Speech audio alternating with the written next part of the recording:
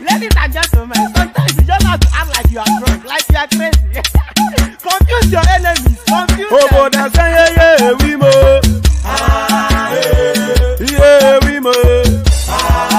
Oh, that's yeah, we mo. No, boss, I ain't got to mo. Yeah, you get me. Oh, quit that, I mean, my amiga, boy, a baby mo.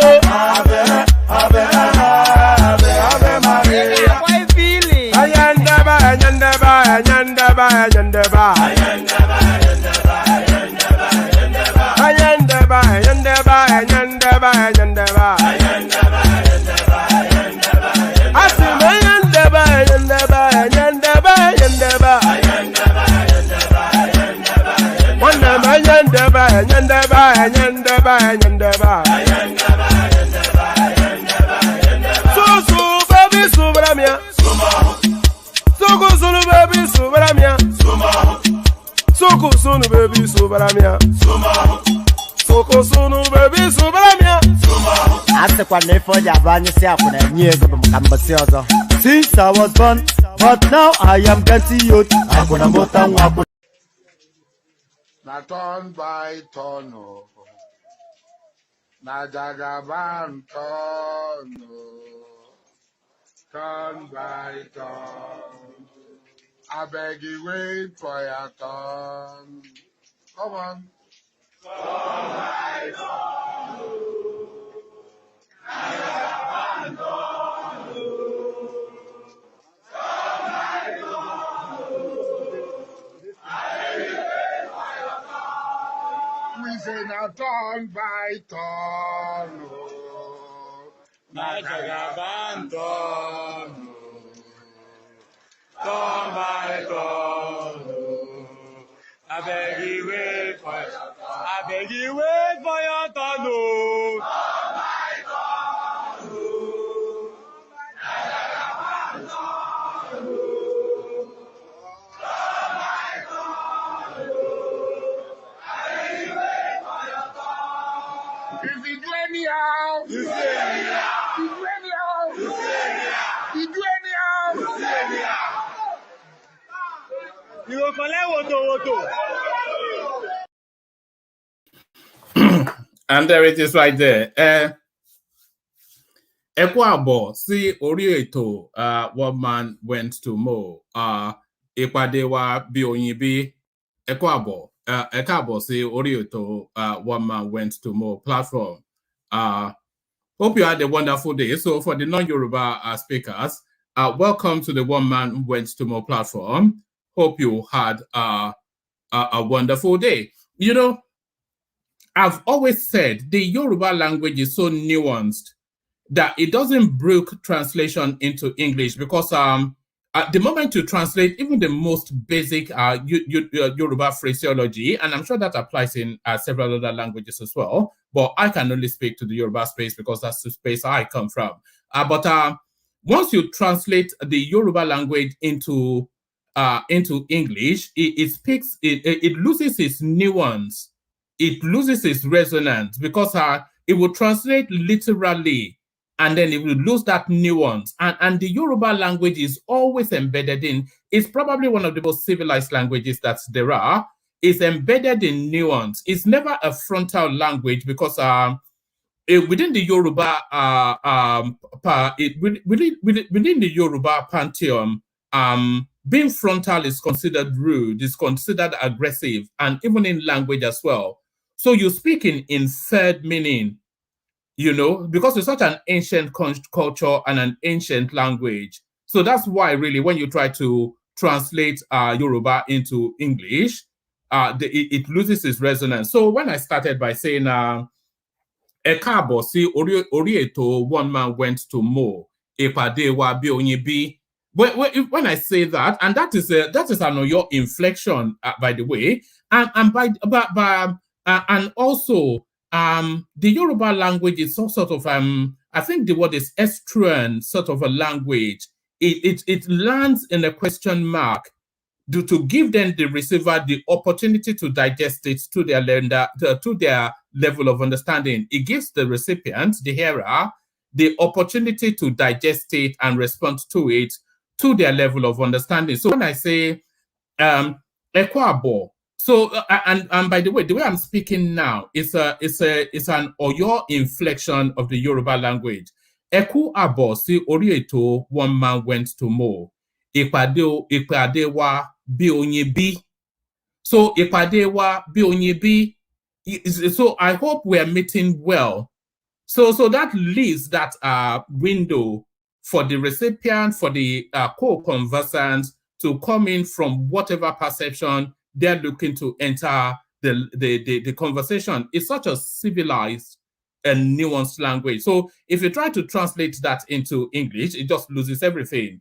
So it's such an ancient language, a nuanced language. Anyway, welcome one and all. Good to see you again. Good to have you here and always a delight in your company. Hope you had a wonderful day. I had an eventful day. I had to go battle it out with the Nigerian embassy again. So the torment of that, I'll probably give you a little flavor of what I experienced. It's not dissimilar to what you have experienced whenever you have gone to visit the Nigerian embassy as well. It's a torturous experience. It's a torture chamber. You know, it's the one in Northumberland Avenue, especially, but the one wherever it is that you are, I'm sure it's no different an experience. Wall-to-wall Aboki, of course, totally uncivilized. And I'll tell you one thing that I picked up. Whilst I was at that embassy, I'll tell you maybe in the course of the session. But I have had an eventful day, nevertheless a fruitful day. Hope your day has been fruitful as well and eventful in a pleasant way. So good to see you. Good to have you here. And how are you? So good to see you. Good to have you here. And how are you? Hope. Anyway, not for all of that. Too much niceties sometimes, then it becomes saccharine, doesn't it? So yes, click on the like button just as soon as you are coming in. We're on an aggressive push, as you know, regarding the like buttons. We are trying to go up the hierarchy within the YouTube space.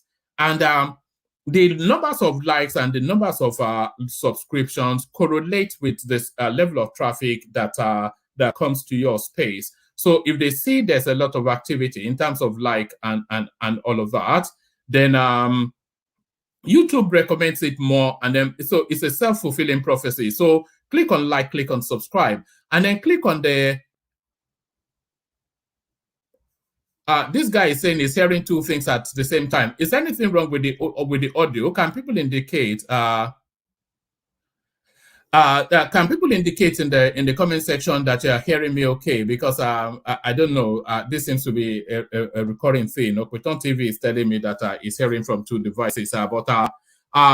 Yes, I've lost my train of thought now just from that comment. So yeah, click on like and click on subscribe is essentially where I'm taking you to. So make sure you do that. Just do that immediately and like right now. Do that so that as I'm speaking, it's reflecting that you're hearing what I'm saying and you're acting as directed. So click on the like button. We are determined to hit 100 likes today, determined. And with your help, we will do that. So click on like. And if you're not already subscribed, you know, another, it's just a wild ambition, but an ambition achievable nevertheless. We're looking to hit 100,000 subscribers this year. So that when I'm streaming now, I can just paste the YouTube silver button at the back of my at this window thing here, and then it can be the backdrop just to show you what you have achieved for the platform. So that's the thing. So make sure you're subscribing and share the links to the platform as well on your YouTube or not on your YouTube spaces. So you can do that as well, but share it on your WhatsApp groups and your Instagram spaces. If you delight in the things that we do here, then, and if you want to participate frontally, that is the sort of participation that you can. So I've stated the ambition of the platform, and if you feel that an ambition should be achieved, then the way you can aid the achievement of that ambition is by sharing the link. You know, just like they do on Facebook. You know, they share on Facebook. You have the opportunity, of course, of copying the link on YouTube as well, and popping it in your Instagram groups, your especially WhatsApp groups. I think you can share to about 5 WhatsApp groups. So do that if you want the platform to blossom. So click on like, click on subscribe, click on the hyperlink that says StreamYard. This is the hyperlink again that says StreamYard. You know we are harvesting brains here. Anshe Okowo. How do you say harvesting brains in Yoruba language? People most steeped and satiated in that language to come and educate me. But we're harvesting brains here.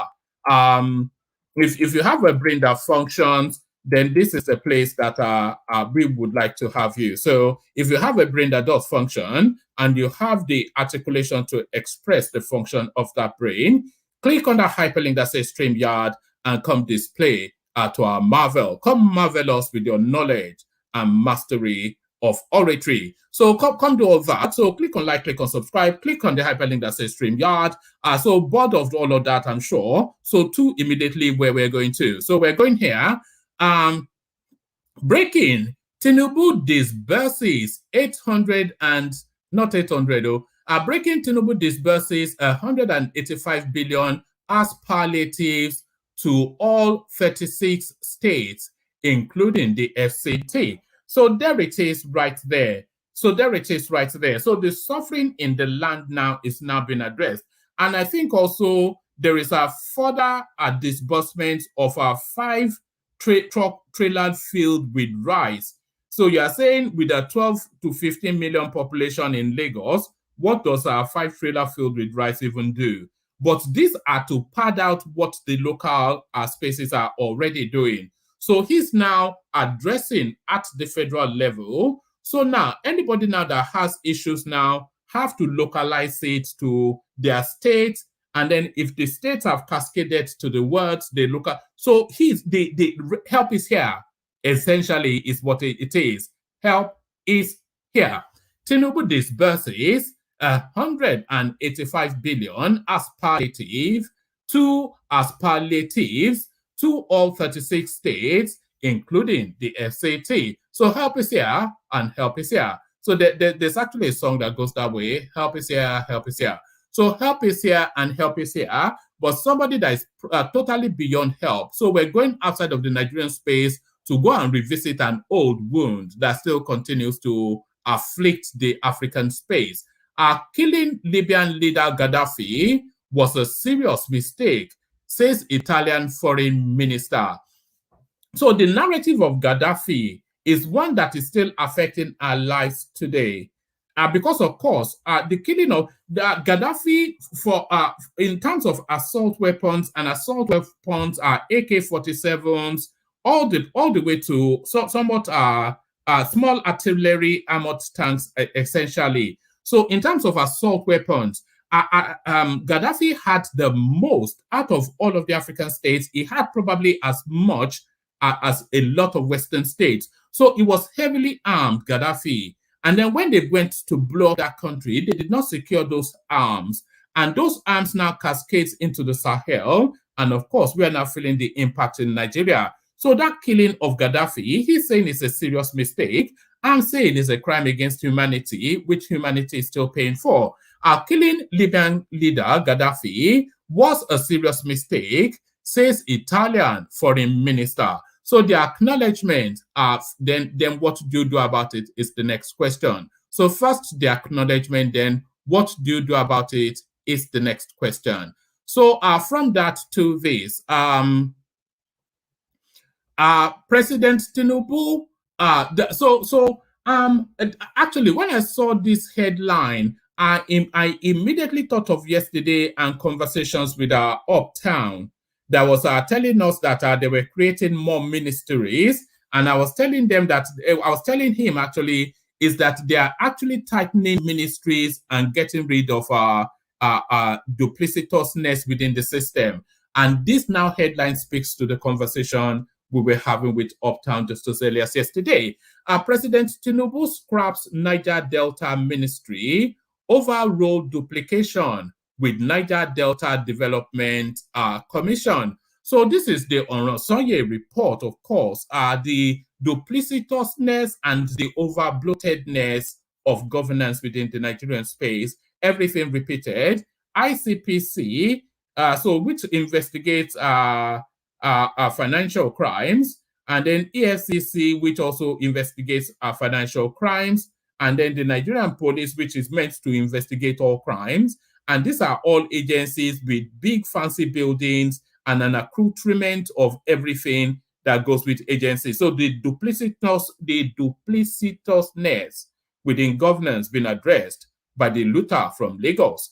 President Tinubu scraps Niger Delta Ministry over role duplication with Niger Delta Development Commission. So that I cannot see how anybody would argue with that, because that duplicitousness is certainly one of the Achilles heel to progress within the Nigerian space. So one of the Achilles heel to progress within the Nigerian space, but one of the noose around the neck of progress within the Nigerian space. See how Emefiele appeared in court today as he attempts to hide. So we're still with Emefiele and his travels. So Emefiele and his travels, this one repeats, of course, so we'll pick one and abandon the other. Federal government approves 5 billion subsidy palliative 5 trucks of rice for each state. We probably read it from there and abandon the other. So this one also duplicates. So we'll pick one and abandon the other. I am dying. Emefiele breaks down in court. Well, you are dying. Don't die because people want you to suffer the fullness of your wrongdoing. So now, this now next human, there is something going on in Lagos State, and especially around Third Mainland Bridge. So when I say that, you already know where I'm going.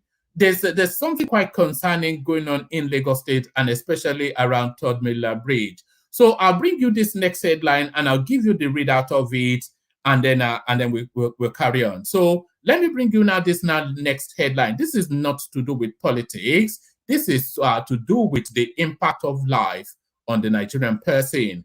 A popular Lagos socialite attempts to take her life at Third Mainland Bridge. So the police should be stationed on Third Mainland Bridge, of course, because this is not the first, second, or countless how many times we have come across this narrative. A popular Lagos state socialite and skincare vendor, Farida, on Thursday, attempted to commit suicide at Third Mainland Bridge.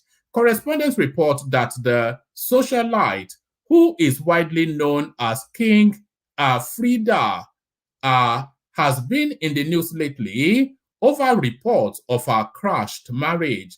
The reports making the rounds online alleged that Frida's husband had packed out of their matrimonial home to meet a side chick he was dating before their marriage.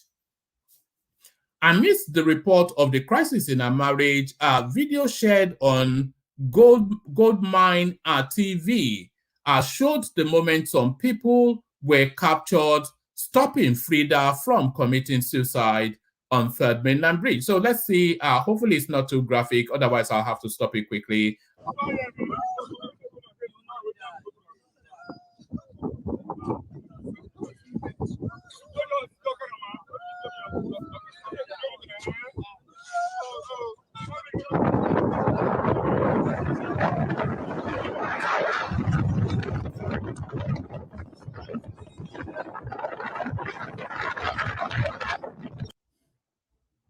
So there it is, and it continues here.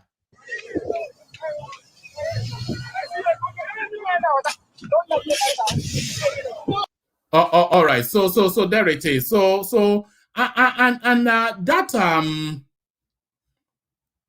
That Third Mainland Bridge, by the way, is a popular jumping spot in Lagos. So why quite the police have not manned it in an aggressive manner to address it as a situation, I'm not quite sure. So quite why the police have not manned that space to address it frontally, I am not quite sure.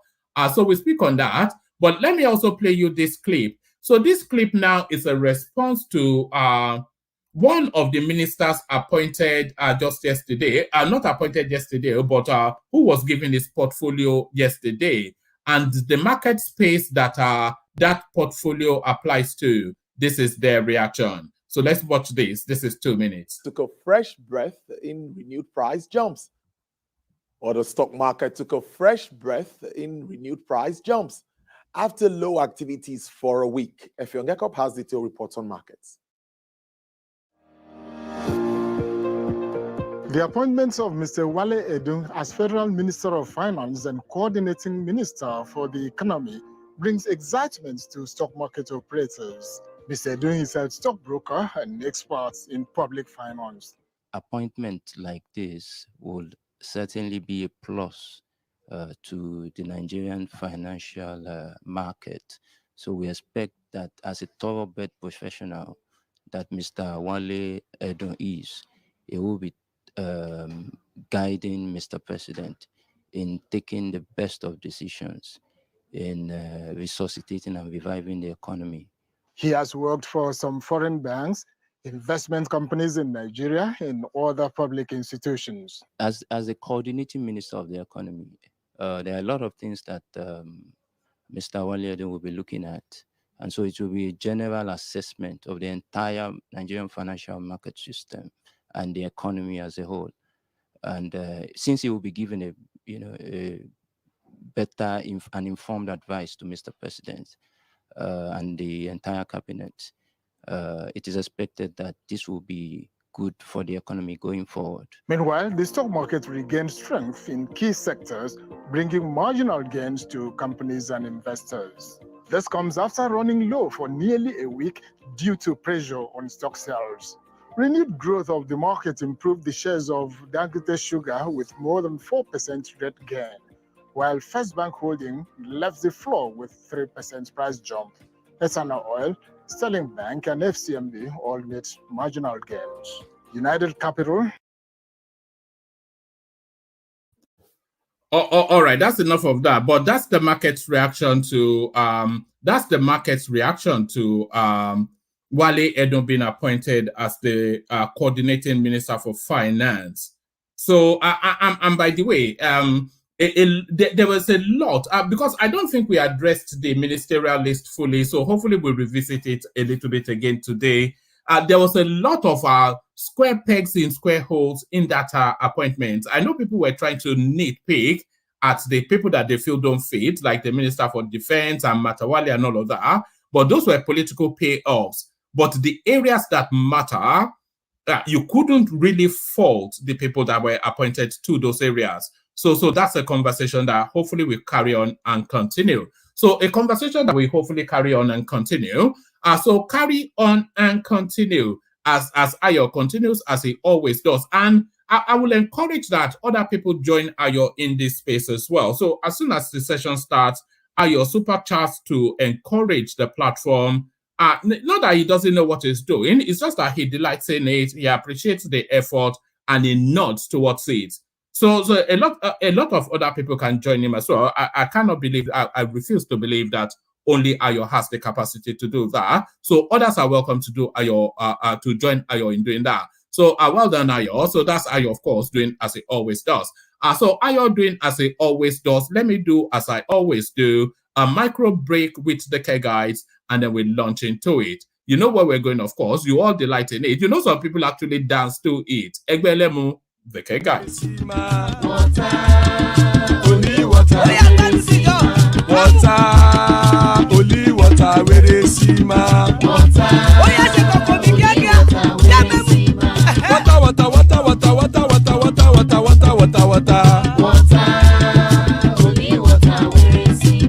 Hapa o naido.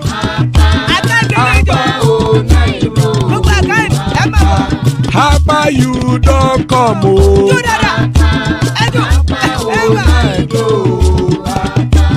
Hapa o naido.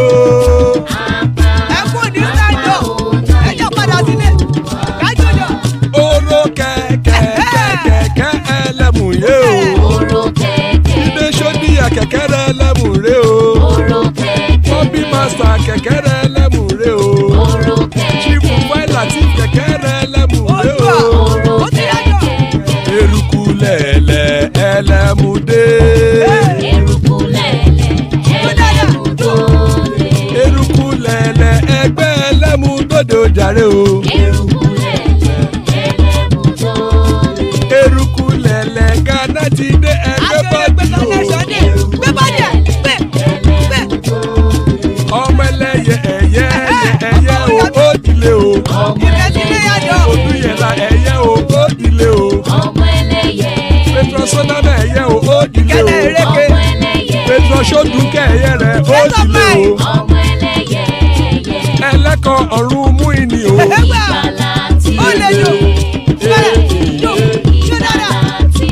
Àkùkọ ọ̀run mẹ́kọ̀.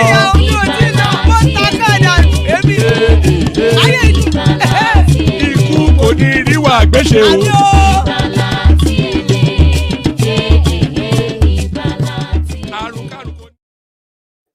And there it is right there. Àkùkọ ọ̀run mẹ́kọ̀.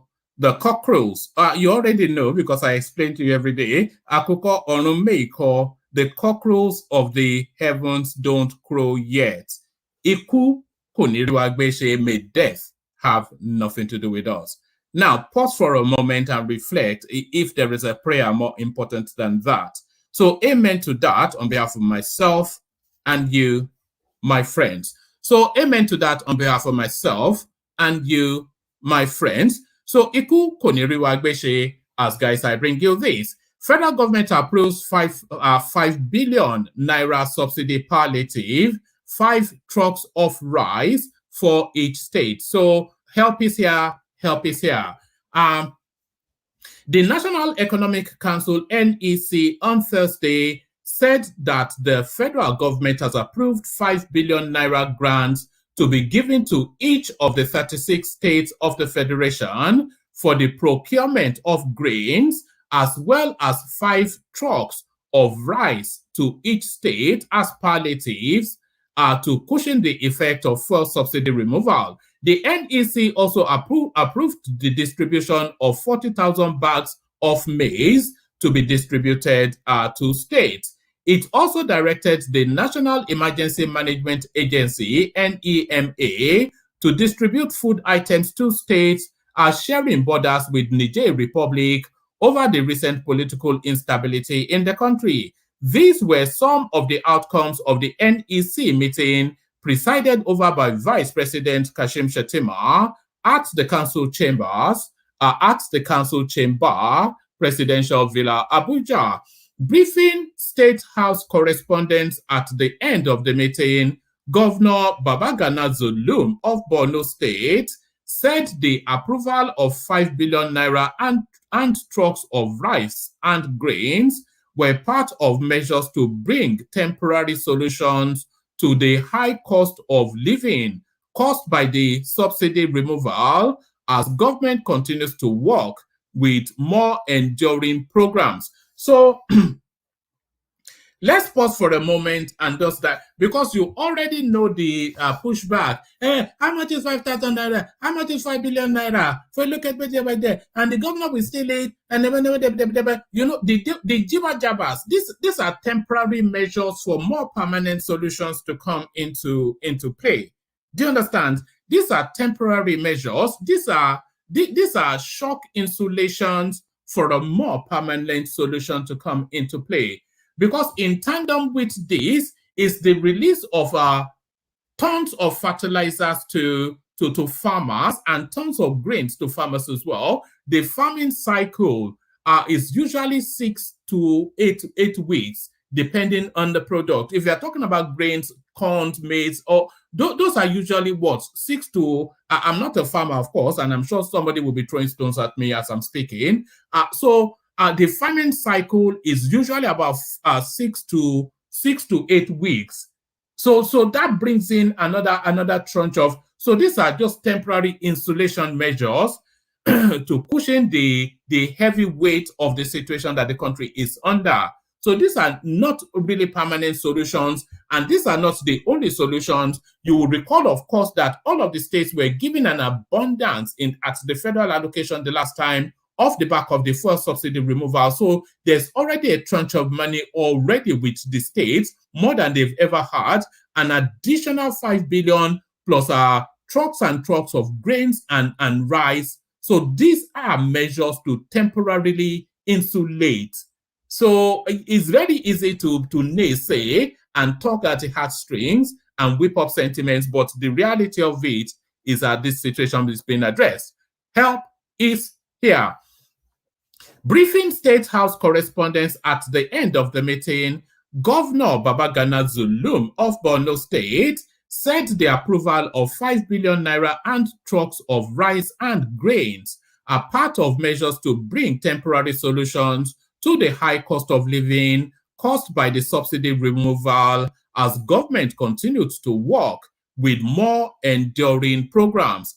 He said the states are to purchase 100,000 bags of rice and beans, amongst others. Zulum said the NEC mandated NEMA to distribute food items to states sharing borders with Niger Republic. On his side, Governor of Anambra State, Professor Charles Soludo, said that the review of social register was in progress. So we need to know how many we are in that country. And this really is a job for, you know, a lot of things need to happen all at once.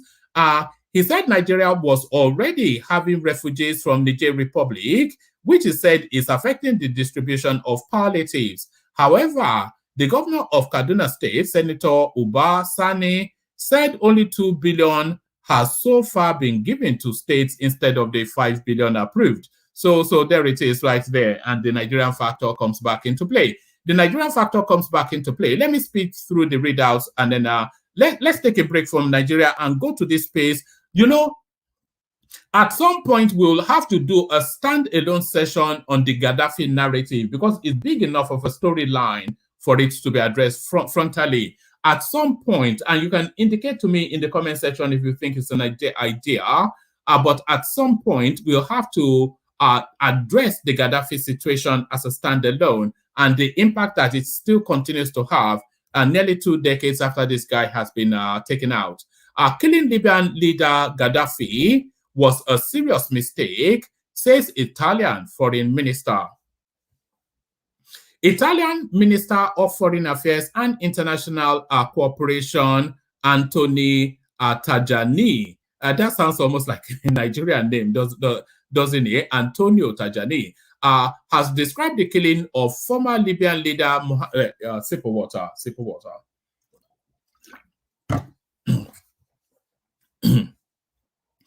Italian Minister of Foreign Affairs and International Cooperation, Antonio Tajani, has described the killing of former Libyan leader Muammar Gaddafi as a serious mistake.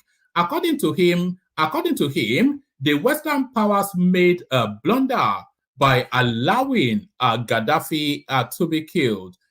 Italy's top diplomat, who admitted that Gaddafi's death unleashed years of chaos and conflict in the African country, said the United States and NATO allies committed a major blunder by helping to oust the Libyan leader in a 2011 regime change operation, RT reports. The Libyan head of state was executed by the United States and UK-backed militants during a NATO military intervention. Speaking on the sideline of an event in Tuscany on Wednesday, Tajani, a journalist and former Air Force officer who has served as Deputy Prime Minister of Italy, observed that Libya's troubles since Gaddafi was overthrown and murdered have been worse. He maintained that his administration was certainly better than those who arrived later. It was a very serious mistake to let Gaddafi be killed. He may not have been the champion of democracy, but once he was finished, political instability arrived in Libya and Africa, he said.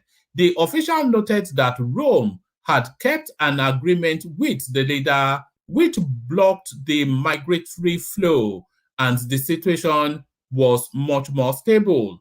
Gaddafi was brutally executed by rebel fighters amid a NATO bombing campaign conducted under the pretext of a no-fly zone during Libya's 2011 civil war.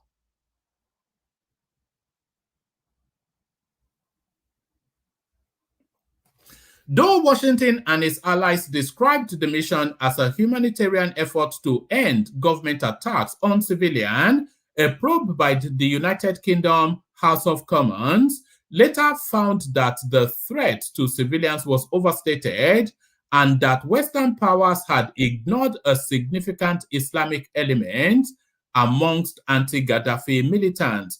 In the aftermath of the regime change operation, Libya was divided between several competing governments, each claiming legitimacy to rule. I wonder what the situation is now at the moment in that space. The factions have continued to fight in the years since, eventually consolidating into two camps led by the United Nations-backed Government of National Accord and forces loyal to General Khalifa Haftar. and the Libyan House of Representatives. Terrorism also saw a resurgence across North Africa following Gaddafi's death, with Islamic State, IS, and other groups linked to Al-Qaeda establishing strongholds in Libya and beyond. By July 2014, an estimated 1,600 militant factions were active in the country, a major increase from the 300 tallied in 2011, according to the United States Institute of Peace.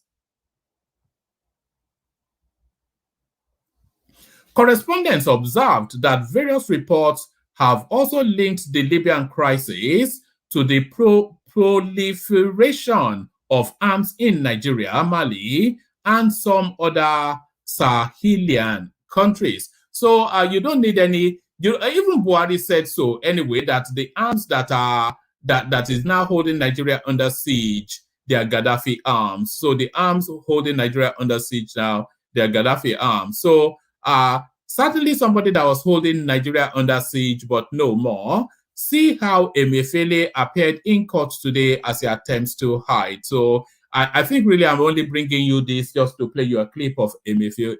Is it Emefiele or Emefiele?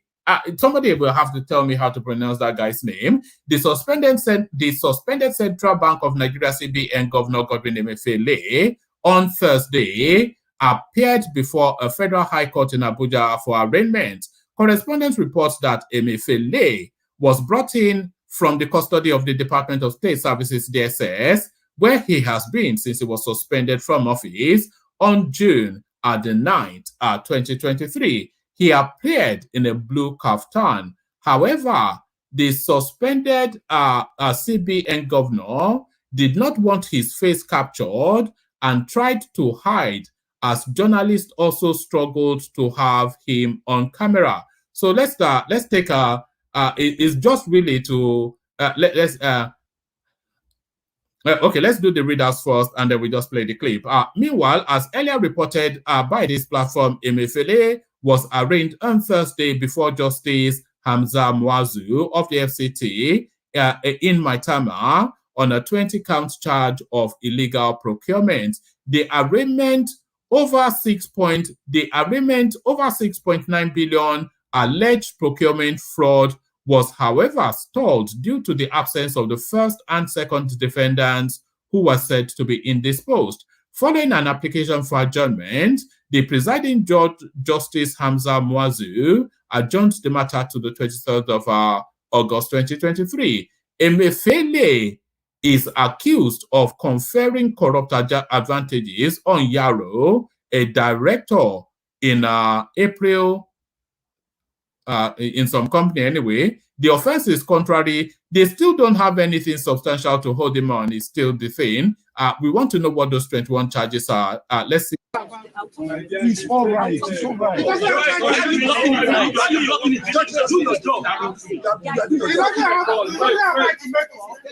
Why hold him? Okay. Don't try that. You call for press conference. You see yourself. Let's go and look outside.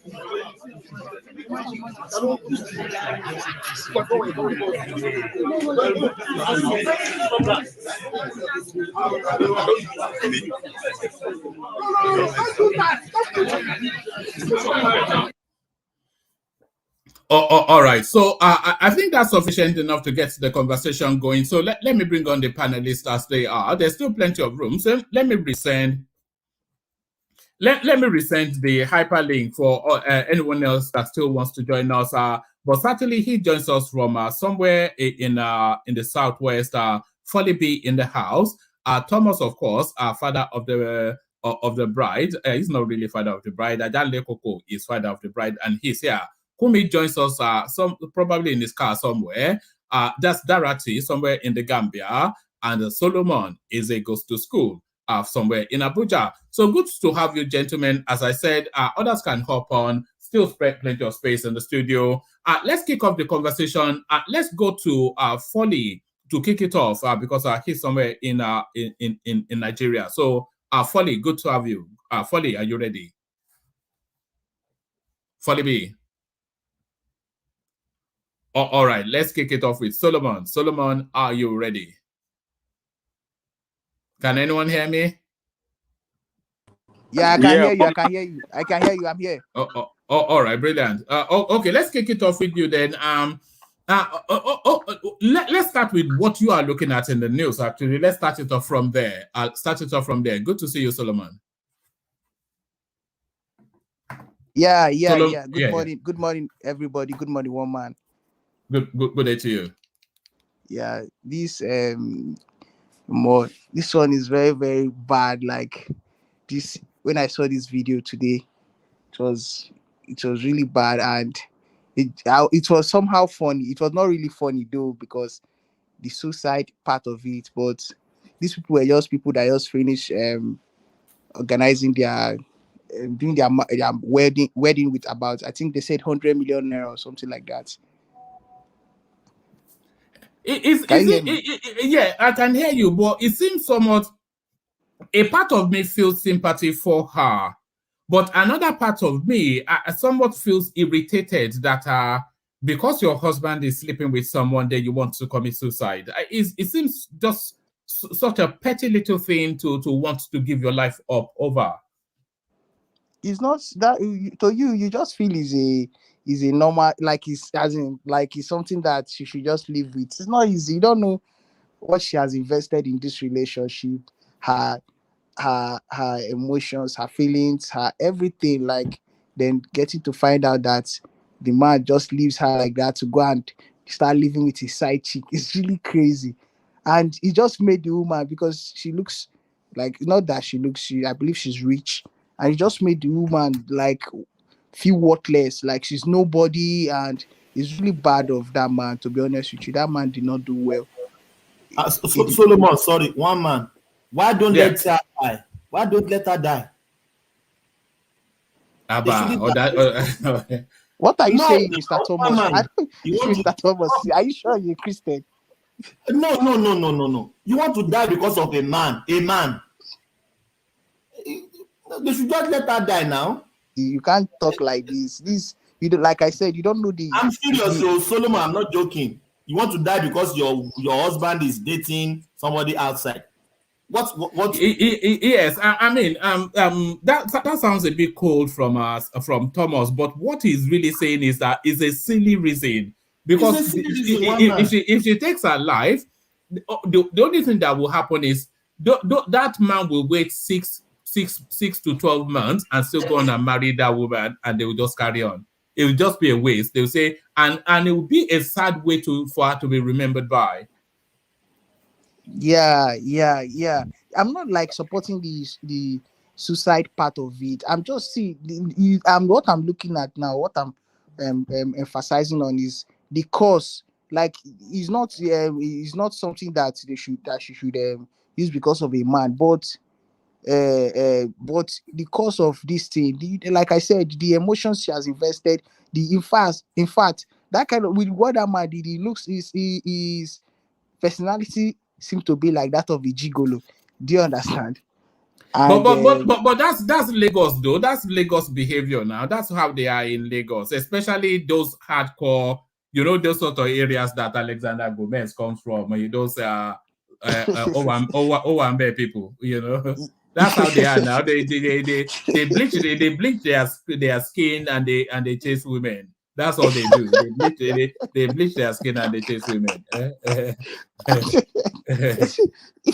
So you see, that guy seems to be a gigolo, and that woman would have done a lot, thinking she has a match. She don't know that it's just a male prostitute that she was getting married, or she got married to, spending. And that 100 million, I'm sure it is the woman that has spent that money, not the man. And this kind of things. Is there 100 million in the narrative? Yeah. In the write-up I saw, they said in the caption of the blogger, they said this was people that spent about 100 million in their marriage, something like that. Yeah, I saw it. So it's really, really crazy with the way the man just did. But the woman, she's not supposed to commit suicide because of something like, because of a man, or because of somebody house, the man failed out, something like that. Then for that third Milan Bridge, I think truly they should put police there. They should It assign. happens too often, doesn't it? That Yeah, space is a notorious suicide spot. So what do they even have police for in Lagos if they're not manning that place on suicide watch? yes, they should. And one man, police is always on Third Milan Bridge. I can confirm that to you. 24 hours. Not 24 hours, Mr. Thomas. There are Let me. people. Are you living in Lagos? Are you a Lagosian? Mr. Thomas. Oh, then the people that want to commit suicide. How? Can I please finish? And Can I when I please go to finish? Lagos, I make use of Solomon, that. I go through that, can I and I've not finish? even seen. I know what I'm saying, Mr. Thomas. You don't know what you are saying. Police I know what I'm saying. Is on Third Milan Bridge. They have a post. They even have a post there. They have a post that they normally stay. Police is always on Third Milan Bridge, but they are not on the main road. They have a strategic place they normally stay. Police. So that's what you will say now. But they are not really on the bridge itself. They may just be at the entrance of the bridge. What are they doing on the bridge? Solomon, what are they going to be doing on the bridge? Well, the one thing that hold on, Solomon. The one thing that we can say from this clip is that the police were not there. It was passerbys. These are passerbys. There are no police people now. These are passerbys that rescued that woman. One man, confirm it from Lagosian. Police have a post. Yeah, but where were they here? Where were they here? Where were they here? If they were there, where were they? Why is it members of the public? One man, do you know how many kilometers is Third Milan Bridge? Can they? Yes, they should cover enough of it to prevent. Is that not the purpose? Are they meant to start at to stay at the beginning and the end of the street, smoking Igbo and drinking paraga? One man, let me tell you something. Yeah. Let me tell you something, and let me land before you counter me. Third Milan Bridge, it's a road. You can't stay just anywhere. You can't stay just anywhere. After the Third Milan Bridge, after the road, the main third road, it's just a tiny space, and you see the railings. There is nowhere they can stay there. But if you are in the middle of Third Milan Bridge, where the road was a little bit wider, police has a post there. One man, I'm telling you this. A post. They are meant to be parading the bridge itself on suicide watch. What are you talking about?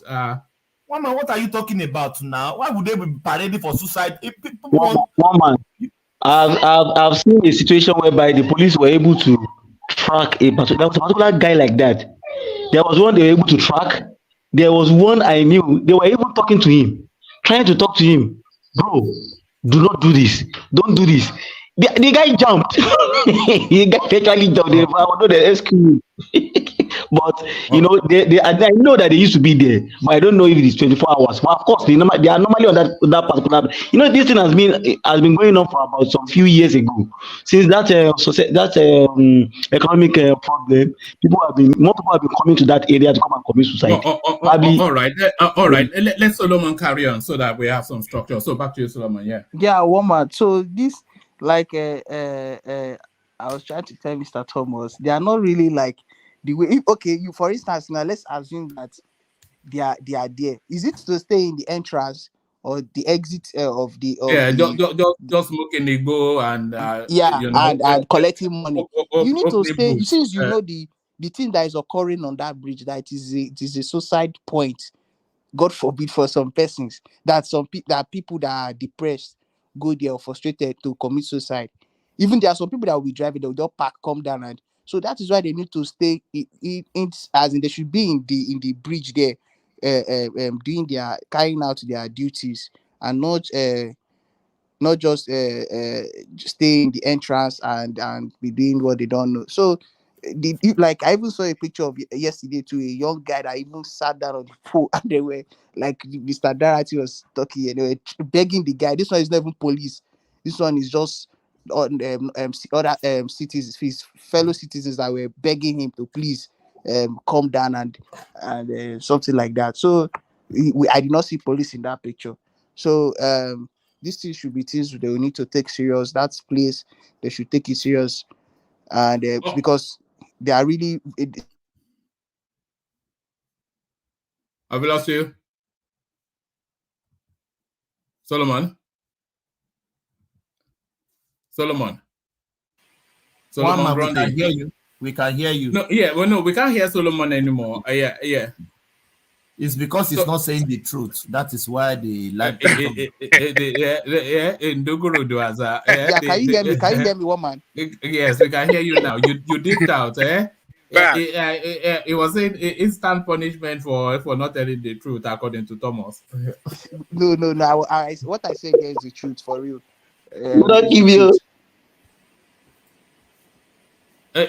Carry on. All right.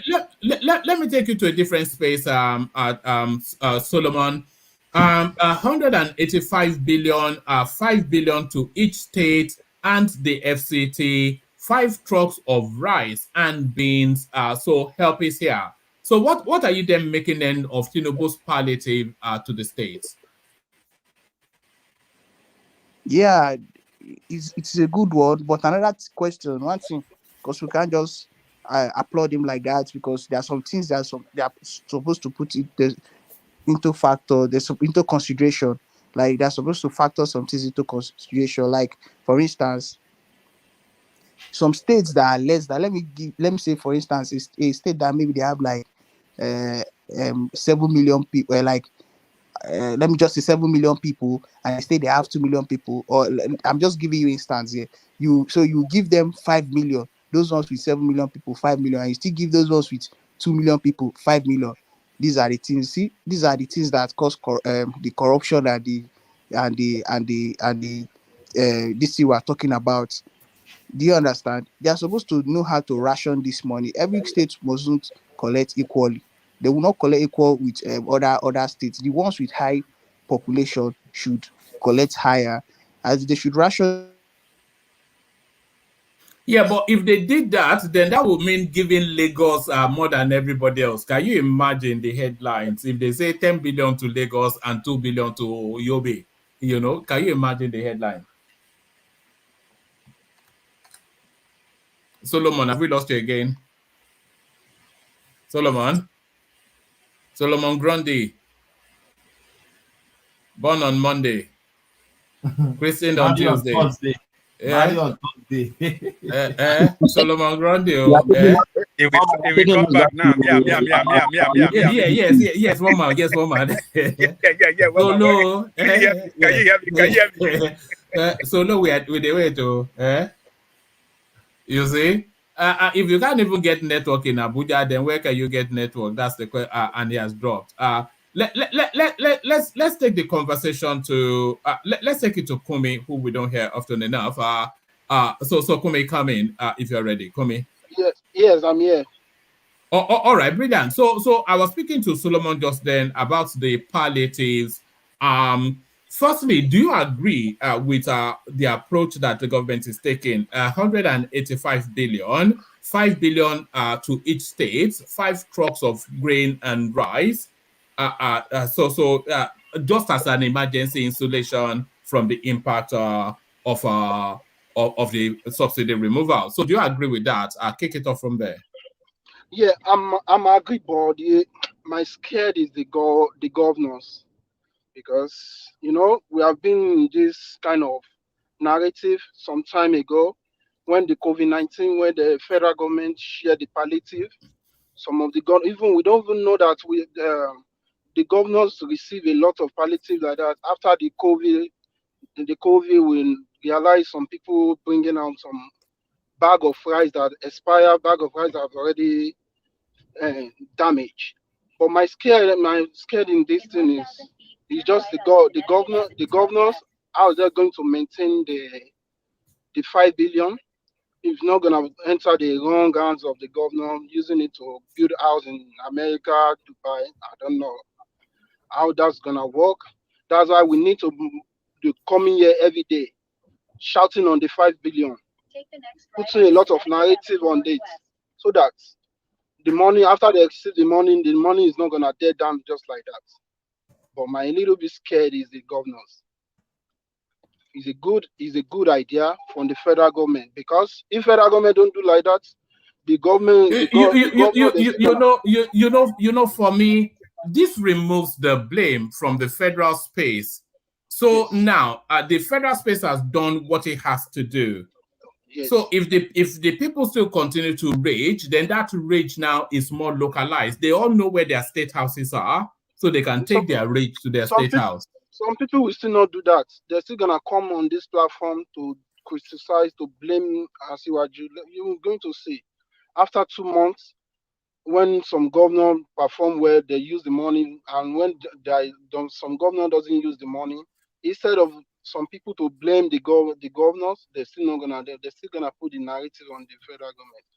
But I believe we can reach to that level that we can call. What's going on? We've lost you as well. I'm back now, woman. I'm here, woman.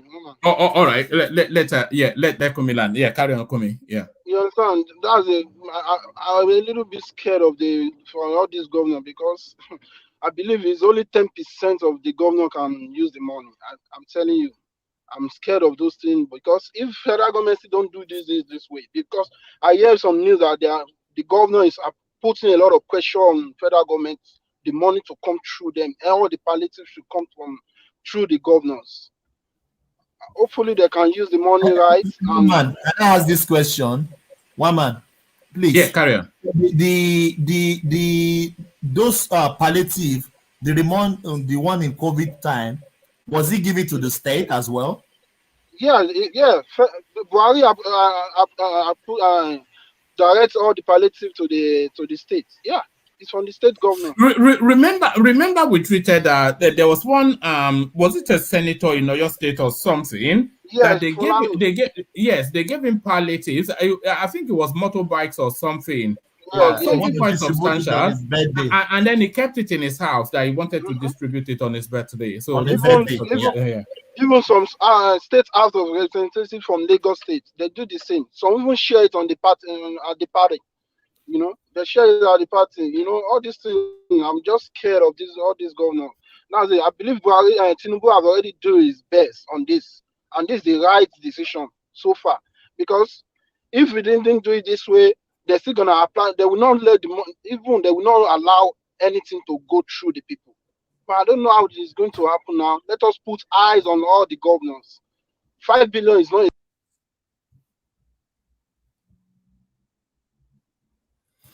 All right. I'm not quite sure with all this stuff. Yeah.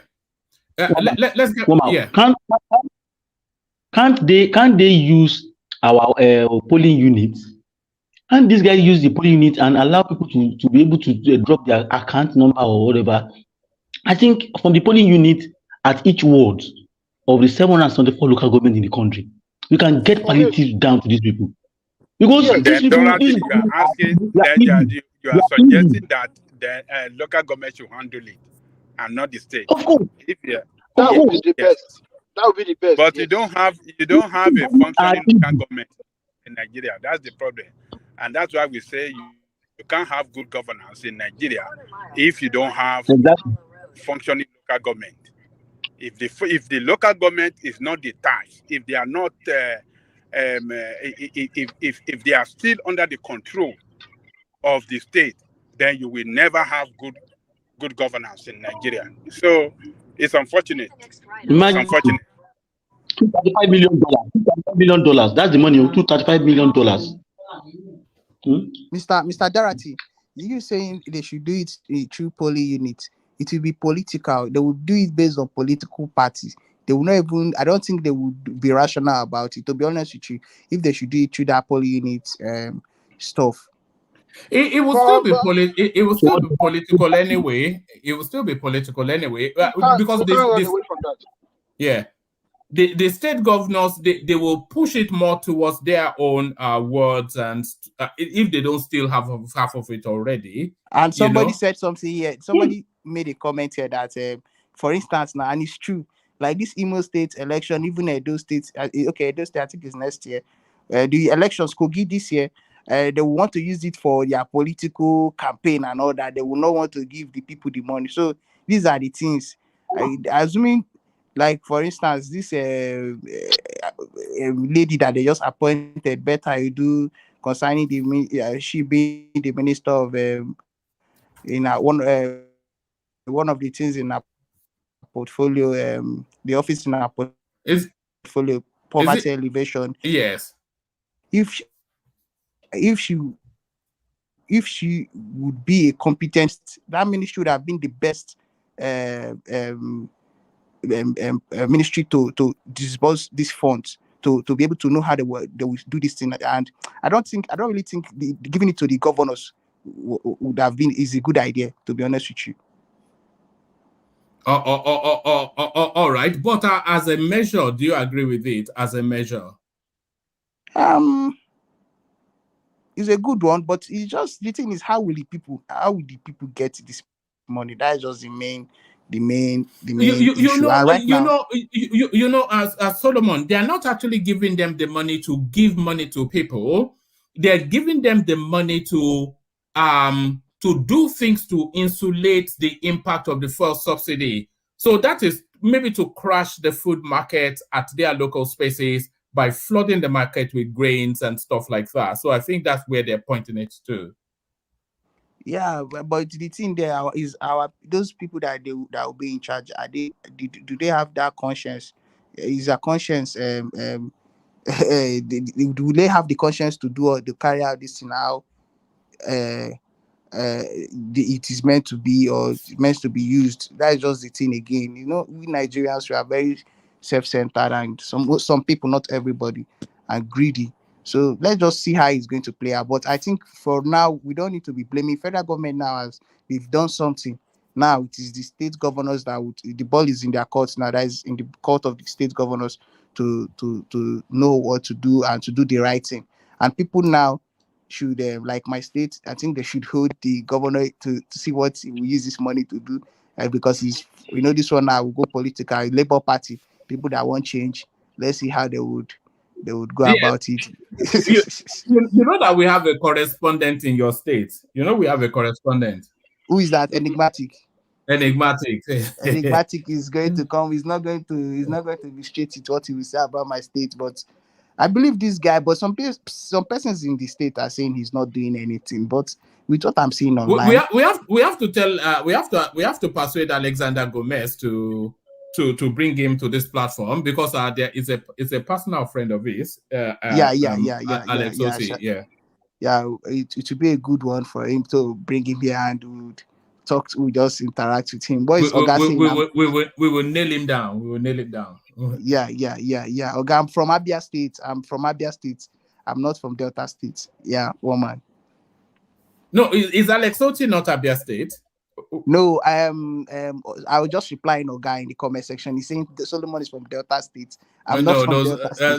So Solomon is from Borno, really, but it doesn't know we know. But Solomon, let me bring you this readout. I was intending to, but I think it skipped me. But let me bring it to you, and then you'll be the first to comment on it. Mute yourself for a moment. President Tinubu scraps Niger Delta Ministry over role duplication with Niger Delta Development Commission. President Bola Tinubu has scrapped the Ministry of Niger Delta, correspondents can report. Government sources on Thursday told correspondents that the Ministry of Niger Delta was scrapped by the president because there is also the Niger Delta Development Commission. The sources noted that following the scrapping of the Ministry of Niger Delta, all the works and duties previously mandated to the ministry will be moved to the NDDC. Tinubu has scrapped the Ministry of Niger Delta. It was done because there is the Niger Delta Development Commission. All works done by the Ministry of Niger Delta will be moved to the NDDC, the source said. President Tinubu on Tuesday released a list of his ministers and their portfolio. The president also created some new ministries, whilst the name of some existing ministries have been modified, including the Ministry of Environment and Ecological Management, Ministry of Marine and Blue Economy, Ministry of Health and Social Welfare, Ministry of Aviation and Aerospace Development, and Ministry of Gas Resources. So that Ministry of Gas Resources is potentially going to be the biggest, most important ministry we yet have ever had. There's also the Ministry of Communications, Innovation, and Digital Economy, which used to be called the Ministry of Communications and Digital Economy. The Ministry of Humanitarian Affairs, Disaster Management, and Social Development is now the Ministry of Humanitarian Affairs and Poverty Alleviation, and will be headed by Betty Edu. So that money should actually have been given to Betty to let us see how she manages it. The Ministry of Youth and Sports Development had been split into two: Ministry of Youth and Ministry of Sports Development. So yes, I don't see that there's a synergy between the Ministry of Youth and Sports Development in the first instance, because they're two separate and distinct things. In May, Senator Oji Uzokalo called on President Tinubu to scrap the Ministry of Niger Delta Affairs. He described the works of the ministry as a duplication of the Niger Delta Development Commission. Some of the ministries and parastatals that are no longer viable, like the Ministry of Niger Delta Affairs, and some other ministries that are not viable, should be scrapped. We have the Niger Delta Development Commission, like we have the Northeast Development Commission. So the Ministry of Niger Delta should be scrapped, he said. So what are you then making of the scrapping of this ministry? And are you looking to see more of that happening with a lot of these duplicitous spaces, Solomon? Yeah, it's a good one that because was it not this ministry, under this ministry, that they said Godswill Akpabio did what he did, and one of the things that made EFCC invite him to, why he was invited to the EFCC. Yeah, this thing was just meant, this office was just meant to just they just use it to siphon money, to steal and to embezzle money. So it's good as he has scrapped this thing out, and like this better you do this thing, like you said, like I said earlier, that she would have been the one to handle this 5 billion naira thing that they want to for each state. She should have been the one, but I know and it would have been a good test for her as well, by the way. Then we'll know just what her quantity is. Exactly, it would have been, we'll know what, if she's ready. You know, yesterday I told you that I said here that this, she's too young, she's 30 something, she's still a slave mama. With the way the way that I just knew that this person, she's very young. There are young persons that they are not really materialistic. This is the problem. You people keep saying that you want the youth to take over government. Now they put a youth in charge. You youth again are raging that she's a slave mama. What do you want exactly? We have to say the truth, one man. And you were saying something here about Ministry of Sports and Youth and Sports and Youth, Youth and Sports. They have connection, yes. But it's just that they have connection because it's youth that participates in sports. But but not all youths participating. What percentage? I'll be surprised if if it's not less than 3% of youths that participate in sport. Not sufficient enough for it to be a ministry dedicated to it. Woman, for me, it should have still be good if the two these two were together, but as if separated them, is still good. But I was just trying to let you know that they have something in common. Yeah, so they should this Niger Delta stuff is good as if scrapped it out, because it's just to me, I just feel it's not really important. This is not really important because the Niger Delta people and I discovered that it was not just only the states, the people that they even referred to, or the states that were in this that I saw Abia State. It was more of oil producing states that they call the Niger Delta this thing. So now that in the north, now that they've discovered oil in the north, will they still be included? So it's good as they've scrapped this whole this Niger Delta. This now, we're looking at Wiki. That's mean it was there. That would have been the portfolio they would have given to Wiki, but now they've scrapped it. Is very good. Yeah. All right, brilliant. Do you want to speak a little bit on the Gaddafi space? Killing Libya, killing Libyan leader Gaddafi was a serious mistake, says Italian foreign minister. So now that admission then by the NATO space that had him killed. So now what are they going to do about it? And especially all of the guns that weaponries that have been pumped into the Sahel. Yeah, this guy wanted the liberation of the African continent.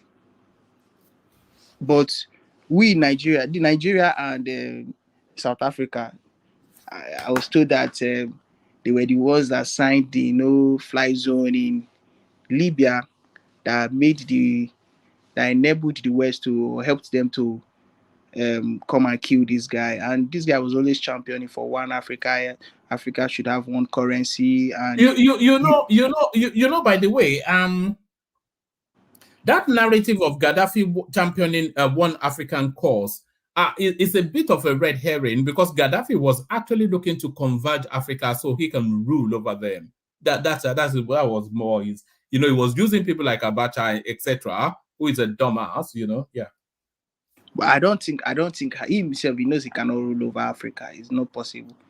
But I don't think, different narratives that people will just bring out and just say this, say that. But with what he was, and you saw how Libya was one of the best countries in Africa.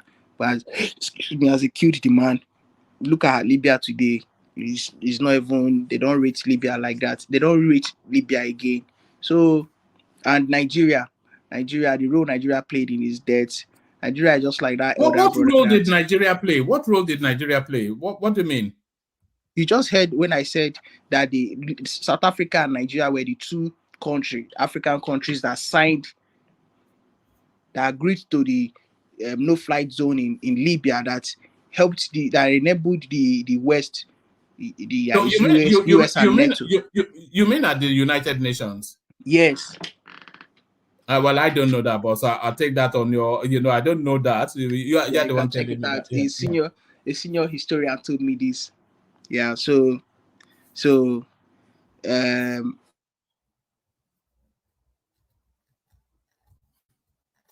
And you see, Nigeria is just that elder brother that wants respect, but he doesn't. This guy wanted one Africa. He wanted Africa to be great, but we contributed in them killing him. And look at today, Africa is still the same way. The same way it has always been. So that is just what I have to say about Gaddafi. Yeah. All right, brilliant. All right, stay with us, Solomon. Let me take the conversation from you, Solomon, and take it in the direction of our Bishop who joins us. Bishop, unmute. If you don't have a strong connection, then I have to take it to Dorothy. Bishop. Hello? Bishop, are you there? Yeah, that seems decent. So do you want to kick it off with the Gaddafi? Good to see you, Bishop. Do you want to kick it off with the Gaddafi space? So now this admission now that the West were wrong to facilitate his death, and the consequences of that death, we're still feeling it now. So the admission that they are wrong, yes, but what are they going to do now to reverse or resolve the situation that they have created by the death of this guy?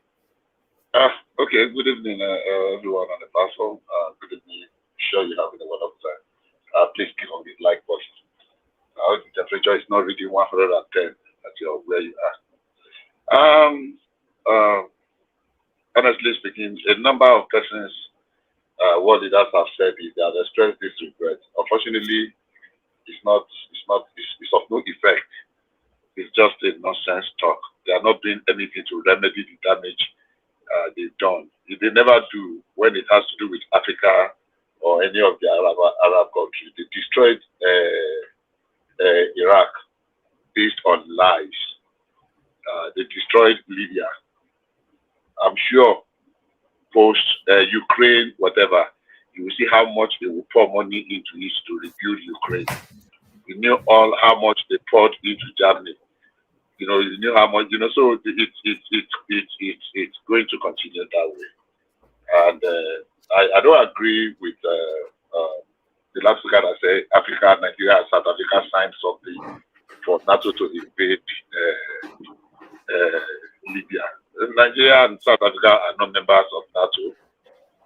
NATO was one that spearheaded the invasion of Libya, the attack on Gaddafi. Even though, yes, everybody knew that Gaddafi had some high-handedness in the way he was conducting certain things, but to say Nigeria at the right side. So for me, I think the regret is coming a little bit too little and a little bit too late. What are they doing in concrete terms to rebuild Libya and the life of Libyans? Nothing, absolutely nothing. They destroy the country. I mean, it might not be the kind of Eldorado some people paint it to be. I hear many people paint a kind of, I mean, it's not true. But let's leave that. They were doing fine. I mean, by their own standard or by any standard.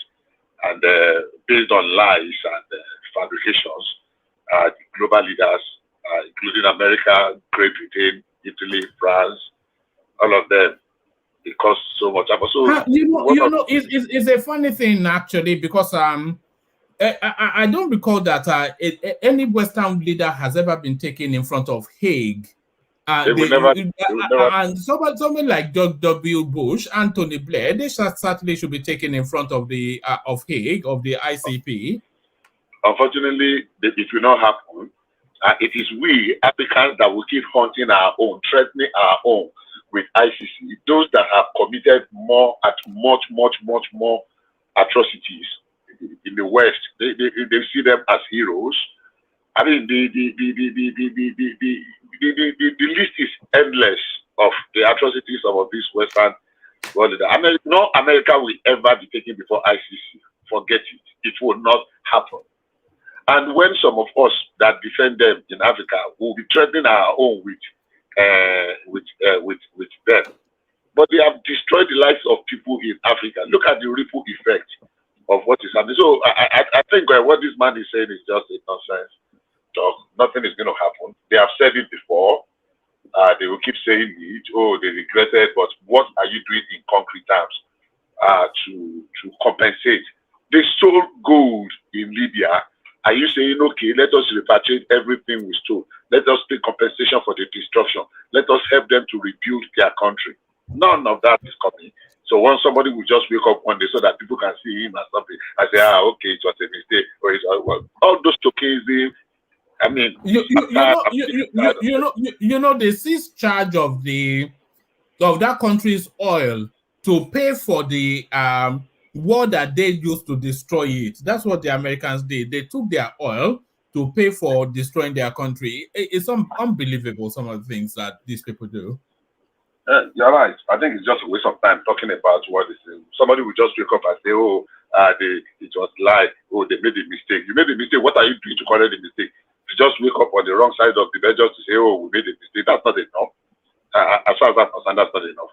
If they want to, let us set up a committee at the United Nations level to investigate. We knew what happened in Benghazi. We knew what happened in Tripoli. We know the role America played. We know all the staged attack and all the lies that they told about it. Everything is there. So the facts are available. The question is, say, who would bring this so-called Ibaki Jeli to come and answer for the atrocities they committed in the land of Africa. I mean, Rwanda, we also saw what happened. Rwanda evolved in our face, Kurukuru Eye. Their contribution to what happened in Rwanda is there. Will they allow such thing to happen in some other countries, in European countries? Of course not. But if it is Africa, look, we can experiment with them. So as far as I'm concerned, it's annoying to want to begin to talk about these things, especially somebody just waking up and say it was a serious mistake. So what happened to that mistake? So for me, I think I don't want to say it. All right. Let me take you to the Tinubu palliative, and I'm sure you will be applauding this. 185 billion, 5 billion to every state, trucks of grains and rice help is here. So Tinubu has done his own. All right, you're not happy? I'm not applauding it, because that was exactly what the state government wanted to do, to make them discredit the social register and come up with this, so that the money is going to them directly. They will be the one that will disburse it and account for it. And I can assure you what's going to happen to it. That was what they wanted to do. That made them to sponsor all the campaign of Column 9. 8,000 is not this, 8,000 is not all those. I was sure. I'm still really surprised at the caliber of people that latched onto that campaign. And that was the one campaign against the real poor people that ordinarily would have benefited from that. There might be some degree, some little hitches here and there, you know, maybe. But majority of the people that got that money were actually the people that needed them. But we were making 8,000 look like shit. Everybody was talking like, and you listen to people, everybody was, and I asked, have you given people that really need 5,000 and see how they react or they respond to it? So this one, yeah, it's a victory for the governors. That's what they wanted.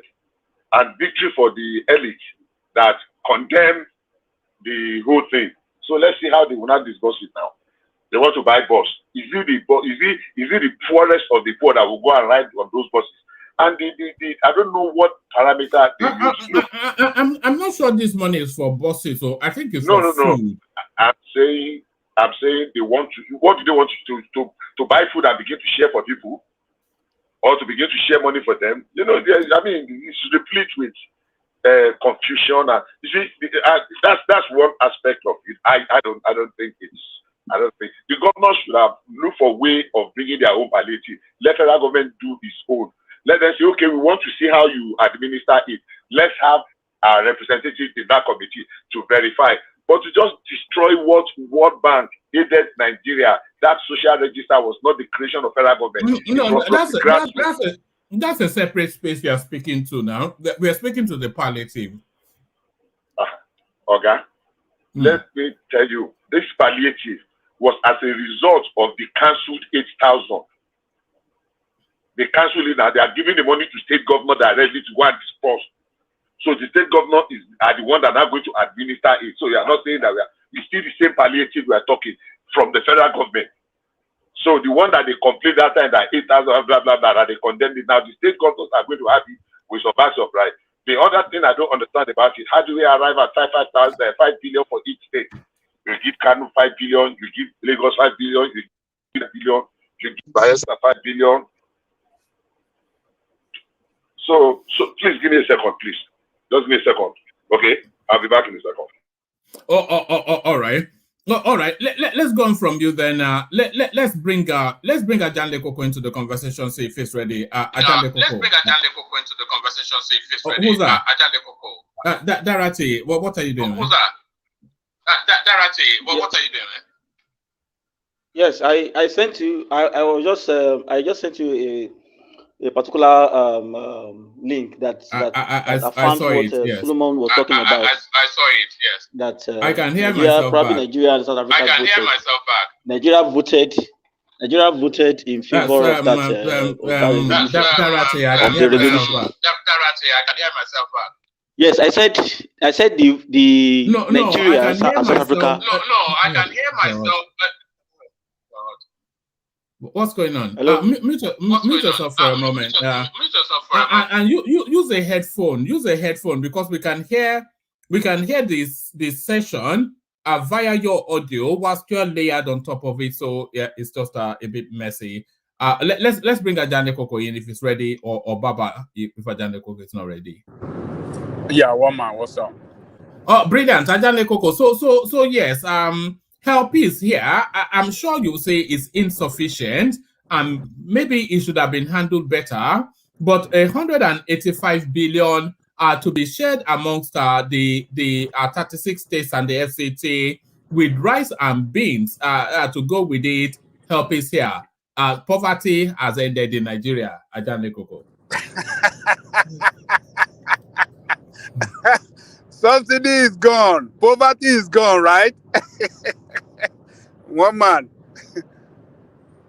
Hello. Look like no, we can hear you. We can hear you. No, yes, but no. What are you making of it, though? Do you think at least is doing something, isn't it? Maybe not. Actually, how are you digesting it? Our federal government approves 5 billion naira subsidy palliative, five trucks of rice for each state as insulation from the pains of the fuel subsidy. Ajane Koko.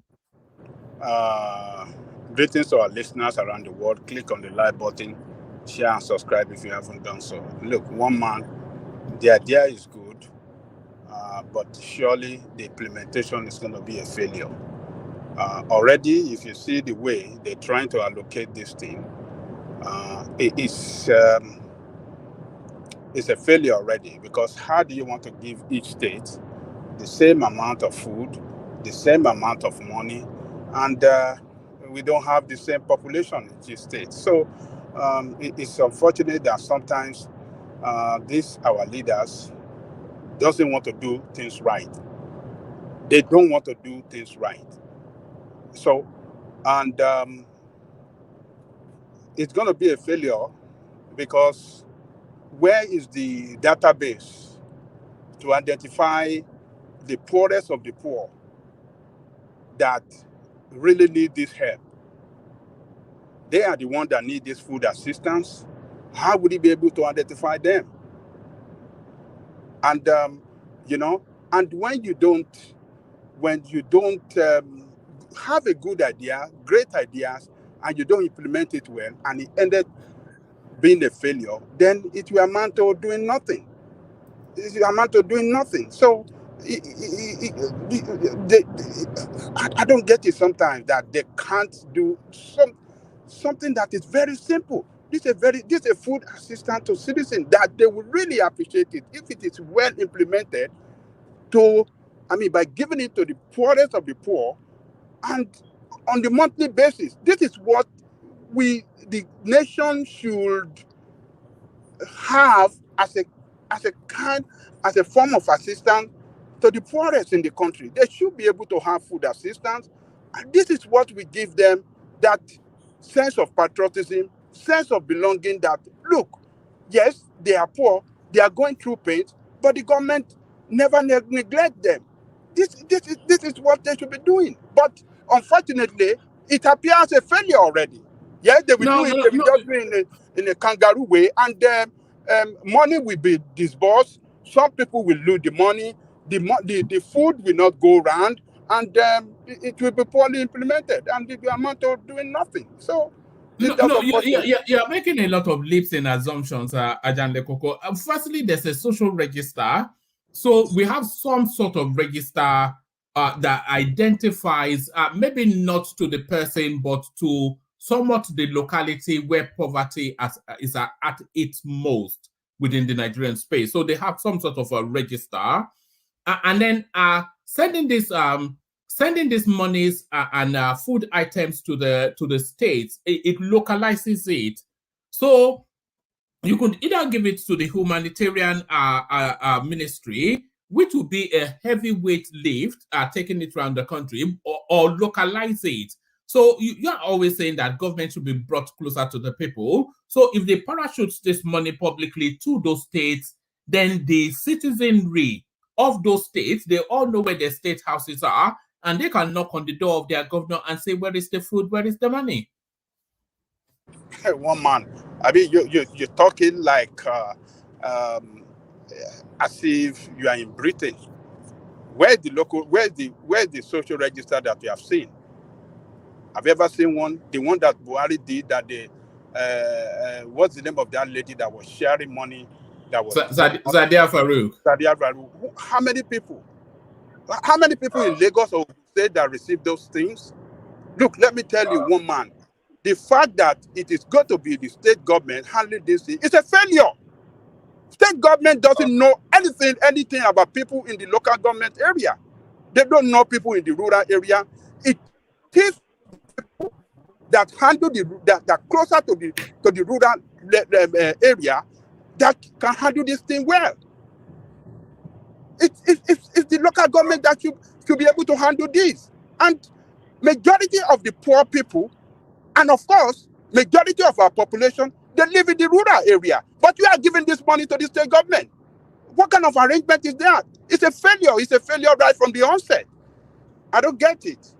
Can I come in, please? It's a waste of resources. Waste of resources. Look, our resources, scarce resources, should be managed well.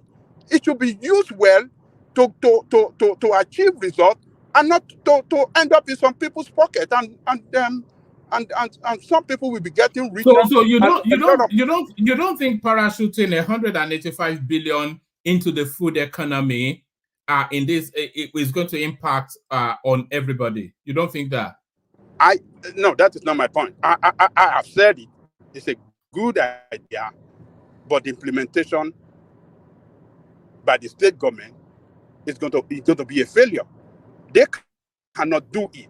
The state government doesn't know people in the rural area. It is the structure that manages the affairs in the rural area that can do this thing well. And that are the people that this money should go to straight.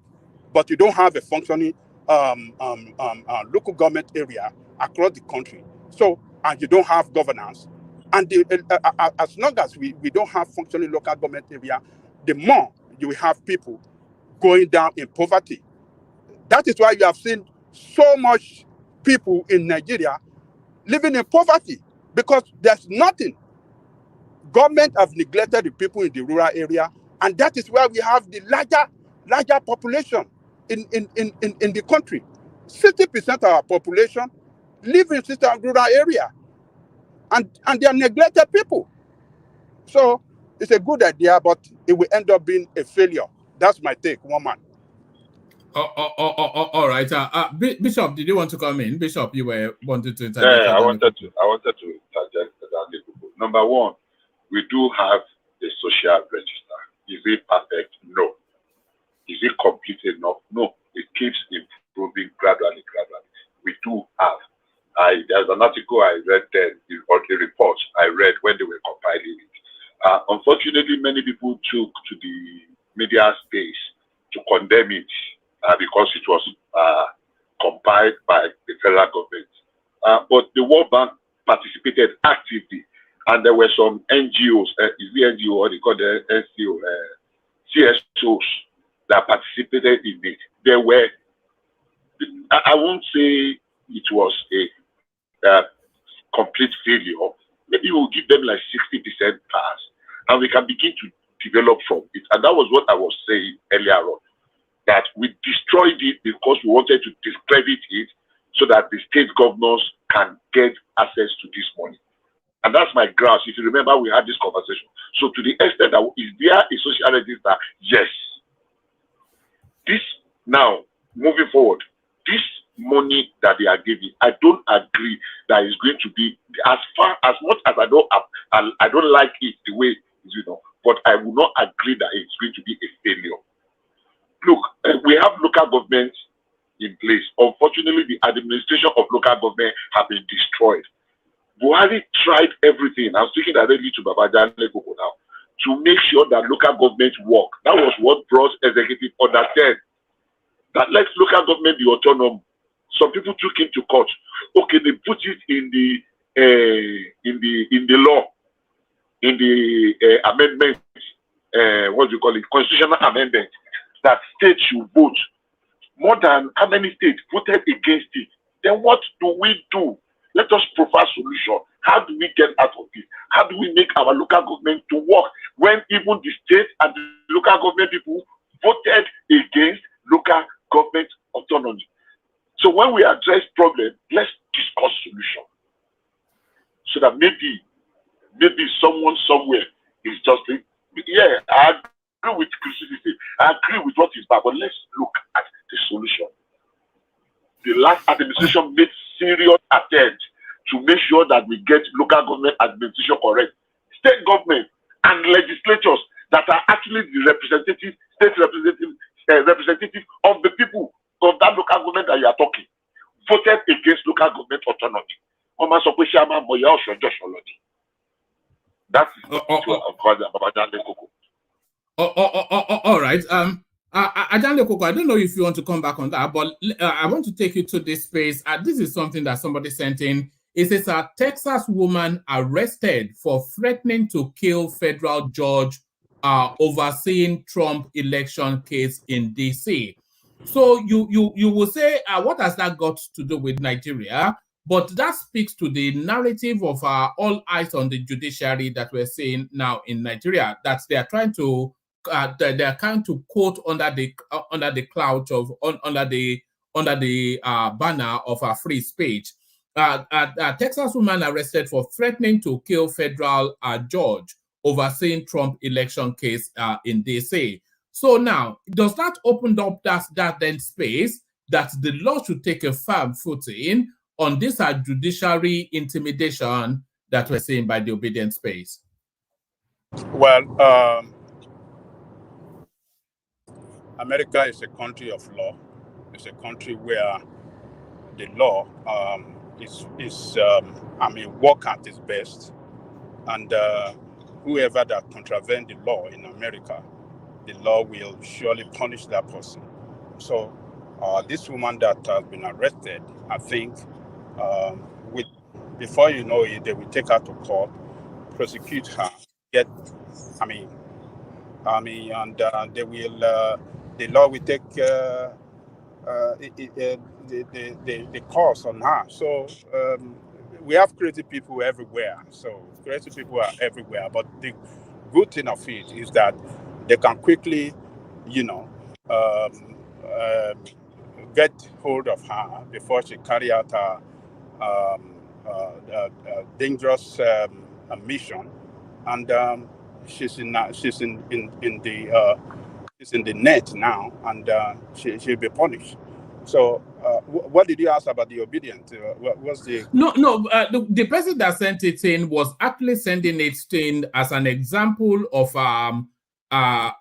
similar situations of the intimidation of the judges at the petition tribunal, all the publishing of their names and their photographs and their family, all the threats that is going up, that is going against the judiciary from the obedient space. So the person sending it in was wanting us to mirror that against what is happening in Nigeria, and asking them if punitive measures should not be taken against this obedient space, and maybe round up a couple of hundred of them and throw them in prison. Yes, if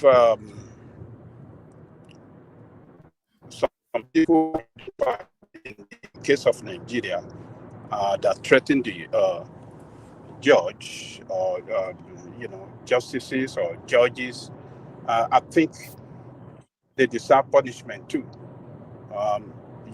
So because we cannot allow some people, a group of people, to threaten the judiciary, threaten our judges. Because if we don't get it right, if that organ of government fails, then the nation will fail completely. Anarchy will set in, lawlessness will set in, and everything will fail completely. So they deserve, our judges deserve to be protected. But who are the people that doesn't even respect the judiciary? The executive. These criminals all over the countries. Federal government, I think federal government have done well in giving the judiciary their own autonomy to function on their own. But all these governors across the country, they are a bunch of criminal people. They don't want anything to function. They don't want the local government to function. They don't want the legislator in their state to function. They don't want the judiciary to function. They want to control everything. So, but people that threaten the judges in Nigeria, I think they should be identified. Prosecute them, show them on the TV, and punish them in accordance to the law. And that is how you can show, some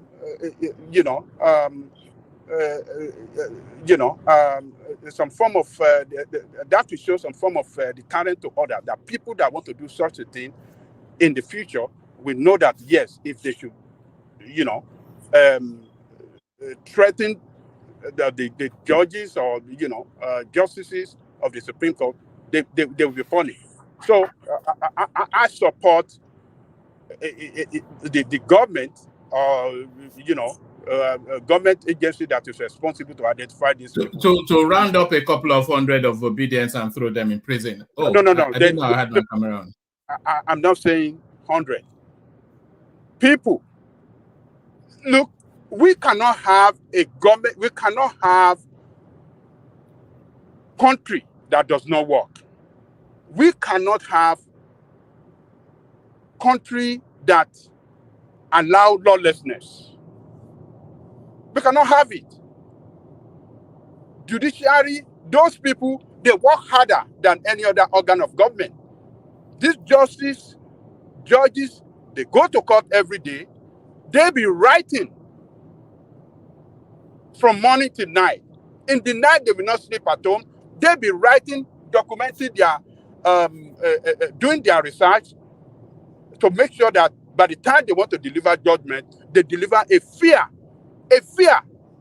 judgment, a fair ruling. These people don't sleep. They read all the time. Judiciary doesn't read all the time. The legislature doesn't read. But these are the people that are the less paid among them, and they are the most threatened people. It shouldn't be. They should be more protected than any other organ of government. But here we go. They are the only one that can be threatened. Can they go and threaten any governors or the president that have security around him with bulletproof car, with hundreds of police around? They will deal with them seriously. But the judges that are just doing their job, they want to look at the cases, and people bring their facts and evidence and whatsoever to the court, and based on the interpretation of the law, they will deliver their judgment. Why should they be threatening? We can't allow lawlessness in our country like that. So if we have a system, the police should be able to identify those people that are really responsible, and they should go after them and get all the evidence against them and prosecute them and deal with them in accordance to the law. So that's my take on that.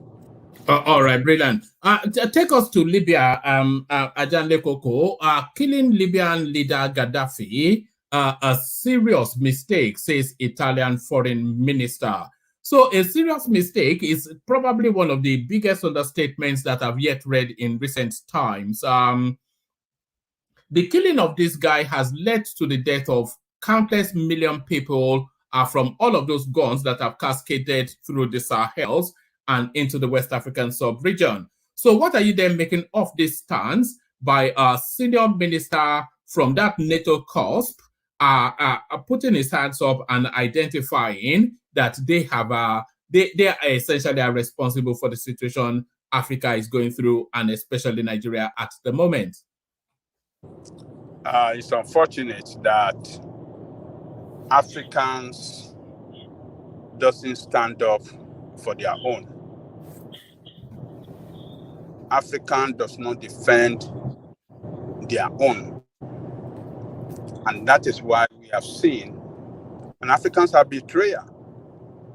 We have that habit of, betrayal in our DNA. And that is why you have seen great leaders in Africa being terminated one after the other by the colonial criminals, and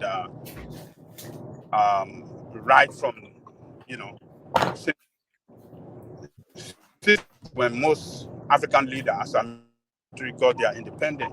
Is it the Lumumba case you want to talk about?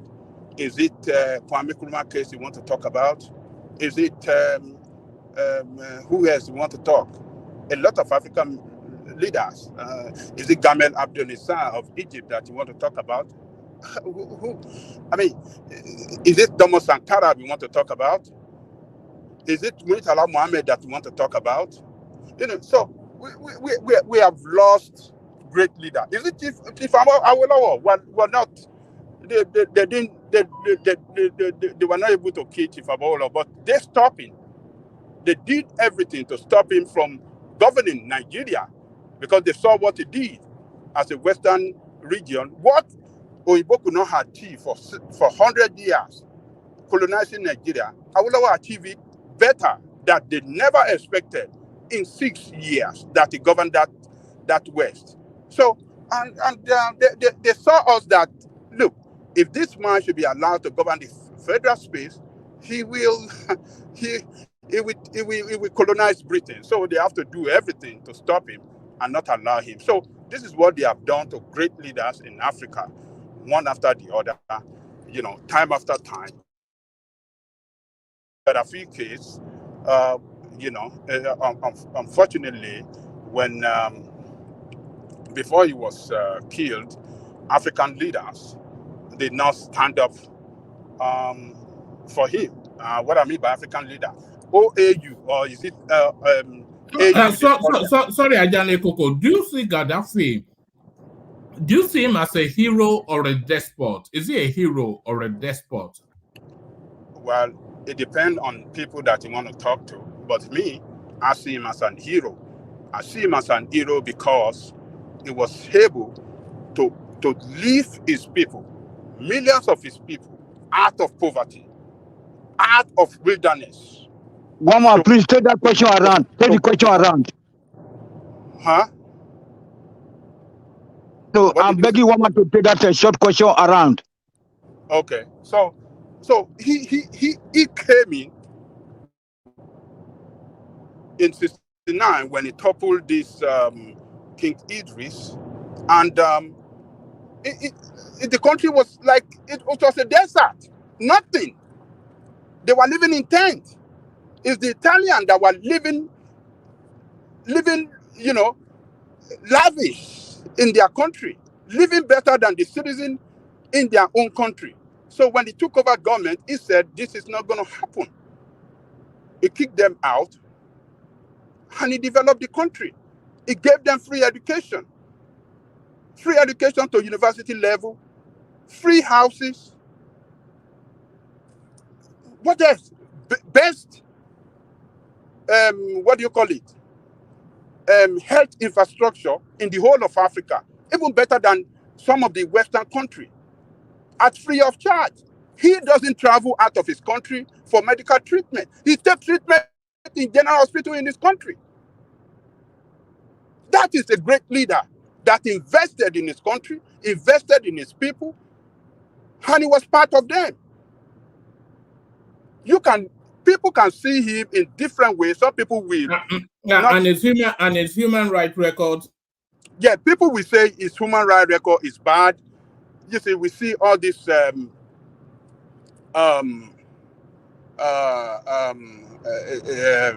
comment on his human rights, most especially from the West against him. I'm not going to say that he's that good on human rights. I'm not going to say that because we know how military operate. When you are too critical of them, they go after you. That's the way they operate.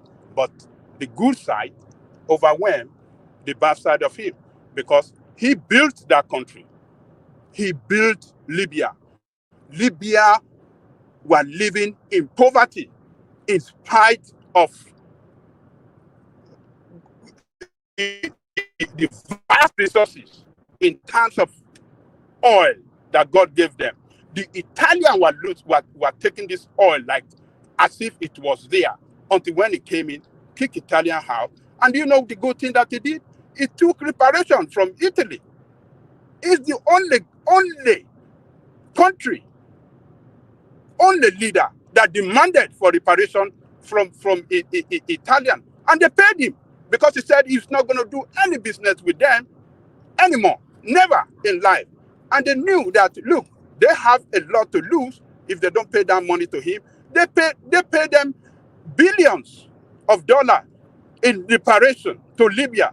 That is what African countries should have demanded, but we are not people that come together to fight for a common cause, and it's so unfortunate. So during his time, Abiola was pushing that narrative, that reparation narrative. Yeah. Yes, some people are saying that was one of the reasons why they killed him. Yeah, they poison him. That look, this man Abiola with his so much wealth, maybe the richest man in Africa back then, and if you cap it with political power, and Nigeria being the biggest black race, and with his influence around the world, this man will push for reparation. So let us do something about it, and they succeeded in doing that. So, but you know, in the case of Gaddafi, so he was able to take his people out of poverty, completely out of poverty. No Libyan student that doesn't go to school. Every Libyan is given free education, qualitative education, up to secondary school.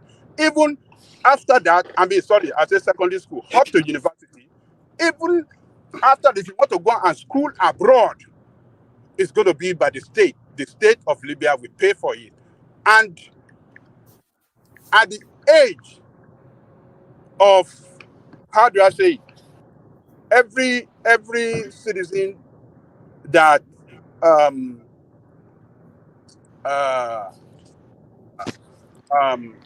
uh,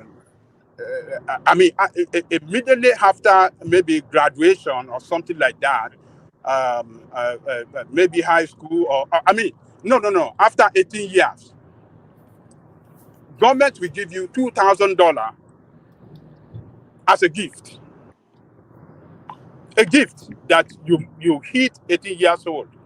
And that $2,000, if you want to travel to Malta, you know, Malta is like a vacation place. They will sponsor you, go to Malta, go and enjoy yourself and come back. So it did a lot of things, even water. So he was giving them Olosho money. Is that what they're saying? He was giving them Olosho money. Yeah. No, that is look, one man. Even what do you call this thing? They are like our own NMPC. Every citizen is a stakeholder. They are all shareholder in their oil corporate. What do they call them? They like our own NMPC. They are state oil company. State-owned oil company. State oil-owned company. So he distributed the wealth of the nation to everybody to enjoy their wealth. So even water, there is no water in desert. He built the fifth wonder in the world. Yes, that was called the Green Book. The Green Book it was called. No, Great Man-Made River. He went and created a river, man-made river in the desert, from where they lifted water, pipe-borne water, to the whole of the country. They don't have water in the desert. He made man-made river. They call it Great Man-Made River. Yes, that thing. I think it was actually called the Green Book. He came up with a concept of revegetating the desert. I'll see if I can find it, but I think it's something called the Green Book. But carry on. I'll see if I can find it. So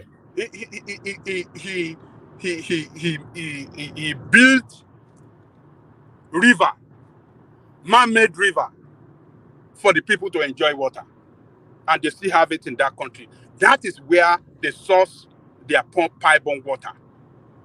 They call it fifth wonder in the world.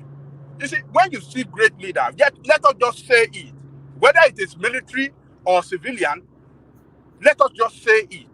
Yes, he has a shortcoming on human rights, but when it comes to fighting for his country, patriotism to the core, and taking his country, a country with a small population, to the international stage, I think he's a great leader. And it's unfortunate that he was disappointed. African leaders disappointed him. That time, AU should have been able to stand up against that invasion against him, that, look, this is African country. You cannot do this against African country, and then stop the NATO from doing so. But All of them chicken out, except South Africa. South Africa stood up against them. He spoke against them, and he tried to mediate between him and the NATO back then. If offered Gaddafi the opportunity, South Africa offered Gaddafi the opportunity to come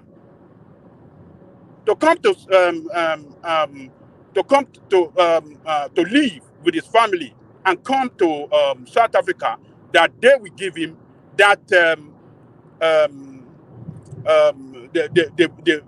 they've given that asylum to stay in South Africa so that they can escape the plan by the West, you know, so to kill him. But he refused. He said he's not anywhere. He said if we want to die, if he's got to die, he got to die in his country. And that is what happened to him. Did he not die in a gutter somewhere? Did he not die in a gutter? It doesn't matter where somebody's died, but he died in his country. He said he's not running away from his country. He stood there. He stood, and he died there. They killed him. He said he won't. But like a rabid dog, though. He was killed like a rabid dog. It is so depressing to see the evangelical eulogizing Muammar Gaddafi as if he's the God sent Saint Joseph replica angel to the people of Libya. It's so depressing. I have my reservation to everything Baba Jalego said. Give me That guy a was break. a killer. That guy was a killer. Give me a break. This is a non-terrorist. I reserve my comment. Let Baba Jalego finish. Yes, I'm waiting for my turn too. Okay, let me. Yeah, Woman, can I just say something? Please? Sorry. Yeah. Oh, hold on. Let I wanted Ajande to Koko ask land. Can everybody hold? Let Ajande Koko land, and then I'll take it round like as a round robin, as Tony suggested. Yeah. Yeah. So. But sorry, Ajande Koko. If you have a question, Solomon, you can ask. Yeah. What I was trying to ask is about the MKO space that we just talked about here. That I was trying to push that these funds that they were paying back, the West felt like this guy is going to push that narrative for Nigeria to start demanding for that money. So I was like, oh, will you say it's only the West? Because I heard that after the death of MKO, that Yorubas were leaving the Aso Rock with Ghana must go. Sorry, so I was trying to ask him, are you sure it's just only the West that planned against this guy, or maybe his fellow? No. That was the Yorubas living. I think that was a narrative from Colonel Amza, wasn't it? Abata said, "No, hold on with the laughter first. Hold on." That was a narrative from Colonel Amza that after Abiola's death, that they were coming. They thought they were coming to rage and burn the country down, but they were living with briefcases filled with dollars. But that was after the event. But leading up to the event, the Yorubas wanted him, of course, to be president. They would want that rather than anything else. But then after he was killed, what happens next? So a lot of them went and just took the bag, you know. But I don't think they facilitated his death, no. But back to you, Ajani Koko. No, I've got what I want. At least you confirmed that they took the bag. No, they did take the bag now. Of course they took the bag. I mean, would you not take the bag? Everybody takes the bag now. So Gaddafi tried his best to bring Africa together and stand up against colonial and imperialist influence that has caused a very serious setback for us. But African leaders, majority of them,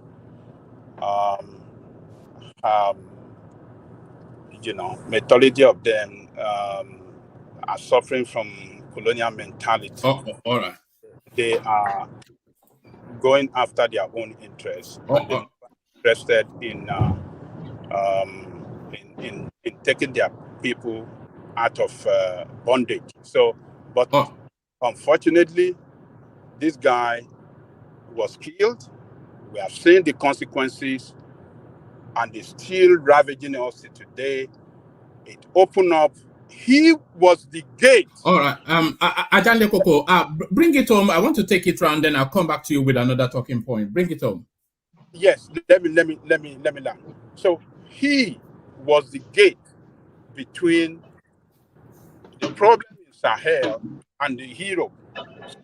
When they took him out, we have seen what has happened to African and our region.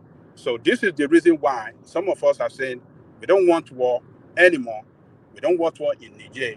We don't want what is happening in Libya to happen to us in West Africa and the Sahel region, Nigeria, Niger. We don't want that kind of problem. So unfortunately, it's gone, but we have learned a lesson from that.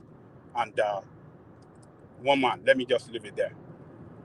All right, brilliant, Ajale Koko. So I'll come to you with a different talking point, but Tony suggested, and it looks as though people want to speak on it. So we're going to do that round robin that we sometimes do. So the round robin is just a short little slot, no more than a 5-minute monologue, if that, just to speak to a particular topic, and then we go back to the person who has the floor. So it's a whirlwind run through just to sample opinion. So we'll pick it up from Kumi and land it on Thomas. So Kumi, the subject matter, the killing of Libyan leader Gaddafi, was a serious mistake, says the Italian foreign minister.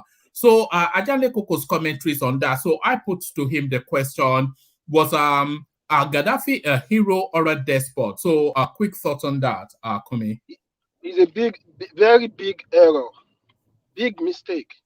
Because sometime, I think 2 years ago, Buhari said that most of the ammunition, the insecurity we are facing in northern part of Nigeria, smuggled from the Libya, maybe Barre or the people over there, and that's what we get after all this crisis in Libya. See, there is no way, even anywhere in Africa. Because Africa, there is no really border. Even because if anything happens in South Africa, there's still a lot of neighboring country that they open. The border is very open to each other. That's why we. Have we lost you again?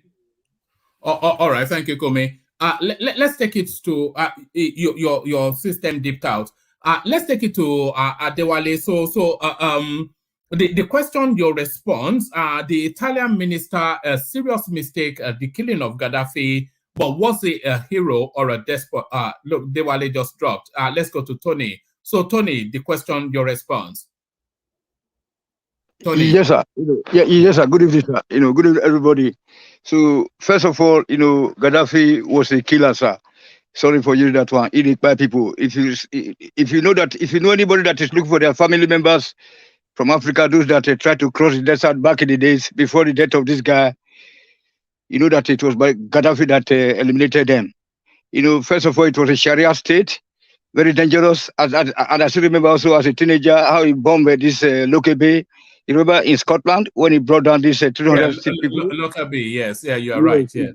It's very bad because I was, that time I was in training between Bay of Biscay, Island, Killybegs, and all those Shetland Island, so we know exactly what it means, So then, the guy is a very big terrorist, that the world is far much better than, than having this guy around, and then even in Libya, people that managed to cross over to Germany here, I met many of them were Ghanaians.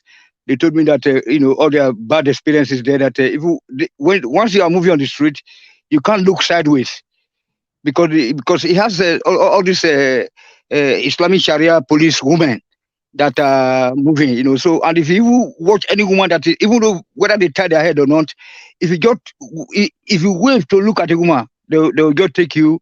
They will just call the Uri off, So many things that this guy committed, but he was good to his people, now. So snakes, they live together now. Snakes. So the Arabs, I don't know why look, something is wrong with us as black people. Why we keep we keep saying that these people, they are our brothers, they are African brother, African this, African that. Remember that Obasanjo tried to kick him out of AU, because of all this his Islamic ideology. I remember that meeting they had in South Africa where Obasanjo, he had to walk out. The guy walked out. So when they were trying to change this OAU to AU, there was a confusion there because of the ideology. So that was why even when Obasanjo set up this African Development Bank, then he even tell Tunisia that okay, we know that your zone there, this North Africa, you don't respect your women, so we want to have a lady director general of this bank. That was what prompted Obasanjo to take such a decision. And then so when we are talking about so the most important thing that the information I want to give you guys tonight is this: what actually caused the war was not because of this and that, because they took off, they bribed his son or whatever. Even Gaddafi forbids people from having discotheques in Libya, no beer parlors, but in his basement, what we call Keller here, cellar in Germany. There are a lot of under the basement now. It was having discotheques. It was just like a Taliban people, all those Mullah Omar who were telling people television was anti-Islam, but then they said they are having rollicky sessions all the time underground. So this man is not good. So what actually happened was that Gaddafi was taking $4 billion to stop the black people from crossing over to Europe. So then that is why you see the rampant, or you see that the growth of the number of refugees that try to cross to Europe now after the death of Gaddafi. So he was taking $4 billion until they said, okay, then he said, okay, he want to increase to $6 billion or $5 billion. Then the Italian government and all this, and then the European Union said no, they want to keep it at $4 billion. That was where the whole trouble started from. And then now to the vested interests, make them not let the fool now. They will keep us first, like they kill Patrick Lumumba, as our Oga Johnny Koko said, or they prevented my mentor, my Oga, my Papa, Awolowo from being our president, and then but after killing them, then after so many years, they'll come say, okay, we are sorry what we did, so that's why we said that we blacks, we should try to, embrace a man like me, so that we can know how to, so that we can be able to. All right. Idi Amin was a great man. At my 5 minutes. No, we're not talking about Idi Amin, but thank you. Okay, so you're up next, Dewale. Hero, pardon me, hero or villain, Gaddafi, Dewale. Well, thank you, woman. Let me use my 2 to 3 minutes that I have because I have to dash out. Depends on the side that you belong. For those who are trying to rewrite history, they will eulogize and praise this despot to the high heaven. And for those who also lived through the time when this particular individual reigned terror on his people, or when he elsewhere in Libya, they will also tell you that he was the absolute. This man was a known terrorist. Even though he was termed terrorist by the West, he actually lived it. He never denied some of the atrocity that he committed. He had the worst human rights history in the history of that country called Libya. He imposed himself, at the beginning of that country. The same Western power that backed him, at a point, it was a darling to the Western world because he was dining with them. They were using him against his people, and he was the Alpha and the Omega. In 1988 or 86, when United States bombed Libya, it was because of, the bomb blast that happens in Germany, I believe West Berlin then. And going by the history also, he was also involved in the Pan Am aircraft bombing in 1988. And also, every opposition in Libya was silent. That was in Lockerbie in Scotland. Yes. They're Very still chasing compensation till today. Yes. Yeah. 103 Americans died. That was one in Germany, and a lot of people, almost over 200 people were injured. He never denied it. At a point, Libya was more or less like the center of terrorist playground. But when the after some time, things could go south, and he was run out of luck with the Western world, and they decided to turn his people against him. And that is why when I hear people saying glowing things about what is happening in Niger, and I laughed, you know, people are rejoicing simply because military take over there. Who knew? Maybe it is the Western power that is also, doing their abracadabra. It was the same Libyan that killed the same man. If you do evil, it will follow you. If you are a good person, no matter what, to turn your people against you will be so hard. And that is why he lived by the sword and died by the sword. Now, was it a mistake by taking him out? I don't know if the end justified the means for those who were interested or so keen in eliminating him. But you see, since that time, Libya has been thrown. Even if he's still alive, the Arab Spring probably would have swept him off from the office, possibly because it was like a hurricane, sold by the Western, and they took it and stick with it. So I would not eulogize, I would not even praise Gaddafi from here to here, to a meter from where I stand, because it doesn't have good human rights history. In the 60s when it was more, I mean, in the 60s, 70s when it was much more younger, this guy was the, let's look at it this way. When no other person in your country except you, we talked about a benevolent dictator the other day, and we said even though if the country doesn't embrace democracy, its history when it comes to governance, public governance in Libya, yet it's possible that even in his own hometown, is it Agade or where he was arrested, it was like a ramshackle village sort of stuff. Not that it was like an urban area when the people there are living in gold or in silvers and nothing. They're poor. It's middle of nowhere, right? So probably the urban areas like the what do you call this place? I had a friend that actually was on his way to Europe and got stuck in Libya, then Tripoli. in Tripoli, and he was, and that's another one too. He says great thing about the city, that it was a very beautiful place and all that. But outside that, what remains? It's just like a normal, typical African country. And this man, when he was there, he was spending his later part of his life was even, reflection of who he was. There was a time that he was reputed to be the wealthiest man in the world. Of course, because the wealth of the country was completely in his pocket. So tell me, how could somebody like that? That's propaganda. Where is the fact? Propaganda what? The whole wealth of the Propaganda what? country in its hand. And when you people listen to this Western propaganda and you just buy into it, everywhere, the whole wealth Tell of the me, country. when it was when it was the de Where is facto it? head of government in Libya, all right, how many people have a voice against him when he was the head of the government in Libya? We have said that on human rights is bad, but he built So that country. He gave his what did people he hold build? on. He This is gave the his guy that people was education. killed. This is the guy He that was gave them good killed. health care services. He Oh gives my them goodness.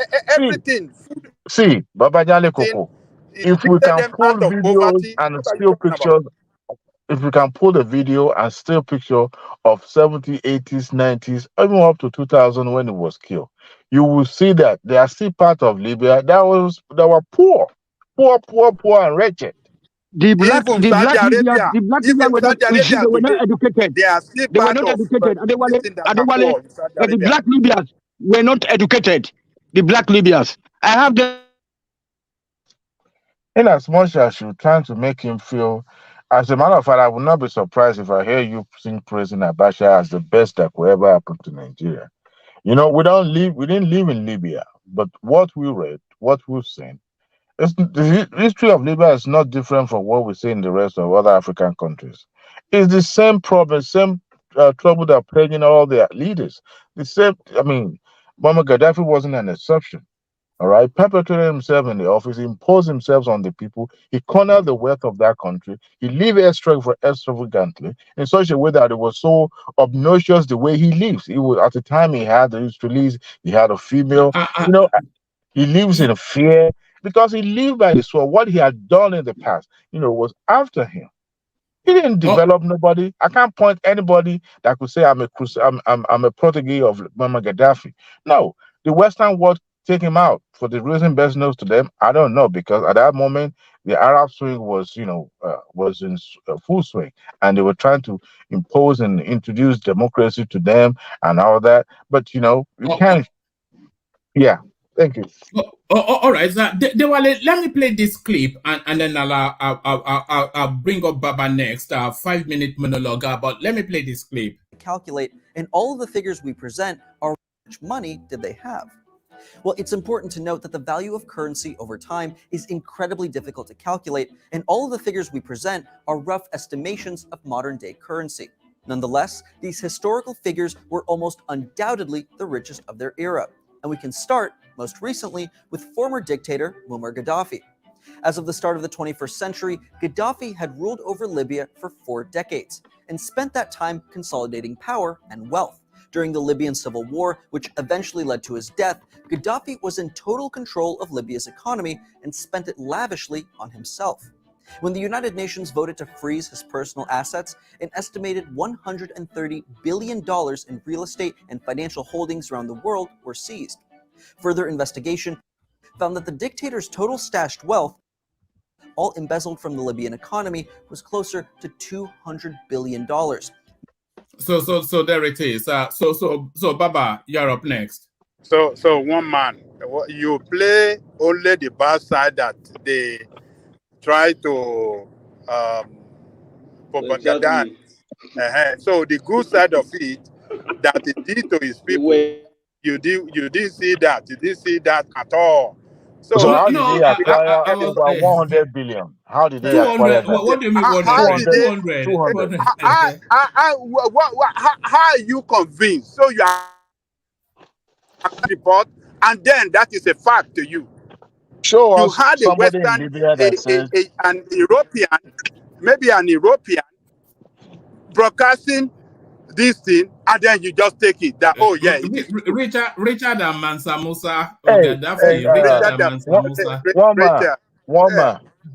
Woman.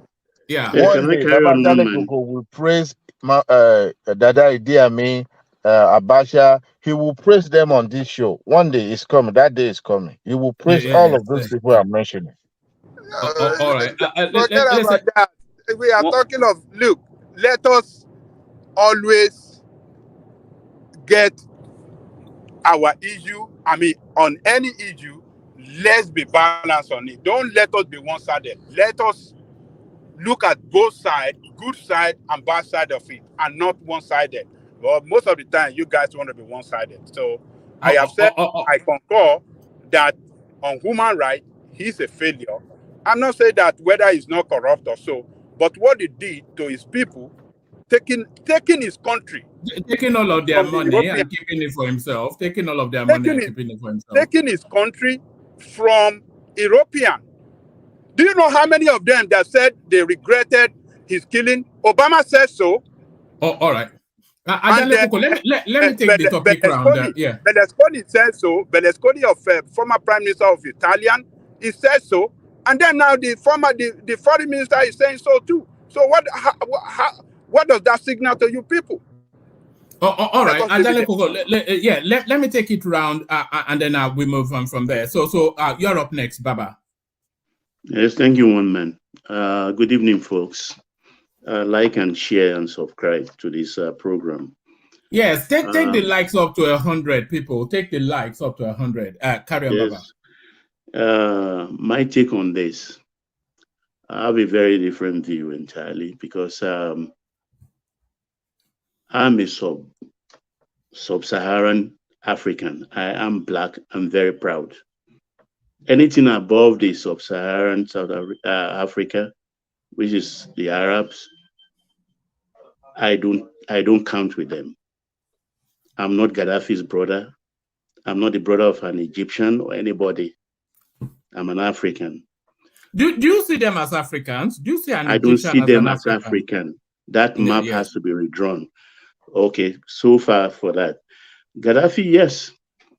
As a ruler, he did well for his people. He took care of them. Luckily, the population was small. I think before Gaddafi died, I think that was like 2011. I think there were just about 5 million people, and the country is awash with crude oil. So he can afford what he did for his people. And he did it well. I mean, everybody was enjoying, I don't know, at least the Tripoli and what we see. You understand? We know definitely they are doing very, very, very well. But he was a terrorist. He was a terrorist and a sponsor of terrorism worldwide. Worldwide. Yes, he did well. We fought he fought by our side with Cuba, in Angola, in Guinea-Bissau, in Mozambique, in Botswana, South Africa. He spent his money. He fought by our side. We appreciate that. But that doesn't take away. Look at the Berlin disco bombing. Look at the Lockerbie in Scotland. About 207 passengers died. 103 of them are Americans. And he owned up to it. And he paid compensation. He was forced to pay compensation and even lobbied for, I think, one of the surviving terrorists to be released to him from jail. That was how confident he was in his terrorist act then. But of course, every dog has his day.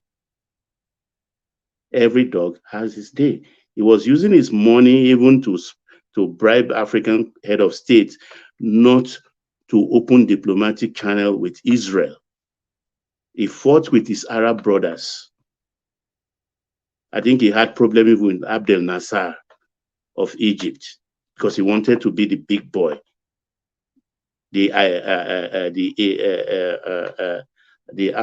alpha king in the room, and that was why he had problem with Obasanjo. So this guy did a lot of. Sorry, Baba. Just in terms of his African strategy, which he pushed very hard, do you think he was pushing for African unity or he wanted to dominate Africa? Was he looking for unity or dominance? He wanted to dominate Africa with his money, and he never liked Nigeria. When he was not succeeding, you know what he did? He wanted in northern Nigeria to break away. He wanted Nigeria to break, and he worked towards it. Most of the radical Islamist institutes and all the rest in the north today, he sponsored them. Libya was like a heaven for all manners of Islamist despotic ideas. Most of our northern radicals today, I think, at one time or the other, either schooled in Libya or had scholarship from Muammar Gaddafi. He had problems with Nigeria because Nigeria, at least we have money. If not for our population, I mean, I think we should be rubbing shoulders with the best in the world. But we are hampered by our population of over 200 million. So he saw Nigeria as a threat, and he was trying to break Nigeria. He didn't hide it. He didn't hide it. He did well for his people. He spent his money, and I don't have a problem that he stayed about 40 years in power. I've always believed in benevolent dictatorship. I mean, Lee Kuan Yew, I think, spent about 31 years in Singapore, and he did well for his people. Everybody talk about Rwanda today. We are forgetting that he has extended his tenure. I think he's on the 4th term now, or the 3rd term. I can't remember. Yeah, he's looking to secure a 4th, yeah. Yeah, so nobody is talking about Rwanda because he's doing very, very well. I mean, time was, who knew that President Roosevelt, Delano Roosevelt, was on his 3rd term when he died and gave the mantle of leadership to his vice president. America started two-term governance, I think, in 1951, if my memory serves me correctly. 1951, I think that was the 22nd Amendment. So there's nothing bad about dictatorship if it's benevolent, but not the type of Gaddafi. At home, he was a good guy, but outside, he was a terrorist. And he is not my brother, he's not my favorite person. No Arab is my favorite person. They took Black Africans, 6 million slaves.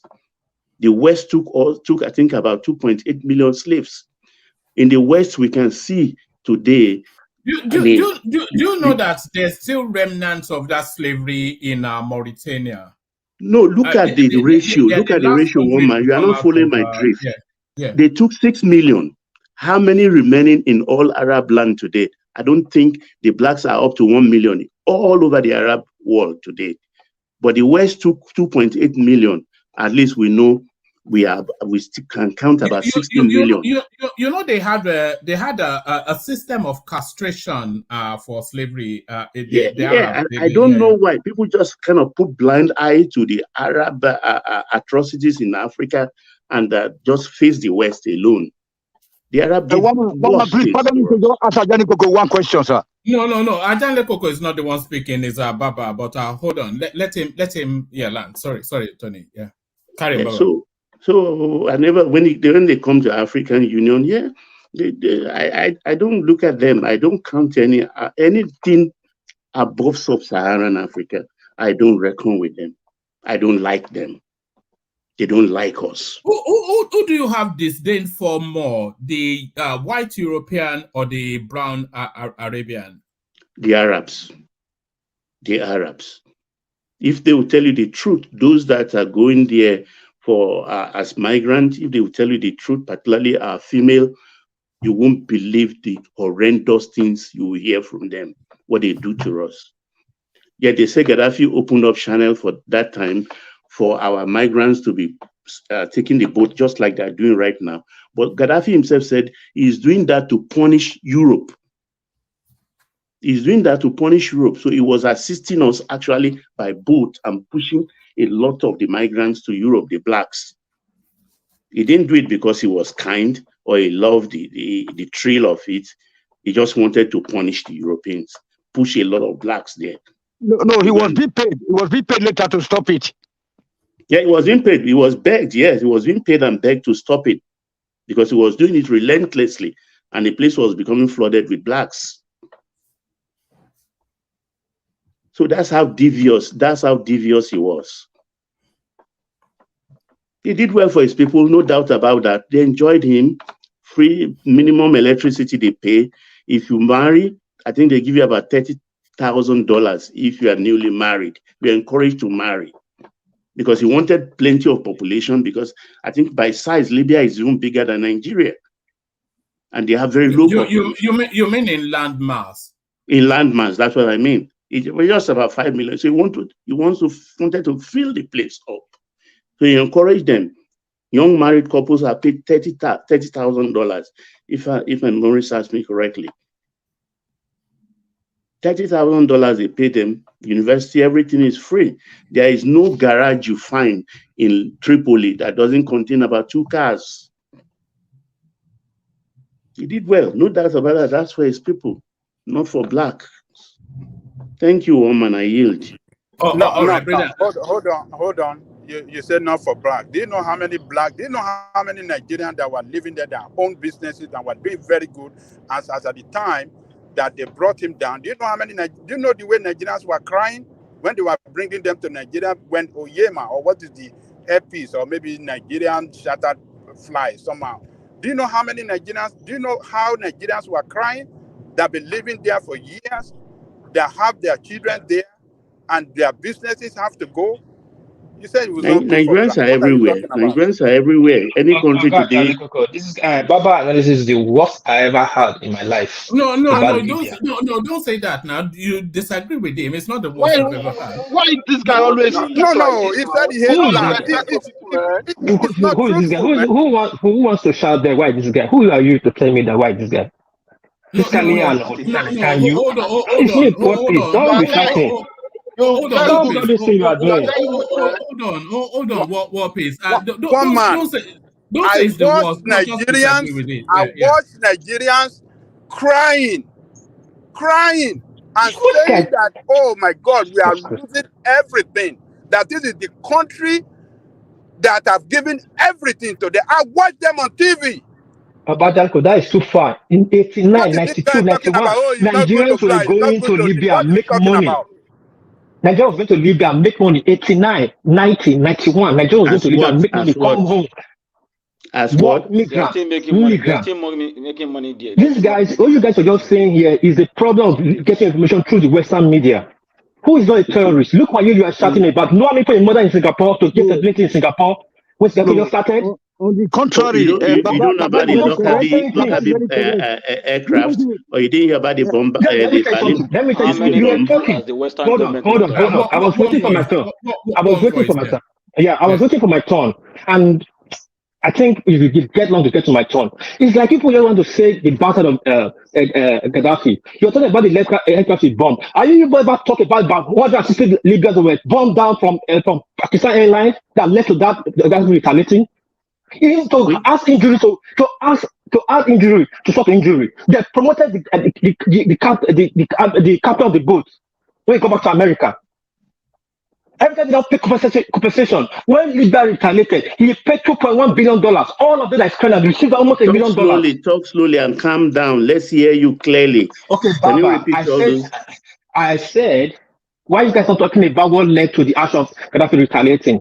About 160 Libyans were bombed down from the sky. Pakistan Airlines.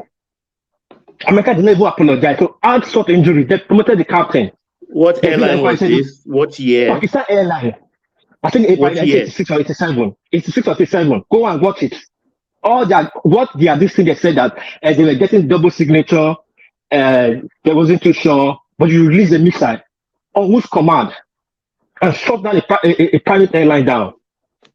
And then even compensate about 160 Libyans were inside that plane. Then Gaddafi retaliated. Then they started shouting the world would come down. You said 1987, right? Between 86 or 7, do your research. Pakistan Airlines. They never compensated. When Gaddafi retaliated, this thing, whatever, he paid about $2.1 billion to compensate all the family in that airline. Almost all of them got $100 million. And yet, this was still talking about agitating. They're supposed to arrest all of them. They took money. What are you supposed to talking about? Constantly, they were attacking Gaddafi Libya. Gaddafi Libya is a black Libyan. He was the Arab League was controlling Libya at that time. When he took over, he changed everything. The problem he had with Saudi Arabia only looked down at Gaddafi because he's a black rooted Libyan. They never liked him in Africa. And you always keep saying things on the Western Median side. In short, I'll wait for my turn.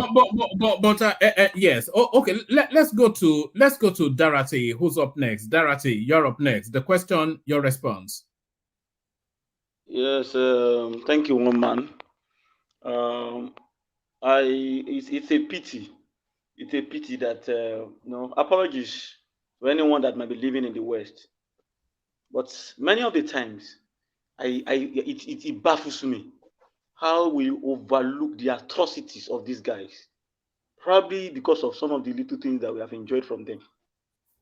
Me, I stand to be corrected. I will speak truth to power. We pander to their narratives too much, forgetting that this particular platform that we are even enjoying today was as a result of the resolve of Gaddafi. This guy single-handedly placed down $300 million that built $550 million in total. The African satellite. Hold on, Warpace. Yeah, carry on. The African satellite that you and I are using today.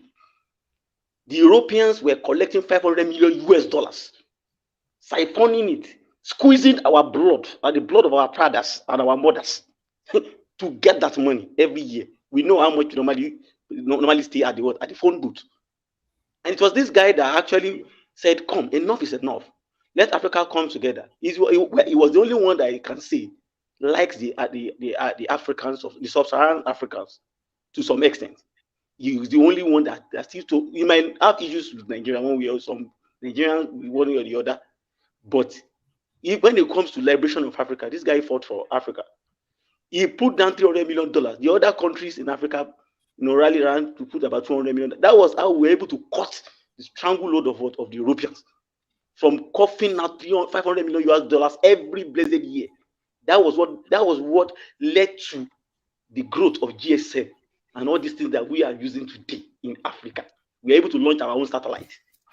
So if we are talking about Gaddafi has a very, very bad human rights record. And I want to believe one of the reasons is this, because of the way we were as Africans. But Bajale could say something like that.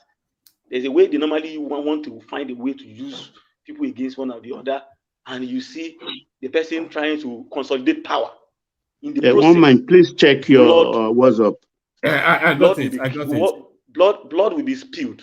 Blood will be spilled in the process, and that person is likely to become a monster. And I think that was what happened to Muammar Gaddafi. But when we look at his contribution to holding, liberating the African space, this guy tried for us. How many of our leaders in the Sub-Saharan Africa are able to hold the Italians, all of them to their words and to the atrocities that they have committed on African soil? This guy, if you look at it, go and check it. Libya continues to have the highest human development index. On the United, he has a high human index.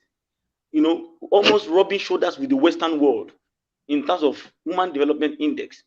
And Babajale said something. There are some guys that are actually doing well in Libya. till date, I have people that I know some people that knows people. Probably they want to travel out to Europe or something. They pass through the desert. They are there, and these guys are making big money. And you can still see it in their currency. The currency is very strong, backed with gold and a whole lot of things and stuff. So we can say that we need to balance our ideology. Fine. At a point, they made a monster out of this guy, and that thing also came back for him. The karma came back to him, and the karma is also coming back to the West. Let this be known to everybody. I don't know. I don't care wherever we live, but the karma is coming. That's just it. So, and we are seeing it. We are seeing what is playing now. But the fact is that this guy actually helped Africa. How we can see, when Buhari was saying at that time that the security issue was from the Sahel, everybody was saying, shut up. Really this. I think our eyes are now beginning to open to see that it was actually true. Obama said it, that they made a mistake. All the military interventions that they have ever made in the West has always destroyed those countries. And those countries have never been the same again. So I want to believe they all paid. Berlusconi paid with the second time in his office. Franco Hollande paid. America paid with the blood of Stephen something, the American ambassador. He paid the ultimate price of Tripoli with his blood. So they don't care actually to sacrifice people actually in the West. So it's one of those things. It's one of their game. So, but the fact is that the good side of this guy will always be told, whether we like it or not. We might hold on to some of the bad guys. Human rights record, I agree. I totally agree with that. It was not a clean one. It was not a clean one. But the fact is that this guy did well for his people. If every of our leaders that we're talking about, that we all are deliberating about today, has even done half of what he has done, I believe we will be rubbing shoulder with the West. And we all will not want to be like, until we go there, out there, that's the only time we can make it. As Bangele cooperated it, and that was the truth. You also saw it. Go and check the Human Development Index. It speaks volume. How many countries in Africa can actually match that Human Development Index to date? Very few, very, very few of them. So, and that's what they hate him for, and some other things they hate him for. Challenging. Do you know what it means to take the spoon away from the Europeans? $500 billion that they collect free of charge every year. So they will not like him. Actually, you expect them to give him a gold medal or to give him World Cup?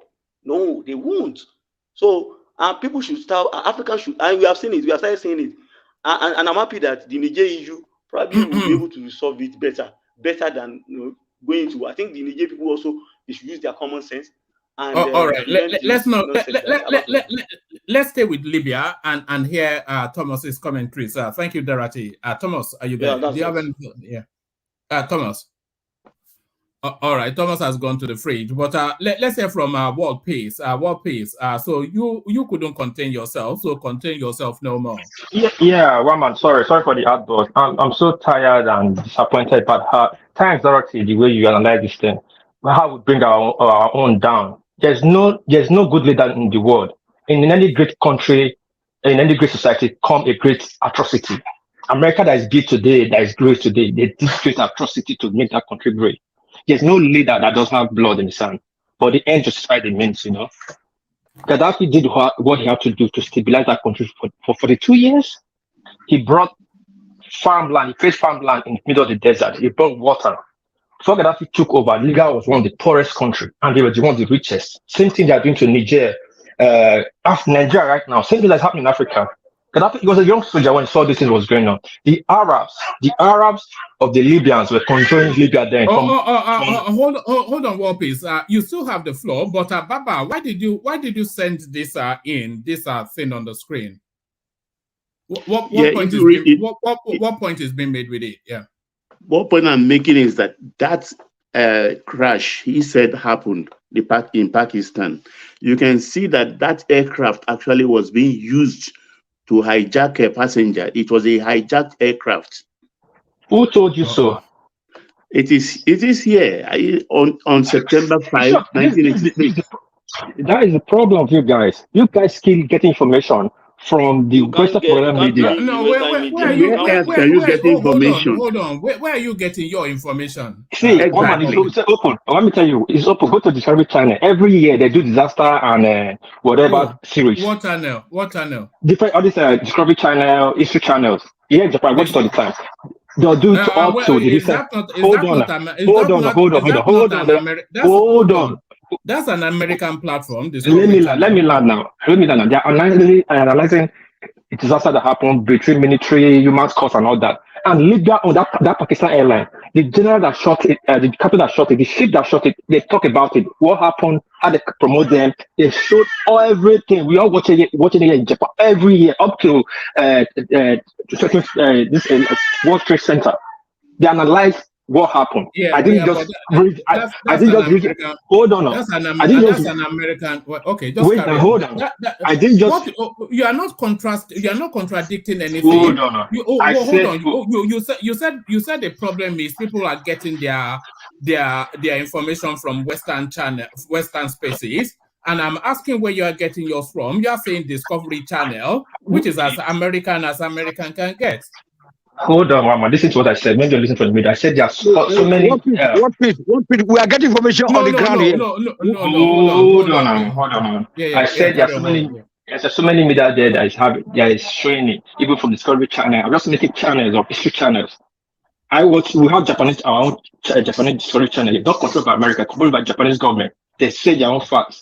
So qualifying is here doesn't mean America controls it. Japan is a Western narrative. Japan is a Western. You've not lived here, so you don't know. If you live there, you know what's happening in Japan.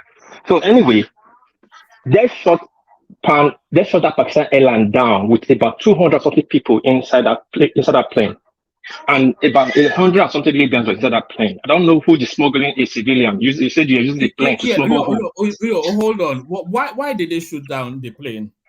Because what the American said, the captain said, they were getting double signature, a fighter jet, and they were getting a fighter jet, but they didn't know it was a private civilian aircraft. That was their excuse. And they didn't even send apology note to Gaddafi. That was really anger Gaddafi. Then Gaddafi retaliated with pound this thing. No, don't worry about all that. Before you get to all that, you're talking about the Pan Am flight in 73. I'm not talking about 73. I'm talking about when they shot down one Baghdadi bomb, 86 or 87. Sorry. No, not in 73. Pan Am flight 73. That was in 1986. Yes. Yes. After that Pakistan airline happened, Gaddafi didn't get a good result from the Americans, and yet they promoted the captain and all that, justified their means, justified their action. No. Before you go to that space, why was the thing shut down? Is really the question. I'm telling you, I just told you, you didn't listen. The reason American gave that they were getting a double signature from that Pakistan airline. They was actually seeing a fighter jet signature, not a civilian airline. All right. You still have the floor, but mute yourself for a moment. Let me read this out, just because of the background now. So Pan Am Flight 73. Pan Am Flight 73 was a Pan-American World Airway flight from Bombay, India to New York, United States, with scheduled stops in Karachi, Pakistan, Frankfurt, West Germany. On September the 5th, 1983, the Boeing 747 serving the flight was hijacked whilst on the ground at Karachi by 4 armed Palestinian men of the Abu Nidal organization. The aircraft, with 360 passengers on board, had just arrived from Bombay. A grand jury later concluded that the militants were planning to use the hijacked airliner to pick up Pakistani prisoners in both Cyprus and Israel. More than 20 passengers were killed during the hijack, including nationals from India, the United States, Pakistan, and Mexico. All the hijackers were arrested and sentenced to death in Pakistan. However, the sentences were later commuted to life in prison. Neja Bonat, head attendant on the flight, was shot dead and posthumously received the highest civil award from Pakistan. Is this the one you are referencing? This doesn't read like anything to do with Libya. One man, you just said what you read. He said all the hijacker was captured in Pakistan and shot dead. So if the hijacker was captured, I didn't say they were shot dead though. They were arrested in Pakistan. Don't worry, they were arrested in Pakistan. So if they were arrested in Pakistan, how could the plane not fly after Pakistan? So I don't understand. I don't understand why people just keep reading. No. Don't worry about people. Like I said, okay. What you are reading. Hold on. Always leave the personalities out. Just stay with the conversation. So what you just read did not add up to what I'm saying. No, I didn't read it in full. I just tried to stop. Whatever they ever wrote, it does not even make sense. If the kidnappers were arrested in Pakistan, that means that plane would not fly. Pakistan Airline, whether it's Pakistan Airline or Pan Airline, took off from Pakistan, was shot dead in middle of the Red Sea from American destroyer. And the excuse the American destroyer gave was they were getting a double signature of a fighter jet, but that was the excuse they gave. And yet they promoted the captain, the crew, and all that. They didn't find them wanting. And about 100 Libyans or even less or more died in that distance. And they never compensated Gaddafi, and Gaddafi retaliated. That led to that of retaliation, and it was during Reagan time, and that guy paid compensation. He paid about $2.1 billion that time. At that time, they paid almost all the people there, their family off. So I don't know why they call it compensation. They're still complaining. That is that. Gaddafi single-handedly raised up Africa, like Dorothy just said. I was waiting for my time to say. He paid our internet gateway. They charged us to build that gateway. It was about $515 million. And Gaddafi said, okay, you will come up with about $300 million. That the rest of the countries to come up with $115 million. They couldn't. Gaddafi came up with his own bond. And at the end of the day, he finalized all the bond. Because the African countries couldn't even come up because probably sabotage, they have won, they're not to put hands. But yet, he was able to carry that thing through. That's why today we are able to make calls. Internet gateway we are getting today was Gaddafi. So on and so forth. Gaddafi, when Gaddafi took over Libya, it was the Arabians was controlling Libya. When Italians placed there when they left, that was from what's it called? This is where the trial started. It started with the state's name started with B. It's on my tongue. The place the trial started from what caused the overturning. Somebody tell me with the name of the state. That was where you told like the imam, like an imam or you told Sultan was staying. Gaddafi has trained the guy, turned the country democracy when he started the Green Book. Benghazi. Tripoli was never the headquarters before, was Benghazi. And Benghazi people are not Libyans. Today they are Arabians, they still get that country. They keep using Benghazi people against Gaddafi regime all through. Same thing the French did. French was doing that thing from day one. All the uprisings were stirred up by Western media. That's why Gaddafi became so strict in his country to keep stability. The Sahel people are talking about today, if you want to understand the landscape of Libya, the landscape of Libya under is like a V. So the oil is not actually under Libyan.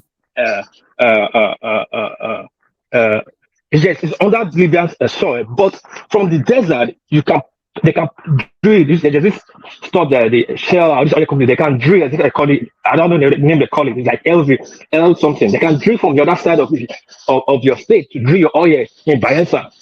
They could be drilling your oil from Edo State. Depends how your landscape is.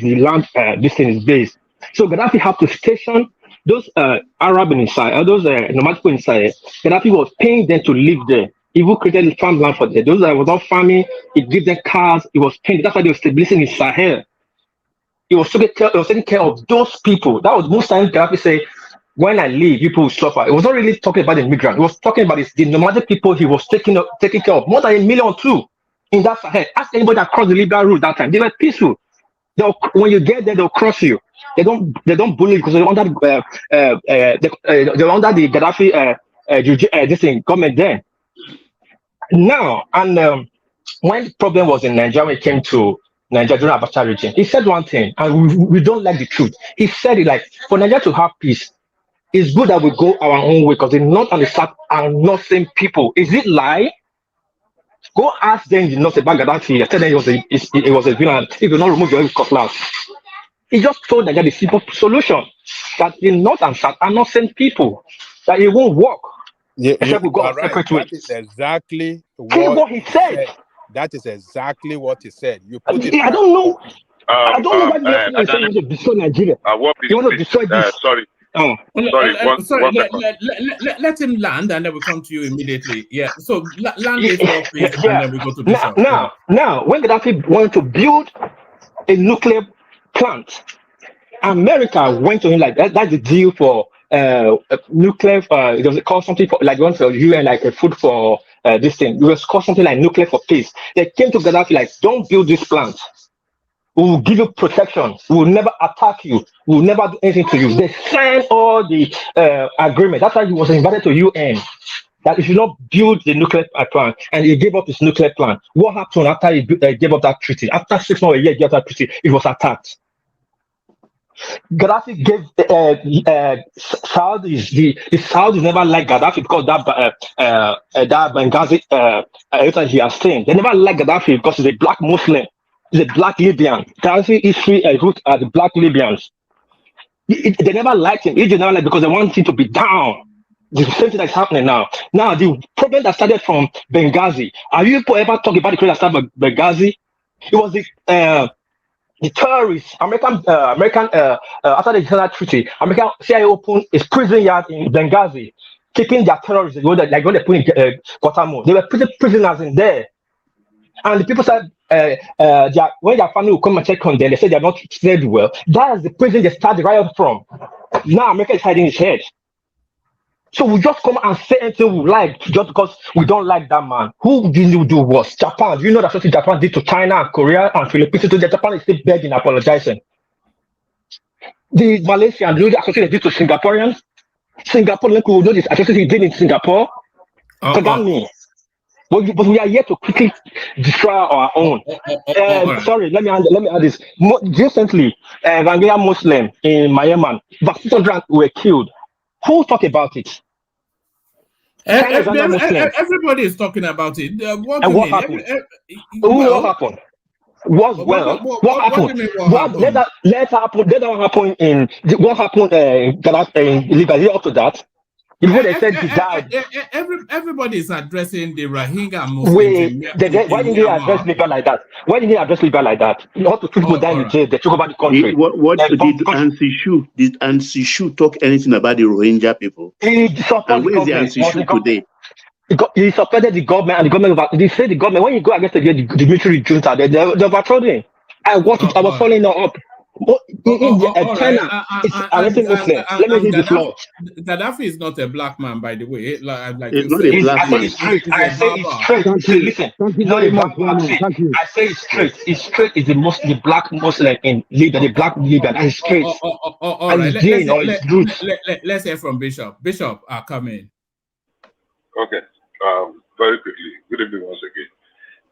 I think everybody we see Gaddafi in different ways, but quite a few things actually stand out. It's interesting that the truth depends on how we see them now. So that's fair enough. Number one, I mean, on the lighter note, back in the days when Gaddafi and Reagan were having their what do you call it now? Their spat. My nickname actually is Reagan. Some people still call me Reagan today. There's a guy we used to call Stone K there. They named him Gaddafi because I was always arguing for, and he was against Gaddafi. He was always arguing for. Now, Gaddafi did quite a number of, some people are saying he's the one that brought telephony or whatever to Africa. Maybe he did some good things, but honestly speaking, he did some terrible things in Africa. Gaddafi wanted to be about the strong, not only the strong man of Libya, he wanted to be the strong man of Africa. And he was doing everything to undermine every other would-be competitor to that title. His involvement, or his, how do I call it now, in the Nigerian affair was simply because he wanted a divided Nigeria that would foster, promote Libya, because one of the countries that are a threat, a serious threat to Gaddafi's United States of Africa, and he imagined as the supreme leader was Nigeria, as some other countries. So his intervention in Nigeria is not because he saw the one that, and that's why I wanted to interject another people. It was purely based on the fact that he wanted a weak Nigeria, and he knew if Nigeria was divided on that it would be easy to deal with Nigeria's situation. So people saying like he loved Nigeria and he know that he's not working, that is Nigeria, can we live together? That's one. Number two, it's funny that people are saying Gaddafi never saw himself as a black person. No.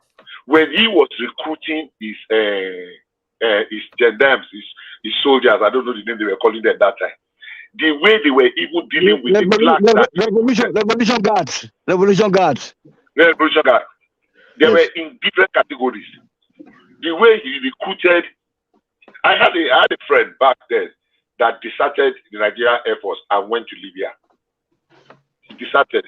Look, there were hundreds of other Africans that did not make it to Libyan army. He will not even let them go back to their countries. People were kept in an open cell in the stadium, and they were being guarded. You can't go because it is shoot aside from the sentry point. That was how bad it was. You cannot even complain. Yes, he was giving them some tokens. Oh, some people enjoy it.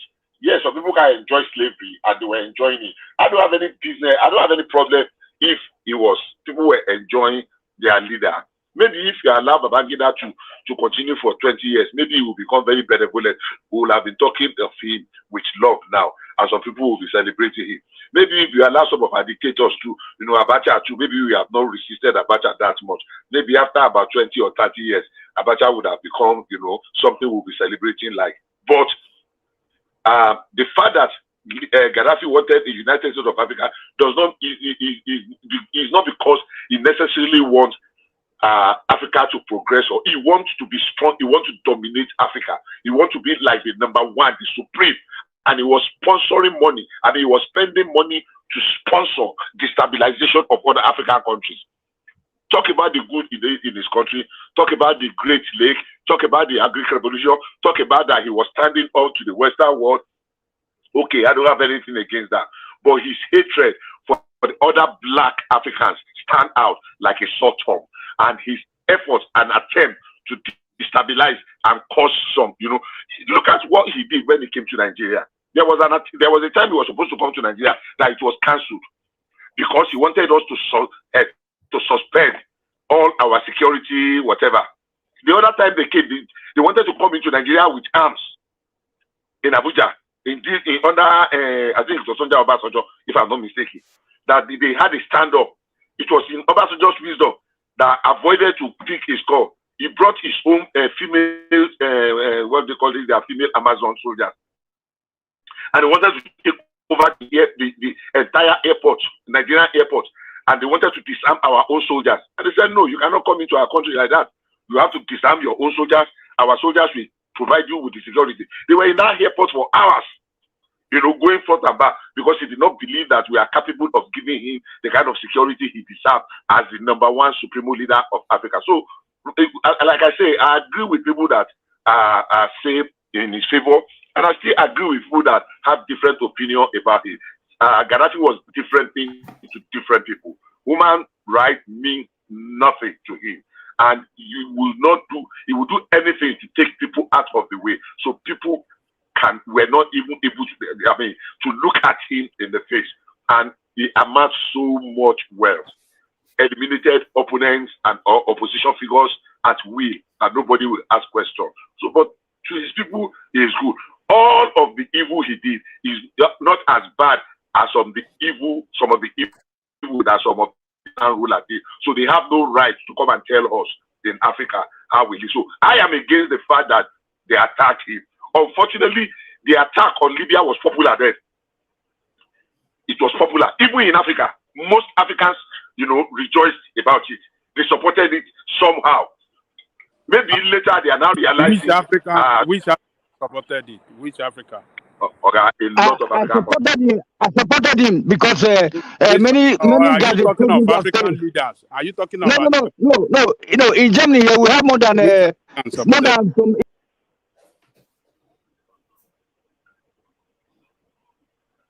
Am I lost? I'm not hearing that again. No. You're still there. Yeah, So not to exceed my family, I will not condemn people that don't agree with him. I will not condemn people, but let us state the truth. He was not doing anything in the interest of Africa. He was doing everything to buy his way to that middle. We remember that United States of Africa. Can I interject you, Bishop, 1 minute? You said he was not doing anything. Do you know how much he contributed to the to South Africans in their liberation struggle against the apartheid? I don't know. Do you know he was the one that was Do you know he was the one that was arming the ANC, training them to fight against apartheid? I don't know. Do you know he was? Do you know he was the one giving for even Mozambique, Zimbabwe, and all those countries that was fighting? Nigeria was doing was against them too. Nigeria was using diplomacy, but he was the one. No, Ajanle Koko.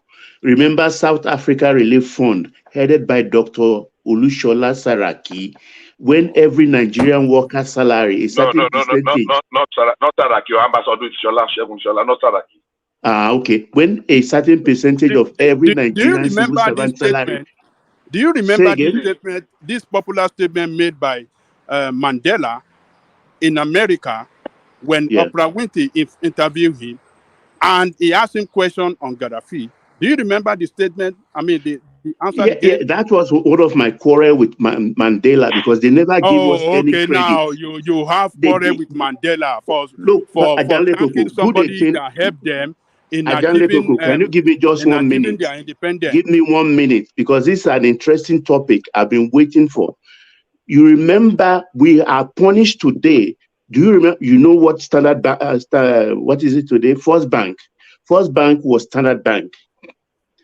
Union Bank today was former Barclays Bank. African Petroleum was Shell. Unipetrol, I think, was Mobil. BP. It's national. And Savannah Bank. Savannah Bank was Bank of America. Yeah, Shell is now national. Yeah, so it was yes. We nationalize all those foreign things. That is the diplomacy. Hold on, Ajale Koko. Let me finish, Ajale Koko. Thatcher and Reagan forced us that if you are taking over our assets, you have to pay cash up front, and Nigeria paid. That moment, the West swore that Nigeria will never rise, because if Nigeria rises, we will confront them, and that is one of the problems we are facing till today. Our workers sacrifice. Mbeki, we paid Mbeki, Ramaphosa, we gave them scholarship to go and read. Zimbabwe man was staying in Ghana and even married in Ghana. A lot of them stayed on our soil. You understand? We did a lot of things. We were on the side of Agostinho Neto. You remember even Che Guevara came from Cuba and fought in Angola. We did. I can't measure side by side whether Gaddafi did more or not, but South Africans, Mandela never gave us credit. Hold on, Mandela never gave us credit for all we did. And that is what we are suffering in South Africa today. Who are the first people that invested, sent teachers, lawyers, when South Africa was eventually liberated? Nigerians. Okay. Nigerians were forced there. Carry on, Bishop. Thank you. I was going to ask Anya, you have actually dealt with the thing even more more in depth than I would have. I was telling Rajani Koko, I don't know, because I wanted him to land it. Are you saying that Gaddafi did all this, that Nigeria did not do anything? Let's get the facts straight. Gaddafi did not do a tenth of what Nigeria did for South Africa. Let me land. Gaddafi did not do a tenth of what Nigeria did. Unfortunately, even South Africa did not give us a single credit till tomorrow. I remember not too long ago, a couple of years ago, the blood that we split, the blood of our compatriots, and how much we spent to stabilize Liberia. Something came up and they were talking about it, and they were taking United Nations, and African Union. They did not even mention Nigeria. That was appalling. We sacrificed the blood of young people. You remember in 1970, Obasanjo was even saying we should go and fight South Africa with Juju. We remember that time. The Sonny Okofus of this world, all our musicians, the way we put South African matter on our head after the Soweto massacre. So we did so much that if you are listening what Nigeria did, you will not even mention Libya. I'm not saying he did not do anything, but compared to Nigeria, no. And he was doing it for a purpose, because at that time Gaddafi was trying to outdo every other person that could stand in his way of emerging as the leader of Africa. He was lobbying, spending money everywhere, because he so wanted that United States of Africa to have one army, to have one currency, and he was positioning himself as the supreme leader. I don't have any beef with people that like him. For me, they are quite. And when my friend came back, he managed to come back alive. When they were encouraging people to cross, he was using them as tormenting the European states there, and he was camping there. If you see how they were torturing our people, if you are black, your problem is already half full in the cup.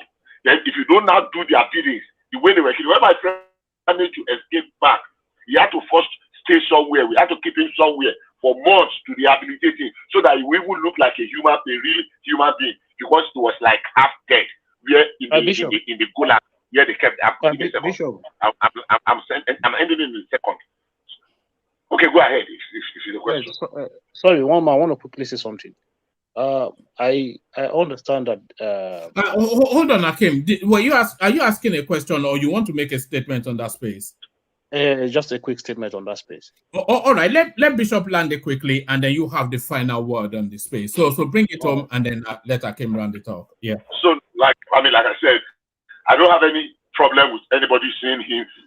Gaddafi is probably the most controversial individual.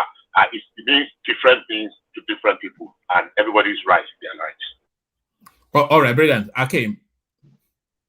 Yeah, thank you very much, One Man. I think, look, people need to understand that what Gaddafi ideas were very good ideas for Africa as a continent, but those ideas were born out of personal agenda. So Gaddafi had his own personal agenda, He wanted a bigger force, a bigger continent with one power umbrella, with the sole aim of him leading that powerhouse, that power block, I mean. So he knows that time that if we have one Africa as a country with one big army, we can afford to, face this Western power. That was all he wanted at the time. It's not. Yes, it's a good idea for us to have close ties as Africa, but if you think Gaddafi was actually doing it for the economic benefit or whatever, you're just joking. He was doing it for the military might. That was all he wanted to do. Look. I'm not going to knock him for the way he ran his country. He looked after his people, but the idea that because Gaddafi was taken out, that was why Libya turned what is done. If that is an excuse, it also means that Gaddafi as a leader failed, because one quality of a good leader is the ability for you to be able to nurture somebody who will succeed you and carry on with your ideas. So I've never believed in this principle that one man is the only person in a nation of maybe millions of people that can run the country successfully. You should have other people. That if you look at the countries in which you and I live today, you don't have a one-man government. You have a government of different people. So one man goes, another man comes, the system continues to run. It's going to come to a situation whereby Gaddafi is not going to be alive again. It's almost like one man, what we are experiencing in Nigeria. Obi is our last chance. Without Obi, Nigeria is dead. It's nonsense.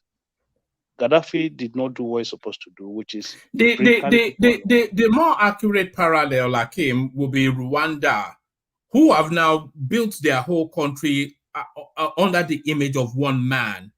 So not under a system, but under one man. That man is gone? Yeah, that's the thing. So you find out that such nation, they quickly turn. They will go back to tribal fighting immediately. Exactly, they quickly go because it's just one person that is hooking it together. As soon as that person is no longer there, you find out that the whole thing will just fall apart, and that is the worst. You want to create institutions of government that will hold your country together, rather than relying on one man doing the whole thing. So, like what P said, Gaddafi was saying the best thing for Nigeria was for Nigeria, the north and the south to separate. Well, we saw an example of that in Sudan. They broke up, but one part of that country is currently at war with itself as we speak now.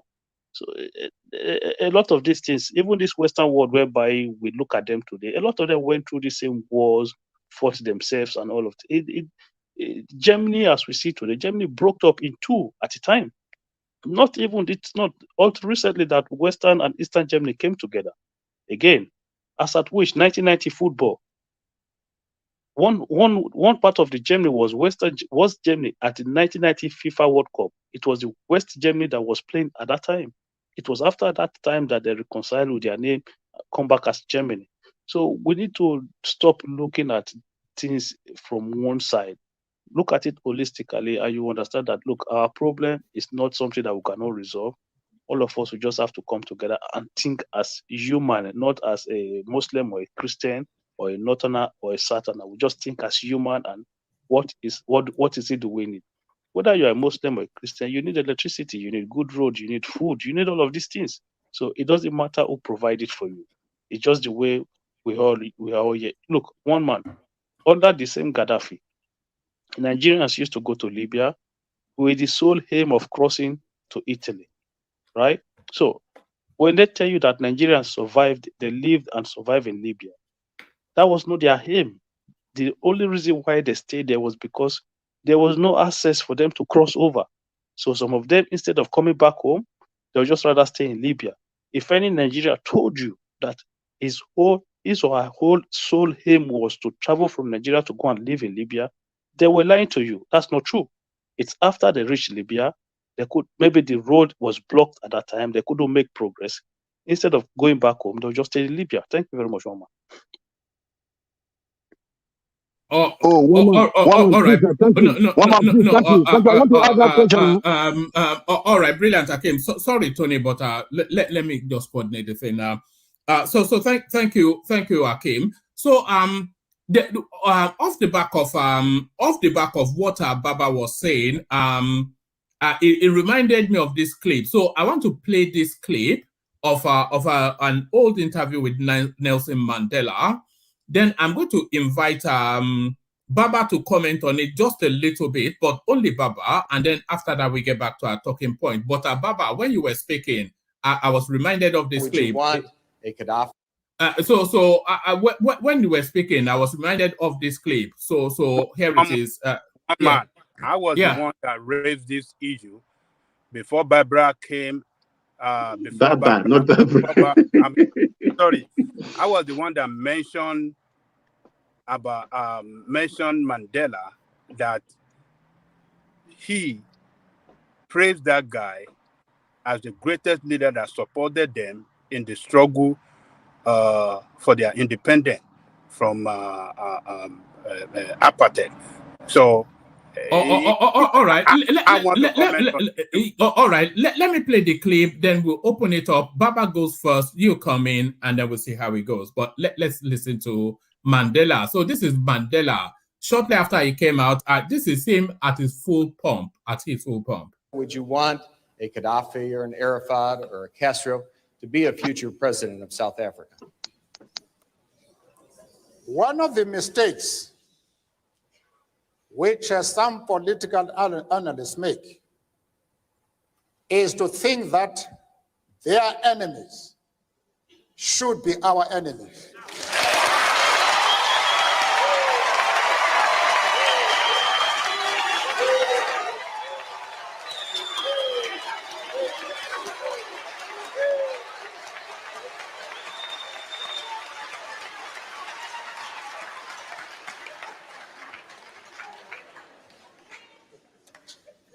That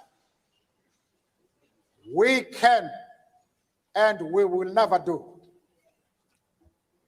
We have our own struggle, which we are conducting. We are grateful to the world for supporting our struggle. But nevertheless, we are an independent organization with its own policy. And the attitude of every country towards, our attitude towards any country is determined by the attitude of that country to our struggle.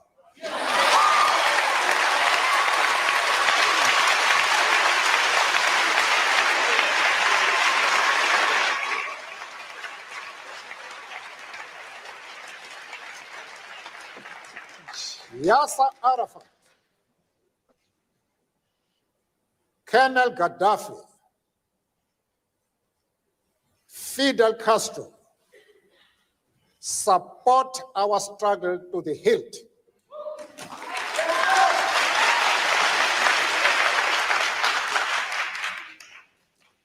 There is no reason whatsoever why we should have any hesitation about hailing their commitment to human rights as they are being demanded in South Africa.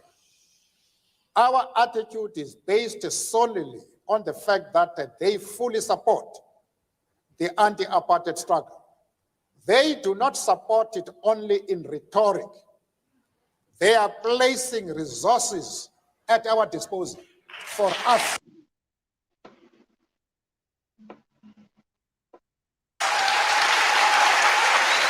to win the struggle.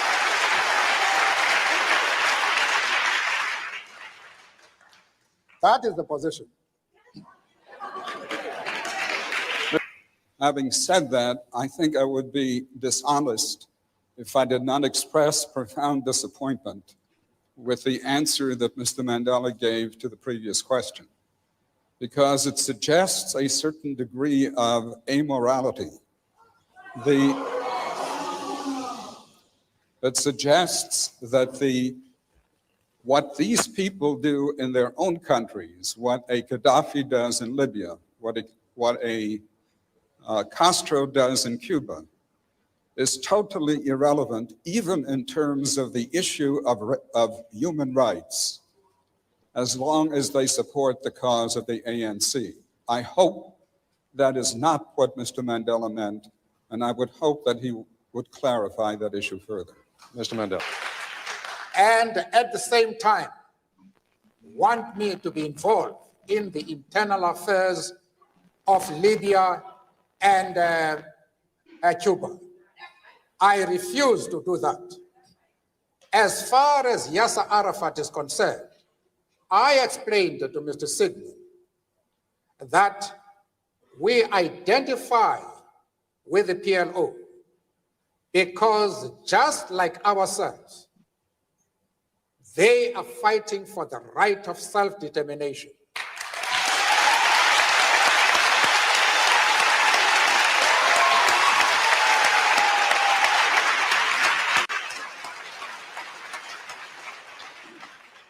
I went further, however, to say that the support for Yasser Arafat in his struggle does not mean that the ANC has ever doubted the right of Israel to exist as a state legally.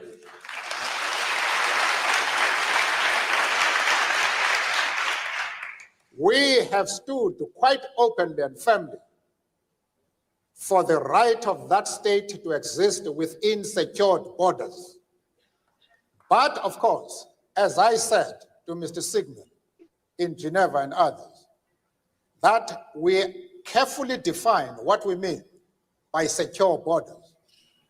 We do not mean that Israel has the right to retain the territories they conquered from the Arab world, like the Gaza Strip, the Golan Heights, and the West Bank. We don't agree with that. Those territories should be returned to the Arab people.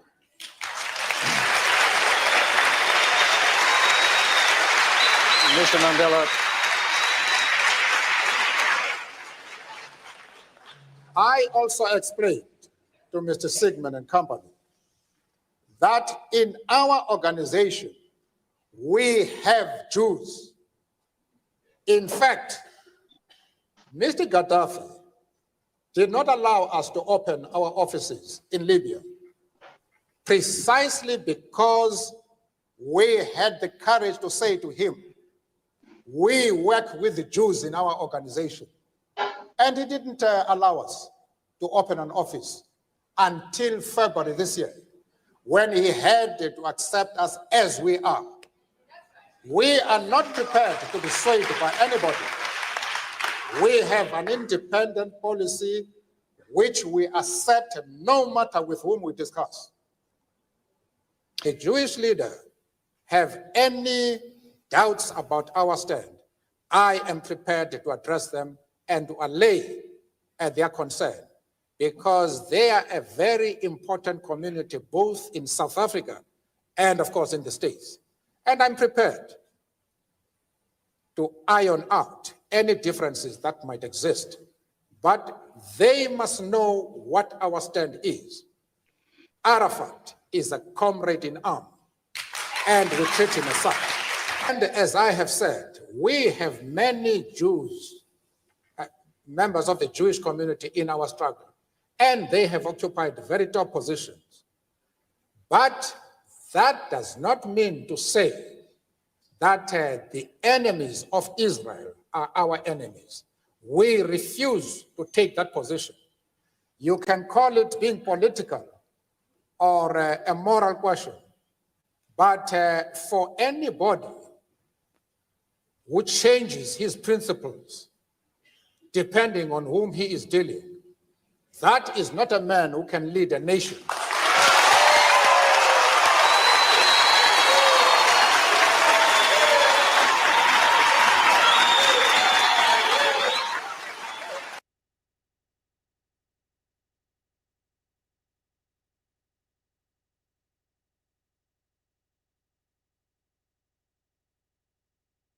So there it is, Baba. So that was a black moment. You could see the pride surge through the black people in the audience, and even I am feeling goosebumps just listening. an excellent orator, Nelson Mandela, but the content of what it said, Baba. Yeah, I give it to him. This is a wide topic, one man. I don't think if you give me even 1 hour, it will be enough for me to do justice to it. Where do I start? Yeah, I can see Al Sharpton, Jesse Jackson, and all the rest there. It's nostalgic for me to watch it again. Coppel and all the. Did I even see Belafonte there? Did I see Belafonte? Yeah, Harry Belafonte was there. Late Harry Belafonte and Coppel, those great anchors of yesteryears. And now you can see for all it is worth. And this is a misery to me, from Sierra Leone to Liberia to Guinea-Bissau, to Mozambique, to Botswana, to Angola, to South Africa. Nobody's giving us credit. Nobody's giving Nigeria credit. It's still a misery. At times I rack my brain, what happened? Why are they insulting us this way? Because we spent our money, our hospitality, our blood for these nations, and we are suffering for it till tomorrow. Mandela never acknowledged Nigeria for all we did. You can see how he talked eloquently of even Yasser Arafat. I will not even talk about Gaddafi. Even Yasser Arafat, he acknowledged. One man, I can tell you, our civil servants and those Baba, sorry, 1 second. Baba, sorry, 1 second. You need to understand that what Nigeria did was a position of a nation, but all through that process, we never had one person in charge of affairs of government. So it was just a position as a nation that we've taken. So you had at that period, Obasanjo did his own, the other one came and did his own, the other one. So we never had a prolonged period of no, you are mistaken, my brother. You are mistaken. You understand? Even ANC embassy, I will call it then, was at Falomo. I can't remember the address now, of Falomo, somewhere after that church in Falomo. We had a student, I was in secondary school. We were going there to register for African High Command. We want to go to South Africa and fight. We were going there to African High Command. Nigeria gave them platform. You remember a few minutes ago, I talked about we in the fighting, particularly in Angola first. We started with MPLA, with all the people who won and gained the independence up to South Africa. We back all of them. We back the right horses. MPLA in Angola, Dr. Agostinho Neto. We fought against Savimbi. Cuba came with their soldiers led by Che Guevara, the great Che. And Fidel Castro sent Che down, not because he loved Angola. He wanted to Che out of Cuba, because she was a competitor. That is Dr. Che Guevara. You know, he was a Bolivian doctor. He was a competitor because he was beloved than Fidel Castro in Cuba. So he was sent to Angola. So it's not for altruistic reasons. You understand? But we were there side by side. Yes, Gaddafi was pumping money. You understand? Ghana was used for arms supply. Ghana ports were used because Rawlings was using, there's what we call a certificate of purchase or something like that. Ghana was providing. Gaddafi will send the armaments to Ghana. You understand? We will provide a vessel. Ghana will certificate it. That's how we found a way to send all these arms to all these countries. You understand? And our workers were contributing forcefully, not voluntarily. It was a decree. I can't remember the percentage now. We are contributing money for these liberation struggles. We confronted the West. We didn't hide. That was why I mentioned those companies the other time. They were all thriving. If those companies were in Nigeria, up to now, Bank of America, Standard Bank, British Petroleum, Mobil, and all the rest, maybe our fortune will have been different. But we even, in our anger, we nationalized those companies and we paid cash upfront. We paid cash. We were forced to pay cash upfront. You follow my point? We were made to pay. We gave scholarship. Even Ramaphosa went to school on Nigeria scholarship. Mbeki went to school on Nigeria scholarship. And a host of them, the Indian guy who was in prison with Mandela. You get my point? I'm an emotional person. I wear my heart on my sleeve. But when it comes to the hold on now, Baba. Somebody is corroborating you on our Facebook. This is Adeyemi Abadejo. He says, I paid into the Freedom of South African Fund levied on us as a teenager in my school. So, yeah. This is the misery to me why they are treating us like this. When we eventually liberated the South Africa, we were hosting them in our country. To the extent hold on again. Omonigi is corroborating you. Mbeki lived with late Aka Bashoron. Yes, the lawyer, the great lawyer, Aka Bashoron, whose chamber is at the I remember this era very well. So not only Mbeki, as Mandela was living in the East. We had this woman, one of these former top PDP guy. He's dead now.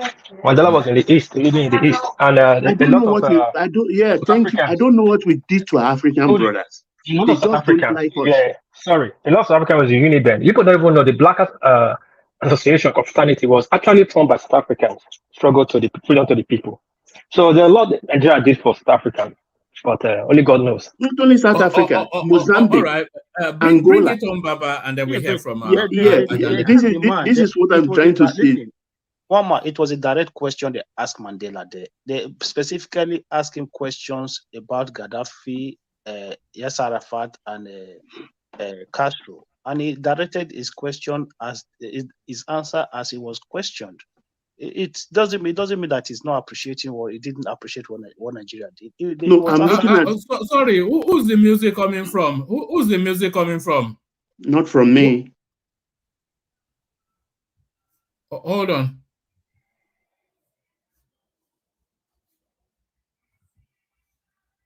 The right of that. Wow. Can you hear music? No, I can't hear no music. One man.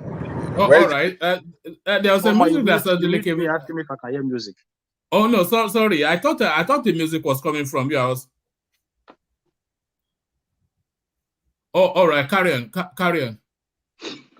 Well, I can't really. He was asked a direct question, and he answered it. He gave a direct answer. It was not just only those countries. There were other countries that supported South Africa as well. Even I think Cyril Ramaphosa, he has acknowledged it as well. The effort of Nigeria during the struggle. So it's not something that we have to be. No, he left it too late. It's of recent when I think we were complaining. I think he got to them because we were complaining, particularly when he started pursuing our people out of South Africa. I think that was the period he acknowledged it because they didn't even teach. At the time.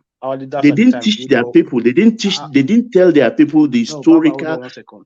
Yeah. Our leaders at the time did what was right by South Africa. They were not doing it to be acknowledged or to be given credit. They did what was right morally. So doing what we didn't do it just because we want to be given credit on the future date. We understood that the younger generation, a lot of them did not understand the sacrifices that Nigerians made during that time. So you can question their actions sometimes, but we didn't do it because my friend, gratitude is a virtue, my friend. Gratitude is a virtue. That is my point. I'm not saying they should grovel, but acknowledge us. Tell your people what we did. There are younger generations who are sorry, Baba. Akim, Baba's wider point is that if there was a greater understanding, and by the way, there was a hostel not far from my house in Oregon where they used to host female South African students, all paid for by the Nigerian state. So what Baba is saying is that if there was a greater understanding of what Nigeria did for that country, and Nigeria was quite important in that fight to liberate them, if they had that understanding, we would not have to put up with this level of ignominy that we're getting from that country and its people. Exactly. This is my problem. An Angola man will look at a Nigerian and rubbish that Nigerian. Come on, remember where we're coming from. No matter what our shortcomings are today, we did a lot for these people. We are suffering today even because of them, because the world noticed that this country, because our country was awash with oil money. We had money. You see, Baba, if Angola man is rubbishing Nigeria, that is because a lot of Nigeria have rubbished their country in presence of these people. Look, I've never in my 20 years out of Nigeria, one day no fight for my own nation. You cannot say anything wrong about It's American, it's Americans not rubbishing everywhere in Germany and everywhere in in the whole world. Why are they still giving them respect?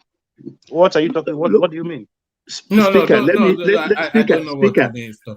me even shock you. Do you know Siad Barre of Somalia died in Nigeria? Siad Barre died in Nigeria. We rehabilitated him after he was ousted and driven out. We are even going to go into Somalia and help him. He was staying on Awolowo Road, Ikoyi. If he had been alive and we had gone to Somalia and liberated, maybe the same thing would have been suffering today. I'm not saying they should grovel, but I want our efforts acknowledged. To say, yes, Nigeria did it. Sierra Leone was doing it for some time, but I don't know, like Bishop was saying, I think Liberia and Sierra Leone, they've changed also. They're not going to spend their whole life worshiping Nigerians. Now, what do you think? All right. Let's bring Ajanle Koko in. Wrap it up, Baba. Let's bring Ajanle Koko in and then maybe move on to a different topic. There's another clip I want to play. There's another clip. Yeah. Bottom line for me, one man. I was listening to Professor Bolaji Akinyemi 3 days ago, and he talked about a fable which I've had since I was a kid. I've even forgotten. It's about tortoise. In the morning, the father-in-law of tortoise caught him in the farm stealing yam, and he held the tortoise, the son-in-law, which is tortoise, and tied him to a tree, tortured him. And that morning, everybody going to the farm we look at him and call him thief, odious things. They threw eggs at him and stuff like that. In the evening, when they were returning back from the farm, they saw tortoise still tied to the tree. And what you were saying, you are still here.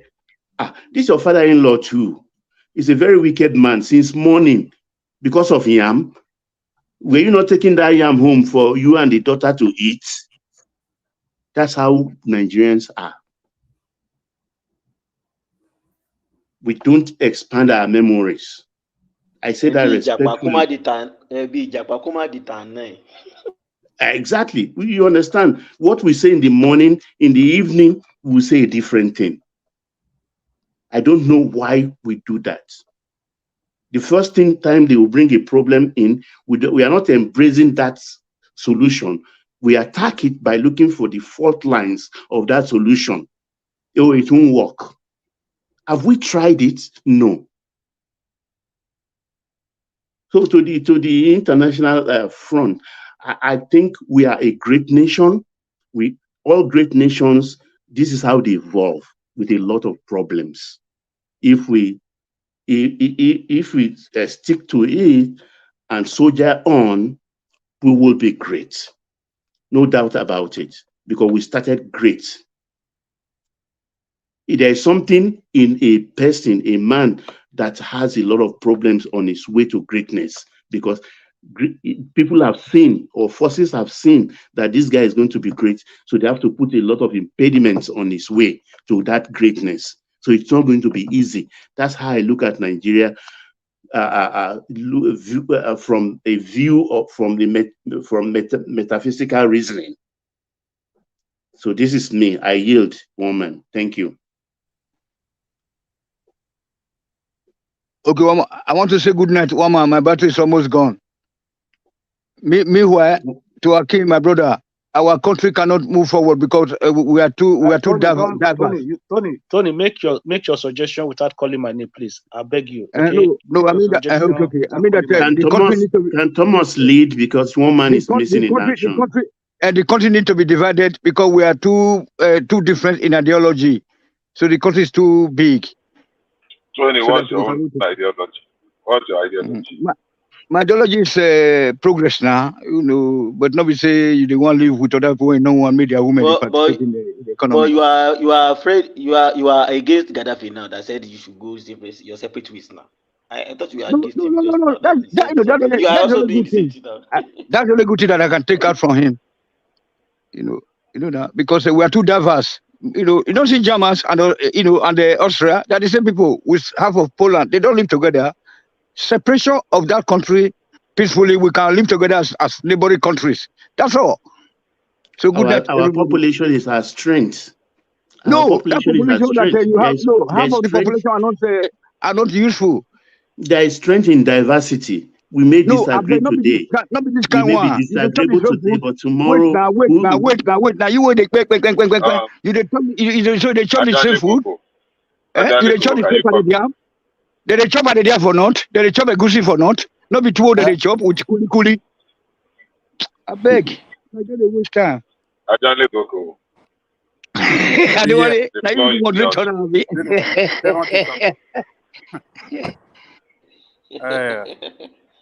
Well, I love tonight.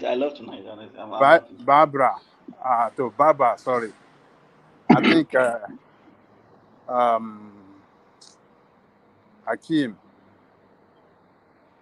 Hakeem said it right, that the question posted to Baba Mandela was not, the question posted to Baba Mandela was not, was directed on Gaddafi. Yes, diplomatic question, because of the issues they are having with the Western countries. Can you let Ajanico speak, please? No, I understand. I know where it's going because the question was not about. Tony, thank you, please. Thank you. So it was a question. It was a question that was focused on Gaddafi and PLO leader Yasser Arafat, and he answered the question clearly. And that does not mean that because he did not mention Nigeria, they didn't ask any question concerning Nigeria. So for him not say anything on Nigeria does not mean that they don't have great respect for Nigeria or they don't honor Nigeria. So I don't know why you try to paint a very wrong picture of this great and illustrious African Papa Mandela. So we have no question is related to Nigeria at all. So, and one thing that we have to recognize here is that, one thing that we have to acknowledge is that even though that those journalists were trying to put him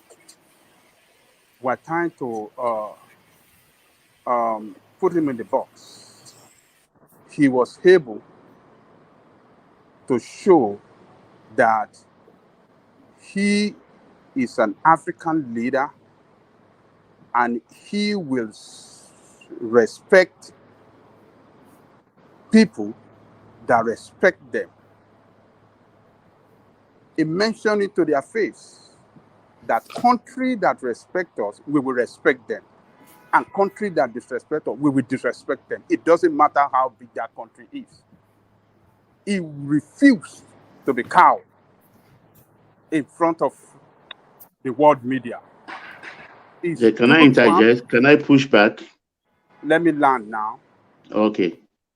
So he was able to demonstrate that, look, as an African leader, whatever you believe in, you must stand by it, and you should not be afraid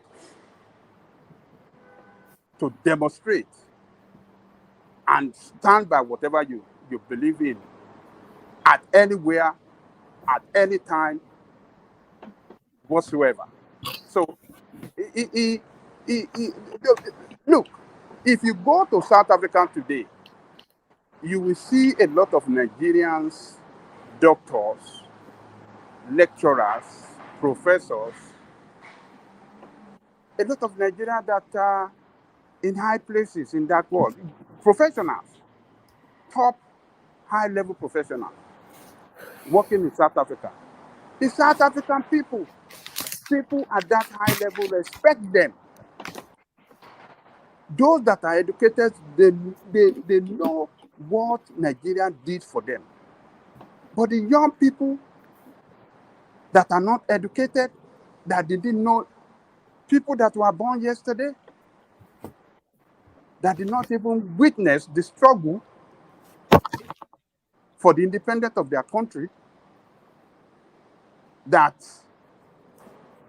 for one reason or the other, vested their anger and disappointment of their country at the foreigner that been taking their opportunity and stuff like that. You can't use that against Mandela. So, Baba, you are wrong. What you are trying to picture right there, it was totally wrong, and you shouldn't be doing that. Baba Mandela have never at any time disrespected Nigeria. And Oliver Tambo always give that high regard to Obasanjo all the time. Even he called Obasanjo Papa. All of them in South African country. Shall I come in? Have you finished? Let me land. Is it the SWAPO leader, or what do you call them? That country? Noyoma. All of them give respect to Obasanjo, because Nigeria, that you mentioned earlier, gave them education, supported them in every way for them to succeed, to be leader of their country, leaders of their country. So Nigeria did a lot for them, the same way as Nigeria did, so Gaddafi did on his own side. So we have to, we don't have to, cause confusion by saying, oh, they disrespect, they don't respect. It is the leader of Nigeria today that never at any time show leadership in any respect for that country. They disappointed Nigeria. It is not Nigeria that disappointed, but the current leadership that you have that never stand up. Somebody should check their phone. All right. Or somebody should mute themselves. I always say that if only the speaker should be unmuted. I want to push back. Actually, sorry. I have the right to push. Hold on.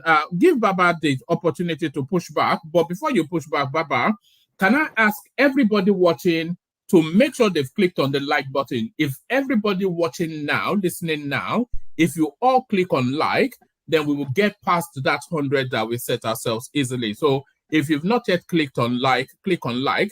So Ajale Koko, let Baba interject, and then let me land. So let me land. So is the leadership in your country today that failed to show leadership in Africa to other countries and other black nations around the world that are looking for Nigerian leadership, that you should blame? It is not Mandela, not any South African people, but the country, the current leadership that failed to lead, to show leadership for black people around the world. So let me leave it there. All right, Baba, come back, and then Ajale Koko round this off. Yes, like Bishop said a short while ago, that Gaddafi meant one thing to somebody and another thing to another person. So also Mandela. In the clip you talked about, if I remember very well, in the same breath he was acknowledging Gaddafi, was the same breath he brought in Yasser Arafat. And I think he talked about Cuba.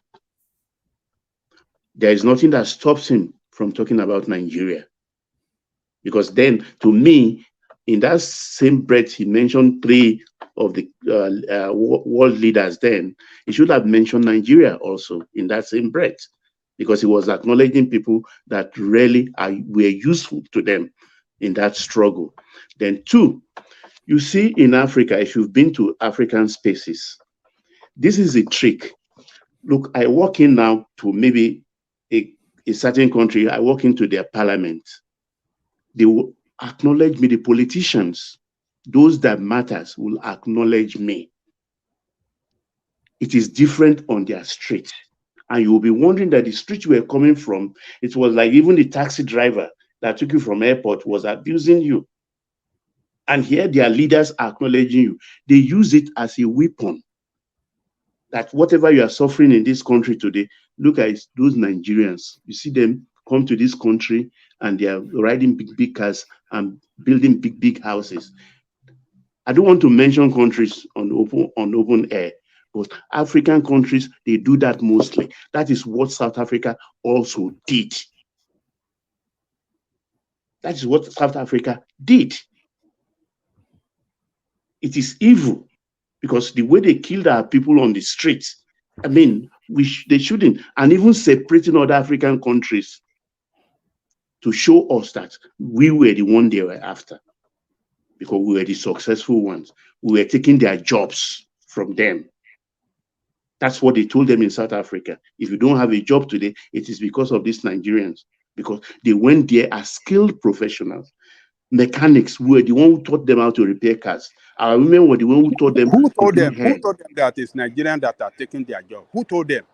Who are the their leadership? Their leadership told them. You are not. That's not true. That is true. Ask anybody on this panel. Hold on. Ask That's people. true. That is true. That is not true. No, it's right. Hold on, Ajale Koko. Kumi lives in South Africa, so Kumi. Let me tell you, whenever they are coming up with something like that, the government supports, but they don't come openly. Exactly. That's what I'm trying to explain. Oh, okay. So what's the justification? I can second that. I can also second that too. So what's the justification now? What is the justification? Yes. What is the evidence? You said, no, they don't come out openly. There's envy against us. Let me give you an example. I'm doing business. I have like 2 shops in Fuinaki in South Africa. Police disturb every time. They disturb every time. As long you are Nigerians owning a shop, they harass me many times. They look for counterfeits. Sometimes they will come with 5 buses to come and charge. Maybe I'm selling drug. You understand me? Nothing like that. At the end of the day, if you ask them, they will say, and some people, official government say they should come and charge. You know, they do 100%. The government, they are aware. They do all those things. Even the government initiated. See, let me tell you, any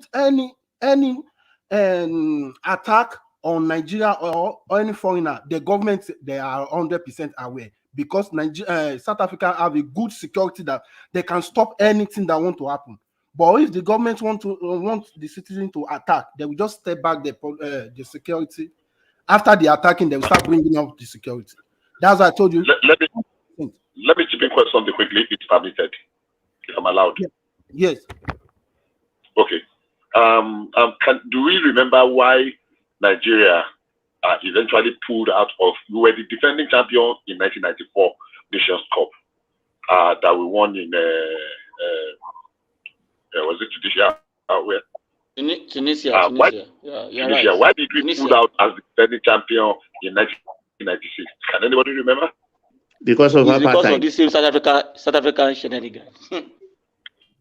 Now, I mean, unfortunately, the unfortunate incidents, if my memory serves me right, when the execution of the 9 Ogoni leaders created some diplomatic row, and it turned out that South Africans, I don't know how they mismanaged that space, that the lives of our footballers were not safe if they had gone to South Africa.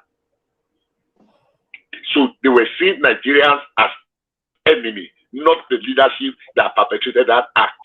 And it became a diplomatic row that made us as defending champions full house. Because even our footballers, I remember then, I think it was Peter Rufai, no, not Rufai. What's the name of our goalkeeper there? It's Rufai now.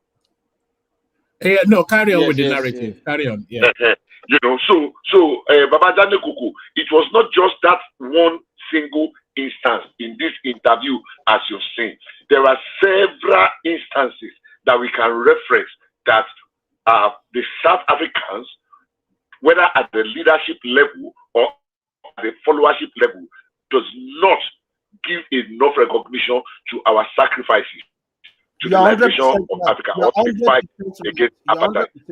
But I saw on video Malema condemning their people and calling them as stupid for attacking Nigeria. Mandela condemned Malema condemned all atrocity of South Africa that attacking other Africa. It's not only about Nigeria. Yeah. So that tells me that at least for one of their leaders to come out openly and call them stupid and dumb for attacking their fellow African leader. I mean, do you believe that? No, particularly Nigerian that help them so much. Do you believe that South African citizens, they don't like him? Do you know that most of the supporter is from Zimbabwe? What's the other one after Zimbabwe? Mozambique. That's the main. That's where Malema have a lot of supporter. South African citizens don't like him because of all those things he's defending other Africa. They see him as the enemy. That's the truth. I'm telling you. That's why they never win. And that's why the country is going down. They are destroying themselves little by little. Insecurity in South Africa is more than Nigeria. It's more than Nigeria. They kidnap, they hijack truck. All those white truck now, they hijack. All those India, Pakistan now, they are kidnapping them now. As I'm telling you, Google, one man can check it. Last year, kidnapper in South Africa. Well, any country that don't honor a leader like Malema and the Showores, you see they be having problem. As you mentioned that it's ravaging South Africa, and as we are seeing in Nigeria as well. So people that says the truth, that stand with their fellow Africans, yes, we don't honor them in our land. As you don't honor Showore in your land in Nigeria, so Malema is not honored in South Africa. And such society will continue to go down. Let me leave it there. All right, let Adale Koko leave it there, and let's leave that topic to move back to another one. So let's leave that topic to move to another one. And let's bring Akim in with the new topic. So Akim, are you ready? Yes, I'm here, woman. All right, brilliant. So Akim, now this headline, President Tinubu scraps Niger Delta Ministry, overall duplication with Niger Delta Development Commission. So yes, is to that space of the over-bloatedness of the Nigerian system, where every parastatal and agency is duplicated twice or more. So what are you making of that headline, and is it one that you agree with and you feel is long overdue? I think it's, to be honest, I don't know if it's to say it's overdue or if I agree with it. It depends on the direction the government wants to take. For me personally, since the NDDC is there, even to be honest with you, I don't think there should be the NDCC should even exist at all. I've always argued that those resources that are going towards the NDDC should be given to the state directly, those Niger Delta state directly, because that is just a different way of creating another form of bureaucracy that waste money. If you go to this Niger Delta state one man, you will see abandoned, or to even say abandoned project is an understatement. Just a signpost of a project with no project existence in that area at all. So it's a complete fraudulent system that was created. Since NDDC has been created, if you was to kind of look at the fund that had gone into NDDC, compare it with the project on ground, I don't think you will find 5% of that money being spent on ground. It's a completely waste of resources. So for me, altogether, both NDDC and the ministry, both of them had to go anyway. So it's just take the money and hand it to the state. Those Niger Delta state, give the money to them directly. Let them go and do what they should be doing with it. You understand? That is my own position on that area. To the idea that there's a ministry and there's a commission, I think is even look, what did that do?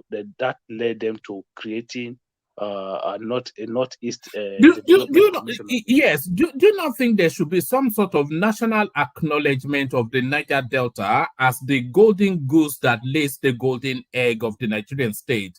Remove Niger Delta from Nigeria, and we'll be Niger Republic. Will be no different. No, they create a special fund through the state, not creating a bureaucracy. If you go there, it's just who is going to be the chairman, who is going to be this, who is going to be that, the share position. They know that after they share those positions, the resources coming into the commission, they are going to squander it. They're just going to share it among themselves, spend little, build some substandard projects, substandard facilities here and there.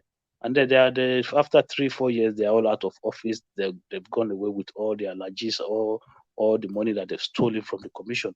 For me, take the money, whatever portion, whatever resources that were supposed to go into that commission, you can budget it separately in the budget. When you are drawing up a budget, draw a separate budget and say this is a fund that will go to the Niger Delta states, and then by percentage or percentage due to their contribution in terms of the oil revenue, then you send it to those states every year to say, look, this is your yearly budget allocation. I know that they have this 13% derivation or whatever, but what I'm trying to say is that instead of us to have that commission, scrap the commission and just send the money direct to the state. So it's an additional fund going into those states as well. So it enables those state governors to be held accountable by their people to say, okay, we have extra fund for the Niger Delta Development Project from the federal government. What have you done with the money? So, but when you create that commission, who are they answerable to? They're only answerable to the federal government. For me, that doesn't work. All right. Akim, should I take you to this headline? Federal government approves 5 billion naira subsidy palliative, 5 trucks of rice for each state. So this is the 185 billion naira palliative that Tinubu is throwing at the oil subsidy space. So should I take you to that space and invite your commentary on that? Or should I take you to to a clip that is generating a lot of controversy in France at the relationship of the French with Black people? So where would you like to go? Are the French? Yeah, I'll go on this 5 billion palliative first. I'll still touch that one if you can show the clips, no problem. Oh, for me that 5 billion to the state is a welcome development. It's just up to it just depends on what the governors are going to do with the money. But the idea of sending them trailers of bag of rice, that for me that is nonsense. They shouldn't do that. Forget about it. I think it's high time we need to cut some things out of our behavior. You know, you know fully well that they're going to steal those rice. They're going to steal. A lot of them are going to end up in their political friends' houses. For me, that there was no call, there was no need for that. I think the problem we are having is that a lot of the policies that the Tinubu government, especially the fuel subsidy, it was too reliable on the on that Dangote refinery coming upstream. And I think the biggest fraud right now is that refinery. And I don't know why people, the media space, are not questioning what is going on. You understand? Because a lot of things that we were told have not come to fruition. And if you remember, NNPC said they were supplying Dangote crude oil from July 1st. So what are they doing with the crude? Because we were told that they started pumping crude to the refineries from July 1st. So the refinery is not producing crude, but they are pumping crude to that refinery. So what is going on? Who is answering questions? Who is asking questions? So I think a lot of things that is going on in that space need to be questioned, because for these policies to work, regardless of how much palliative you give, don't forget, it's going to take up to anything between a year and 2 for this system to be able to bed in properly. So within that period, Aki, my brother, I beg, let me chime in a little bit. Thank you. Sorry. That Dangote refinery, full of us have been shouting about like the biggest scam, and is NNPC changing name from NNPC PL to Dangote refinery. Refinery is not even yet working. They can't even receive crude. They say they're already pumping crude to them, and yet Dangote have license to import fuel to cover for a shortage. How can you give Dangote license to import fuel for a refinery that's not producing fuel yet? How will he know his shortage? That is one. Then that policy you talk about is a big fraud. When did they order the rice? Where did they order the rice from? You give governor 5 billion. Election, I think about 2 states is coming up with a by-election. If you get the quality of rice, they'll just keep it for the election and shut down during election. How is it going to get to the people? that one, no, that rice one is very quickly. Can I have 1 second, please? Hello. Yeah, go ahead. Go on, Bishop. The information about supplying crude to Dangote is not correct. Yes, they were given 300,000 barrels to run the line, just one off. Not like they have been supplying them 300,000 barrels every day. Once, and when they wanted to run the line, so go and check. So that information that they have been giving them crude is not very correct. Number 2, Victor, we have some. You need 300,000 barrels to run a line. Do you know how much it is for 300,000 barrels of crude oil? See, hold on. He has a storage. Are they giving them 300,000 every day?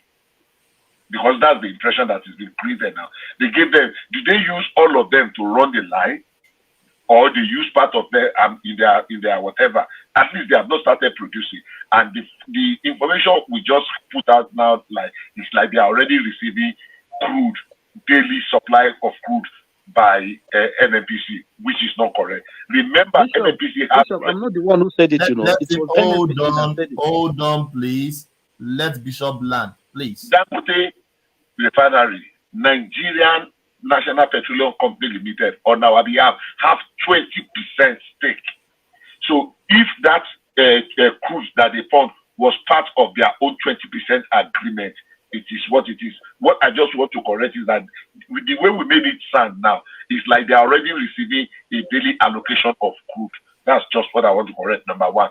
Number 2, sorry, on what authority are you correcting it? Do you know to the contrary? How do you know they are not sending it already?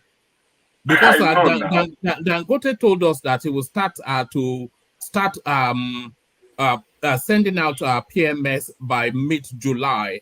So he made that promise. So if he made that promise, then that is to say that the system is already in place for them to be supplying in crude. So how do you know that they are not? Common sense. What do you mean common? So you don't know for fact?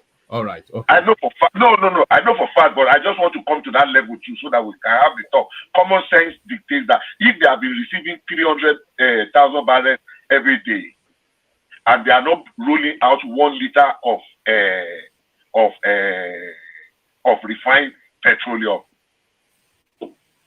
can we add? Does it add up?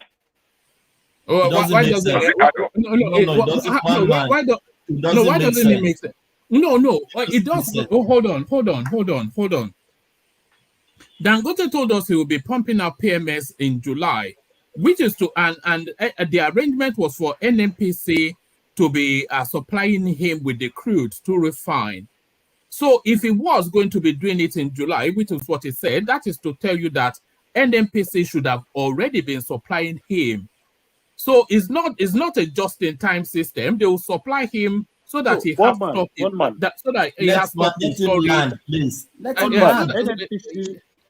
NNPC should not. NNPC said it's not like NNPC should have. No, NNPC used their own mouth to say they've started supplying him crude from July 1.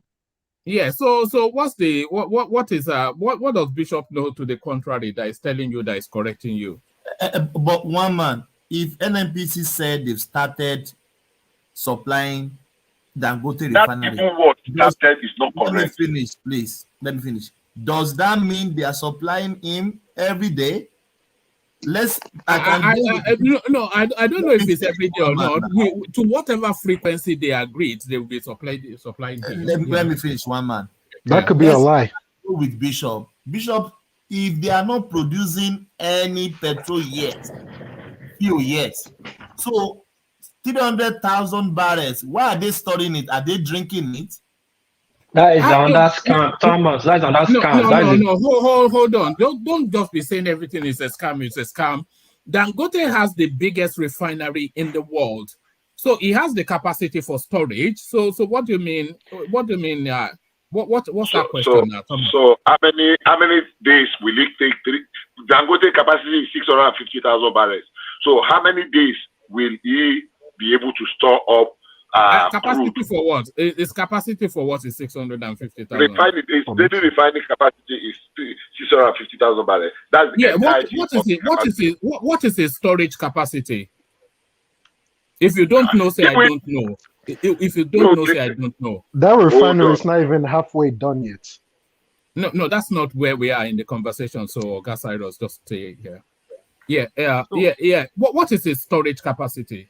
If you don't know, say I don't know. Listen. Storage capacity for what? For crude or for refined product? For crude. Its storage capacity for crude cannot be more than twice. It cannot even be up to twice. If you don't know, just do you know the storage? If you don't know now, forget logic now. I'm asking if you know. Do you know? If you don't know, you can say I don't know now. You're allowed not to know something. If you don't know, just say I don't know. It's not casting. It's not casting anything. I don't know how to what is Dangote's refinery's capacity for storage of crude? If you don't know, say I don't know. Can you just give me a minute to answer you? Their storage for crude, like Port Harcourt refinery storage for crude does not exceed their 1 day program. All right. Thank you. If you don't know, I don't know now. I don't know. Please, I want to know. I don't know. I want to know. Please. No. That's the point I'm making. You're allowed not to know something. Bishop. It's not. No, you are making it complex. I'm answering you. Nobody stores crude. Look. Can you hold on? Of course, people store crude. No. All right. Let's just move. So, like, how many days crude will they store? Bishop, this opportunity to learn now, please. One man, what is the storage capacity? I want to know, please. All right. I'll answer, but you have to give me the space to answer.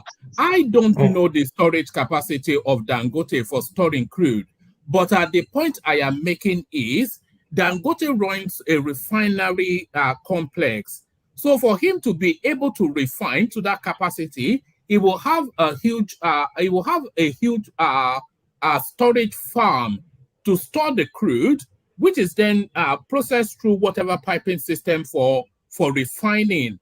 So it will have a vast storage capacity. That just has to be the logic. You have to. It's called stock, isn't it? You have to have stock, and it will have a huge, vast storage capacity. So if NNPC are already supplying him with crude, then he will have those crude in storage. So that's the point.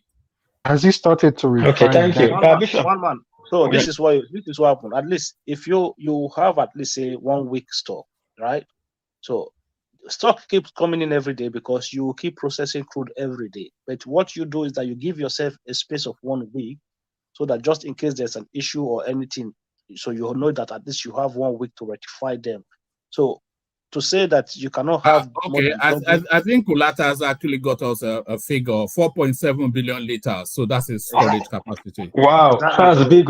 From 300,000 to 4 point something. That means they're supplying almost every 1 week or every two days. No, that's storage capacity. Liters, not barrels. Oh, liters. Oh, okay, liters. Sorry. Oh wow, it still is big. It got a big size. Yeah, but that's still the region of that 1 week supply. Bring the can I interject a bit because my battery got up against a little bit. Charge Please, your sir. battery. You are not get that Hold on. holiday. Let me talk to Ogana, I beg. Ogawaman, please, sir, just for 30 seconds. Carry on, but as always, just stay with the conversation. Don't take us to adjusting or anything like that. No. Okay, sir.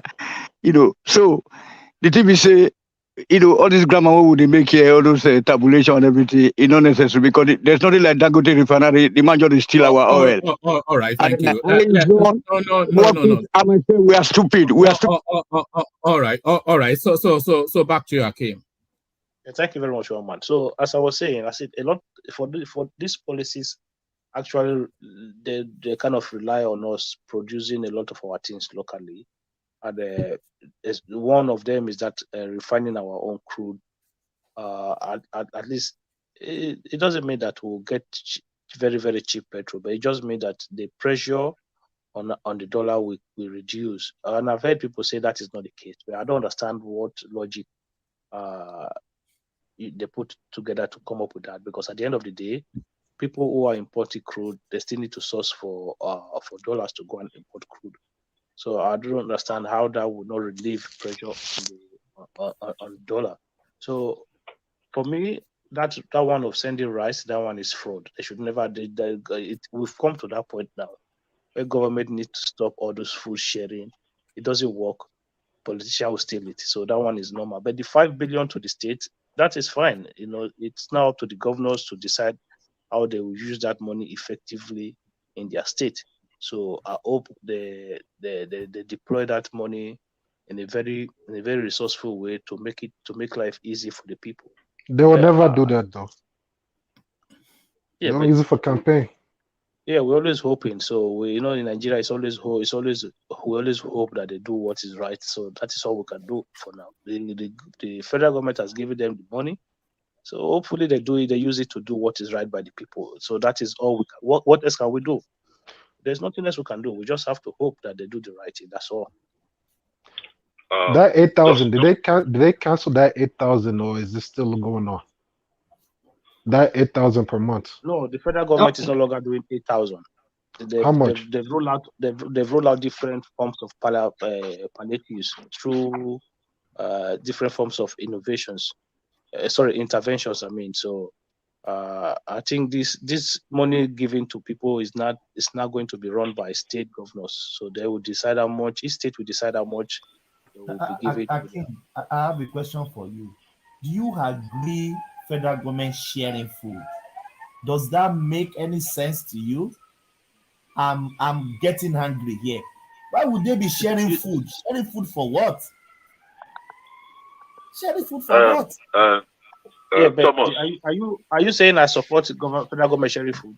No, rather I'm just saying, do you think it makes sense? Sharing no, but rice. I just said it just now that it doesn't make sense for them to be sharing food. No. That is demeaning. Very demeaning. Thomas, no, I don't agree with you. Everywhere in the world, in time of crisis, whether it is food crisis or what have you, there are people that need it. I don't know what name they call it. There are people that need it. That you don't need it does not mean there are people that will not be happy to go and struggle for that rice. It's not that people don't need it. You're getting it wrong. It's not that people don't need it. Hold on. It's not that people don't need it. It's that it will not get to the people. That is what we're trying to explain to you. Baba, I don't want to murder his name, said something earlier on. Every time we provide solution, we just condemn it, even without trying it. If there are small people with small integrity that will want things to work, let's assume that he did not succeed 100% at the first time. If he succeeds 50%, next time they will look at why did 50% fail. Let's increase it to 60%. Or say, we say don't give them. So what happens? Bishop, sorry, let me chime in. He ended up in warehouses. Yeah, thank you. Akim, they did it in COVID. It ended up in people's pocket. They did it recently. It ended up in people's pocket. So why must you be trying? Wait, Bishop. Why must you be doing try and error on human expenses in the dying situation? If they share this right, you and I know it's not going to get to anybody. Even the fertilizer they were sharing to farmers, the governors were giving it away as allocation to their own friends and well-wishers. We all know these things. Just saying, we know these things. Kiyam that is becoming administration minister. His slot he had in that what's it called? That money this thing was 5,000 naira. How many people got it? They are doing backdoor. Those they go to account, pass to the backdoor, then go get back to them. What are we talking about? Under which government? This is a new government. No, not this one. No. I'm just saying the past from Buhari. This project he had just handled. He was under general minister. The slot he had in it. What happened? We barely said what happened. We think us do trying and error. Said let's give them 6 months. Who expenses? Who expenses? That's the question. They say okay, let's go back again on that 6 months. They are giving 5 billion. Okay, so why not just take the rice money and add it to the 5 billion as well and give it to the governors? What was the point? They did not buy rice. No, they did not buy rice. Why did they not buy rice? Why did they buy the rice? When? We showed that the government will get the rice. They will distribute it the truck. What was the point of buying rice? Why not just add the money to buying rice? Oh no, we did not buy the rice. We have grain reserve. We have strategic grain reserve at every point in time. They are not buying the rice. So what you are saying in essence is that people will steal it, so don't do it. Now, the people that will steal it are Nigerians that will eat it. A woman said something earlier on that is Ajale Koko against the fact that they are going to put 185 billion in the food market in Nigeria. At one point or the other, people will benefit from it. I don't see it as totally a fail, even though I know some of these things will run into challenges, which are human. It is you and I, people like us, our brothers, our sisters, our friends, our cousins, our relatives, our name it, that are not making it work. But the little percentage that is going to work there, I believe, even if it's only 50% that is going to succeed, the only thing is that let us demand more accountability. Let us demand more involvement. Let us demand more inclusiveness. But to just cancel it and condemn it wholesale, like it's not going to work. At what point is something ever going to work in Nigeria? I agree with you, Bishop. I agree with you. Quick question. What is already had trials? We've had 2 trials before, so it didn't work. So why do the same thing? Let me even ask Bishop. What did we try before that didn't work? Let's make mistakes to success. We try to share food. Falter. We will get it right. Bishop, what is the template? Hold on, everybody. If you are not speaking, then stay muted because there's interference with the streaming. Otherwise, Thomas, continue. Yeah, Bishop, which template will you reckon for this thing to be shared truly that will get to the grassroots, the people that need it? And let me preempt the answer. That template is not going to work. The state is still going to siphon it. If you remember what happened in COVID time. No, let me answer you straight. So, for example, if they give, let's say, 500,000 bags to your state, and we say, okay, every local government come to the secretariat, come and collect for your local government, and Ibadan Northwest go and collect, and they give Ibadan Northwest 10,000 bags, and they bring it. I know in Ibadan Northwest there are 11 wards, and they say, okay, let every ward leader come and collect. Oh, will people manipulate and do some agomago? Of course. But if it is open and they give everybody in their local government, and local government they say, okay, everybody, every ward, Oh yeah, bring your, and they give to every ward.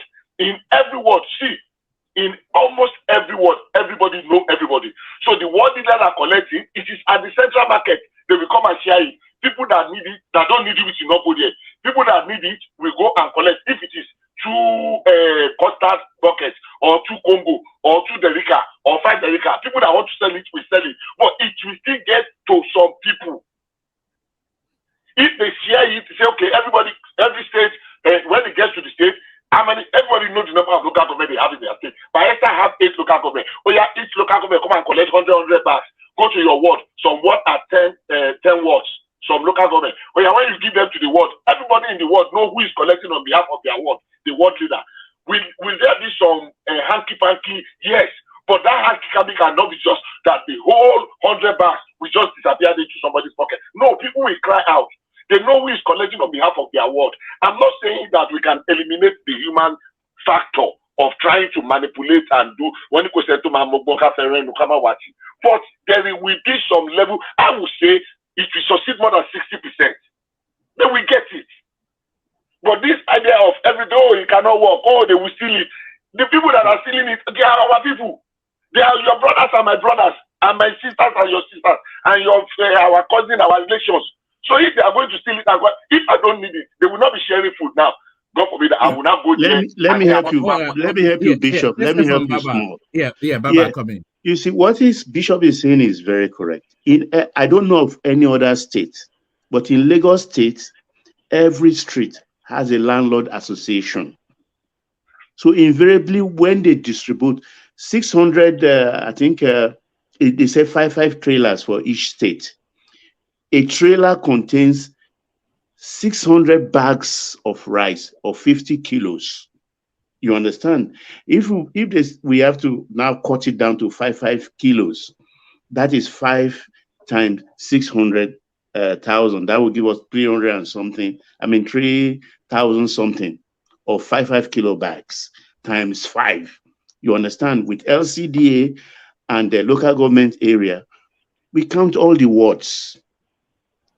You understand? Federal government has downloaded to the state. State governor downloads to the, we now know. Then state government should now tell us, okay, everybody go to your ward or go to your local government. Local government and say, everybody in this local government, please go to your ward. So every landlord association will now say, okay, we receive in this ward maybe 50 bags. Let them know how to distribute it. You see, when we start telling, like Yoruba has a saying that this firewood is not good, you remove it from the fire. That firewood is not good, you remove it.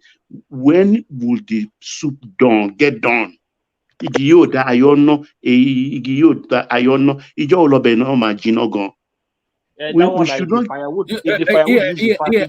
should not give these people excuse. We condemn 8,000. That 8,000, and we don't know where that money has gone. We should not give them opportunity to bury us. Because if we give them this opportunity, they will still chop the money and nothing will happen. So whatever they bring, let's take it. My mother tells me this story when I was growing up, you understand? He said, look, if somebody even owe you 1 million and he gives you 1,000, don't reject it. Take it. Your money is remaining 999,000. Go for it. But don't reject that 1,000 because that is minus of the 1 million. So this is in the same vein. When they bring it, we take it. We go for more. We ask them for more. That's the only way we can survive in that country. If we continue to reject everything and waiting for them to do the right thing as per our own view, then we will wait. We have forever to wait. Thank you.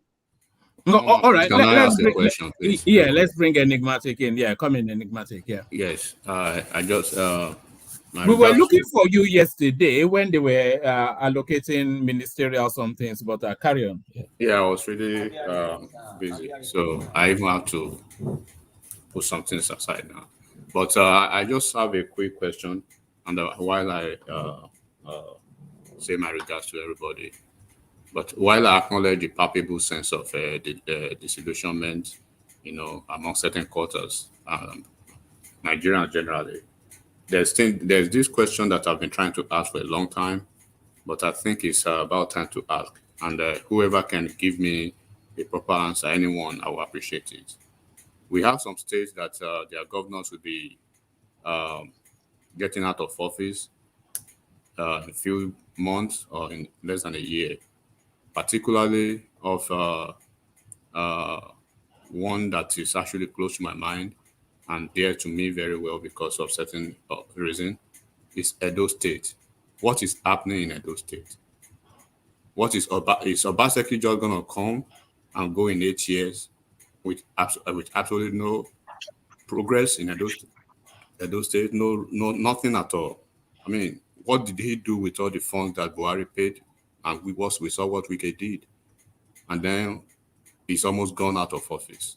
No significant progress since Oshomole left. It's more like he's probably a dead wood in office and nobody's speaking. What is happening in those states? So do you want an answer? World Peace, over to you.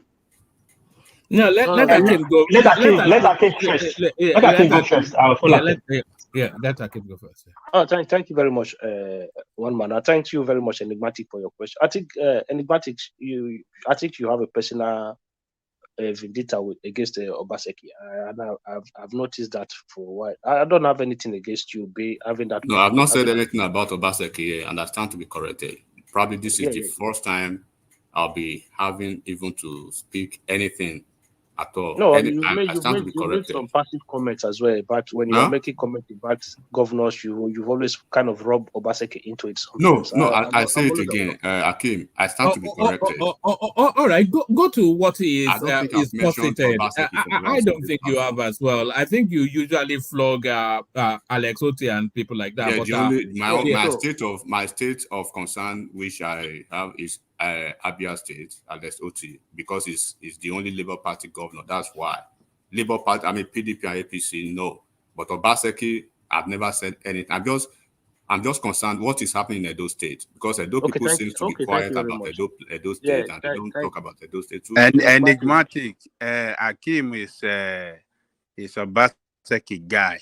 So for you to even ask that question, it sounds annoying to him. So don't worry, Enigmatic. Let us hear from him. He's Obaseki. He will defend him to high heaven. Yes, and I always do that everywhere. So don't worry about that. So first of all, to start with, right? So among the South governors, the only state that, not even South, in the whole of the country, the only state that goes above the federal government minimum wage of 30,000 is Edo State, which is 40,000 to this the state minimum wage in Edo State is 40,000 naira, not 30,000 like any other state pay. You never start paying. You never pay. You never start paying. Who says who? Who says who? Do you know since when they start paying it? Who says that? He has been paying since a year plus. Do you know since when they start paying it? What is that saying? You just have to talk. He has been paying since a year plus. A year plus. You like attacking people. See, I will give you. Of course, because you just make statement. You just make blacker statement. You're talking to people in the Edo State. You just talk like Bush guy. What's wrong with you now? Guy, if I can't tell you, I will beat you. Not be saying joke. Not be saying Bush. Hold on. Sorry. Let me tell you. If I catch you money, I'll beat you. Not be saying joke. No, War Peace, settle down. You see. No, you think. No, hold on, War Peace. Just allow me one. You know when I'm saying go to the topic, not to the personality. It's to avoid spaces like that. But Kumi, that applies to you as well. Let's War Peace. War Peace is one of the bricks that holds this space together. Yeah, I can live for him now. I can live for him. No, Kumi, I'll can't tell you, I promise I'll beat you. There's no problem. I'll be watching you on Facebook. No. You don't have to live for anybody. You don't need Facebook. I'll give my address. Give me your address. No, God. Can you kilo day now? Kilo day. You are full for saying that. No. Okay. So I've put them both at the back for a moment. Leave them at the back for a moment. And let me just say this: I don't even know how we got there. It was going so smoothly. But when I'm saying that, leave the personalities, and I think I've had this sort of conversation with Bishop as well. When I'm saying leave the personalities of people and speak to their topic, is because when you bring the personalities of people in, they feel affronted and then they feel the price, and then it just spirals to where we are now with War Peace and Kumi. So please, guys, just leave the personalities and speak to the topic. But I came back to you. Yeah, thank you very much, Norman. So, as I was saying, that of the minimum wage, that one is out of the way. So, Edo State paid the highest minimum wage across the whole of Southern Nigeria, South Nigeria. So, that one is one. Then, two, go and look at the restructuring that the man has carried out within the civil service system. Governors from other states are sending their people down in Edo State now to come and learn, just the way Edo States learn from Lagos during the Oshomole time. The reform that have taken place in the civil service today in Edo State is non-measure to any other state in the South. That's two. Then you talk about power, right? When they were talking about states that have laws, state laws to do with power, they mentioned only 3 states in Nigeria. And Edo State was among those 3 states. Not just that we have the law, there is an independent power plant in Edo State to the Oshomo Power that is generating 95 megawatt of electricity within Benin City metropolis. One man, if you have money, you go to them, they will come and connect 24 hours electricity in your premises. That is how it functions in Benin today. Then you go to, since Obaseki become governor, right? We now have 2 modular refineries that are currently producing crude, they are currently refining crude oil in Edo State as we speak right now, right? Obaseki hasn't done anything. So go and look at the level of investment that are coming. Did Obaseki build those modular refineries, or it was one of them was partly funded by the state. One of the refinery was partly funded by the state, but according to what Obaseki said, that the refinery they were going to pay back to the state. So it was more like a counterpart funding to kind of guarantee those investors that yes, the state is ready to do business with them. That is one of them. The other one I think is this Kola Abiola, Kola Abiola people that established that one. I'm not sure, but there are 2 refineries now that are functional in Edo State. On top of that, on top of the power project that we also talk about, we're not even talking about places like you talk about the College of Agriculture, the one in Igoriaki that Obaseki constructed. Go and look at that College of Agriculture. It will pass for any level of university, but it's a College of Agriculture that was like a rat den when the man became governor. Look, I understand the man doesn't come out and shout, okay, but nobody, one man, have you ever heard anybody, right, accuse this man of corruption or stealing money? Have you ever heard it even from those people that are against him? They will never accuse him of being corrupt.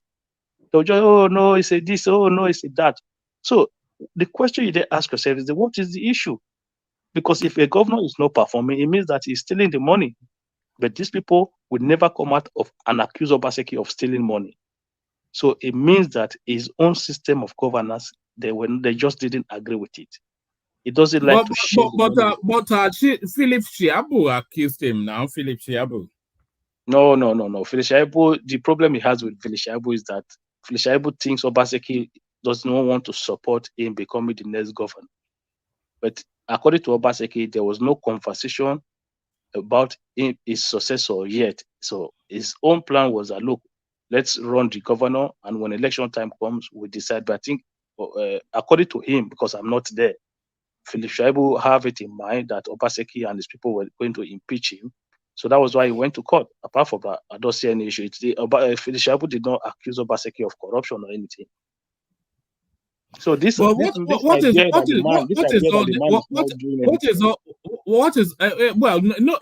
doesn't have a reputation of being an achieving governor anyway. It doesn't have a reputation because it doesn't bring TV stations to the project to project. Look, if it was Wike, do you think Wike will not call a rise to that power plant to go and you can't compare Wike to Obaseki. Wike is a known achiever.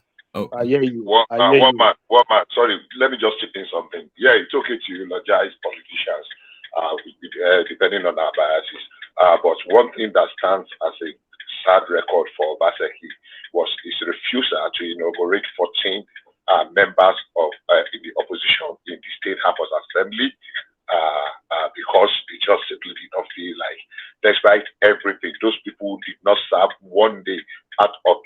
years term, and that's sad. And it cannot be an example of a democrat, no matter what. Now, Bishop, please. One second, please. 1 second.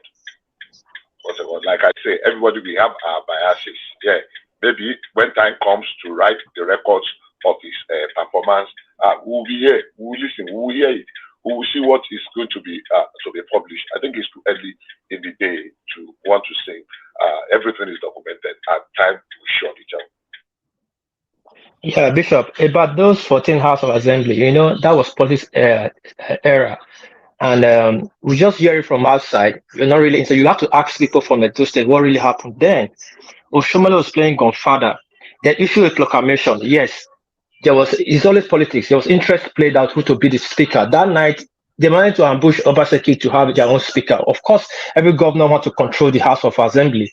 But that night, Obaseki was smart enough to ambush the APC fraction to produce a speaker that night. And they said they didn't like the speaker. Just to see how dumb they are. There were 14 members. Hold on. Let me land. No, I'm not interested in who is the speaker. I am saying those people for 4 years. I'm building a case to get there. If you issue a proclamation, you can only issue one proclamation in any assembly. Then they got a speaker. The remaining 14, I said, because they did not come for their own side, they did not go and take an oath of office. Rather, they went to Abuja and sit to Oshomole. That Oshomole was the national APC national chairman, ordering Obaseki to issue a different proclamation. Where does that happen? Why did he go and take off the? Why did he go and remove the roof of the national? Listen. Okay, I'll get there. Okay, I'll get there. Hold on. I'll get there. Hold on, Jacob. Listen. Wait now, Jacob, please hold on. They went to sit in Abuja for more than 8 months or 6 months about. And in the Nigeria Constitution, if you don't take it out of office after 3 months, you are swear forget that position. Now, when they realized their mistake, that they were majority, even though Obaseki have a speaker today, you are in the majority. Tomorrow you can swear on that different speaker. When they realize their mistake, then they start coming back. After 6 months, they want to go into the house. Now you want to come and swear in. Of course, you cannot swear yourself in. You are not above the law. They already issue one proclamation. They can't issue second one. And if the Obaseki swear them in that heat of election, they will support his government. Who will do that? Yes, one piece. Yes. Please, I beg you, hold on. There is no justification under the sun that people were elected for a 4-year term and they did not serve one day. If they made a mistake and they come back, inaugurating them is not supposed to be at your pleasure, at your beck and call, as if you as a good way. No, it's a statutory role that the Constitution has given you. Yes. So you ran a state assembly for 4 years with only 10 out of 20. Can I respond? No, there's no need. If you are going to still defend the fact that he ran... No. You will not... Sorry. Let me land, please. Let me land.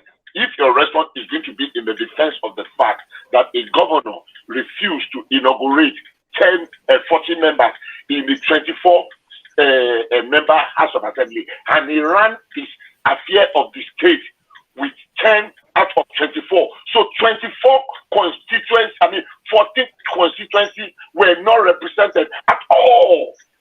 If your response is going to be to defend and justify that, I think you can say it. Let's move on other things. No. I have to respond. See, this kind of narrative, I don't like it. Same thing happened to Saraki during Buhari's first regime. And Saraki took power. Why did Buhari struck it off? He can't. We have constitution. Nigeria is not a banana republic. They issued a proclamation, people saw an oath, and 10 people went to the office. 14 felt disgruntled and went to Abuja and sit in Abuja and ordering the government to order a different proclamation. He told them, I cannot order a new proclamation. It's in our constitution. Come to the office and swear an oath and come to the chamber. They did not show up more than 4 or 5 months. And the Nigerian Constitution said, if you do not take an oath of office under 3 months, you are swear kiss that office goodbye. They went to court and they lost in court. Does Nigeria operate a different constitution now when it comes to Obaseki? That's the question I want to ask you now. Because you always talk about constitution here, and I believe you have everything you said in the body of the constitution, Bishop. So now, what are you now saying? Is it on your personal opinion or Nigeria constitution? At that point, I want to know. Hold on. Let Enigmatic come in. Yeah, I mean, because dipping in you're and out. My ambience is not too okay with this my current location. But you know, when Yoruba people say me onisan kankan ojo oro ma to sọ̀rọ̀ fúnra ẹ̀, I won't say more than that. I won't say anything for now, but at the appropriate time. Elections are coming. Revelations will be out. But hold on, just hold on. I know for a fact, and like I always say, you know, Enigmatic. Yes, sir. Orin tí Orlando kọ fún wa ló fi ń sọ̀rọ̀ yẹn. Ọjọ́ tíyàwó bá bú bá ọkọ ẹ̀ ọ̀rọ̀ ni yóò ọ̀rọ̀ sọ̀rọ̀ ẹ̀. So when at the appropriate time, at the appropriate time when things will come up. But we know the fantastically corrupt and non-performing governors in Nigeria, regardless of the rhetoric. But enigmatic. Do you imagine somebody did not inaugurate and people are justifying this thing? Oh my God. Nigeria, we cannot go anywhere. Okay, hold on now, please. What I just said. What I just said, Babaja just actually he got it right. You have, you know, one thing is so clear, right? It's so easy to criticize, but you see people jumping up and down now trying to defend their position. But when others trying to defend their position the way they see it, immediately what do you see? They tag them this or they tag them that. I basically ask a simple question. There's no way when it falls on your lap, right, you want to defend or you want to say something. That's why on this platform, when I see people who love Obidiele and they come out to support him, I cherish them and I appreciate their position. But I will never say because this or that. I can say obedient. But some people too, every conversation they say APC or Batified. But now look at this simple arithmetic. Under the law, of course, but the morality of what we see. I mean, how do you want to? Well, we need some conclusion, but for now, please let me answer you. I'm not saying this to receive. I'm not saying this for any It just more or less like a rhetorical. You ask a question. Can I ask you a question as well? But the fact remains. I said elections are coming. Yeah, can I ask you a question as well? So all the billions. Can you give us a flavor of what's to come out, and why have your focus suddenly gone to Obaseki? Can I ask a question? Hold on. Are you just fed up with are you fed up with world peace coming to eulogize all the time? Is that it?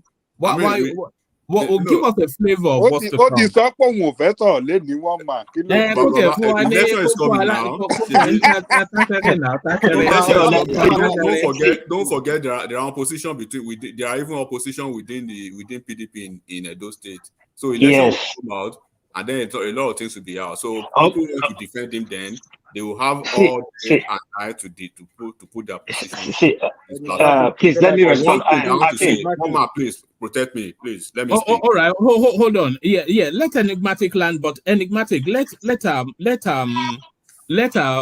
Akim put a position to you, and then I never even knew that Akim is an Obaseki person. But Akim, this is not true. I'm not trying to. I never even knew. I've never heard it in my life.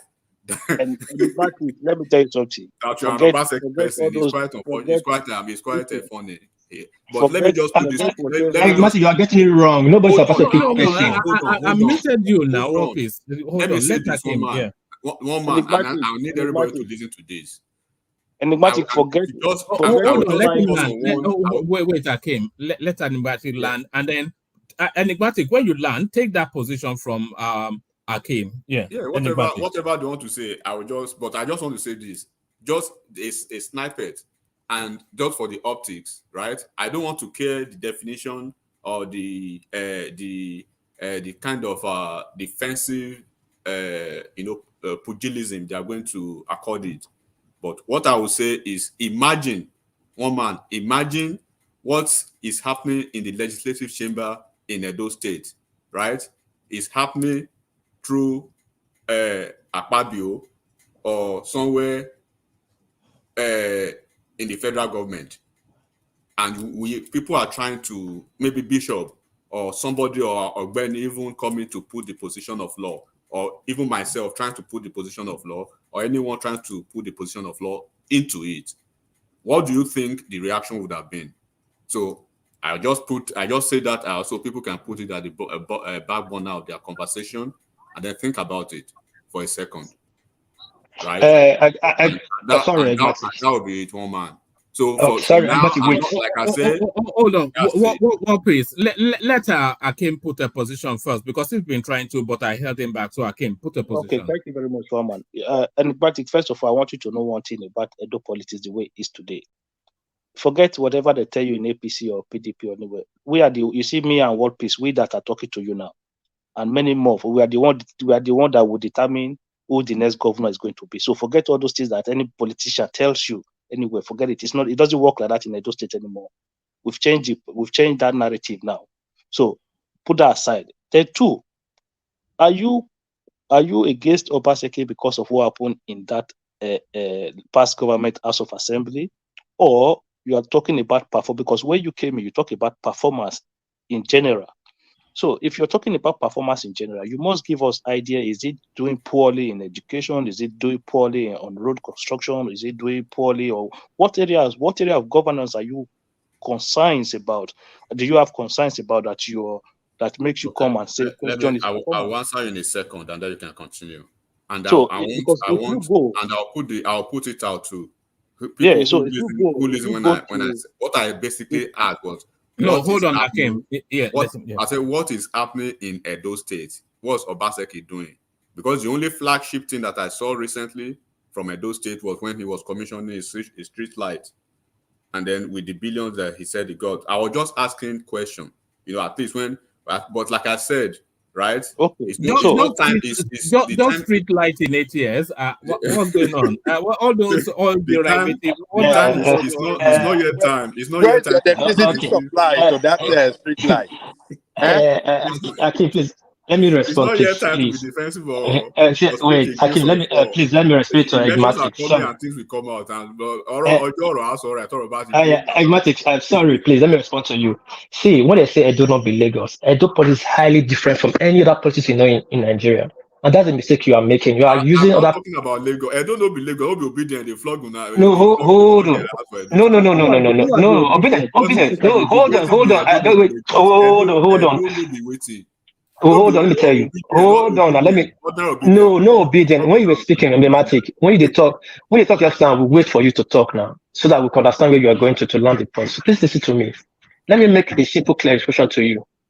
Right now, the quick one, not like me and Akim love Obaseki. No. But what happened that last time between Obaseki and Oshomole repeat itself again? We vote Obaseki, not because Obaseki is a good governor, because it's been people decide who will rule there. Hold on, now you let me land. Before you continue, just put this as a cursor, right? You see how you are defending, and people are not calling you out to say people are not tagging you something or something. I just wanted to put it to. Okay, let me. I will have put it. Just hold on. Just listen to the conversation. Not because Obaseki was a good governor, but because the situation of Gofazarism in Benin, and you cannot be doing that. That's why they kick Oshomole out. The election was between Oshomole and Edo people, not Obaseki. That was just one for that. Now, Obaseki, when people are talking about these 14 people he didn't negotiate into the House of Assembly, but people forgot that time Obaseki was an APC governor. When he did the camp. As a 6 months ago, hold on. Hold on, Abama. Wait now. But it's not Obaseki. But now they are putting it like he was APC at that time, all throughout that time. Obaseki became like a month to the election. It was still Obaseki. Yes. Yes, I'm saying. But why they remove the APC of it and leaving Obaseki only Obaseki? It was APC to APC that time. People didn't inaugurate. It was APC. He as the governor was APC. No, what APC is not part of that. Hold on, don't say anything. APC is not part of anything to do with. What they are saying is, as the state governor, he did not act as he was constitutionally obliged to. So whether it was APC, PDP, XYZ, or 1, 2, 3, he is still the governor, he's still Obaseki, and he did not act according to the constitution. So forget APC. Hold on. That's the wrong statement. He acted according to the constitution. The constitution gave him time to issue proclamation, and he did.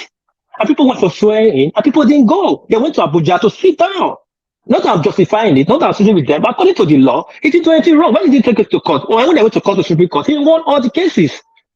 Something we're not talking about. That's a party issue. Fine, let's not talk about that. That's party issue with them. It's 8%. I said, don't remove APC. That's APC to APC issue. Now, come to Obaseki performances. Let me tell you quickly. I want to listen. Nobody Obaseki will produce in Edo State next that he will win. No. Obaseki is not going to win anything. And Edo people don't like Obaseki, not because he did not perform. Edo people don't like Obaseki because of the problem he had with the palace. No this and no peace. That's just it.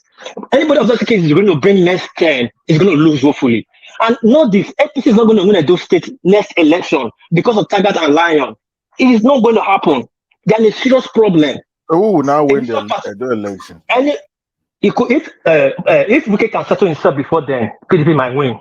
Or maybe it could be Labour or anything. But if Oshomele go on with this narrative of being Kabaka, no, hold on. If Oshomele, you have somebody to say, listen to me. Let any Edo person come attack me. No Edo man wants Kabaka back in Ring Road, and that is Kabaka that used to form. And it's already that own the major vote. Now, Edo is about 4 million population, and Edo Central and South control about 67% of the population. I just could do the math. We have about 2 million who control the vote of total Edo states. And if you don't win Edo, you don't win anywhere. And you are using Kabaka there, and nobody wants Kabaka. How are you going to win? That's the problem they have there for APC. I'm not saying PDP don't have that problem. PDP have that problem. There was even a state house of assembly election. Why did Obaseki not lose that state house of assembly? Yes, I'm coming to that. Let me tell them about obedience. Now, in a those state election, if we have 3 central districts, and United only lost its money because it lost the money to majority vote. Actually, APC won that vote in those that last presidential election because they won 2 central districts and a half. They won south, they won a central, south, and part of Ovia as 2.5. They won in that last election. They won 5, 6, 2 senators and 3 House of Rep. The only one, Labour only won already the 1 Senate seat, and that's the only vote that beats all the votes, popular votes. Now, when it came to the state election, PDP won 14 seats, APC won 8 seats, Labour won 2 seats. Why did Labour not win all the seats in that Oredo? They won from Asket skirmish. Do you think the Igbos in Benin are up to 100,000? We control the majority vote in South. More than 2.something million people, voters. And those since the past 2 elections, go and check it. I do have produced more than 500,000 votes. That's about 700,000 votes. Back to back. We are the first to reckon with. What do you think? You are a politician. What do you think Tinubu said? I will give back to you. Give the state back to what I know what you want. I'll give back to you. I'll give you what you want. Because those states has 4 million population. They are bringing almost 1 million votes. How many votes did Lagos bring together? It's not about 800,000. Go and check it. It's politics. Anybody that don't have the majority votes, it has at least 1 million votes to win any presidential election. Why do you think Wike fall out with Obaseki? What led to the G5? Because of the state vote. Because whoever have a state vote, have at least 500,000 votes there. It's a pure organic vote, no tribal vote, no party vote, no sentiment vote. If people choose who they want, it's only a state you carry money to campaign grant, you bring your money back. Who will take your money from you? Please understand the state election politics. It's not about Obaseki is not performing. Obaseki is performing to his own capacity. Obaseki has done a lot of things. I don't like Obaseki. Let me ask you this question. Let me ask you guys. Why do they not have a complete House of Assembly now? Is there no a complete one now? Why did he go and take up the roof that time when you were out? Is there not a complete answer the question? Is there not a complete one now? All right. So let me ask this question. Why is Obaseki having problem with everybody? He had problem with his mentor. He's a betrayer. He's a betrayer. He's a betrayer. He's on his blood. It's a serial betrayal. He had Serial betrayal. He had problem with Wike that brought him to PDP. And now he's deputy governor. When the deputy governor is now attempting to succeed him, that is when he had problem with him. Started having problem. But some few years back, we saw them together. They were dancing, going everywhere. They were doing everything. Now, He does not have problem with his deputy governor. He have problem with it. He have problem when this guy. He has because problem. Even Oshiomhole is running commentaries on their Yeah, fight. he has problem with everybody. Obaseki has problem with his own family. He's a betrayer. He's on his blood. That I don't defend that. Obaseki, they have history in Edo State now. I mean, a lot of us know. Yeah. History. Yeah, you know. I know you went to you grew up in this. Are you now part of us now? Obaseki, that's the family. I'll be correct. I know. Hold on for him, Warpeace. Yeah. Warpeace, you know now. I don't know. For real, I don't even know. Say Akim na great Obaseki person. Akim. Not saying Obaseki person. No. Akim's stand is my stand. But the truth of the matter is this: the problem we are seeing both problem. Obaseki himself is a problem. But when it comes to performance, Iga has done a lot. It's not like Akim said, Iga on the carry camera, they go over and say, see, do you know They did street lights. Wait, yes, I did street lights. Mama, look, there were roads. There were roads you know, when I was born, when I grew up, those roads, they would never one day put quota on them. One man, there's a road they call Yoba Street. And my primary school was just next to the former Oba's mom's palace. How many kilometers? Hold on, that road got so bad that the former Oba's mom had to be relocated away from that palace then because of erosion. Go to that place today. Woman, election is coming. These two people will talk tired. See, Edo State have a lot of bad road. That Obaseki didn't do nothing. You know, I say the time never thought. Warpace. Just hold on. Let Kumi come in. Hey, they will defend this guy a lot because I have many, like 3 friends in Edo. No good road, and Buhari allocates a lot of money to Obaseki. We saw what Wike did. Wike did a lot of federal road in Port Harcourt with the money, and he get the money later. Obaseki didn't do nothing. All these things they are defending. Election will soon come now. So where are you from Edo State? I have friends there. If I don't come from Edo State, I'm Nigerian. I know what you do. The same way you are not from Lagos State, and you always. Am I arguing Lagos issue with you now? No, I don't know because I know you are not from Edo too.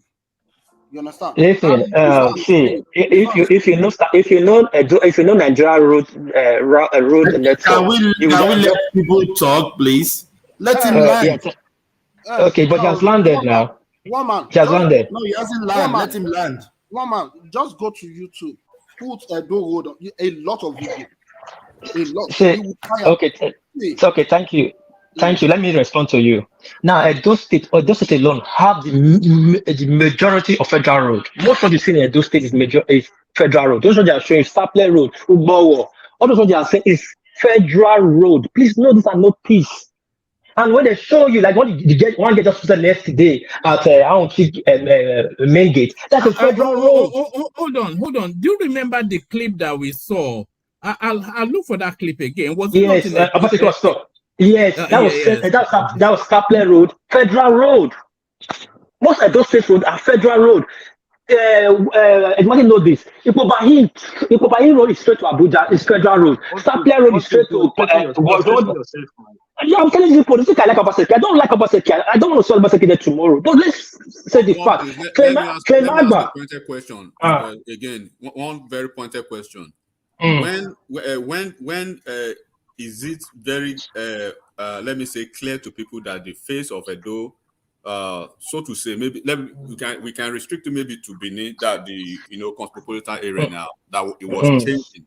it was changing. Then after some what's up? That's not my question, because we saw there are some changes at the point in Edo. People were happy, right? Then suddenly it's like it's bleak. Whose administration was that, and when did it start?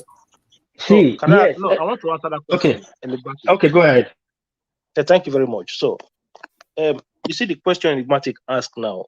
You see, when you look from outside, people who look from outside who are into the political system, they see things differently. No, brother, I'm not looking from outside. I need you to understand that first. I'm not looking from outside at all. Hold on 1 second. I went to Nigeria, 2017. Just to know. I was in Benin, right, 2017. So, and I saw the way things were. That was just after Obaseki just came in. The level of oppression on ground, whereby an individual will be roaming around the street with police, blowing sirens everywhere, oppressing people. The level of oppression was there. You know, these guys had so much power under our Shomale government. So Obaseki came in to disrupt that system. People were not happy with it. You need to understand this. Go to Benin now. Everybody quiet. There's no oppression. No politician oppress anybody anymore in Benin. No. It doesn't matter what party you are, whether you are under the governor's party or you are the opposition party.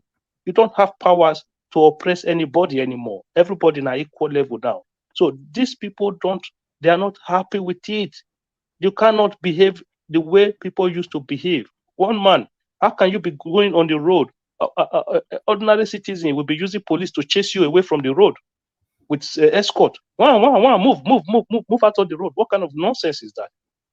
Look, the man came to disrupt all of those things. If you go there now, it's peaceful. You drive your own, I drive my own. You saw the governor that day; he was stuck on traffic.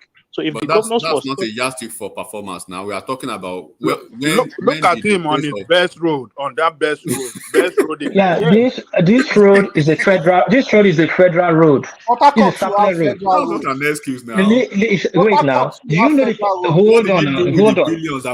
Wait now. Mati, let me tell you. This road, Clem Agba was disgraced in the palace when he went, because Clem Agba was in charge of this. It was Minister for budget and planning. You are giving explanation. What I mean, look, if the way you are speaking now, that's the way some people speak over here, and you viciously attack them. This is the same thing you are doing. I'm saying in Nigeria, hold on, some few months ago, we knew that if not that Wike came out to disclose that they've been giving some funds from federal government, they would have kept quiet. Go to this video now. Look at let Omar put Enigmatic, but Obaseki did some street lights where there was no street light. I say one man, that was not a street light. That was the Oshomo power plant that was commissioned, supplying lights. We were showing people that Oshomo power plant now already working and supplying lights to certain areas. Now Oshomo power plant supplying lights to some areas in Benin. That was not a street light commission. So everybody notice on this show. Listen. See. Let me say something there. See, if I want to say me, I am not supporting. See me, there's a reason I don't go to politics. I have APC chairman currently today is my cousin. The PDP chairman, my cousin is my in-law. I have this politician, but I never get into politics because it's too dirty. Lies is too much. I don't like Obaseki, like I said. But if you want to play politics, let's play politics the way it really is. You cannot use your own failure to paint somebody else. In a month, I don't even like him. All these roads are federal roads, and they're using to punish Obaseki to discredit his government. They didn't do it. They neglect it. Even when Obaseki tried to do it, they don't allow him. Even one time, do you know how many times they don't protest on that road? The Benin people will block that road. Obaseki will come there, bring contractors that will work there, but federal government will stop him. The governor said he sent contractors to fix that road. That the government chased his contractor out of the place. That is not a state road. Go and check the state road. If they are not done, has not been contradicted. Nobody had come out to say no. He was lying. I don't like him. Yes, market. He has not done the market. We are all fighting him for that. That's politics. I don't like Obaseki. Between Obaseki and Igbenedon, who is the worst governor of those? Igbenedon is the worst. Igbenedon is the worst. Followed by Oshomole. Oshomole is the worst. After Igbenedon, Oshomole. Oshomole indebted in Edo State. He brought 200 billion naira.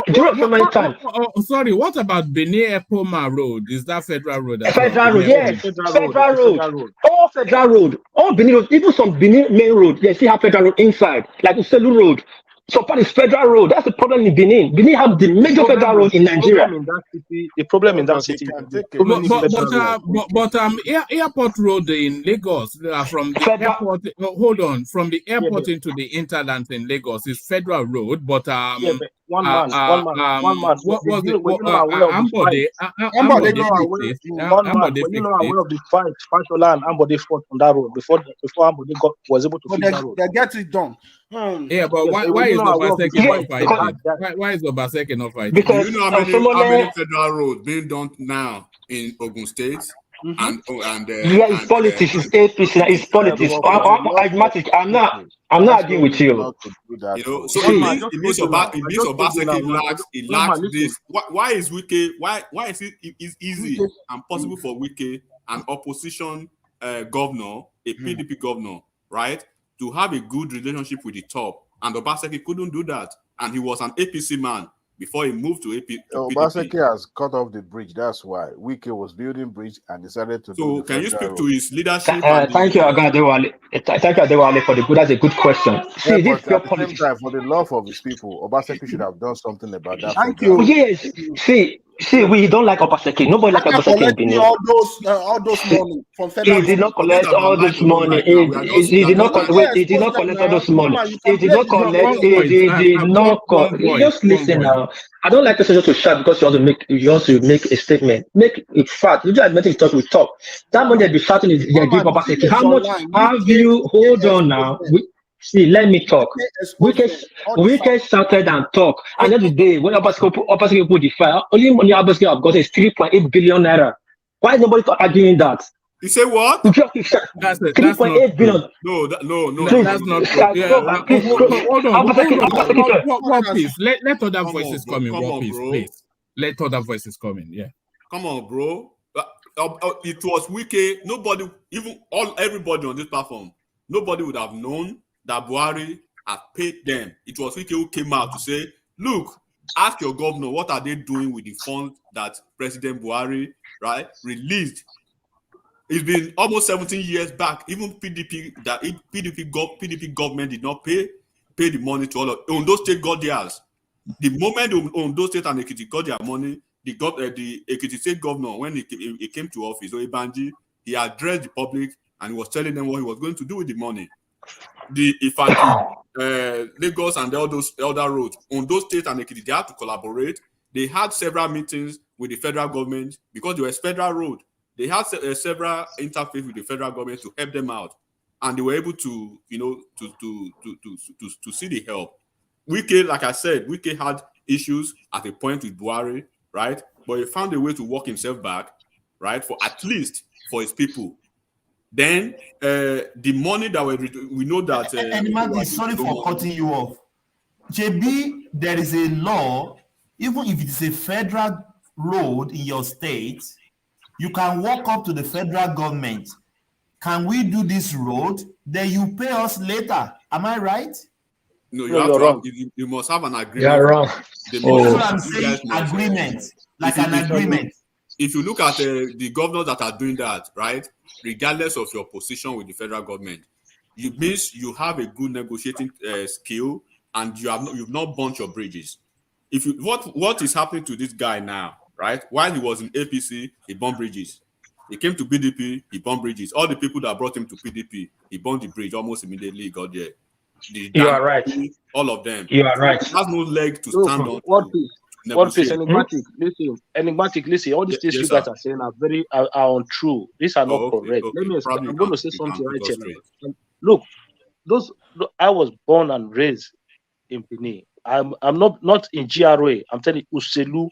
Right, and at a point, my mom used to operate a restaurant in Saple Road, precisely by NEPA office, the NEPA power station. So, what piece? You know all this area I'm talking that about. One connect with Obaseki's story. Hold on, one second. Anybody born in Selu, I be Benin. It's not center of Benin. Selu, they call Selu. I'm not Benin. Hold on, one second.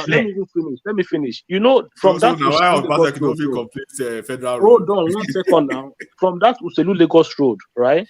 All the way to that Saple Road. That's our Benin Aoshi Road. In my lifetime, those roads were only constructed once, and that was under Goodluck Jonathan. No president in Nigeria. And those state federal roads have always been neglected, regardless of whoever is the governor there.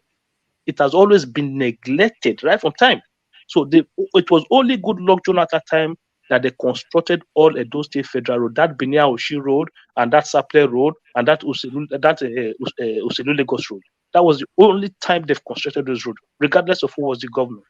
If you remember at that time, Adam Soshomole, when they were constructing that Uselu Lagos Road, Adam Soshomole started creating one lane on the side of the road. What place? I don't know if you remember. Yeah, so federal road and state road. He started creating one lane. He started creating another lane on the side of the road to make it look as if he was the one constructing that Uselu Lagos Road. PDP had to come out at that time to put a signboard to say this road is being done by the federal government. It was a serious issue then. So please, let's get something straight. Edo State is a state whereby its federal road had always been neglected. Even during the military time, I remember then when they would just come at Pukota, Dumes Junction is Saple Road. They will just come, they will put quota in those areas like that. Rain will fall. Immediately the rain will wash all the quotas away. It has always been like that in Edo State. So what is happening? But Kim, if it has always been like that, hold on, Thomas. Let me use that pause to get out of your way, and you can carry on. But acknowledging Ayos's super chat, Alexander Gomez comes in. A new name comes into that space. Ola Tubosun, Osunleti. So thank you, Bosun. And then another new name, I think, Ade Olayede. So thank you for that. So that's Babatunde Martins. Alexander Gomez again carries on, and Aizon had a little bit of a dip of a toe. So there it is. Keep them coming. So Thomas, I've pushed the likes to 74. See if you can get us to the 100. We have to get it. If we are not getting it, I'm shutting down. We have to get it. If you shut that, then we won't get it. So you have to encourage them. We don't think twice. We just think once. All right. Let me play your music and then you come in. See you guys tomorrow. Over to you, Thomas.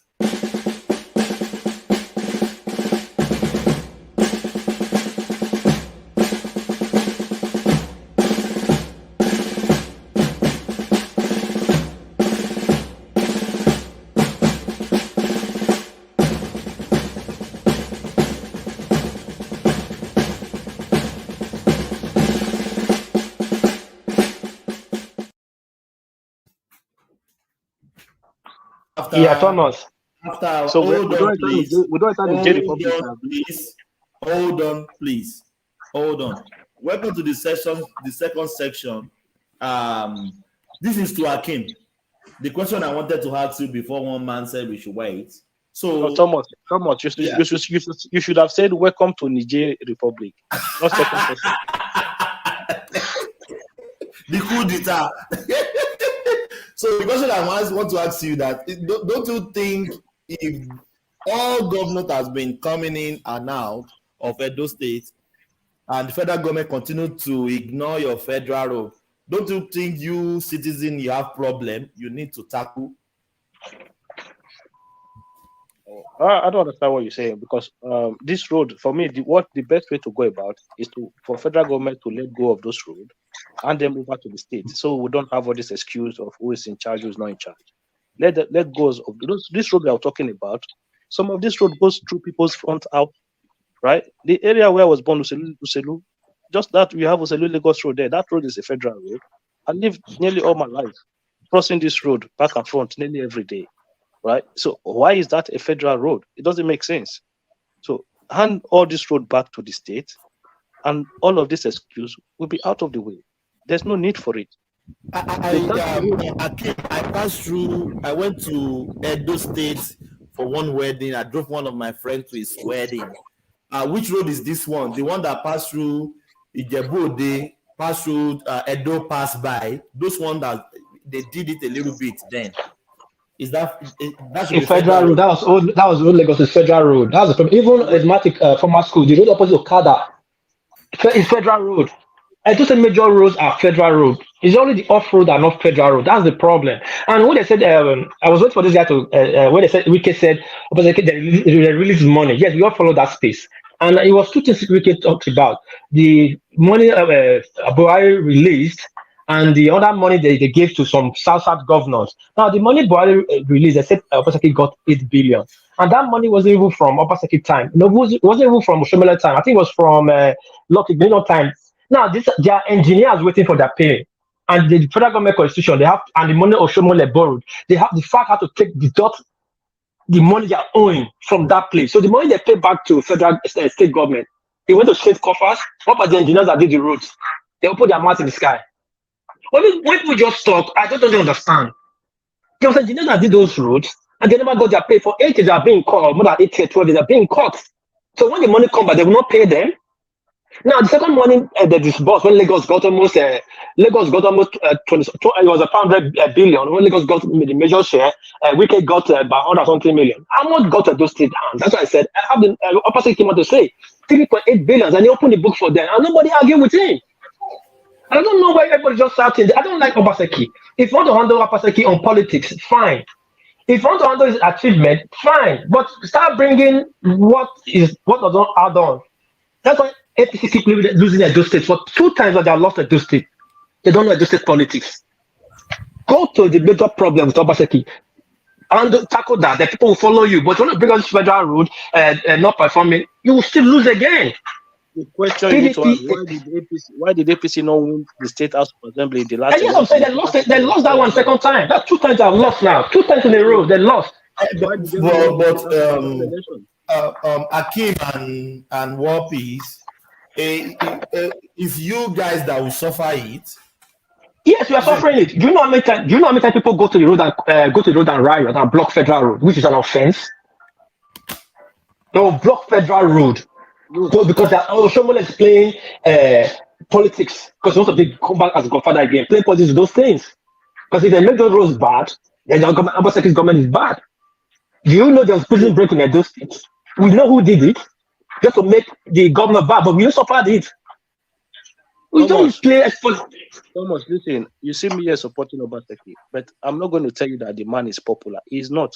It's very unpopular. And we all know the reason why he's unpopular. Not because he did not do roads. No, that's not why he's not popular. Look, I'm saying it. Go in the history of that state, Interlink Road, no governor touched Obaseki. No, it's not even close at all. It's not even close. When you start talking about Interlinks Road, areas whereby you will not even dream of buying land, let alone you want to build house before. Go to those areas today. Some people, you will struggle to buy land in those areas because this man opened up the space. He opened up the space. You see, before he took action recently, community violence started increasing because people who never expected land to become lucrative in their community, all of a sudden, the road is being was constructed, and all of a sudden, the land appreciated. Before you know it, community start having issues. All of them were happening recently. Until the man said no. To be honest with you, there is nothing Obaseki can tell me he's doing now. This state of assembly that was not inaugurated defeats everything. That means it's not a it's not a Democrat. Yeah, but this is one. Thomas, hold on 1 second. I'm going to explain something to you now, right? Do we have a complete state of assembly now? No. Yes, we have. Yes, we have. How? 24 An election just said recently. I hate to just say recently, they have 24 seats there. They have 14 APC, 14 PDP, 8 APC, and 2 obedient. So they have a full house now. They have a full house now. And I understand what that's. No, hold on. Is previous administration, do you have complete representative? No. At the second quarter, Edo State House of Rep. Sorry. Hold on. You can never justify this with anything on this planet Earth. That people went to a vote, they went to an election, They voted for their representative, and the governor did not deem it fit for 4 years to swear in their representative. Is that Democrat? Okay, Thomas, Is that a you, Democrat? Is that Thomas, a democracy? Thomas, if you go and contest election, right? At the time for you to come and represent your people, come, and then you did not turn up. So is that whose fault is that? I think you are not ready to. I know you will not shift your sword, so that is your own opinion. No, So to me, we have to put it. Thomas, we have to put it in context. Obaseki is a failure. Thomas, Is a failure. give me 2 minutes. Let me explain something to you now. So they had an election, right? So I'm going to tell you something here. Even though I'm supporting Obaseki's position, but I'm still going to tell you that yes, he did something wrong that period. One, if I was in his position, I understand that as a governor, you are worried that they might impeach you and stuff. Look, if I was him, I would open the house. If you want to impeach, impeach. It doesn't matter. If you impeach me, I'll be gone. Let other person come and do the job. That is my own mindset. I'm not a politician, right? But he didn't do that. So that is where I think he had a fault, because at that time, when they conducted primaries, Oshomole was the national chairman. I want you to listen to something now, because people, when they are talking, they just talk from one side. So the people who won the primaries, they sent the names of those people to Abuja, to Oshomole. What did Oshomole do? Oshomole substituted those names and put the name of his own people in those seats. I want you to listen now. So they've conducted primaries. They've sent the name of primaries to Abuja. Oshomole was in APC. Yes, in APC. Oshomole was in. Don't forget, at that time, Obaseki was still in APC. Oshomole was the national chairman in Abuja. He looked at the list of the names that was sent to him. He substituted those names and put his own people there. Akim, how do you think you? Hold on now. Don't let me move on from there. How do you think you, as a chairman of the party, coming from Edo, and I know Obaseki is not carrying Oshiomhole along with the candidates he sent the this is politics. You know that you're supposed to carry your representative and Oshiomhole as the chairman of the party. You're supposed to carry them along. Am I right? As politics. Hold on 1 second. Let me explain something to you now. I understand what you're trying to widen the line for Obaseki. I understand that, but it's fine. So, okay, Oshomole changed the list. It's not a problem. Obaseki, they went on with the election. APC won every single seat in the assembly. So the governor felt like, okay, the Oshomole faction were too much. They're going to control him. That was why I say, for me, if I was him, I would have still inaugurated the house like that. So it was the deputy governor and the governor came together. They were able to get people together, and then they played their own politics. Politics played himself at that time. Okay. So what happened? After the proclamation, the governor was able to get the speaker that he wanted. But listen to this now, Thomas. There were 14 APC members out of 24. 14. How many? Look, you could change the speaker at any time. You still have 14. That to show how dumb they were. How dumb they are. They were 14. They could change the speaker in a second. But they went to Abuja to sit down. Come and be proclaiming to the no. You must change that speaker right there. You must send a new letter. You must do this. Come on, common sense. Just go in the house, change the speaker. These people went to go and sit down with Oshomole in Abuja. They said until Obaseki send a new letter of proclamation, they're not coming back to the house. They will not come and be confirmed as people that were elected. So when after 3 months they did not turn up, the governors and his people went to court to declare their seat vacant because they did not turn up for work. Were they granted? Sorry? Were they granted? What do you mean? No, the case, that was where the problem came in. Then they came to not challenge that suit that the governor put in. I asked you first, were their requests granted declaring their seats vacant? No, that's what I'm saying. The case was in court. So it became a legal tussle between them and the governor, whether they should have their seat vacated or not. The case dragged on and dragged on and dragged on. So when they saw that the case was not coming to an end, that was what they now came back and say, no, the governor must, they should now let them come into the house. They say, no, there's a case in court. Until this case finishes, you guys are not coming back. That was what happened. So if at the time, look, 14 of you guys, why? It's not like you came in and they said, no, you can't come in. No, they told them, look, you can come now. We already have our speaker, you can come. Okay, fine, we will come. All we'll do, we'll come in, we'll change the speaker. Why didn't they do that? They cannot do that because Obaseki don't allow them. That is not true. You remove the roof. Oh. That is the letter end. Why you people cannot just listen? That is the election, a motto election. That's a motto election. These people stayed in Abuja for almost a year. That time, the time they remove roof. Akim, what is? I'm sorry, you can't defend this. You can't. It's not justified in any. No. Wait. Thomas, listen. If the PDP, APC want to play politics with it, fine. It's at your own detriment. This is Edo State. We are not cowards in Edo State. You can say all this you say. We only give more vote to the opposition. We all know what happened. These people like Okai Ben and they went to Abuja to sit down.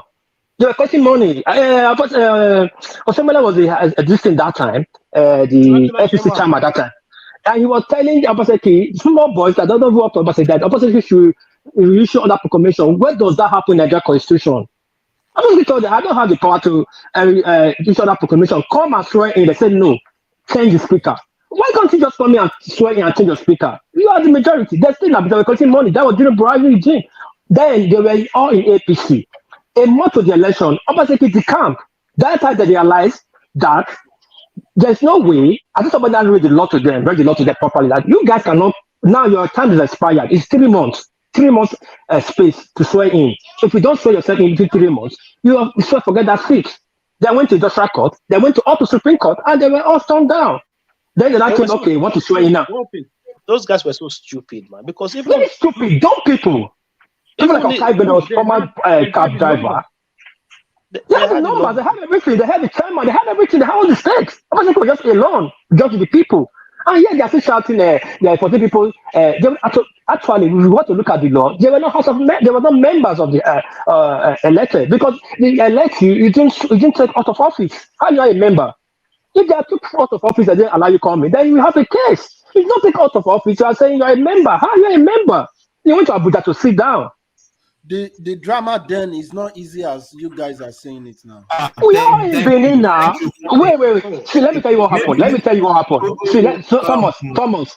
See what happened. Do you know maybe they are getting death threats from?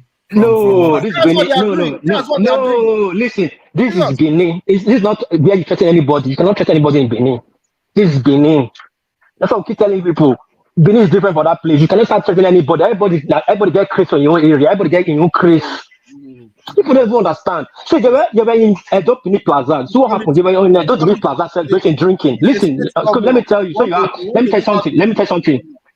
So you understand. They were drinking, celebrating. The next day was swearing in. They were drinking, celebrating to go swear in the next day. They were structuring their speaker. Obviously, got information that they want to make their own speaker. That night, because permission was already issued that evening around 5. Around 6, obviously called some of them on phone to come and see him. Plus, obviously was not having the figures. Obviously, was only having 4 people in that house. Then obviously called another 4 or 5 to come. Because they were even 8, not even 10. They were only 8. Obviously, saw in to get the speaker to third. So when they saw those people came that night, they just saw them in. And they formed the speaker, they ambushed them. It's politics. Alaki did it. So when those people heard when they were drinking Benin Plaza, everybody was enjoying with them. They got mad. They said, for what? The next day they're supposed to swear. They said no, they will not swear in. Until Obaseki remove that speaker, they will decide who their speaker is. That what just happened. Nobody stopped them to come in. Let's start it from there. From there, they were in Abuja for 1 year, 4 months. They were sitting there in Abuja, just collecting money from Osomole. By the time they knew what's wrong with them, they came back. If you Thomas, will you allow them come in? No, not be Obaseki send those people away. Not being they take talk, No, they share no, their no. He didn't send them. He didn't send them away. He He didn't send them pursued away. They them went with to Bongo and no, Ajale no, people, no. please let me help this my brother small. I beg if I'm permitted. You know, the thing is this: when you have a quarrel with someone and you know that person is very desperate, you have to calculate every point of his move. The problem with some of those speaker electors, so to say, is that they over depended on Abuja influence. Thank you. To override what was going on in the state level. When they make proclamation, it was evening, and what is it called? The one that swear them in. They did it 12 o'clock in the midnight. It was witches and wizard coven we have in Edo State for all this year. No place they have inaugurated people or do any swearing by 1 o'clock, 12 o'clock. So those guys were they were having eternal quarrel, but they failed not to respect that. I think 3 months interval. You know, when they give a period in law, is very strong. So they failed and they were busy telling him what to do in that House of Assembly, and they allowed that space. But Midwest, you are not in their shoes, so you can't tell me that. No. See, please. No. Let me finish. Yeah. This is a conversation. It's not a monologue. Okay. Please. Yeah. Yeah. If I want to come in, just allow me to come in. Okay. So we can have a conversation. Yeah. You are not in their shoes. Don't tell me they don't know these 3 months of a thing. They knew, they are not dumb, but you are not in their shoes. You don't know what they are passing through. You don't know the trade they are getting. No, wait, my brother. Let us not be taking things like error can always happen to any group of people when you are already in a struggle with anybody. Look, these guys, as far as Edo is concerned, they have the strength to defend themselves. This is Edo parliament. Not be saying one person go saying they in charge. That is when they gave the Edo to one person. That error, that 30 days, they were free. They were moving freely. They even have chance to come to Edo, organize themselves somewhere, and swear in and be having a speaker. Nobody fight them. Within this, when time was already over, when they realized. You understand me? When you don't know what to do at a particular time, you give that after that 90 days. That was when they now give Obaseki the power and the audacity to do whatever he's doing today to Edo people. So they were not in any shoe, not to be able to present themselves, but they feel they have influence in Abuja. I'm just telling you the truth. Thank you, they are depending on Abuja. That means there's nothing to do with Abuja with Edo State. Okay. Thomas, they over rely on judges and influence of Abuja. I'm just telling you. Thomas, number one, Midwest. Otumole was a speaker. No, it was he was this a chairman. Tinubu himself was also ready to support those guys. I'm telling you, many power in Abuja promised them, but it's very unfortunate that. Continue, my brother. Quick one. Let me tell you, Midwest is not a Basaki fan. But you see, when it comes to this issue of this House of Assembly, if you ask every Edo State people, the same thing will tell you. That's why I keep telling people on the platform that don't use this as a campaign reference, because we all knew what happened. Those guys messed up. They had the power in their hand, but they relied on Abuja. They gave Obaseki all the tools to fuck with them, to deal with them. You have 90 days to swear in. You did not swear in. That means you're not a member according to the law. You start in Abuja telling Abuja to telling them from Abuja to issue a new proclamation. When Saraki own happened, the Abuja you went, Saraki was there. When Saraki own happened, when Buhari put a proclamation before they went to a meeting, Saraki and Bush then elected himself as a speaker. Why didn't he stop Saraki? Thomas, can I quickly just say something? I think let's have diverse obedience. I think we have overlaid this. Obaseki's space of not. I understand what his position trying to justify that. It's not justifiable. If we turn it from today to tomorrow, listen, we know the story. You are spinning some of those stories. It's not very correct. Look, when this thing happened, there were attempts to resolve it at a very early stage. Obaseki rebuffed every attempt. Some other people, senior citizens, tried to what do you call it now? Tried to mediate. Thank you. Tried to mediate. So know, what were they trying to mediate? Look, you are saying nobody is asking for a second proclamation. The house had been proclaimed. The proclamation had taken place. All that is needed is that let the rest of the people come in, let them take their oath, and let them join the sitting. Look, Bishop, what were they asking from Abuja? Let me finish. What were they Look, asking from Abuja? Let Bishop from finish. Abuja, I listen to you now. Let's move on Let's from stop this this argument. because people have their own mindset. They will not believe anything else. So it's fine. Let's go to that topic. Because if you don't know something, can I say something? Can I say if you something, don't know Thomas?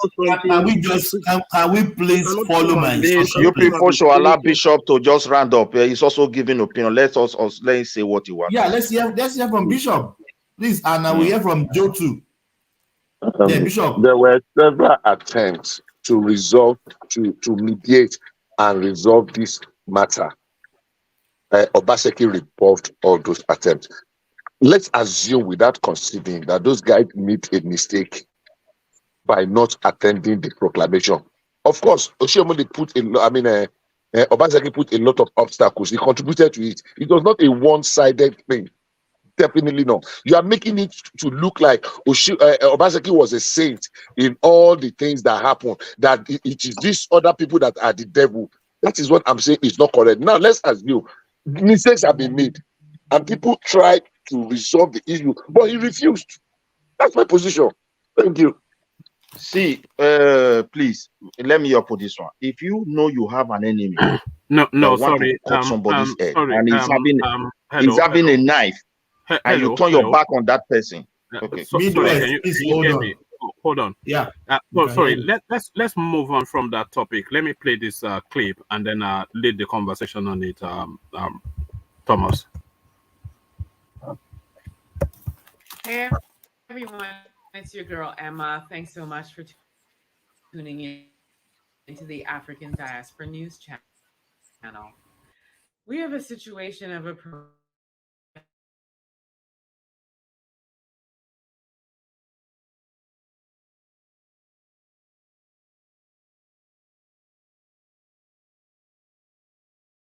Hello?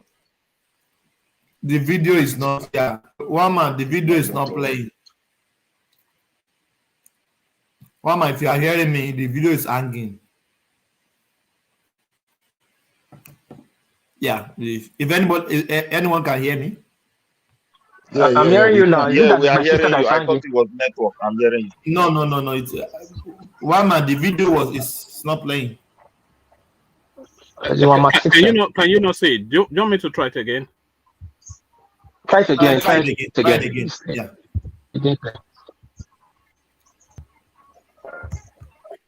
Hey everyone, it's your girl Emma. Thanks so much for tuning into the African Diaspora News channel. We have a racist situation that took place at this parade. You have to see it to believe it. I'm going to roll the clip and then we'll talk about it.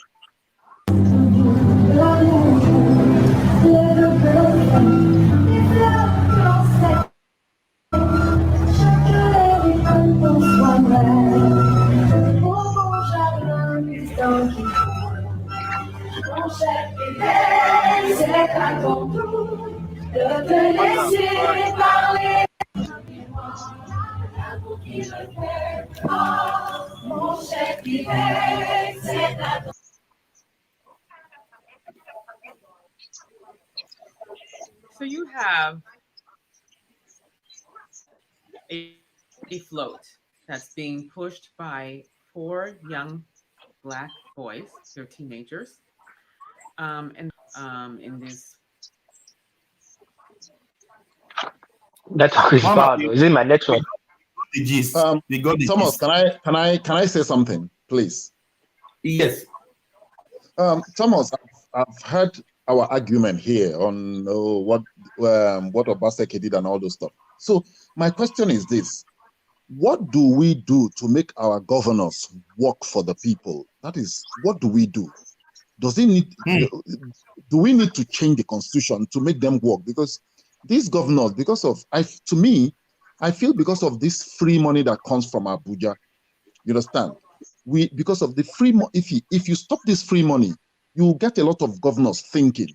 Because of these free monies, our governors are not thinking. They are just behaving anyhow. They rub it on your face. They don't care about the people because one, they don't struggle. They don't work for this money. This money is just given to them freely. But assuming the resources, I still believe that if we give back the resources to the states, I'm telling you, we will kill corruption 60% in that country. We'll just destroy corruption 60%. Because if even this vote buying, coming into office through a very shady electoral process and all those stuff, it is the cause of, because it is the problem is this, because they get free money, because all of them are working towards this free money. That is why we have leaders, especially governors, that don't have brain. They can't think. They can't think. But assuming Zamfara State now, for example, I heard that Zamfara State gold is being even mined by bandits. Bandits are in that space, mining. Everybody's there. It's just like they are scrambling for everything they can get. Imagine Zamfara lives on that gold.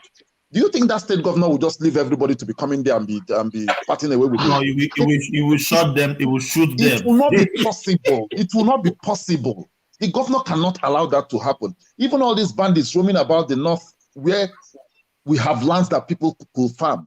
You think if the governors were living on that land, they will say, okay, you can, they will wipe all those people out. So the problem we have in that country, even if Tinubu today releases 300 billion for the palliative or whatever, these people will squander it. They will eat the money. The problem we have is that our leaders, our state governors, the federal government has made our state governors so lazy to think, so lazy to do anything. I see, for me, for example, I can be a governor and go to Abuja and sit down. At the end of the month, I get my allocation, I pay salaries.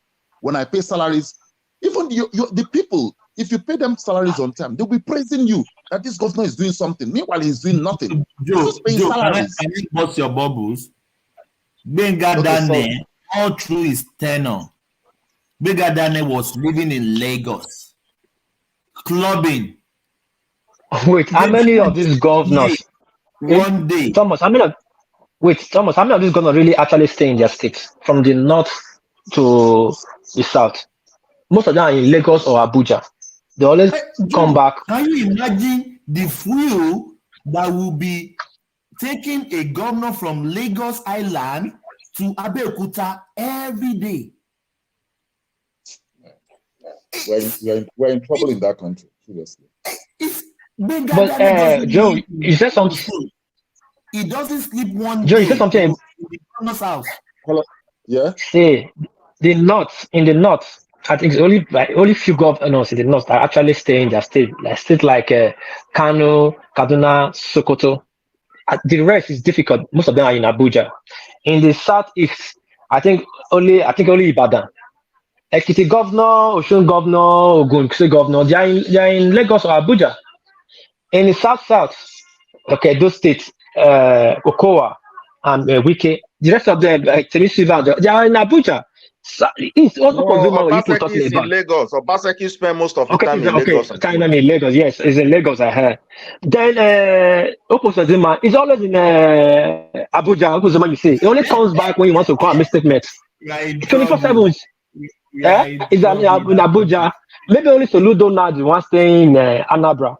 The rest of them, they are in Abuja or Lagos. How many of the governors actually stay in their states? But I think we are coming there because you see, for me, what I believe, I'm not a supporter of Tinubu, but I don't expect an angel. I'm not the type who believe angel will come even when Tinubu is not there. By the time Tinubu put up his effort and it's clear, because none of them is going to work. I'm just telling you the truth. These are the reason why most of these things will not work. there's no policy that Tinubu can be able to deliver to common Nigerians. That is a giving. We get direct to the people. He must go through governor. So it's still going to be the same thing. And I think it will be forced because of the suffering and hardship that is going to follow. Because things are not going to be as business as usual. They will look into all these things. I strongly believe because nobody can govern that country successfully with this structure on ground. Nobody. NHS don't come. Nobody. This is my brother. You're right. But the thing is, we have to do at the people. We have to push these people now. These elected officers, we have to push them, especially in the National Assembly. We don't have anything to do with Tinubu. Hold on. What about the obedience that came in the rush wave of change? What are they doing now in the house? Let me see. Let me tell you something. These people are criminals. See what we should do. We the people. I'm telling you, all these politicians are criminals. They are criminals.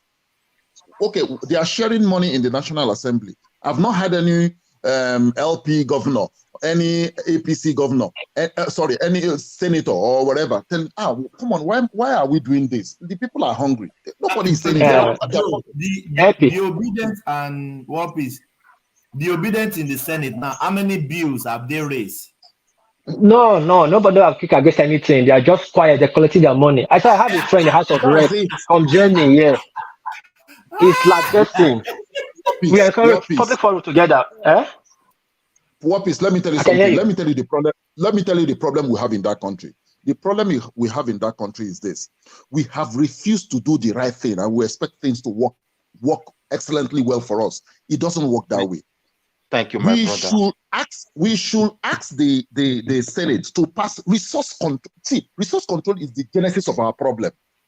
If you give resources to the states, you see that some state governors will throw in the towel. I don't want to do again because, for example, let's take Imo State for example. Maybe we have gas. Uzodinma or whatever he calls himself will have to go and look for an investor to come and invest in that thing. And when he sits with an investor, he negotiates with his brain. He now have to negotiate very well, because if he doesn't negotiate very well and get good deal for the state, he's not going to pay his workers. He's not going to do anything. It's not going to build roads. But no, wait, my brother. When they say restructuring of natural resources, most of the federal state is still federal work to negotiate the deal. It's not like a state will just go, come and be drilling my gas. But the state wait, the way it works. The state have power to stop any resources you want to take in their land if they are not comfortable with it. This is the power given to them. Then secondly, anything taken in that land is still federal country. The federal government must be involved. But the finance, the money, the dividend that is coming, clear accountability will follow. So it will go like from the federal revenue, but it belongs to that state. Then why the state retain its percentage? Because if you just throw it, every state go and manage your resources, my brother. Now paradise now within the kind of crisis that will come out. Excuse me, my brother. I'm not disputing you. What I'm trying to say is this: like when we had the regional government, at least it was, I don't know if it's 50-50 or 60-40. The federal government takes 60%. If we do it to the state, the federal takes 60, you take 40. Now, this federal government does not give you any free money again. You don't go to Abuja to collect free money. That is what we're after. When that free money stops, we can have governors thinking. If free money is coming, and the federal government will be so serious to know what you are selling. There will not become accountability. And the state governor will be serious to know what you are spending in a state, because it's giving you money. So everything will start working. But let Tinubu try. You know, he's already the president. He have good I keep saying, this man have good intention. But will he succeed? I doubt. But is not coming. The structure is bad, and there is no way anything good. Somebody told me that if you enter Abuja today and you are into this politics, the way they structure Nigeria, the only thing that is possible is for you to steal money. You can't even initiate what is good, and nobody will support it. Somebody told me. Kumi, you said something about the diamond in Zamfara. The funniest thing is for you to ask: is the diamond in Zamfara labeled as a natural resources for Nigeria? That's a question you ask yourself first. We have it, and we are exploiting it. It's two different things. We have diamond in Zamfara. It's not only Zamfara that have diamond. If you don't know, they have vast diamond in Osho, and they have precious stones too there in Osho. But this is not yet labeled for expulsion yet. But people are putting it locally. That's what's happening in those eastern area. Point of correction. Maybe you want to say gold. There is no diamond in Zamfara. Okay, sorry. Gold and we all know. It's a gold and a precious stone. Gold and precious stones in Osun, and they're not yet labeled as for what we export. So people are mining it locally. Let them label it as part of our export. Our minerals we export. Who are those mining locally? The question you have to ask: who are those that you say it was the same politicians? Yes, it was the same politicians that were doing it. Retired generals, government officials. Now, what happened is that they were bringing labor far away outside Nigeria to do this job. And when those people now see the loopholes of insecurity, they hijack the entire territory from them. Sorry, I want to beg for 1 minute, please. Hold on. Somebody, hold on. yes. Okay. Bishop, hold on. This to you. What is the template of mining a resources in a state? Do the states take control or the federal government take control of the resources after mining or before mining? Or who sets the company to mine? Okay. Are you asking me that question, right? Yes, please. Yeah. Okay. There is the Mining Act. There is a Solid Mineral Mining Act. All according to the law, all minerals under the act to sub-debt belongs to the federal government. Now, the activity that is going on mainly are illegal by bandits and some warlords and the rest. We tried to do when they established the Ministry of Solid Mineral under Obi Ezekwesili that time to set up the templates to enter into agreement to come and mine at commercial scale. Unfortunately, that did not fall through. So the minings that are going on are illegal activities. Unfortunately, we call it illegal because it is not recognized. But some powerful people are actually behind it because they are making money from it. Gold, everybody knows that gold, so both the state and the federal government are not getting benefit of those minerals because they are being mined illegally. I don't know if that answers your question. Now, please give me 1 minute. Somebody went to attack me in the comment section because I said that in 1996. No. Bishop. Hold on. Now, let me say what I want to say. Hold on. Don't, if you are talking, don't watch the comment section. Comment section is the. No, I want to correct the information. No, you don't. I'm not taking. He put a wrong information to what I said. I'm not interested in the attack. I just want to put it. The information he put there is not correct. Anybody can go and check. Why did we not participate in the 1996 Nations Cup? If that person is still hearing me, it was because Abacha pulled us out. We were the defending champion. It was not that we were banned. No, we were not banned. Thank you. Yeah, that's all right. I think, thank you for the correction. I think we have to move on. One man played a video earlier on, seeing two black guy pushing that rostrum. They said those organizers has apologized. Is it a coincidence that the four guys pushing that rostrum, they were black, or maybe we are just looking that in another, we are being suspicious? It could be the four of them, they could be friends, but maybe four black friends, and they hire them to push that rostrum. Do you guys understand what I'm saying? Do you have anybody in the house? But why is also one black guy not even in the midst of those white people standing up? That's another question. On top of it. That's another Whether we question. will look at the video, I don't know if any black guy is in their midst, but this is what I No, can tell. I didn't see that. I didn't see that. They are almost all of them. Those That ones. is what our leaders in Africa continent have turned us to. That's just the truth. It's a reflection Exactly, of my brother. Exactly. You've said it all, man. You've said it all. Yeah. You are right, because let me check the video again. I didn't see even the guy on the rostrum is a white guy. The guy they were pushing, the guy is a white. But why are we drawing any? To me, I said earlier on that the four of them could be friends, and they are the one wants to push the rostrum. Maybe they were contract, they were paid to push that rostrum. So to me, I didn't see any. That is to me. I saw it in that perspective. I'm trying to check the video. If you can watch it again, where's the video?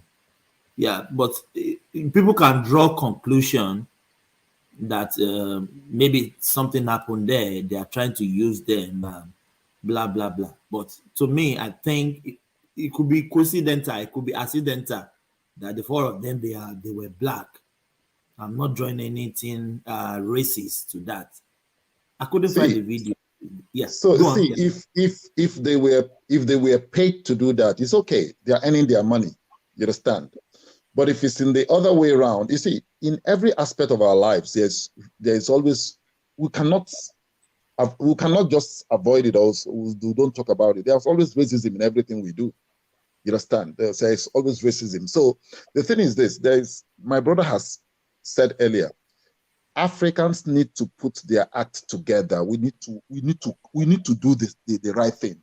Even all these even for example, most of us here are living abroad. We're living outside the country. You understand? Most of us are not even happy we're living outside the country because we're not contributing to our own country. So the thing our leaders should do is that our leaders should try and make Africa livable. They should make Africa better so that people can come home and stay put at home. And you see, I don't know if the problem with African leaders is that most African leaders, I would say, when Oshiomhole is removing the roof of the House of Assembly, so you want us to go to Nigeria? most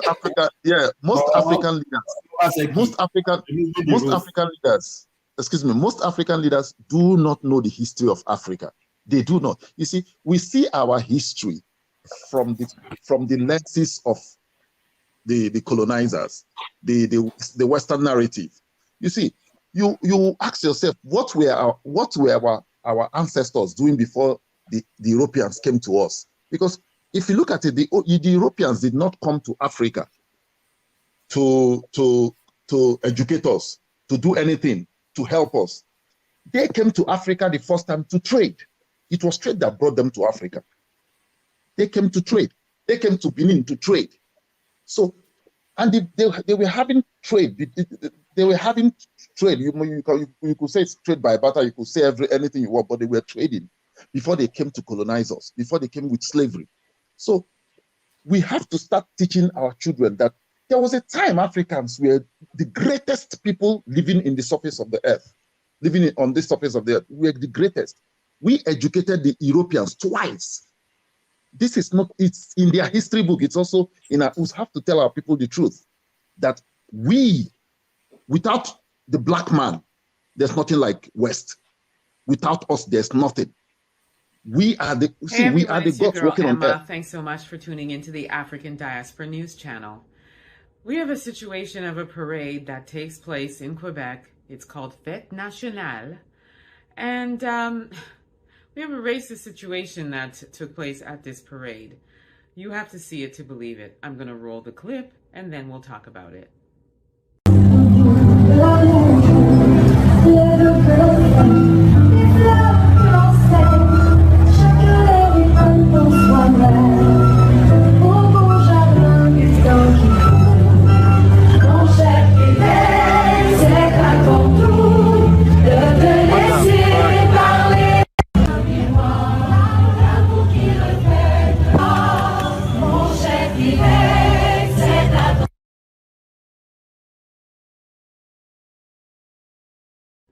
So you have a float that's being pushed by 4 young black boys. They're teenagers. And they're wearing what seems to be, well, it looks like prison gear in this beige color. And then you have a bunch of French white people walking behind the floats dressed in white. And then you have the talent on the float with the singer and the pianist dressed in white.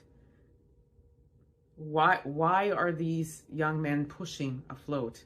We live in a time now where we are very advanced electronically, so that float would move on its own. So why do we have these young black men pushing this float? Secondly, why would these young black men even agree to do that? Thirdly, where are these young black men's parents to even authorize such a thing? So now this organization has received a lot of backlash for this act of racism. That's blatant. And their response was, well, that wasn't our intention. And the reason why these young men are wearing this awful beige color is because they wanted it to match the gigantic book that's on the float. And the name of that book is Once Upon a Time. So the 4 black teenagers had to match the book. Why? In any event, they're apologizing for their actions, and it wasn't their intention to send a message of racism when in fact it absolutely was. Why weren't there 4 white boys pushing it? Why do you have 4 black boys pushing it? That's racism. And they need to be come down on super hard for this act. This is disgusting. Disgusting behavior. Let me know what you all think about this. Drop some comments in the chat, and don't forget to like and subscribe. Thomas, are you there? Yes, please. This is once upon a time. You should know what it means. Once upon a time, when they held us, when you see, this is all about superiority. You know, they are telling you that they are better off than you. I like when the company was narrating why they didn't even give a reason why they did what they did. If they had said, "Oh, we contracted a company, and the company is helping us do this stuff," so we now know that, oh, they paid the company to do this stuff. These guys were working to earn money. So, but now they didn't tell us that. They just told us, oh, they started apologizing. That can be on a truck, a moving truck engine that will be. You know what I mean? They don't need to push it physically. Do you know? You understand what I mean? They can use us or whatever. Horse, yes. That's not acceptable. Or even put it on the truck, on a moving truck that can move. We saw many events. They put all those, they mount it on a truck.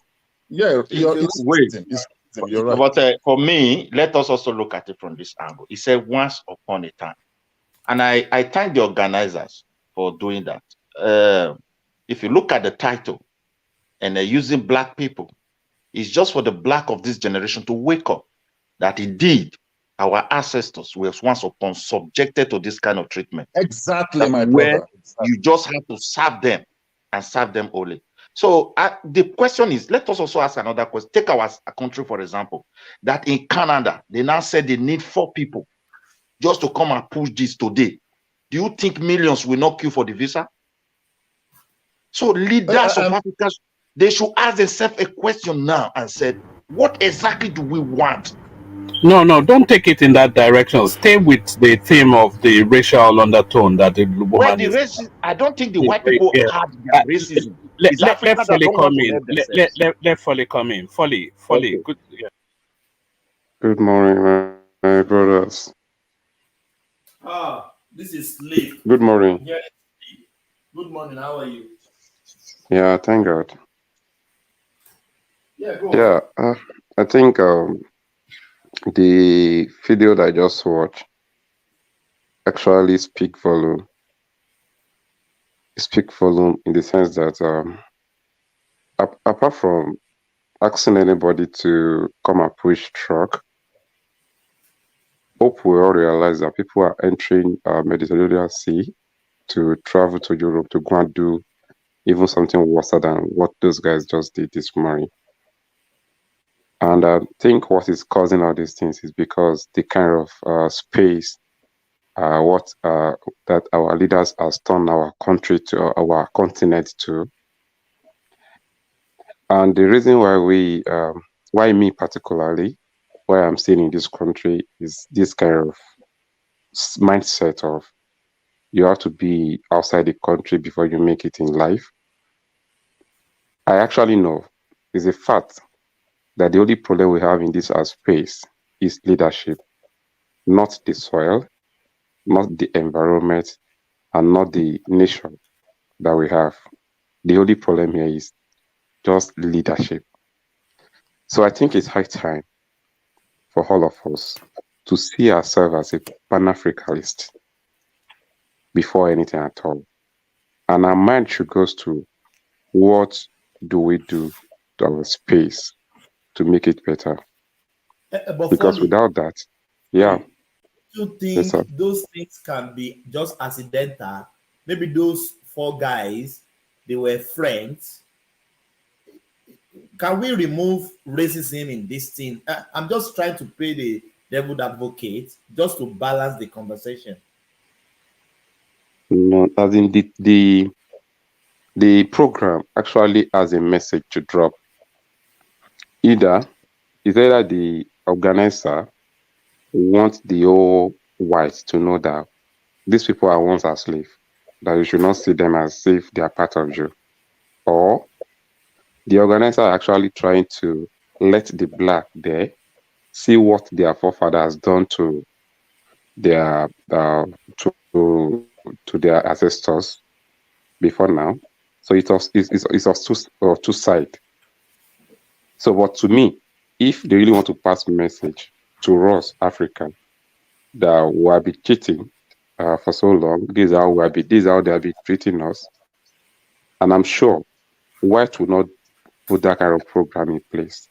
But if I want to speak for that program, I would say these people actually did it because to remind themselves of what black used to be to them. So they should not lose their guide. That's exactly what I can read to that what the program is. Foley, can we erase racism at all? Let's be honest with ourselves. Is there anyhow we can erase racism in that program? Is there anyhow? I'm not saying is there anyhow. Can we erase racism? No, my mind can never erase racism. There's no way I can. There's no way anybody can tell me to erase racism from that program, from that what I saw. No, you are not getting me. Forget about this video. I said, can we erase racism from the whites to the black, from the black to the racism will still continue. Definitely that it can happen, but that can only happen when everybody now see themselves as one, as when nobody sees anybody as if it's inferior or is superior from each other. It can only happen when people see themselves as they are home here, and they are here to do whatever God wants them to do here and leave this space. That nobody has this space for heaven. You just come and do your own thing. And the period you have here, do whatever you think is at your capacity to do before you go. To make sure you make the place look a beautiful place to live for everybody. Until that time happened. It's not only, this thing is not, let me tell you, this thing is not only happening in Europe or anywhere outside Africa. Even what Africans are doing to themselves is worse than that. Africans are doing worse, even in Nigeria here, in Yoruba land. People are treating themselves as if they were more superior to others. People are living a life like they look like a semi-god to themselves. They look at themselves as if they are semi-god, and they can do and undo to others. Until we get. Do you know why I asked you that question? Yeah. I live in Australia. I face racism every day. Okay. Yes. 2 weeks ago, a white lady, I can say this mental problem is because I work with some firm, yes, with that. So, but he said something. She said, "Go back to your country." Old lady of 80 or 70 years old. Do you know what I tell her? I said, "Are you two? You are not from Australia. Aboriginal own Australia. You two go back to your country." So it's racism has come to live with us. We can't eradicate it. These white folks, for Libby, these white folks, forget. Thomas, can I interject? Can I interject? Yes, please. Okay, you see, Thomas, the reason why they look down on Africans is this. Apart from slavery and all those stuff, you know, I know they did a lot of harm to us and a lot of psyche. You know, we have to reset our brain again. Again, if somebody does not see you economically as equal, he treats you like a piece of shit. That's the thing. You see, if Africa is able to build, because Africa has all the capacities to build their economy, build their continent. If Africa could replicate what the Asians did, because if you look at it before, the Asians were treated the same way. Nobody took Asians very serious. But now everybody's taking them serious. You see, if Africans could do that, you see that at least we will reduce this racism. They will start seeing these people, oh man, these people are rich, these people has a very strong economy. If you look at what the West shows to their audience, they don't show the good part of Africa to their audience. They show people in Sudan, people in dying of hunger, people in Somalia. That's what they show. And that is what the people over there feels that, oh, Africans are suffering. Joe, and they will not show the street of America where people are struggling, sleeping on the street. But already, Americans have sold themselves already to the world that it is a country of opportunity, a country of this. You know, the way they painted it. Everybody wants to be like Americans. Everybody wants to come there. But they're not showing the other side of America. It is because of social media came up now that we are seeing the other side of America. Don't let Ajali Koko hear you. You wake up from where he is now. No. Even Okay, I think permit me to just chip in a thing or two. Please On this don't touch my space. Unfortunately, I missed on the video clip. That was where my system dropped before I logged in. But that's by the way. I agree with what I don't know if it was Fodibi that said so. Let's go back in our own land, in our own African land, not even Africa, in Nigeria. What is the problem between Ife and Modakeke? What is the problem between Aguleri and Muleri? Why is it that Mbise people and Mbino people still believe that one is superior to the other? In Abia State, we have a similar thing. In Benue, and the one in Nasarawa, Gone, and where some people believe they are superior to. The only thing is that we are a little bit different, slightly different culturally. We are both blacks. We share a lot of things, more things in common, but yet some people believe they are more superior than the other. Okay, can I ask you a question? 1 second, please. Bishop, let Bishop answer this question real quickly. So, whichever asked this question before, sorry about the interjection. So, which one is worse, tribalism or racism? It's the same thing in different color. Exactly. Well, I accept that response. In different space. Exactly, it's the same thing. When you feel you are superior than the other man, and as such, the other man should not be accorded the same opportunities like you. So why do we black people, take it so seriously overboard when a white person is racist towards us? Why is it more painful than tribalism? Now, okay. Can I ask? No. I want to ask you this question. Sorry, let me answer that question. Everybody, hold on, please. Everybody, hold on, please. I want the conversation to be between this daddy and Bishop. Let them have that conversation. They will move on. Yeah, go on. Okay, let me try and answer that question. We can have interjection and contributions because nobody knows it. Now, I did say something here a couple of weeks ago that I personally experienced by one Dr. Adeshino. I did say that. I remember I said that. How many people know that if you put leaf in your mouth, you provoke the deaf to fight in those days? when we were growing up. If you want to really a deaf person to fight you, just put leaves in your mouth, he will fight you.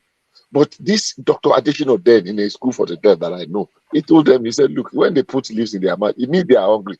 Go and uproot a whole shrub and give them to eat. That is goat that eats. You understand? So they don't respond to it anymore with that pain and anger. Now, if we learn how to respond, there's this thing we read in those, I think it was in Chino Achebe's book, since the hunter has learned to shoot without missing, the naked bird has learned to fly without perching. Now, we respond because it's just like when I say Uriokwe, it's a word that has not taken anything from you, but it can provoke you to anger. And you can pull shirts and we'll begin to fight.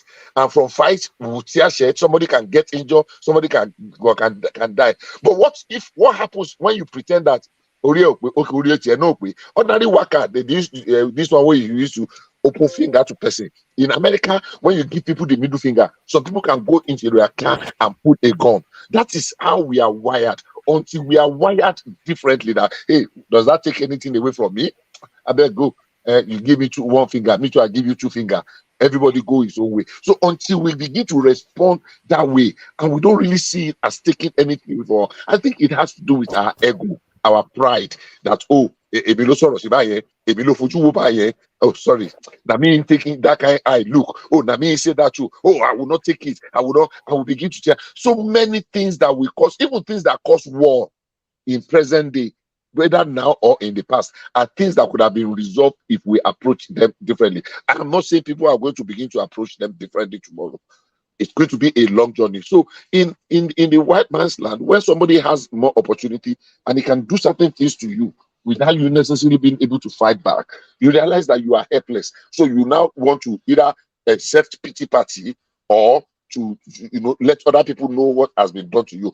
If the racism does not deny you of your own right, it does not say, look, you cannot drive on this way, or you cannot enter this supermarket, or you cannot go to this school. If it does not deny you of any right, that some people just look down on you. Ask them that they look down on you because they are jealous of what you have attained, that they cannot do it, but you are doing what they cannot do. So they are jealous of you. But all this inferiority and envy, it started from the days of Cain and Abel. So it is still with us, and it will continue with us for a long time to come. Yes, please. Bishop, you can't rule that we will think about. We can't just say, we know it's there. We can't just let it go. Last week, somebody was telling a black guy that, like a contract job. Then he was telling the agency that he wants somebody with Australian accent. So what is the white guy trying to say? That he doesn't want a black person, because I know for a black guy to get Australian accent, that means maybe he was born here, raised here, he has been living in Australia for, you know what I mean. So that's still racism, isn't it? He doesn't want somebody without Australian accent. Oh, sorry. No, I don't think. Sorry, please, 1 second. I don't think that as racism, please, and I will tell you why. Even in America. Come on Say now. again. Hold on. Let me answer, so that you can now you can either see it my way or not. There are so many jobs in America because of the kind of people you are going to be dealing with. You understand? Front desk or receptionist or customer service. They won't give you if you have heavy accent. So that 70% of your customer will not be saying, excuse me, pardon. I don't know if you understand me. If the people you are going to be interfacing with are the people, hold on now, let me finish now. You are the one that say, let us have conversation. So when I finish, you will not take it up. I disagree with you.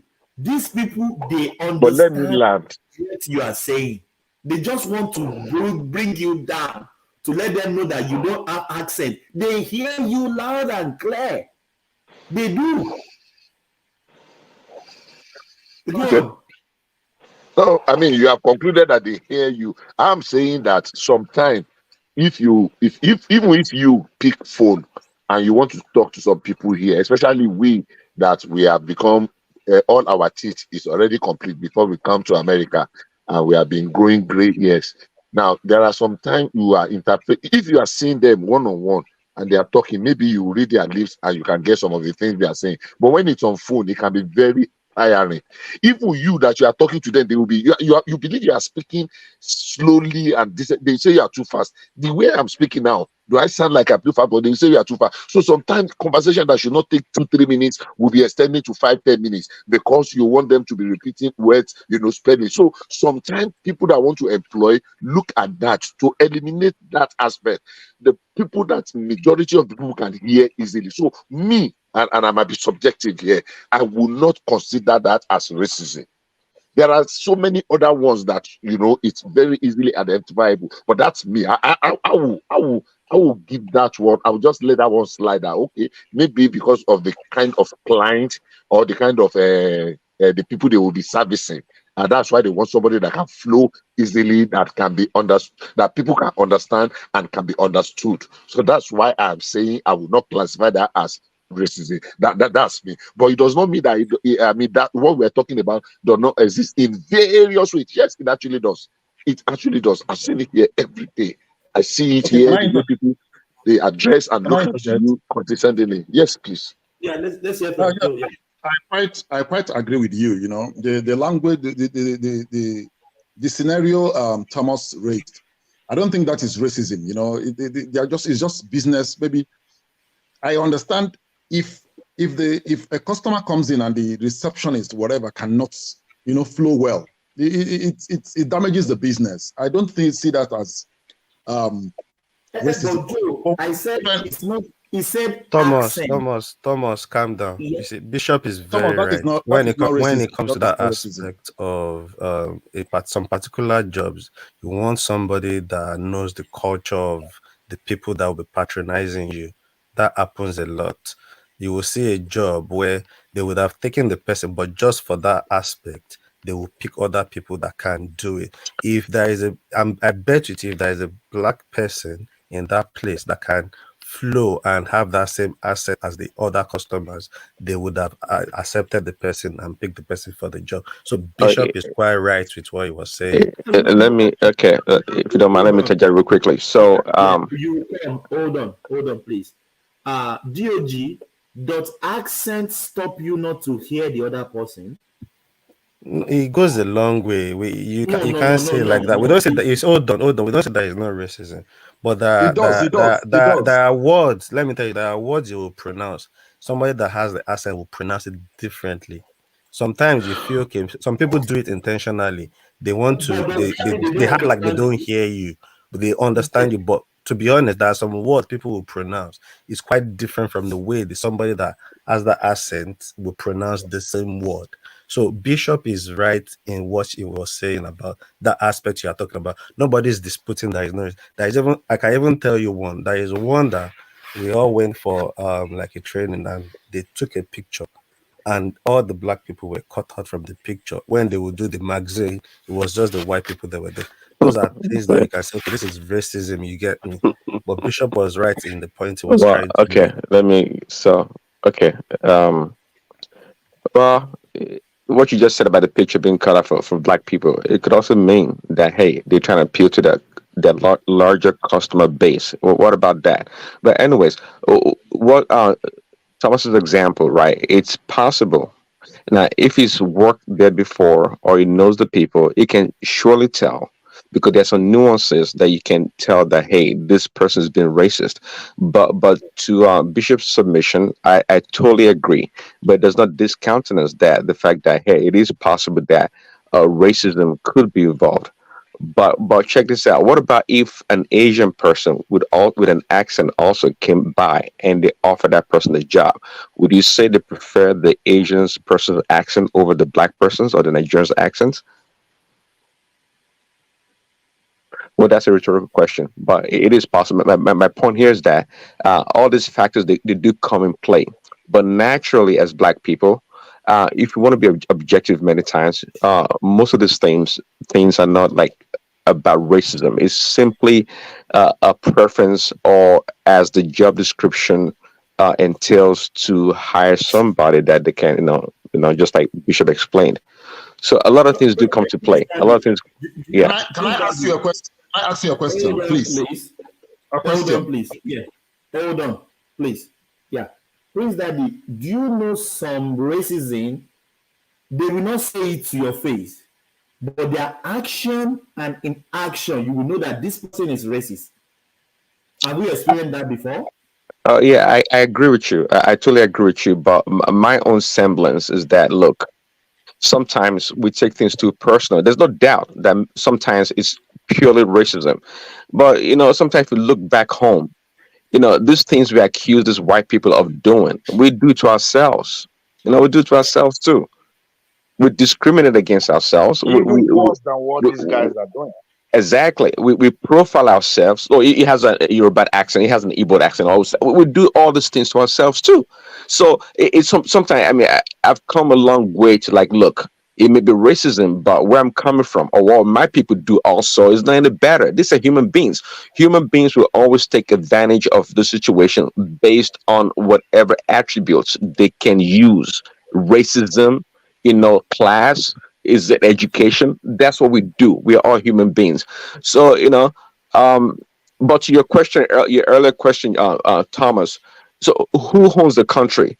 Is it the Aborigines of Australia, or the people that actually develop and built the country by their creativity?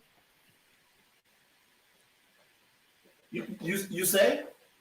My question, yeah, you asked a question earlier about somebody says you go back to your country, and I'm asking you, the person who owns Australia, the Aborigines, okay, the indigenous people, or the white people that came over and built that country with their creativity and hard work. Between the two, Aboriginal own the land. They own Australia.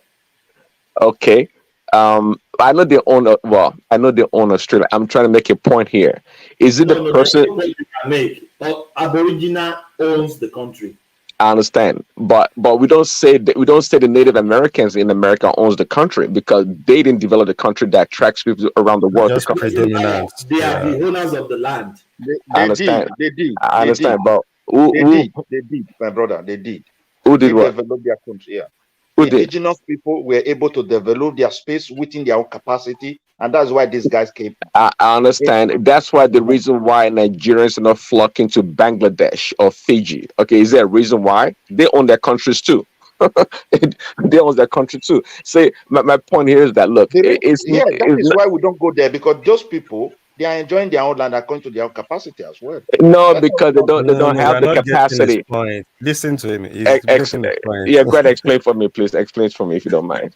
The point is, these people are predominant, so obviously they didn't bring out the development. But these other guys you are calling that they don't own the place, they came, they saw the resources, they bring up innovative ideas, develop the land, and it's now attractive. When the Aborigines were there, how many people will relocate and go to Australia to go and live there if those developments didn't come up? That's Wait, my brother. See, okay, can I interject, please? Can I How do interject? you? I love How, this wait, topic. sorry. How do you know that if those guys are the one controlling their country till now? How do you know that the place won't have developed? Will not be developed. Excellent question. Excellent We still question. see how they live as well. That's abstraction. Let's take Africa. Civilization started from Egypt. Now, if those civilizations were not tampered with by invaders or whatever, do you think they would be stagnant? They will have gone far. Benin, I got an article written in 16th century by a German who visited Benin. He told them he found street light in Benin. It's still there. They knew it.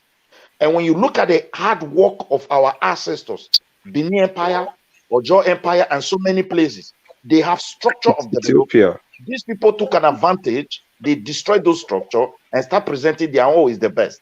And they even change their orientation. They even change their orientation on how to make but this see, for themselves.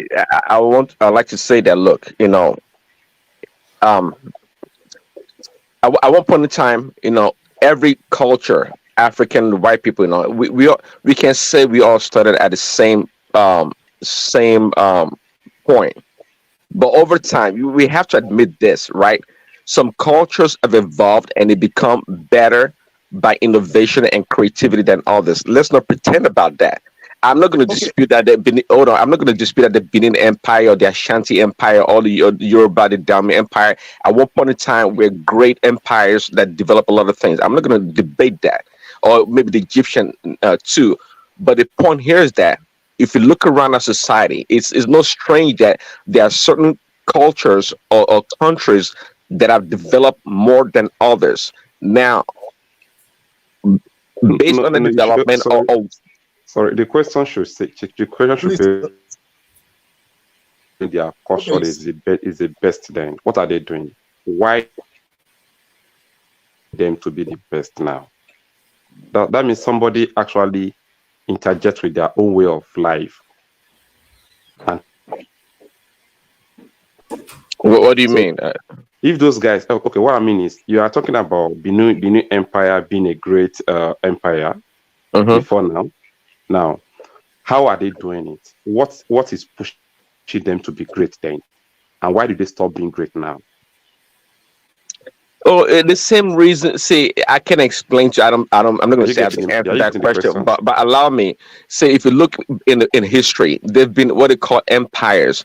Is it the Persian Empire? Is it the Roman Empire? Is it the British Empire? For one reason or another, empires or a group of people come about that they dominate the rest of other people because of that innovation, creativity, or whatever advantage that they may have. The same thing today. Prince Daddy, do you need that job I'm talking about in Australia? I think you have accent of Australia. Maybe they're already doing better where he is now. Please, this my brother asked a question. I wanted to speak. Can I? If I'm permitted, I wanted to speak to that question that he just asked. He said, "Hold on, please." Prince Daddy is in the middle of saying something. I just put that in as a joke. So let him conclude. Then the other person can come in. Yeah, Prince Daddy. Yeah. Actually, someone was responding. I was going to respond to that person. I didn't see the name. Is it Folly or who's responding? Folly B. Yeah, go ahead. But Folly B. Yeah. Okay. It's someone else. It's me that wanted to respond to something. Okay, go ahead. Go ahead, please. Yeah. Okay. You see, why are we not developing the question you asked? When they met us, they designed, our ancestors were able to design a system that worked for them and their environment. Today, we are now in a system that I feel we don't even understand. How can a country like Nigeria, they will tell you your reserve should go and be in another mass currency. Your reserve should go and be in the World Bank, a bank that you don't even have a staff. You don't know how it functions. I don't know, you come and borrow money, and before we give it to you, you must disvalue your currency. How are we going to progress? We were not there when they designed World Bank. We were not there when they designed IMF. We were not there when they designed United Nations. All these things that they are telling us to use to develop ourselves, they are not of us. So how are we going to come up with that circle? I understand. I guess your point there. Why are we buying into it? See, the person I've always said the person that conquers another, that introduce their language upon other people, they are the conquerors. The people, okay, someone that innovates something is the person that sets the standard. You guys, some people work in technology, you guys know, right? When somebody introduces a patent or a product, they set the standard for the rest of the other competitors. That's just the way it works. Now, if you don't want to buy into the World Bank or whatever financial institution or instrument that they have for us, why don't we go create our own and do something differently? Please, can I ask a question here? Can I come in, please? Let me interject, please. Yeah. See, the problem is not like Africans has not made efforts to create their own financial institutions. It's just that the West does not want Africa to have theirs. Do you know why they killed Gaddafi? They killed Gaddafi because of this same purpose. Gaddafi wanted Africa to have a common currency. Thomas Sankara. Even Thomas Sankara. What was it? Mark Nkrumah of Ghana. All the early coup. All the early coup. All the guys that are supposed to make things happen for Africa. Let me say guys, something. Do you know? Hold on. Do you know what I call those things? Do you know what I call those things? As sad as they call resistance. I don't get it. Okay. You see, let's come to my point here is that there's nothing like even gravity in itself. It's resistance to on Earth. My point here is that look, these people killing our leaders or trying to circumvent our progress, it's all part of resistance because they do all these things to us doesn't mean that we stop progressing No, Oh, or Okay, fighting okay, back because other okay. cultures Please also let me they've interject. also expressed resistance. Please, It's not unique to us. can It's I not unique to us. My point. interject? Prince Okay, Daddy, can we call out Thomas on this particular topic? please, can I interject? Sure. Hopefully, hold on. Can we call him out? Thomas is from Oyo Empire, and you know how they feel within the Yoruba people. They feel like they are superior to everybody. Uh-huh. He's a boss. So that's the reason they made him a co-host. They are both from Oyo Empire. So they don't want to please everybody. So the hypocrisy on this topic. Thomas, Baba I want to ask my Yoruba brothers here. I want to clarify a history. You see, Modakeke and Ife, they've been having clashes for some time now. You understand? I don't think, but they used to have clashes anyway. I want to ask a question here. Did those clashes they've been having, did they start in ancient time? No, Or after? let me explain to you. You see that land was given to them. They were not there originally. So there used to be a bird that made that sound. I'm sure Thomas can explain that before that.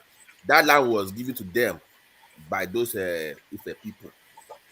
When? So they were not there. They were not there. That was a donation to them. They had issues When? Can you just point? It's some long time ago or recently Let or me what? find the video clip on YouTube so you can watch the whole. It's a long story, but they were not there originally. Like they were moved there. It was a gift. Wait. Is it during the colonization or on their own in the ancient time?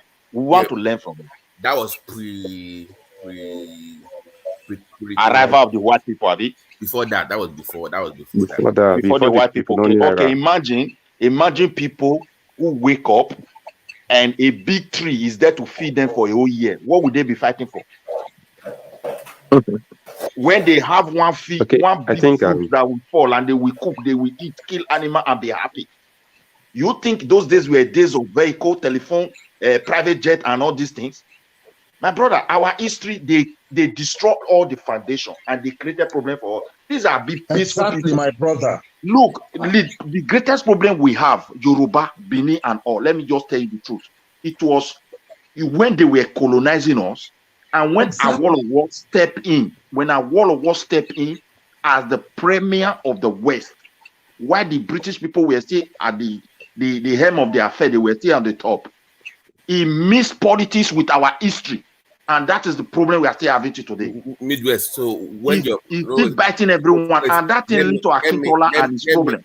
Let me cause wahala right now tonight. So when your prince from Benin came to Yoruba land and stole the battle of Lamurudu that was supposed to become the king, that was not the problem. See, this is your narration. Listen, my brother. This is your modern narration. When my prince, listen, when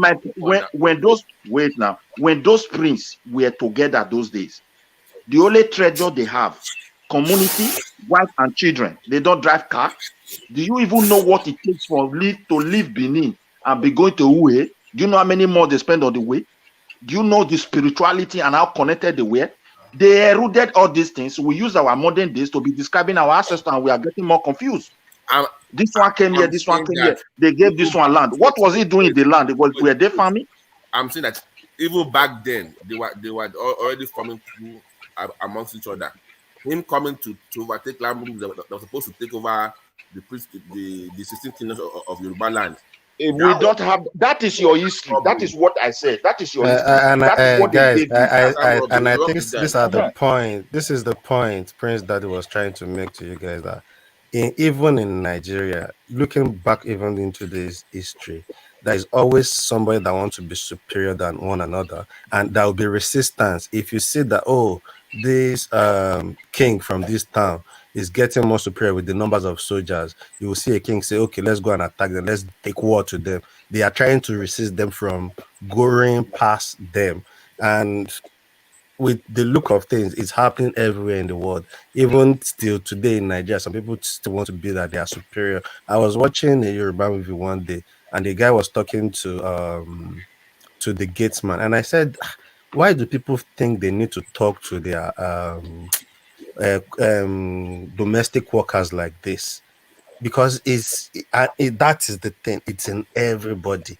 Everybody wants to form resistance. If you are superior, you want to make sure. Some people want to make sure the press push people down backwards so they don't get to where they are, so they can be See, my superior over brother. them.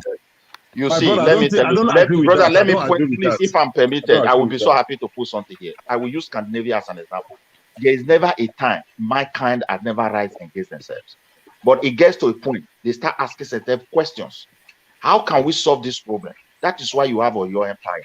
It means there are many kingdoms who now work hand in hands and they are progressing.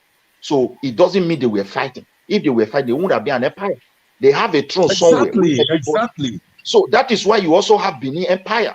So the people have gone through a period of fighting themselves. They are now in a period of coexisting, which is a key of development. When you hear a place is already an empire, it means there are many kings. They have settled their differences in the whole of Scandinavia. Only one king in Sweden tried to put all of them together, but unfortunately never have a child. You know how many souls that died? When he died, they all of them departed away. Today, where I live in Sweden is a Danish territory in the ancient time.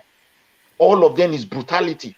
Yet today they are still trying. They have been able to pass through it. The Danish will not be saying, "I want to go and fight Sweden," because that place was the land of my ancestor. But isn't There are many parts. Mr. So this is what I want to say. Mr. Midwest, isn't that human nature? Like you always want to be superior. Exactly. Equality is not that is impossible to actually come about. Everybody wants to dominate each other. Nobody wants to feel inferior to anybody. So it's just human nature. Wait, my brother, see what happened.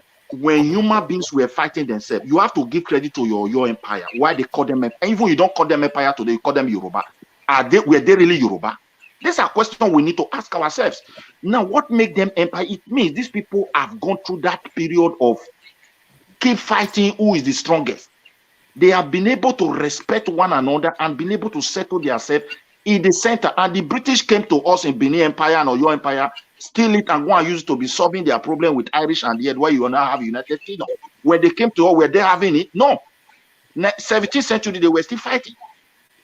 But Yorubas and Benin have been able to cross this. But occasionally, they still have eternal problem, and they still have to resort to force, which is today, even your country, you still have police, you still have army. So we are human. Brother. They destroy everything and put us in this total mess. My brother, you're good point. Yeah. Can I, please let me say something here, please. I'm sorry. You see, what we fail to understand is that, you see, I always say that we shouldn't be looking at African narrative from the lenses of the West, because they tell us we're barbarians killing each other. But how can a people killing each other, fighting with each other, could build an Oyo empire? Could build Benin Empire. And if you look, excuse me, let me conclude. If you look at the structure of the Pentagon today, Pentagon, it is that structure, that framework of Benin they used in building it. And they said our ancestors did not do anything. We built Songhai Empire. We built Ghana, Ashanti, Dahomey, all those places. And you see these people were killing and fighting each other. We should stop it. Yes, human beings can have, but we weren't dominating ourselves. We weren't feeling like all this superiority. We weren't doing it in Africa. Yes, we were fighting. And the fight could be from a piece of land, from some little things. And we settle our cases. When they met us, we weren't fighting. When they met us, we weren't fighting. So we should stop believing this story that when the Europeans met us, we were killing each other. We were living in harmony in Africa then. And we're building civilization. We were building great civilization. Do you know these people use Africa to settle their cause? Exactly. There's something we should understand again in Africa. Not killing themselves. The minute they discover Africa, used to design United Kingdom was taken from Benin. See, exactly. I don't believe that. To say that allow me to say that Africans did not fight amongst themselves. It shows that perhaps we're less. I don't know how to put. We're less creative, so to speak. We were not ambitious enough. I don't believe that because what No, you wait. just explained. Hold on, Okay, what you let me just explained there. Hold on, what you just explained. must you It's fight not. It's before not unique. Hold on. you It's not unique to Africans because, in fact, if we were to go back in history, actually, I think it was World Peace was saying it earlier. The Europeans were like barbarians and animals. They kill each other too. They fought wars for many years, and they destroyed themselves, and somehow, some way, they came back together. They built, So it's part of human development, in order to exert your power. Sorry, I've came across this what's it called, particular history that actually said that Africa spent 700 years in Spain teaching them Exactly, how my to live their brother. life. Are you talking about the Moors or what? I mean, You must not be a wicked soul before you expand your space. You must not see, be a wicked soul. listen. You say, This is just wicked. I'm not gonna dispute that because guess what? You know the Mongolians. The Mongolians are part of the, well, I guess they're separate right now, but they're northern part of the, right on top of China. The Chinese people. The Mongolians were a powerful people that conquer, I think, pretty much Europe. I'm not sure the rest of the world, but anyway, they ran through Europe and the Ottoman Empire. But today, the Mongolians, as a group of people, are one of the most backward people in the world. My point here is that the Moors you're talking about, the Africans that went to Spain, all these things, yeah, maybe it happened. But guess what? Time has passed and a lot of things have evolved. Okay, we had new powers and we had new development. So we're not going to rely on these things of the past. Okay. Let's forget about the past. Let's forget about the past. Let's talk about the future. How are we going to have a future now? Okay. Please hold on. Hello. Please, Daddy, I'm just joking. Please, Daddy, do you know you sound to me like a Westerner now? You are not sounding like Africa. Why do you say that? With all your narrative. When you talk, you sound like Australia accent. Prince Daddy. Jẹ́ ká kó gbogbo àwọn ará ayé lálẹ́ yìí. Jẹ́ ká kó gbogbo àwọn ará ní alẹ́ yìí ká kájà àwọn ará yìí. Actually, to be sincere, if we were to go back to our history, we will see that there is an intention somewhere that want to keep Africa poor, because each time we are like seeing, we are trying to see a liberator in Africa. These people still came back for that person to make sure that is Fali, I 100% agree with you, and that is a part of the resistance I'm talking about. Because no, guys, stop. That is a very offensive and annoying statement from both of you. Say, the brain thing. Don't you have the mind of your own? Babati, I'm acknowledging what he said. I didn't say that. I'm not trying to. Like they are the one holding us back. No. Stop blaming white people. It's your own problem. Let's stop. I agree with you. But that's what I'm saying. To me, it's natural for resistance to exist. Well, see, even what Fali just talked about, it's written in Western books, and it's not hidden. Like Noam Chomsky, they said it. The purpose of the Europeans and the Americans is to make Africa a source of natural raw materials. That's the way to put it. But never a line of finished goods. So you guys can always be consumers. And guess what? Is that not true? Look at Nigeria. Most of the things we purchase, our economy is largely based on importation. We barely have any serious manufacturing going on there. Is that true? No. I'm saying that was by choice. We had a choice to choose to fall for that or not, or to decide to be on our own. But we fell for debate to debate, right? But we had an option. We had a choice. They lured the African leaders with loans from the World Bank and all these other banks that they can't pay back. The IMF. Africa don't even have leader. They don't have leader because yes, they only have puppetry. They have their puppets. Wait, my brother. Let us look at it from this angle. Hold on, Midwest. Let me finish, please. This is our weakness. We are always looking for the next savior instead of building a system. What happens is if you build your system around a savior, then they can focus on that person and break that person or destroy that person to do what they want. So let's move away from this idea of looking for the next savior. That's always been the issue. You must build a Okay, system. wait. Not looking for I the want next. to put wait on my brother. See, every problem that we are facing today as an African, if we say the greatest challenge that we have as a people, black race, number one is history. Now, like where I live today in Sweden, those who read their history is as valued as nuclear physicians. They don't play with them. Now, because most of the things we are facing today, people were once facing them once upon a time in the past, in the ancient time.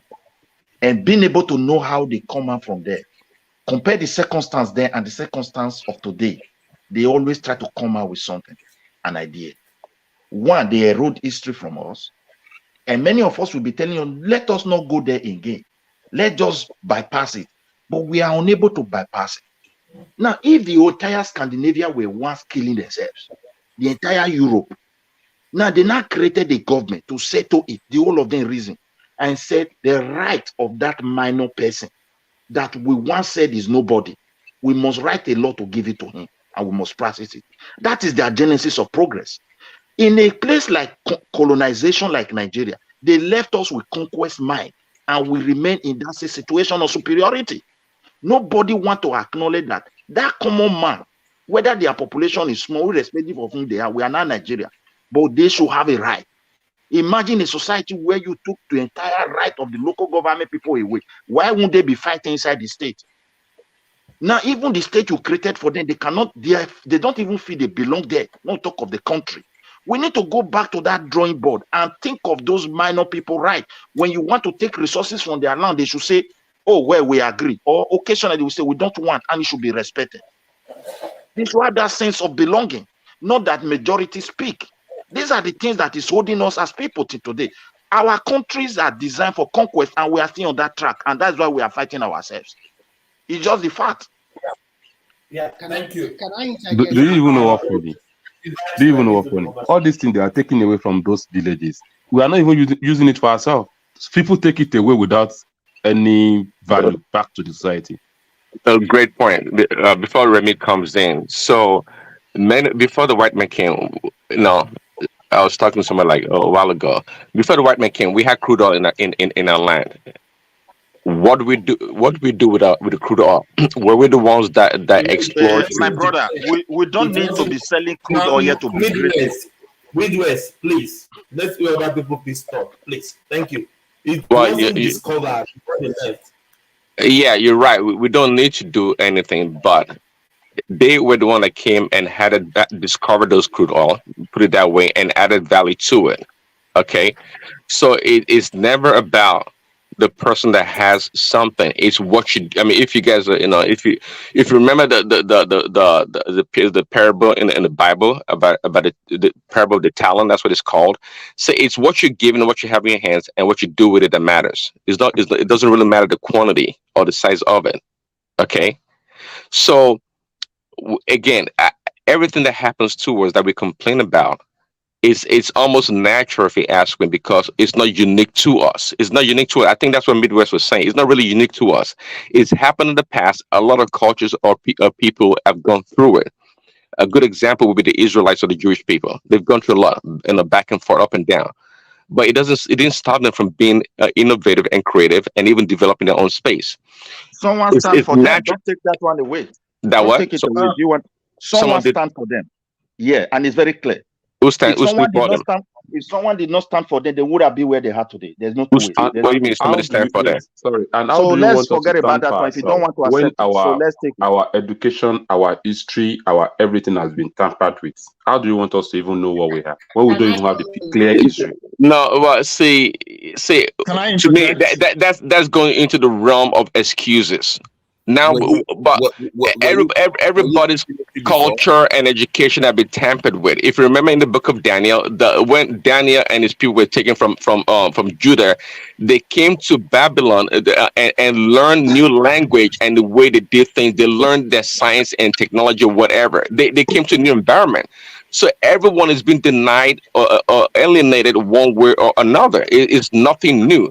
But we cannot continue to complain that they took this from us or they took that from us. Well, whatever we have left, we are able to make the best of it. That's what I think. And we can't say because they came to resist us, we should sit back and not continue to And go forward and or why are fight. they coming after? And why are they coming after everybody that want to do things in the another way around? Like that want to take another path. Why are they coming after them? Not It's the for them not to resistance he's achieve whatever talking they want about. to do. Is the resistance? Yeah, Remy, come in, please. Okay, Yeah, good let's hear morning, from Remy. everyone. Yeah, good Yeah. morning, everyone. This is a very interesting topic here today. I see it from different perspectives. First, if you put your house in order and if you are bonded together in terms of, I mean, you are bonded together, nobody will come into you. Unfortunately for Black folks, we are not as we did not see the education wise, we are not as smart as these people. And when they came to our world with simple with religion and with some of our Black collaborators, they were able to do whatever they want. They colonized us, they shared us among themselves, but we're able to come out of it. So when you come out of colonization, first, you don't have no excuse, no matter anymore. And we can see the development that took place in the first century and the first Republic of Nigeria from 1960 to 1966. Nobody stopped the country. Nigeria in regions, and we are producing, and each region is looking for whatever they're producing for. The architect of our problem starts within ourselves. If you continue to blame the white man or telling us that they are killing some of our leaders, who the white man will not come down and kill your leader for you. They will use someone within you to kill your leader. But if you are bonded together, are very strong, you will see the handwriting on the wall and you will not kill your leader. But this is the at a new generation we are today. We are still continuing to blame the white man. Why should we blame them?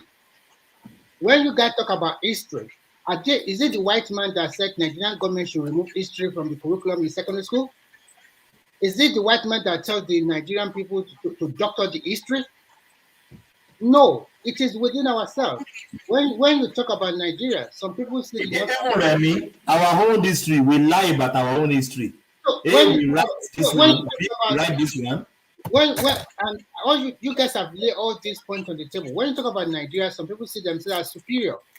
Well, even within the Yoruba land, if you talk about Ekiti people are the most educated in Nigeria, but some Yorubas still count them that socially they are not so exposed compared to Ubu and the rest. There is that I will call it. I will not call this one total tribalism. Remy, bú àwọn ará Ọ̀yọ́, àwọn ló fi máa ṣe ìbí bú àwọn ará Ọ̀yọ́. Bú Ọ̀yọ́ náà, why ló ṣe máa bú Ọ̀yọ́? So you can see, and then even as an average Nigeria, you can see that when a Northerner came to this forum, everybody wants to hear from him or her. That's because sometimes some of us see them as being inferior to the other part of the country. Before you blame the white man, why don't you look at yourself inward and see what you have done to yourself? Nobody asks you not to develop at your own pace. Without the white man, Nigeria, let me finish. Without the white man, Nigeria was able to develop at some speed. Are they not Nigerians engineers constructing roads in Nigeria, building tall high-rise building or something like that? There are some Nigeria doing that. I think the most important thing at this generation is that we should stop with blaming game. We should come together. Look at what is happening all over West Africa. You want good governance. You want good things in your West Africa. But some people are holding you back. Are they the white man that forced them to have a coup in Niger? Are they the white man that forced them to have a coup in Burkina Faso? That means the people say that you can be manipulated easily. Or because you people are greedy and selfish. Everybody wants to have that power and you don't really have a plan. So when we talk, please, I want us to first focus on ourselves. It is high time we start blaming the game. The Europeans and the Americans, they still have their own problem today. They fought more war than our people among themselves. Go and ask any European. Here in Finland, they don't like the Swedish because they colonized them before. Russia also colonized them before. The Chinese were colonized by the Mongolian people from the northern part of the country. But today, look at them. Mongolia is nothing. Yeah, imagine that. Okay, And okay. China Please, Thomas, is can I come? Please, okay. Thomas, let me interject. Please. Yeah, You yes, see, you can Remy, interject. Yeah. Remy, I quite, I quite agree with your narrative to an extent. You see, let me tell you something. When we go back to the past, it's not like we want to stick to that past. No, we want to tell ourselves because when you remember your past, you know where you've gone wrong and you try to correct yourselves. Let me tell you what they've done to us over the years. You see, one, when the Europeans came to Africa, when the Europeans came to Africa, they came for business. They saw how lucrative Africa was. They saw how rich Africa was. They came to colonize, or they came for slavery. They took us as slaves. And when they were destroying those people, excuse me, let me come. Let me narrate something. See, I'm coming to somewhere. Let me come. You know, please, let me finish. When they were conquering when the British came and they conquered the Benin Empire, they did not conquer the Benin Empire and left Benin like that. They conquered Benin and destroyed Benin. You know what it means? You conquer somewhere, you destroy the place. And when they destroyed, they left. And that was what they did all over Africa. They didn't even leave. They sit on top of it. From Egypt, Songhai, they destroyed everything. I'm coming. Let me come. You see, after they left, they came as colonies. When they came as colonies, they held us for so many years. And when they came with the missionaries, the Bible, and they start telling us of heaven, telling us of somebody was coming to save us. And you see, they worked on the psyche of our people. Our people now believe that my purpose on earth is to go to heaven. And when a people have this purpose that, oh, I'm here to make heaven, you cannot build anything for yourself again. Because the worst thing they did to Africans were giving Africans religion. If they hadn't given Africans religion, we would have figured out how to bring up ourselves again, like every other people have done. But because of religion has made it possible that you must always accept your situation. Even because it is written in their Bible that, is this, they even, come on, these people, you see, religious slavery is what we are undergoing now. Even our leaders do not believe. If you ask our leaders, why are you not building road? They say, oh, I'm not building, by the grace of God, I'm going to do it next year. You see, everything we have removed that ability to do something for ourselves and put it on an imaginary being that we don't know, we don't see, that is different from us. That is not our culture. That is not our tradition. That is what we must bring back our culture and our tradition to progress as a people. That's what we are saying. We are not saying we are holding them responsible, but they obstructed our civilization. They obstructed it. Can I respond to you now? Now, the first question you ask yourself, when they came to your world, who are those people selling your people to them? Are they the same white people? Are they not your chief? Are they not your king and your queen and those noble men selling your people to these white people? Apart from after that, they now came with war to conquer you and stole all your artifacts and the rest. Are they not Wait, Remy, please. Let me. You are on air. Wait, my brother. None of our king were selling our people to them. I want to give you, when they came, they met trade, productive people, and they came in. They were us just the way we go to abroad to go and work. They were coming in, buying, and they became so famous in their various countries in the West. Those early people, and they now decide to. A lot of people, the famosity of our continent, start bringing their merchandise. They were coming, and until they mastered the place, they started taking people by force. Most of the kings that resisted, and they fought them tooth and nail until a point where those people can no longer defend themselves. They were also the one who organized that trade. It was not even the king. Few individuals. They gave their arms and they were capturing people. This thing you said, this is what they want you to teach your children in Europe that your king were the one who were selling your people. We should stop this, my brother. It's very insulting. That is It's just very insulting. hold on, relax, calm down. That is just one part of the history you just mentioned here. It was known that some of our noblemen, some of our kings, when they go to war, they also acquire slaves in other lands. Slave is not just between the white man and the black man.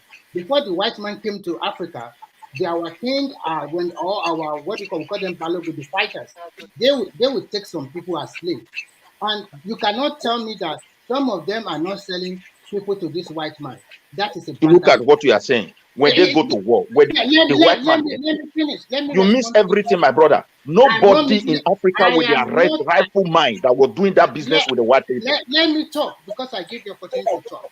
I think you are just looking at it from your own history that, okay, this is my kingdom. I want to protect my kingdom. Reality must be told. Before somebody can infiltrate you very well, why do we have spy? Why do they come? They come as a businessman, giving you mirror, giving you something that you never see before. That means you are ignorant. Apart from being ignorant, you don't have your Ignorance own and wickedness. you don't have your own brain. You cannot think very well. You allow them into your own domain, telling that we are very kind, we are very humble, we are so that's a dogmatic way of living, and that's one of the things that is killing Africa. How can somebody bring religion to you and you just accept it? Who can think like that? You have your own culture and tradition, but because it's okay, we are humble, we are kind people, we welcome everybody. Remy, please. The way you put these things, religion came during colonization. Even with my age, anybody who convert to Christianity when I was growing up, there was a serious repercussion for that family. Not to talk of ancient time. I don't know where you are even speaking to. Are you talking of the slavery? Look, they are you see the way we African reason. They are successful to brainwash us, to teach our children that it is our king that was selling our people. And that is not the narration we are selling. And that's why we remain where we are, because we cannot think beyond the balls that they gave to us. It's very painful. What are you saying? But do you know this thing is still going on in Africa? Yes. Even Africa themselves, they are still doing themselves some evil. What I'm trying to say here is you are looking at it from your kingdom era or whatever. We are talking reality here. Now, look at the present day we have today. Even in the so-called West Africa, why is West Africa not trading among themselves? Everybody will blame the French, but what is the willingness and the strength behind all these West African leaders to say, okay, French, but we still want to trade with our brothers? They should have maintained that, but they did not. Because our people sorry. Because when they steal the money, they will take it to this Western power and put it there. So when you continue to blame them, you have to really sit down and look at yourself. For your leader, or for you, for most of our people, when they have money, traveling to America, traveling to Canada, that is the even thing. They never think about what can I do to develop the tourism industry in my home country. I have a lot of money in my hands. What can I do to create employment for my people? That is not what we always do. What we do is to do big burial party, big wedding party, everything big. People will know I am there. People are not really happy when you talk about, because I don't believe too much about going to the back, going to the past, and thinking about what I'm going to do in the future. I know that are some precedences to follow, but you must sit down and plan for your future, for future generation. For the generation that I am now, I've already considered Nigeria will better, but my generation will not be part of it. We just Nigeria will better.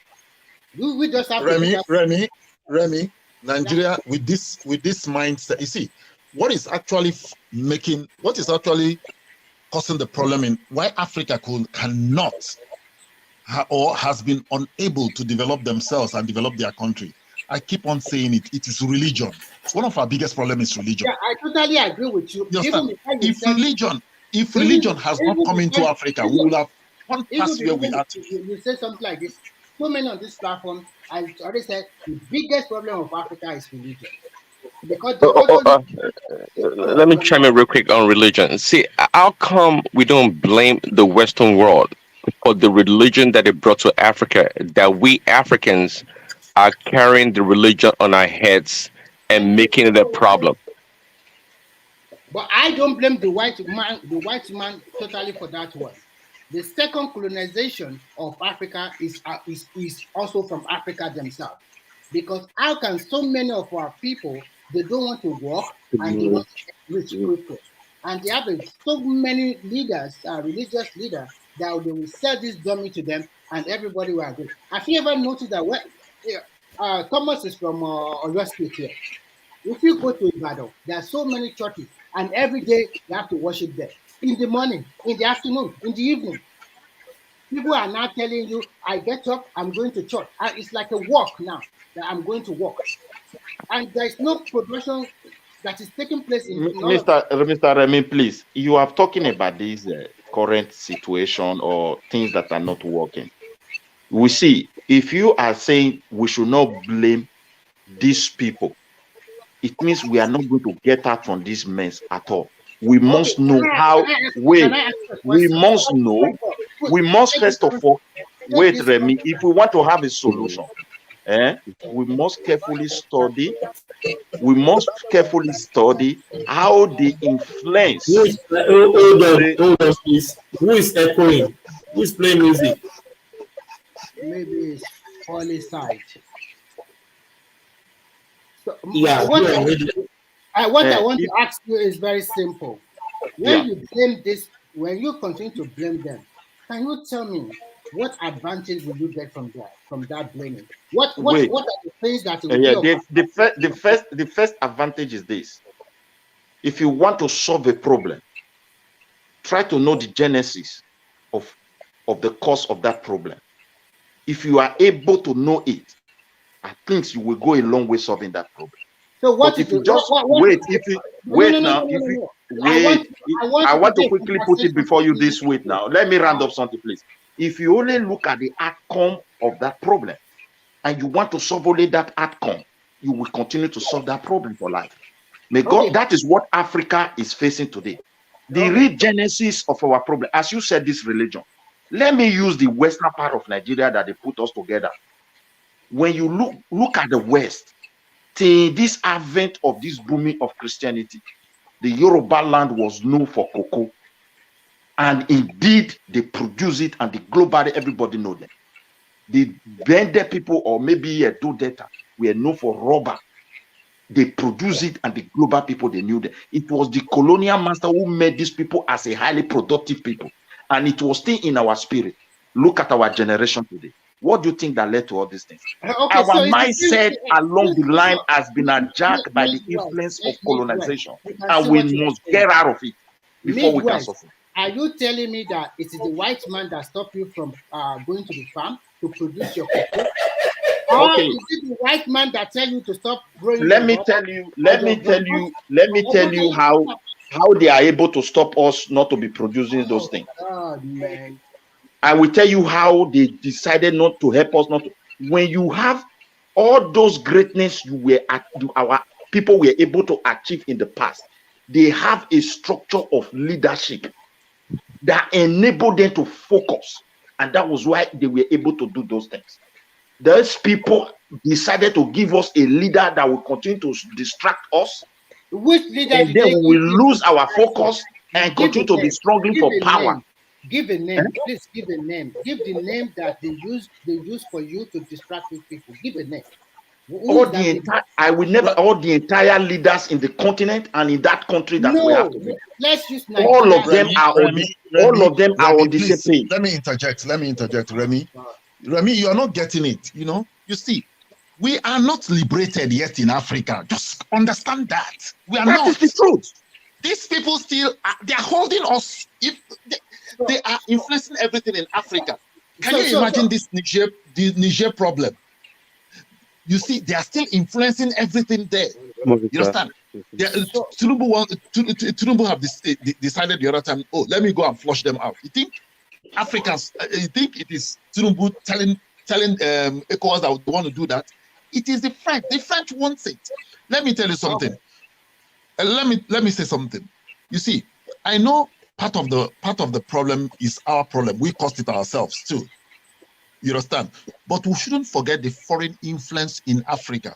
And let me tell you, why even till date, any African that has stood up against them, against their policies, will go. Definitely you will go.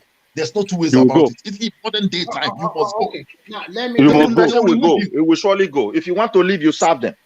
You must go. So how come we don't realign with other powers if possible? Thank you. Now you guys. How do you want to realize when your leaders are not actually helping it? Well, there you go. Blame your leaders then. There you go. You don't have the leader yet. My brother, if you want to kill an animal, go for the head. Anything you want to do, you want to destroy people, go for the head. Once you have the head, it's over. Midwest and Joe, can I respond to you? You guys have been saying that you have not been there. We live in a global world. We need each other to prosper. If you think you as a country or Africa as a continent with all the resources you have, then you think you can develop on your own, then you better go and ask the Chinese how did they do it. Because China was closed, and it is when they have an open door policy and that the boom came in. If you think, okay, the white man are your problem, so then go and eat your cocoa, go and be drinking your oil. My brother, look at it. Wait, you always refer to Chinese. No, let me finish, please. Okay, I want to make two comparisons. Wait. You refer to Chinese. I wanted to quickly make comparison. Let me finish. Okay. What I'm just trying to say is hold on, Remy. Midwest, please. Let people talk. Please. So what I'm just trying to tell you is this. If you think they have been the ones that have captured you, conquering you, telling you what to do for so many years, then we still have a lot of other countries that are developing today. You have to trade with people. For you to become a better economy or for you to develop, you cannot be in isolation. We live in a global world where people use power. If you cannot get it easily, then they use power. So if you want to be a major player, you must think fast and act fast. All these things you are complaining today, they are still controlling you. To me, it's dead on arrival. Like what I see in China, they use a lot of money from the World Bank. They borrow money to develop their space, and they continue to. Mr. Remy, am I permitted? Let me put something for you. Can I just finish 1 minute and then you can put and then I will okay. the floor. Okay. So I don't subscribe to the idea to continue to have the blaming game every now and then. Is it them that asks you or your leader to steal all your money and go and put it into a different bank in the Western world? So what we are trying to say is that if you want to become a better country, you have to come together as one, support who is there and put in the best brain, give the necessary advice, enforce it by holding your leaders accountable. You cannot just hold your hand. And then you can have a big stake at the table, and this you can use for your bargaining power. But if you are still thinking, oh, before I do something, they will control me, you are already coming in a position of weakness. Yeah. To wrap it up, to add to what you said real quickly before you answer the question. Anytime you blame somebody for your woes, you are simply disarming yourself. You cannot be powerful to overcome your problems. So no matter what anybody does to you, it's you that has to deliver yourself from it. You can't wait for the white man or the Europeans to come save you. So that's what I say. I've seen a lot of Nigerians. That is if you have the power to do that by yourself. We're not talking about individual here. We're talking about team. Let me put this one before you. Talking about system. I agree with you to some extent. You see, the Chinese you refer to, that they just progress overnight. They have been with their Chinese structure intact for centuries. Just have that one. They were once let me land now, please. Let me just quickly land this point. They were once a communist country, and being a communist country, they were Chinese, just Chinese, and there were structures for them to. That structure of development still remain intact with them. It was not destroyed. So Now, I in would our tell own, let me also come to you to this point. In our own case, it's of two phase. Whatever we are suffering as a people today, the manifestation is being done by us as a black people. But the genesis of those things is caused by different people. We have to treat the two the same time. But for we want to neglect that genesis because the reality of our failure is being done by us or be manifested in us by ourselves. We want to be solving that one that is manifesting and just turn blind eyes to that very source where it is coming from. And that's why we are not I progressing. will tell you, if I tell you about some history of China, you'll be amazed. They fought a lot of war among themselves. They have different. And they were still Chinese. No, some of them. Listen carefully. Not all of them were Chinese. Among in the country, they have some percentage that belongs to North Mongolia, Tibetan, and so many different tribes or ethnicity in that country. When China was having a civil war, they are having two wars at a time. They have civil war within the country, and they're also fighting with the Japanese, the imperialists, who try to control them, to conquer them. And when you talk about the China also deal with the rest of the world very well. And when they want to they close their country totally for 20 solid years. Close down the country. And they were having their own government structured by Chinese, and it was as strong as China was. Hong Kong was also taken from them by the British.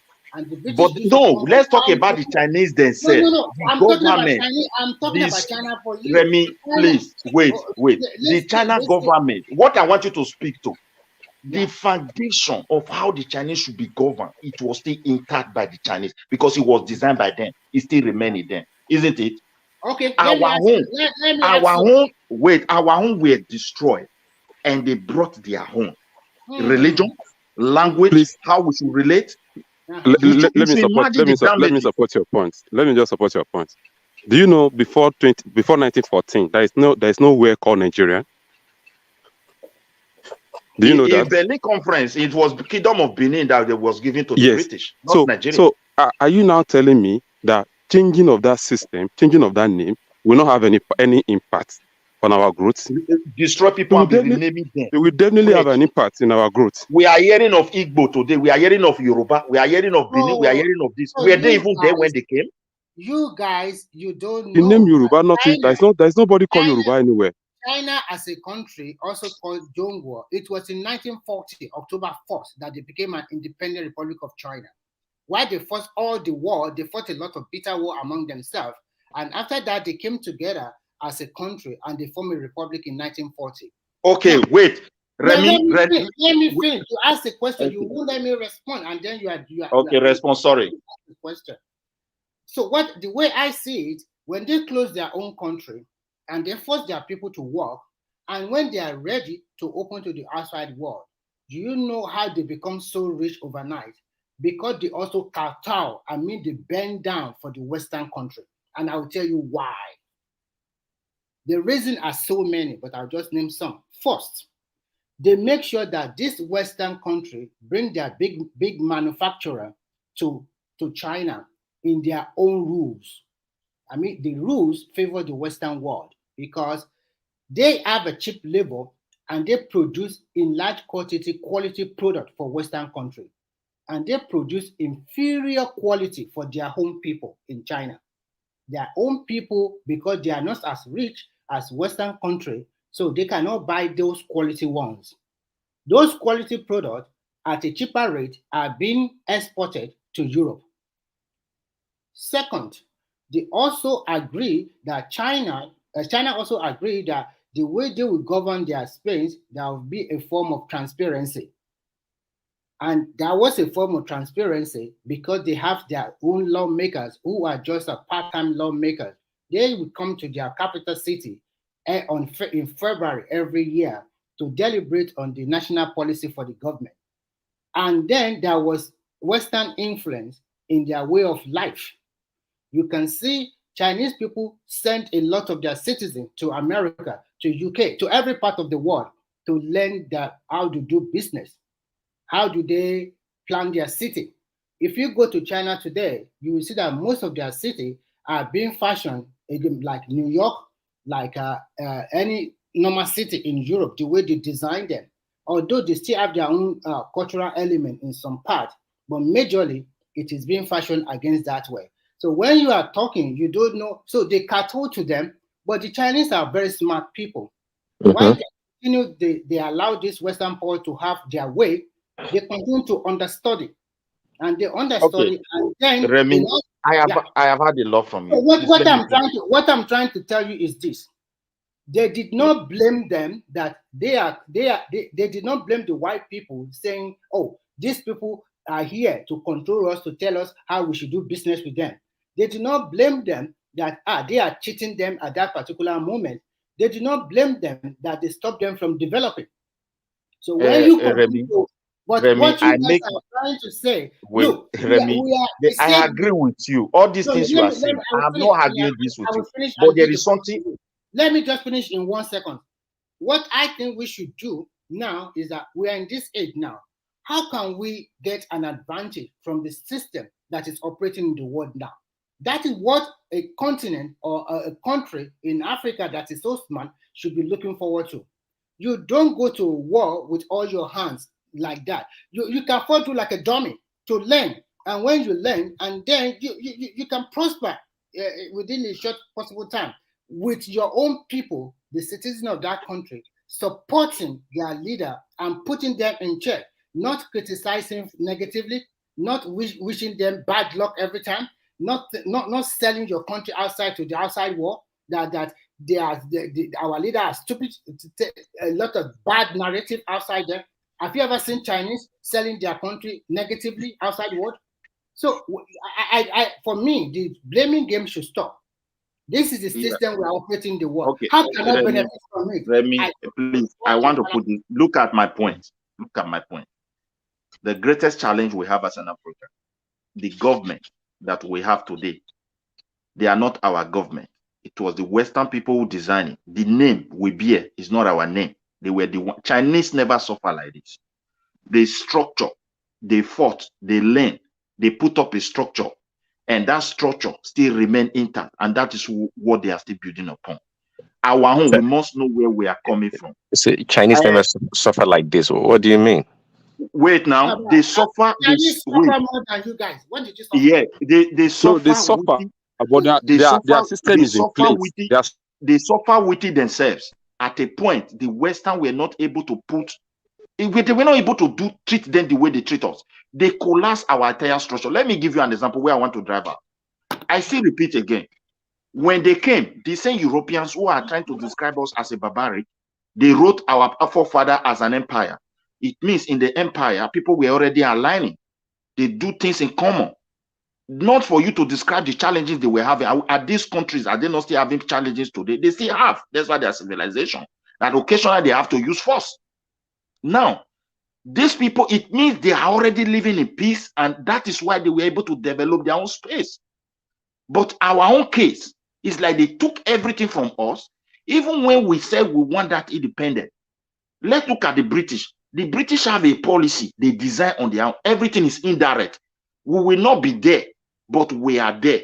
They will be in charge for us, but we are really the one in charge. The French, they think at a time, okay, let's just take these people and make them like a France.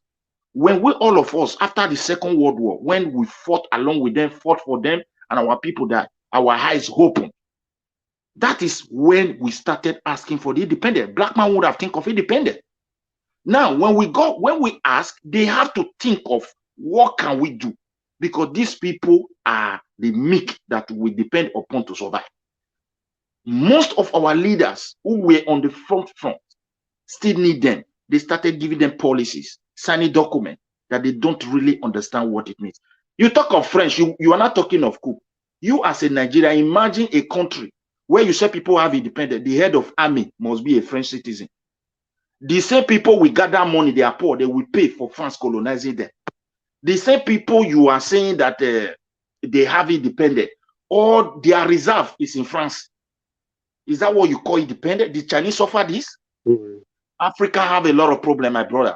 We should not just be talking about the outcome of our problem and we want to solve only that outcome without looking at the genesis and where the source is coming from. There's no way we will succeed. Chinese were intact with their civilization. When they met Benin Empire, they met Oyo Empire. Even the Benis were already praying, because even until now, we will say Edionue, it means the elders of Ue, which is already in Ife. It means these people were relating. But they are trying to tell you whenever they make a problem, perhaps the king used force, or those kings or those kingdoms, they will label they were killing themselves. Is their own place full of peace? They destroy all this structure. They bring politics. They make sure they root everything about us, how connected, how great and loving and peaceful people we are. They are not telling us this one was a bad king. He was killing the other one. Where did they got the empire from? The British 17th centuries, the Irish, the Scotland, all of them. Go and read their history, what they were doing. Yoruba, where they call Yoruba today, never have that kind of history. Where they call Benin were not like that. They were not barbaric like that. They were peaceful and loving and highly civilized people. So we need to know where we are coming from until we treat that source. We are going nowhere. Most of the look at Tinubu today, we elected the president. Okay, good or bad. Whether I keep on saying I did not support him, but I'm not expecting an agent that, because as some people want to campaign when Peter Obi come in, what are they fighting for? Only power. The entire affair of 200-something million people is just in the hands of one man, almost 100%. If you tell the army, go and arrest this, they say yes, sir. Is that how to build a society in a modern world? They knew that that power will be something that we will continue to fight for, while the country will continue, or the continent will continue to be bleeding. Can an interjection come in? You can come in. Yeah. So I mean, see, what you're saying is not wrong, but here's the thing. I mean, you're talking about abuse of power. Do you know how much abuse of power goes on in China? And this abuse of power in Nigeria or Africa is not unique. But at the end of the day, quite frankly, I subscribe to Remy's position. You know, we have to pull ourselves by the strap, by the boots, and move forward. Of course, we have to learn from our past, but that's why we have leadership and people in power. You see, the Chinese economy or the Chinese society don't just evolve and became this great. There were some people, leaders, that planned, that strategized, okay, for this to happen. Until we get to that point where we have a handful of leaders that plan for us, okay, then we make progress. But to want to blame and just rely on history as in terms of what the white men did or what they're doing to us, we're not going to move forward. This is a big challenge. That in itself is a resistance. We already have a natural resistance, okay, but to move forward, it's us. Yes, I totally agree. We have to know our history, but knowing our history is one thing. Not to know our history and be sorrowful and be pitiful to ourselves.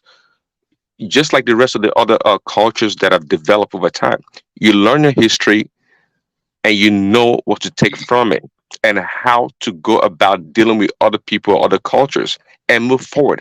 You can never feel pity for yourself. If you do that, you're not going to move forward.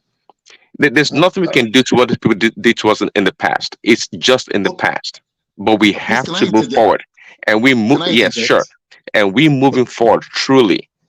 It's our responsibility 100%. I'm telling you, I'm not even giving them 1%. It's us 100%. And again, there's nothing we're going to do that we're not going to face resistance. Because we face mere resistance doesn't mean that we don't move forward.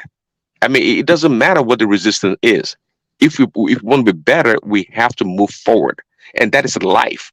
That is life. I'm telling you, we always talk like, oh, corruption, this and that. There's nothing happening to us as a black people that's never happened to other people around the world. It's not unique to us. We just have to move forward. Okay, I want to come. I want to come in.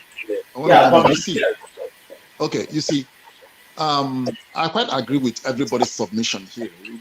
We mustn't blame this, but you see, if you come to China, China doesn't teach their people that at a time they always teach their children. when they were at their lowest point and when they were at their highest point. So these kids will be proud that China, in ancient time, China did this. Our country was so great in this, in this. And if you meet a Chinese citizen here and ask him, oh, listen, he tells you, oh, there was a time we were down, but there was a time we were so great too, that the world come to us and trade. You understand? So over the years, what the narrative in Africa has been slavery.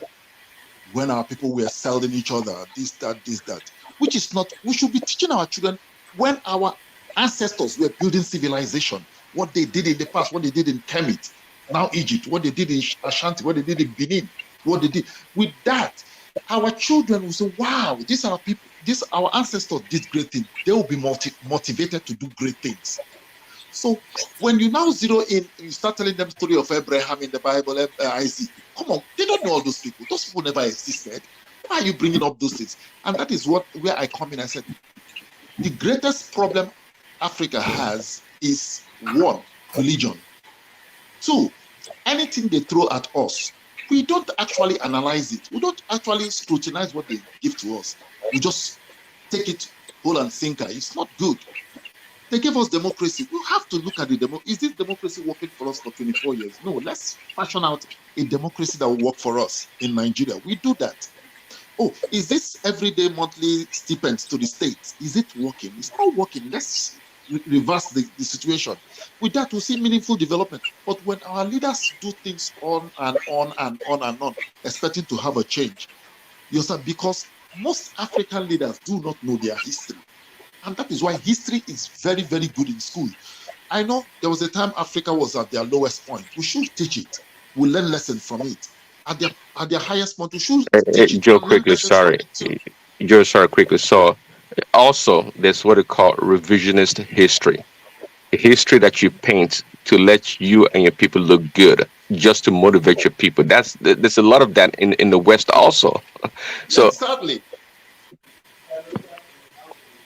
Yeah, continue.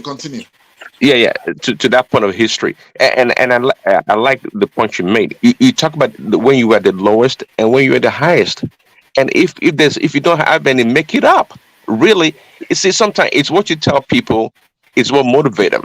See, you'd be surprised. A lot of people, like in America, you call some people, they call them, I don't know, the white people, like redneck or like country people, whatever. But guess what? They're proud Americans. And you may even call them, most of these immigrants that come here are way educated than these people are, but they don't care. They believe in the history and what they've been told, that they are maybe quote unquote superior or great. And that's what they live by. My brother, they can care less of everything else. Let's look at it from this way. You as an African, when you look at slavery, with all your Western education, what you are not teaching your children is that, look, you know what? The kings in Africa were selling slaves to white people. Is that really the narration of slave trade? But you don't talk about how people were forced, how kings were killed, how civilization were destroyed to be able to establish this trade. So you see what my brother is saying here now. The way we narrate our history is that we are inferior, we are animals, we have never been productive. So therefore, the coming generation, even the one growing in the West, nobody sees Africa like a civilized people before these people came in. The damages they did, they want to silence everything, and we are not consuming whatever they gave to us. The history of slavery, they are not the one to teach us. They were not guilty. African leaders, to whom were they selling to? If having a servant, is that slavery? The answer is no. A servant is the one that serve you. There is still what is called civil servantry today. You serve the state. There are individuals in those days, they have people around them. You must feed them. You must take good care of them by law. This is a different thing. But when you invade people, you try to establish a trade and you want to silence that aspect. Now, the painful aspect of it, the most painful one, that when I see a black man, oh, the African king were the one selling, it pains me a lot. These are the pictures they're giving to us, and that's why we cannot move forward. Now, come to that Niger coup that this guy, some people want to tell me that, oh, why should we even think of this coup? We know we have to condemn it. The answer is that, are these people really helping our democracy to grow? If they want to help us, Why are they not helping us to hold our leaders accountable? In a United Kingdom law, there is a way you move money. But when when African leader bring in their money, they turn blind eyes. You will invest, you do everything. They don't question you. It's only when you go against their interest, they will not tell you you have asset here. Is that how democracy will grow? The French are in charge of all the resources in Niger. They don't care. They are not responsible for the poverty. Is that how a country will develop? So we need to ask ourselves, even when we condemn what is bad, we should also look for a better way to approach it. And so that people there can benefit, not just only approaching it in a way that will benefit the masters. We don't have independence. Africa have to agree that, look, we don't have independence. We just have head of state and president and the country that they created for them and for them only.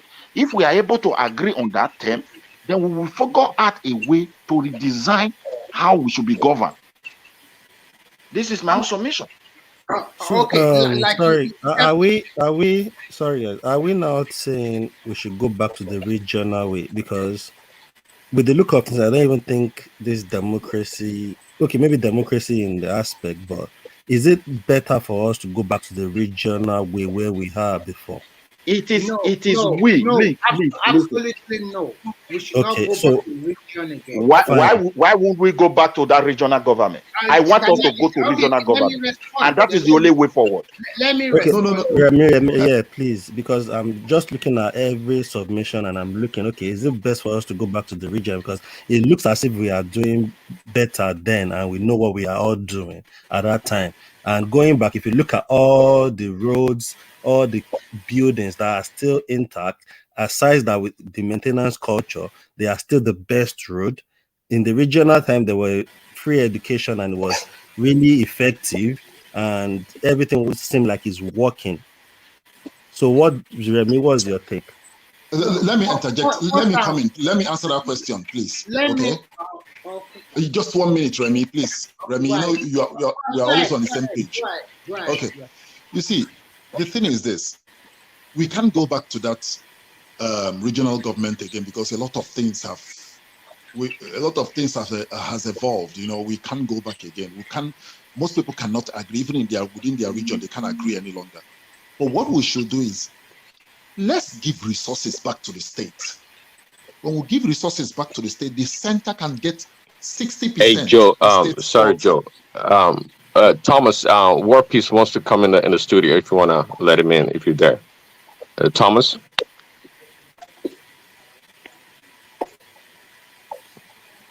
Yeah, go ahead. I don't know if Thomas is away for some time, yeah. Okay. Okay, so if we go back to resource control, states can control their resources. The states that don't have enough resources can go and look for investors. They can cooperate with other states. You understand? With that, we can eliminate 60% of corruption in governance. Yeah. And all these clueless leaders will be thrown out.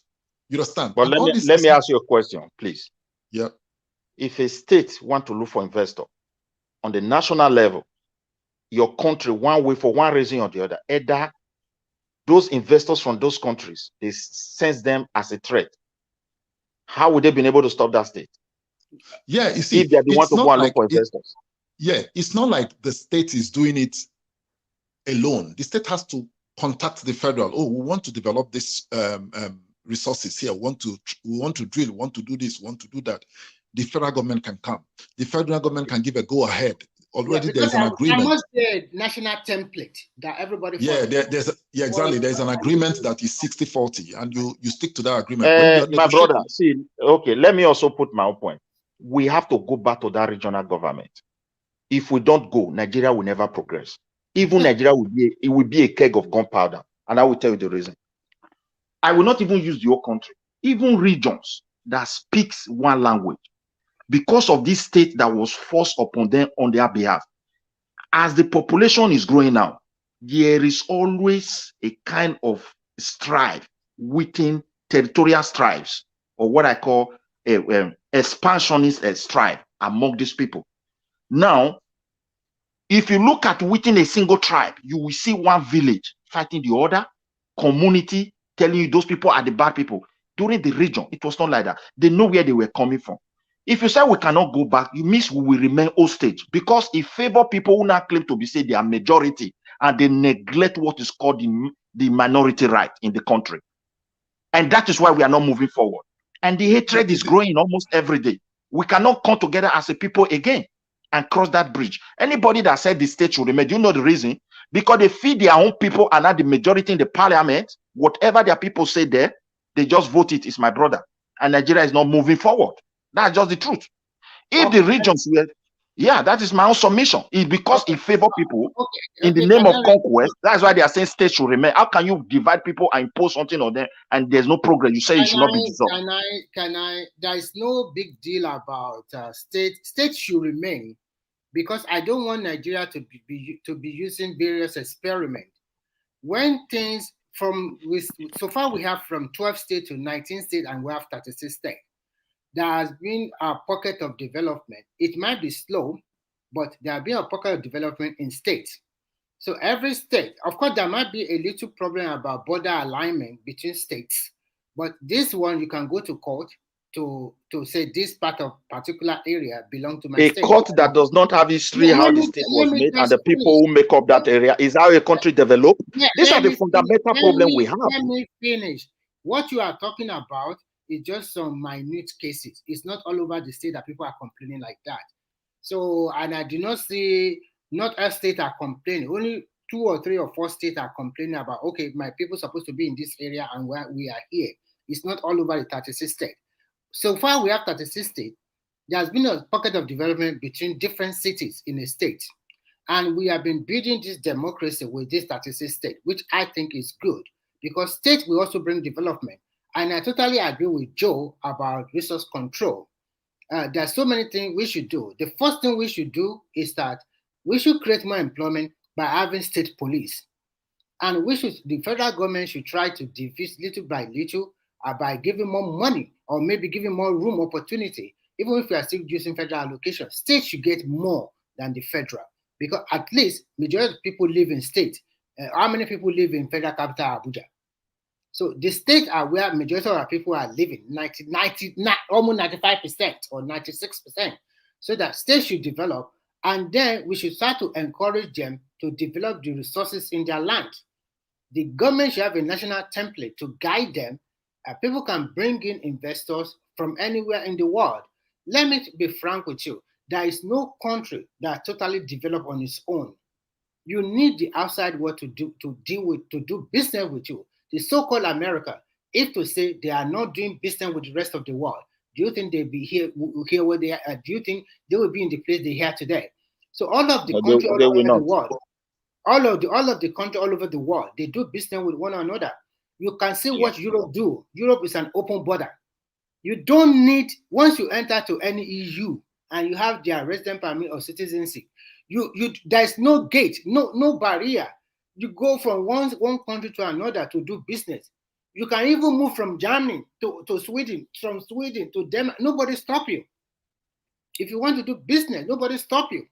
And that is what we crave for in ECOWAS. But unfortunately, because of the, I'm always say this, black man greed and also selfishness. They won't see between the lines. They will know that this thing will favor all of them.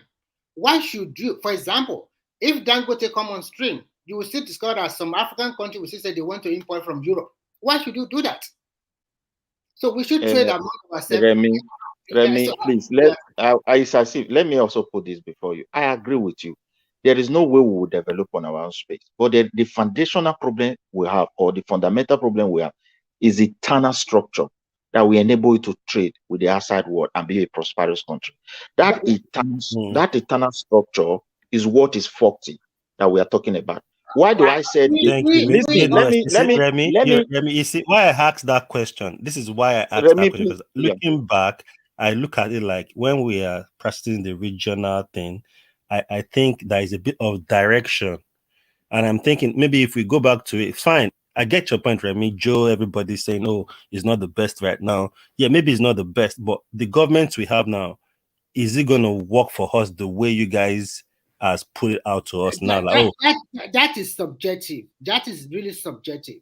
Because when a government is in place, everybody cannot have the same opinion about the government performance. But from what I've seen so far, we have been able to eliminate one thing: subsidy removal. Second thing, we now know where that country is financially. My brother, that country is broke and we are poor because of our leaders and also followers. We have mismanaged that country over several decades. Now we know that, Mr. Man, your so-called country, Nigeria, is poor, but fortunately for that country have both human resources and natural resources and the wherewithal to grow again at a very quick pace.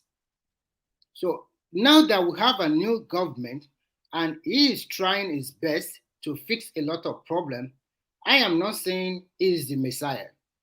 We should support him. Now, yesterday, they announced some palliative for the state, and they are carrying labor along. Now, what I'm trying to say now is that if they give 5 billion to each state, and your state is not doing nothing or using the money for what it's supposed to mean, do we now say it is Tinubu's fault again? No, Remy, you see, Mr. Remy, please, you have said a lot. Let me quickly put this one because somebody asked this question. And I want to tell you why we should go back to regional government. Those who created this state, as an Africans, we should go and ask ourselves, what was the purpose of these people balkanizing everybody? One is to make sure they are able to take the power to one place. And having the power in one single place, it will be easy for external influence to cajole the entire country. Because once you penetrate that power, every other power is silent. And that was the reason. And to create that Wazobia mentality, which is already eating the country. The voice of the minority have no space in Nigeria any longer because of state. They are the majority in the Senate, but look at where we are today. All they want there is just power.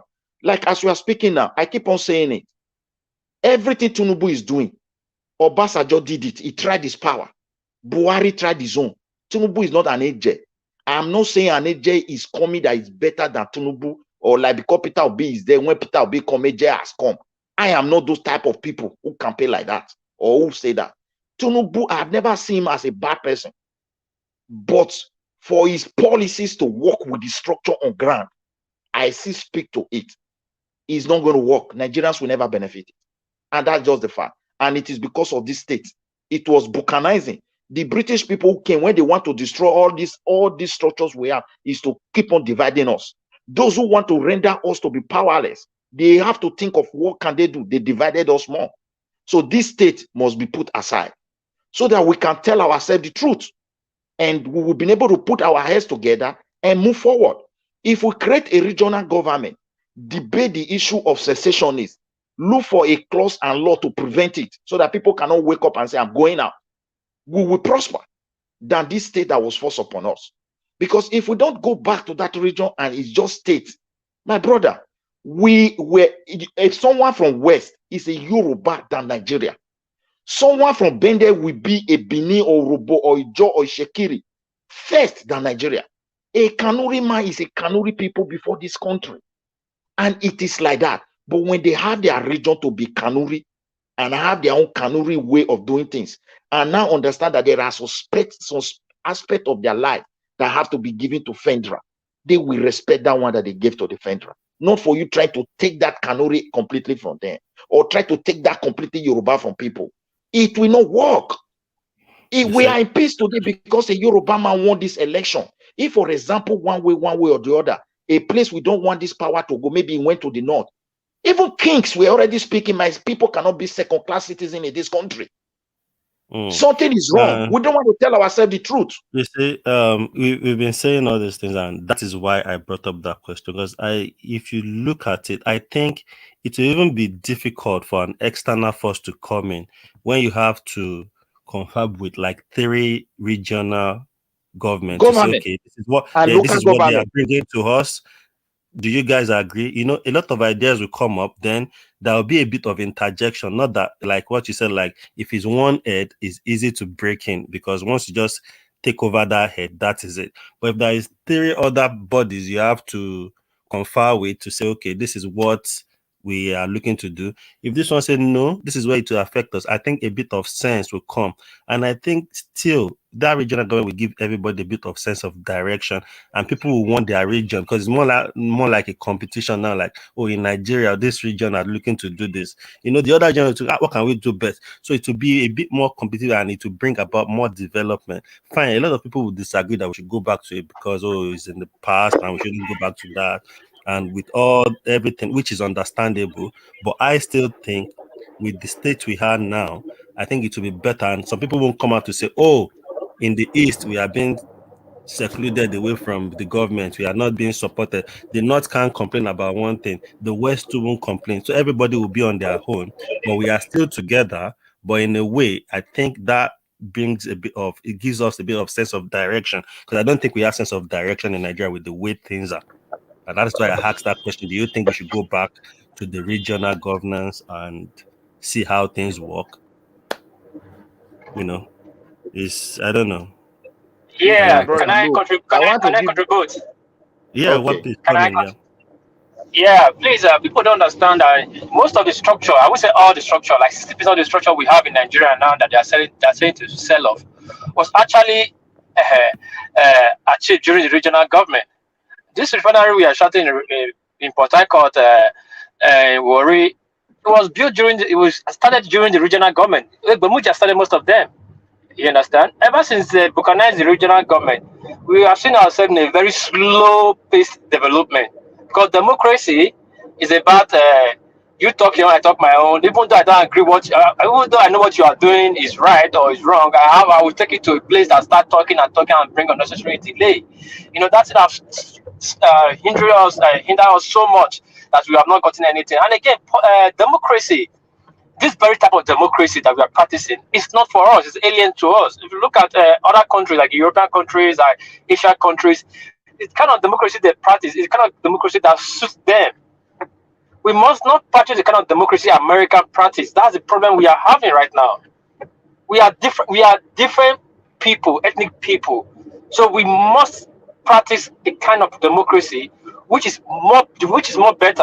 I mean, more close or more better for us is that regional type of government that everybody stay in their own region. I don't have to come and listen to my one. brother, look at another thing. When we were in region, independent, okay, like even the Yoruba, there is a structure that the region will always keep. Look, when you look at the tribes and ethnic nationality that make up Bende, every one of them have one king or the other. During that region, those kings have a say, they have a role by constitution to play for the development of their people. Now, the people who make that very particular place have that right of being owner of that settlement. That is the land of their access to that very particular space. That is how it is in Europe here. When the federal government go and negotiate or whatever, any business that the law permit their countries, they permit them to do, they bring it upon the country and they start making some laws. A particular small place where I live in Sweden is one of the most smallest places, have the power to say, yes, you can bring this to us, or this one you say you want to bring to our space. We don't need it. It can never work here, and it will become law. But in our case, military took this right and forced it upon us. Today, the state governors are not the one making kings and chiefs, which our governor in Edo State is about to try now. And in the nearest future, this king has no history. This is another keg of gunpowder for the next coming generation. Now, when you look at what is going on, the state were never created for development. It was created for power. It has favored the Western people, the Northerners, and the East to some extent by creating more people and taking more people to the Senate. But when you go back to all these places of origin of all these places and the entire country, the common man and one tribe, what do you see? No investment. There's nothing like capital investment upon the life of our people, apart from what you fetch for yourself. We are all the same on that level. So anybody that is saying this state is what is going to help us, I think we have reached a critical junction. Tinubu will do his best, but I am not optimistic that those things will work as fast as it is going to build upon this structure that is on ground. No president that has never tried his best. Jonathan tried, I think Buhari tried. I think Obasanjo tried. And this one is coming to try. But I don't think they need to visit where we are coming from. And I think Tinubu have it in his mind. And I pray for him to really look at it critically, not to be carried away, because once people are already in that power, most of them don't think of the fundamental pains that people were once passing through. Before John came to this power, we were hearing of restructuring from western part of Nigeria. We were hearing of desolation of power from another people. We were hearing that the constitution is not good, but I don't see any of them talking now because power is sweet. When another people grab it, that is when we see that, hey, these are our problem. My brother, let us be watching. I hope for the best of my country. That's just the fact. They balkanize it because the spirit of Wazobia they were doing is what kills that country today, and it's still going to be a problem. We will just have to leave them and let them continue until it gets and it boils down to everybody. Let me quickly take you guys to Iran. People don't even understand Iran what happened in Iran in the 70s or 60s. When America or Iran got their independence or got their freedom, first was the Ayatollah that was there. And I saw Iran was getting together. It's a Muslim country. They're right together. Iran have the biggest oil. It's the reason we started to know that Iran have the biggest oil in the world. Then when they started getting themselves together, America said, no, we cannot control these people. Like just said, we need the part of being center. What they do, they rally around. They are staying the Ayatollah. They brought somebody in form of democracy. Then when they brought democracy in, the realized people started practicing democracy. And you know one thing about democracy, you give power to the people, and people start having power, owning up to themselves, owning their resources. Americans said, no, this is not good. This is not what we planned for. We're looking for where to put the power in the center and we'll control it. What they do, they raise up a military dictatorship that sustain the guy, overthrow the guy. A good leader, they overthrow the guy. Then the Iranian people said, no, this is too much. You cannot be dictating for us how we want ourselves, how we want us to, how you can't dictate us how we rule ourselves. Then this Ayatollah guy that stayed long ago, rally his people, and top of the military junta. Since then, America labeled Iran as that country as a bad country because Iran didn't give them the opportunity to them to do what they want to do, like what they're doing in Nigeria right now. Now, Nigeria, they gave us this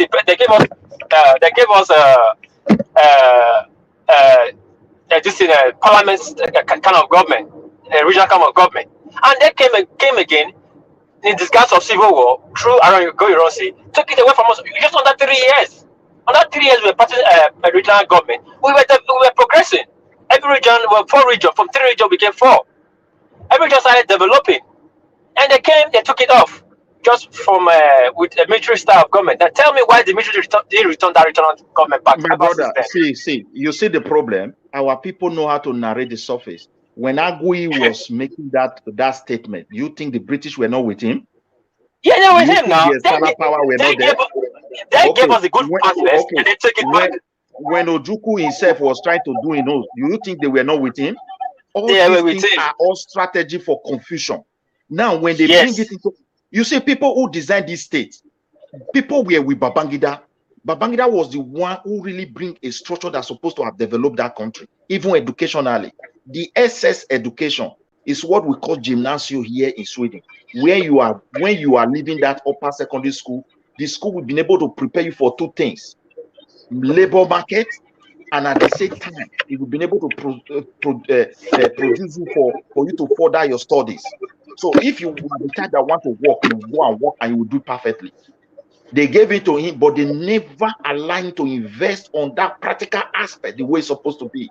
They build commercial schools everywhere to train people how to do the bureaucratic procedures.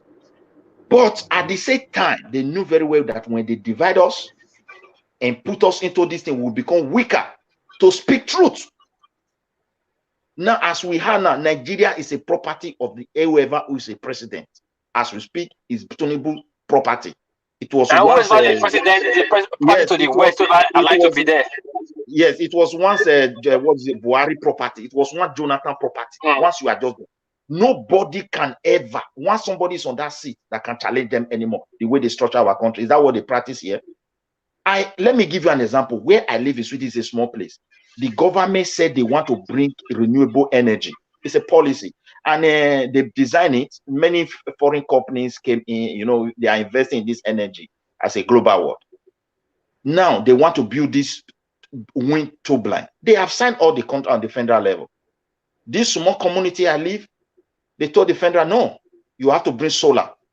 There is too much bat. You know this egg when they fly. They said that Yeah, fly in their community, it fly in their community in the night. They near water. There are a lot of birds. So therefore, bring solar energy. We don't need this. Everything was cancelled. We read it on newspaper. Small community like this in Nigeria, who will say that they will tell you and wishes and wisdom. They are protecting their own value. They have exercised their power, and it was respected. They took everything from us. If Tinubu want to buy everyone of us, the power is within. If he want to save us, it's within. But if he want to develop us, the power is not within. That's just the truth. Yeah, I agree with you. Now look at you just said, like, no president that will be there that can achieve any success, except he wants to become a dictator. Then he can achieve success. But again, he cannot do this by himself. He cannot, even as Abacha was, he couldn't get everything done. Because in ministry, you have some ministry have more than 1,000 employees. How are you gonna oversee that ministry? You can. You can have the best brain as a minister. How about the best brain as whatever, the chief or the private secretary? But they are not the one in the feed. You bring out laws, it will not happen. Because imagine now, you cannot tell a Yoruba man to go to a hardcore north and start telling them what to do. They will not listen to him. Same in every state. Now, as soon as you divide a state, they become a different people. You just divide history. The history that has been there for 1,000 years, you just cut it off. Why are you creating state out of that place? America that have states, that place has been, they didn't touch it. Texas has been Texas. Florida has been Florida. They didn't cut out other state from any state from inside. But look at those states, when they removed Delta, they became Deltans. The historical time was gone. Look at Ekiti, Ondo. Now we are Ekiti. We're no more. They don't have any cultural affiliation anymore with Ondo. It's a big problem, and it's causing community. My brother, and the worst part of it that the people are turning blind eyes to. Before they create these states, I have never seen, even after that civil war, where a Benin person will be insulting a Shekiri. A Shekiri will be insulting a Jaw. A Jaw will be insulting Yoruba. Yoruba will be insulting Fulani. Although there are slight differences, it's just the way it is here also in Europe. It was not can I ask you a quick question? Yes. I just want to know, so you guys believe we should take a step back to that regional government, that is the only way forward. People must be given chance again to sit down. So hold on. So let me ask you. Now. Allow me to ask you. So you want us to go back to the old Eastern region, the old Western region? Wait, let me tell you. When I'm saying going back to Eastern region, I am not saying. I'm not just saying, oh, West region, Midwest region, Eastern region, Northern region. The thing we have to do, if we go to the Eastern region, for example, we want to put it together, we must give a chance to everybody that make up that region. You understand me? To say, do you people want to live together or you still want to separate more? It must come from the people. And the government so we are not going back then. It's something new then. No. We are going to say, not like we are going back. The system we are practicing now is not our kind of system that is good for us. I use America as an example. No, that's not what we are saying. Hold on. Don't move me away from what I'm trying to. I'm not moving away. I'm not moving away, Mike. Mike, hold on. I'm not moving away. No, from what I asked you, that's what I'm saying. Yeah, Mike. There's the reason why I asked that question. Look at this. Why I asked the question is. Wait, I need my question answered now. You guys are just trying to don't try. So you say when you say we should go back. I was one that actually brought about the question to say, okay, do you people want us to go back to regional government? Because when you look at the conversation, no, that's the reason why I asked him that question. Okay, now I haven't even got there now. That's the reason why I asked him. Okay, Midwest. So you said the old region that we have, right? You want us to go back to it, but then you said no. But then you're saying you have to ask the people of those core region what they want. I didn't say we will not go back to the region. Please get it clear. If Okay, you so we make should a go back to the proclamation, region, the old region we have. if you make a proclamation today and say, look, you know what, this state is not giving the progress we think it will give to us, and there's no way we can manage it. But really, give me a simple answer now. Give me a simple answer. What do you want? Do you want the old region, or do you want something new? We must go back. We must go back if that's what you want. Okay, to the old region. So now you telling me that the present day River State, you merge it back with Anambra, Imo, with the present day Eastern, Southeast. You merge it with the South, Akwa Ibom, Cross River and Rivers. You merge them back with the 5 Eastern states. They become one region again. See, I know the point why the way I sense maybe why you had that question. No, I'm just asking, is this simple? Is that what you want? Let's keep it simple, man. Let's not manipulate it. It's a simple thing. Other people have to talk. I don't want it to be me or not. Let's just keep it simple. You want me to be answering a question? But it's a simple yes. Now it's a yes or no. And that's why I ask you simply, like, do you want the old region or something new? You answer if you feel it is simple, because it's not yes or no question. It's simple now. Is it that you want the old region or you don't want the old region? If you want the old region, then that's the old region. Mike, wait. You give me time just to explain it to you. But if you don't want to give me, there's no need to explain. There's no explanation to it. It's a simple thing. You say you want the old, if you want the old region or you don't want the old region. I told you yes, we should go back to regional government. No, not regional government. The old region or new region or new thing. Allow him to explain. No, it's not an explanation question. It's not an explanation question. If I say, do you want blue or red? It's not. They can't explain it. No. You can't. It's not an explanation answer. No. Let me tell you. Thomas, you got me. So yeah, it's not an explanation answer. Michael, wait. Explain it the way you want it. One voice, please. One voice. You know I would not take that. Please, Mike. When you ask me a question, can you just allow me to explain it to you how it works?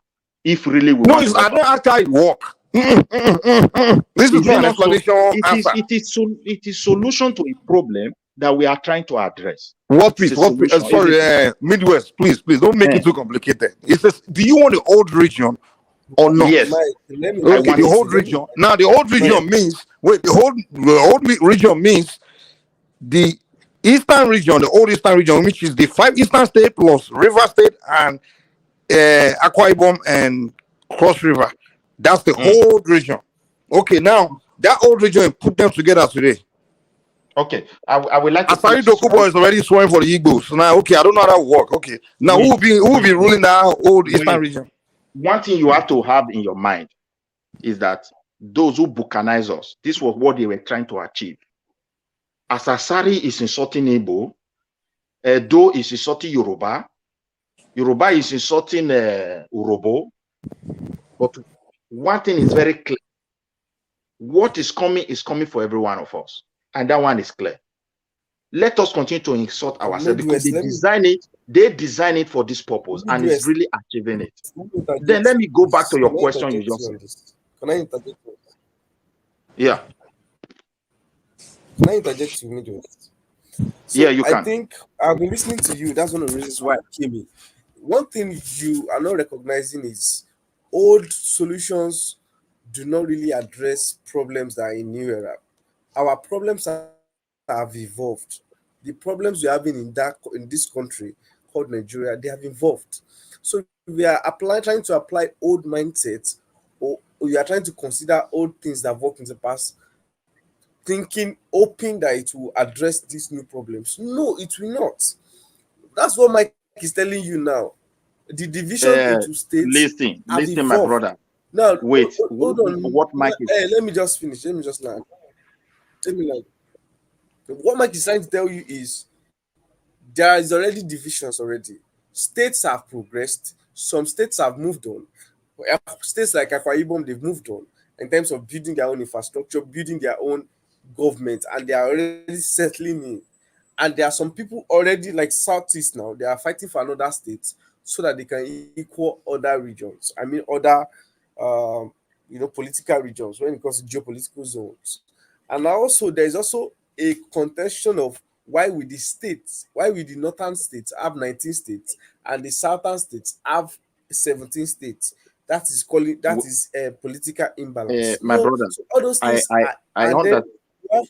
you have wait, and then you have traditional rulers vying for constitutional roles.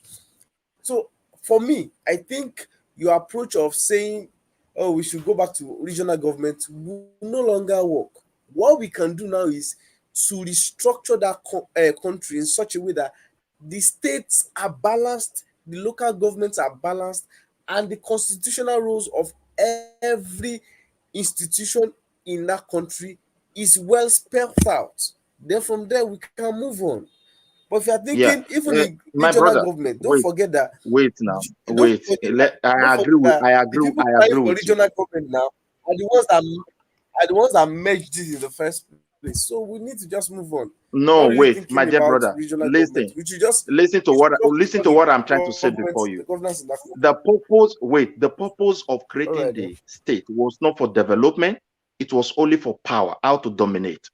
And That's that not one, true. That's not true. Let me tell you okay, what they say were being created. It was the people that were agitating for no, separate from people. That's what happened. wait, That's why states were being created. It no, was very listen, my clear. No, brother, it was clear. listen. Okay, let me take you on time through timeline. When British left, we had three regions: the north, the southwest, the west, and the east. Which your place were part of the west. Your Edo and Delta were part of the western region with Yorubas. The people of the Edo and Delta started agitating that the Yorubas are too domineering, so they created this thing for them. In the north, there were a lot of agitation too among some Midwest. people like Benue, all those areas that okay, why are we under this people from this Kanu and all these people they just the premier like we don't have cultural similarity with them. We want to create states. And then in the southeast, we have the Ijaws, all those people claiming that the Igbos were dominating them, and they were agitating. That's what led to eventually we're go on. After like, okay, you know what? We're just gonna give people states, people that are agitating for whatever they want. That's why they started creating states, and then they created it became like about 6 states or something like that. And then towards during the military era, people from places started agitating again, like I want this people are too dominant, they are too dominant. They started creating states. That's how state was being created because people were agitating. Even till today, if you go to within some states, even your state, those states, some people are already agitating that they want their own states. Am I lying? The essence. Mike, I think I allow you to That talk. they say the Benin's are dominating them. They want their own You states. listen, That's where it Mike, started you from. But to listen. me, where I agree with you is this. Wait, hold on. Where I agree with you is this. Reason why what worked during that regional time was that the regions had autonomy, and that autonomy gave them the ability to to progress, to do the other and power where the center is not really having hand in them. That's why they were able to do better than what we are doing today. But what you can say is maybe we should give that same autonomy back to this state. That's what I think we can agree on, the autonomy factor. But the fact that they were just this one big region, because of that they were working, no, that's not true. People were always agitating. And that's why government was forced to start creating states because people were agitating that this group of people are dominating me. So that's why I just want you to understand. So going back to that big old regions again, that's fight.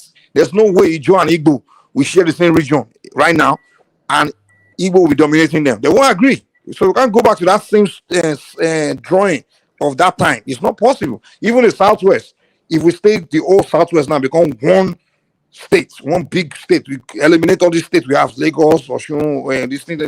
You're still gonna have problem. Like, okay, where is the governor going to come from? Is he going to come from Oyo or Ijebu? Or I mean, come on, So he's going to come from Ife or Modakeke. You're gonna have it. So to me, the solution is to give autonomy to kingdoms, no matter how small they are. Let kingdoms govern themselves. Give them a lot of power. In fact, tribes or whatever, give power to the local people.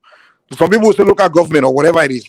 Give power to those localities. Let them govern themselves. I think that will solve problems. Autonomy. Okay, Mike, you see, Mike, please let me quickly put this one. I will thank you for your last submission because whatever you are saying, whether the state, whether the region, you summarize it in what I feel it is good for we to achieve so we can move forward. Look, first of all, this state creation, the number one people indeed who were really crying for state creations are the so-called people who want to say they are the majority of the country. The Ijaw you are referring to, Ijaw don't have a region of their own. There's never a time they have a region of their own.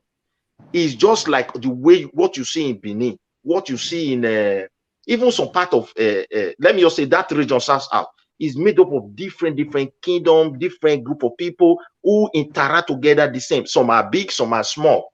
You understand me? But however, in the eastern region, every region where the British came here and put us like Terry, indeed we agree. Inside that Terry region, every one of them were having a voice of agitation, and they all agreed to address it. Midwest was not created from Nigeria. Just this is where people are confused. Midwest region was created from the western region. You see this middle belt they are talking about, it was a middle belt region of the northern region. So also the core region of the eastern region, which we call this Ijaw and the rest. But however, if we want to use state to address it and say, okay, going back to region will be so costly, it may even throw us to bigger crisis, I agree with you.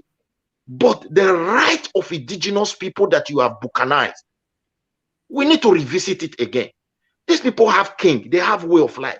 They don't even have a local government for themselves. That is their home. That is where the error lies. And those who divided us don't even have the history of the people. They don't have the history of the land. Everybody were just in a conference where they feel their own interest can be represented. Okay, in my region as a East, I need 5 states. We in the West, we need this. When you rule, my brother will rule. This one will rule. This is what they went there to do, and that's what everybody's suffering today. Even if the Easterners are crying, they were in that conference. It was only the Bended people that were not there, that were victim of this evil carcass. So that people went to go and cook. You are marginalized there. Now the marginalization. Wait, my dear brother, the people haven't listen. We don't want to go there. People will feel offended, but for the truth, this state that they have created, if they revisit it, it may work for us. I see no reason why people who were once in one side, you cut them, you put here. Let that sense of that belonging that they were having under the region, because their kings were factions and they have a way of meeting together to discuss issue before implementing it. We should go back to that system again, because this state they impose upon us, giving us a governor and backing with a law to be an Midwest. Within those states today, you guys are fighting. Yes, and are fighting that. Mike. And you are saying we should now you want to now join Arioma people in Delta and Shekiri back to Edo together. Wait, Mike, hold on. You're missing it, Mike. You're missing a very big point. That's why I was trying to go to America. You said I should hold on. When America was created, the 50 states of America that came together was already a country of their own. They did not divide them. They choose to come. These are one people. They choose to come together and they create what is called their federalism, whatever they are doing. But in Africa or in Nigeria, the problem was in Nigeria when the British created that first 3 regions. It was under fiat. You just say you are east. You are north. You are west. That's why there was already a decision right from day one. But it was even more better because the British put a clause for secession and referendum. Which we it wasn't the British, man. It was us. We did it. Hold on now. It's with British, we they gave us independence, so they gave you the we created our own.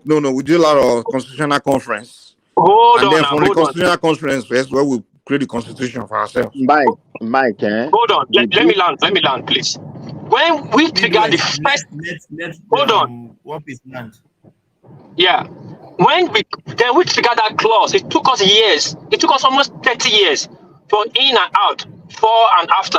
It took us almost 30 years to get that referendum.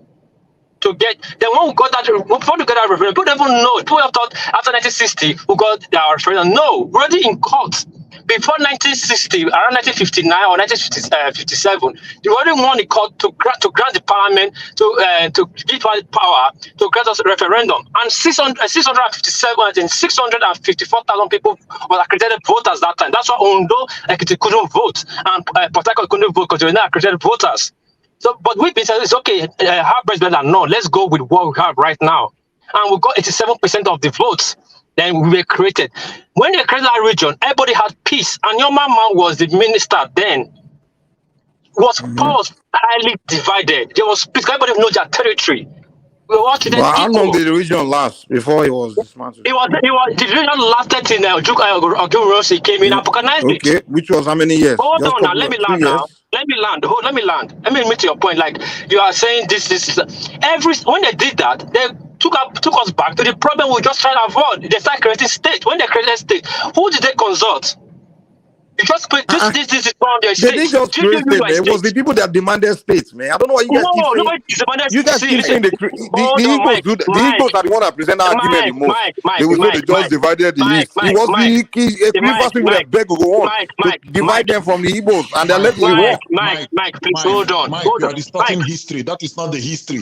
That's not the The history. military could hold the country together because when they created that 12 states, they now balkanized this Nigeria. So there was no like the South, they had to divide the East, from old Eastern region into states created like River State and Who Cross River State demanded and it? all those Who stuff. demanded to divide the Eastern region? Nobody demanded. The No, are military you did it serious? themselves. Do you want me? Do you want me to show you video or bring evidence to Show me you? the video. Show me the video. Okay, Please, Mike, let me look wait. at Mike, please. Mike, I want to beg okay, you. I'm glad Walkies Mike, and these guys are from Benin. Remember Mike, the wait. Benin? Wait now. I Let me, want to bros, beg hold you. on. Don't Hold on. shift You ask us. question. Let me You answer you. always want to that place you want to shift us to. We should not go to that off. Don't say don't shift. Let's go. It's conversation. He's the one that went there. So don't Wait. say don't go there. You guys, when somebody's trying to defeat you guys in argument, say don't go there. If you want Trying to to bring pull me. another day, there My are brother, points. no, we want to it's not discuss. bringing There's another a way. I'm point. still on the same thing. Cool Okay, let me quickly down. answer that a sound something you Okay, just put it before we go to that place. That's what I'm trying to tell you. Now, in a region or during the Bende or Midwest or Edo State or Delta, these are ethnic nationalities with their various kings, with their territory, and satisfied with the way they have. Now, when it comes to the formation of that region, what we are missing today in the state is the right of indigenous people. For example, there is an administrative community in Esan land that is in charge, that you must consult, that gave report to the entire Esan people how their land has been governed. They will not rely on stories or imagination that make them to feel marginalized. They will know the reality of what is going on. On this system that they have designed in Nigeria, there is no tribe that is not crying for marginalization. At a point, the Yorubas chiefs said, we can't be second-class citizens. They make it openly. It's because of something that they were expecting. They feel that people are not trying to bring it before them. The Igbos are crying today because the indigenous right of that ethnic nationality has been tempered with through the balkanization. And when they balkanize it, are you kidding me? Balkanization, they did. It's not the balkanization. It is balkanization. It's the centralization that's taking away right from people, not the balkanization, man. How can you say they take right from you by giving you smaller freedom? Wait, it's the same thing. When you divide people and they can no longer come together and speak to one voice, they become weak. So you can take the power from them. Are you kidding me? How do you And that become is what weak? is Wait. You telling me that because they created five eastern states makes them weak to have one voice? Are you kidding me? See what happened. Let me tell you. Having one voice is a matter of choice. It's a matter of them coming together and have that voice. In fact, they are even in a better position to have that stronger voice because now wait. They have more. I will tell you why they will not be in position to have that stronger voice. Now, when they created this state, those who created states did not create states because people were crying, "I want to have state." Never. That's why they give them state. Go and read history of every state.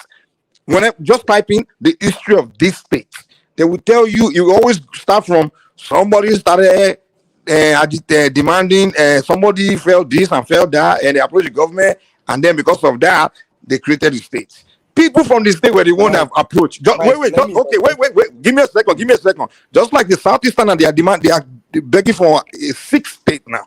Now, when that states get created, now they will go back and say, "Oh, the government is the one that created states." It's the people that always start to demand for states before states were created. We are just right now. This Easterners, Southeastern are demanding for other states. So now when the Mike, government create that state, now they will say, "Oh, it's the government that created it." But the people, please, they were Mike. the one demanding for states. I will use my own place as an example. I use my state for you to understand the picture of what we are facing in Nigeria. What Midwest. are Let me some just people? interject you before you respond. Yeah, Let me interject you before you respond. yeah, you East can, you West, can, you are you can, talking you can. like this because you are on the other side of the divide. Now, I bet you that if you go to Akwa Ibom people now and tell them that, I suggest to them that they should march them back to the Eastern region or whatever, I put them under something, they They will will swear for you. flatly They will, they ignore will, it they will gun you because down. They will gun you they're down. already self-governing. No, hold on. Midwest, if they say you should bring that your Edo state back to the western under the Western region now, your people, Hmm. everybody will start crying. No, we like the way we are. The truth is, there is imbalance, right?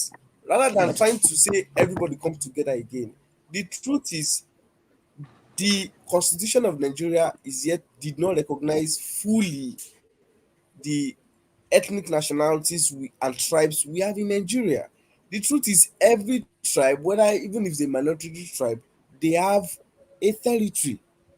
The smallest tribe of the smallest tribe should have at least a local government. That is the Okay. smallest. The smallest of the Yes. smallest of all the tribes should have a local government.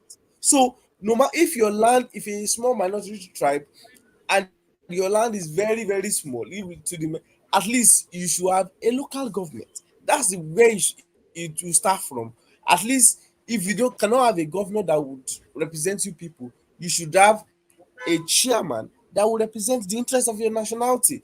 And if there is an autonomy for the local government chairman, that problem will be solved at that level.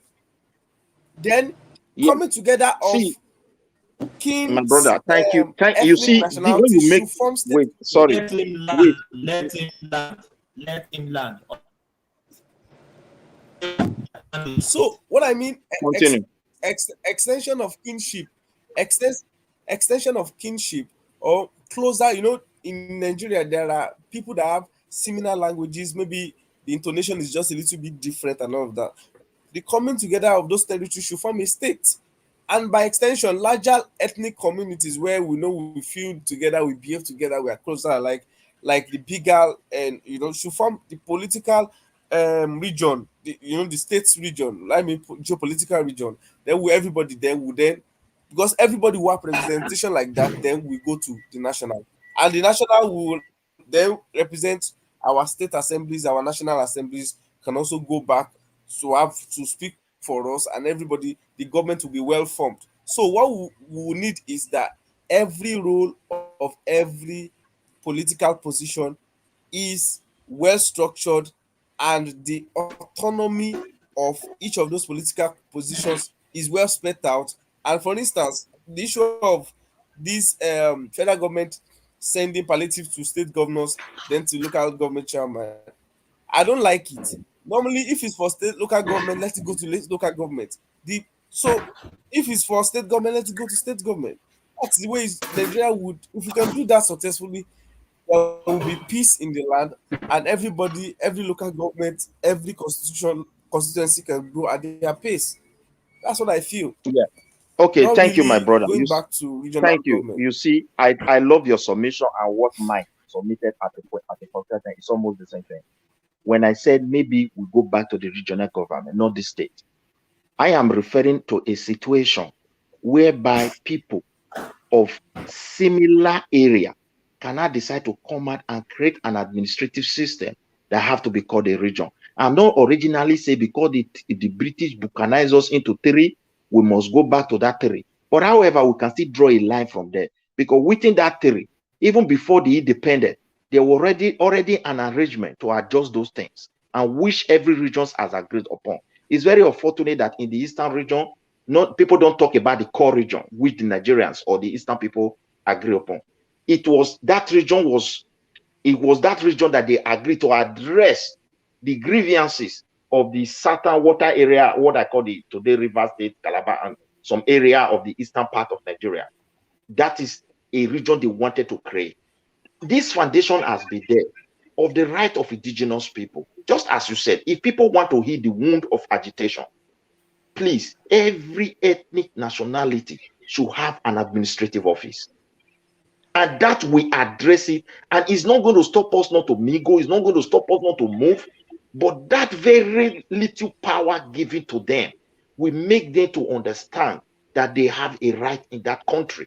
At a particular point, I like Yoruba as a whole today don't even know the culture of all the entire Yoruba. There are some sensitive matter alone is so sacred to the people that make up that geographical area.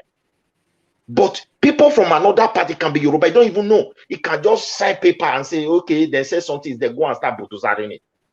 The people will feel pain, they will feel marginalized. But if they have it right, they say, no, no, no, no. As far as this place is concerned, for this reason, you can't temper it. And if they have that right to stop it, they will be happy. They will feel satisfied. Then if also the federal government is investing in them, or the state or regional government, they have a record of what the federal government is doing for them, they can assess it. Will they be crying for marginalization? You use Edo State as an example. Let me all refer to that place. Some people feel marginalized, and every Edo people or Edo State people, we are people that are sensitive to issue. We are also having sensitivity over toward that issue. Not because of development. Some people are crying.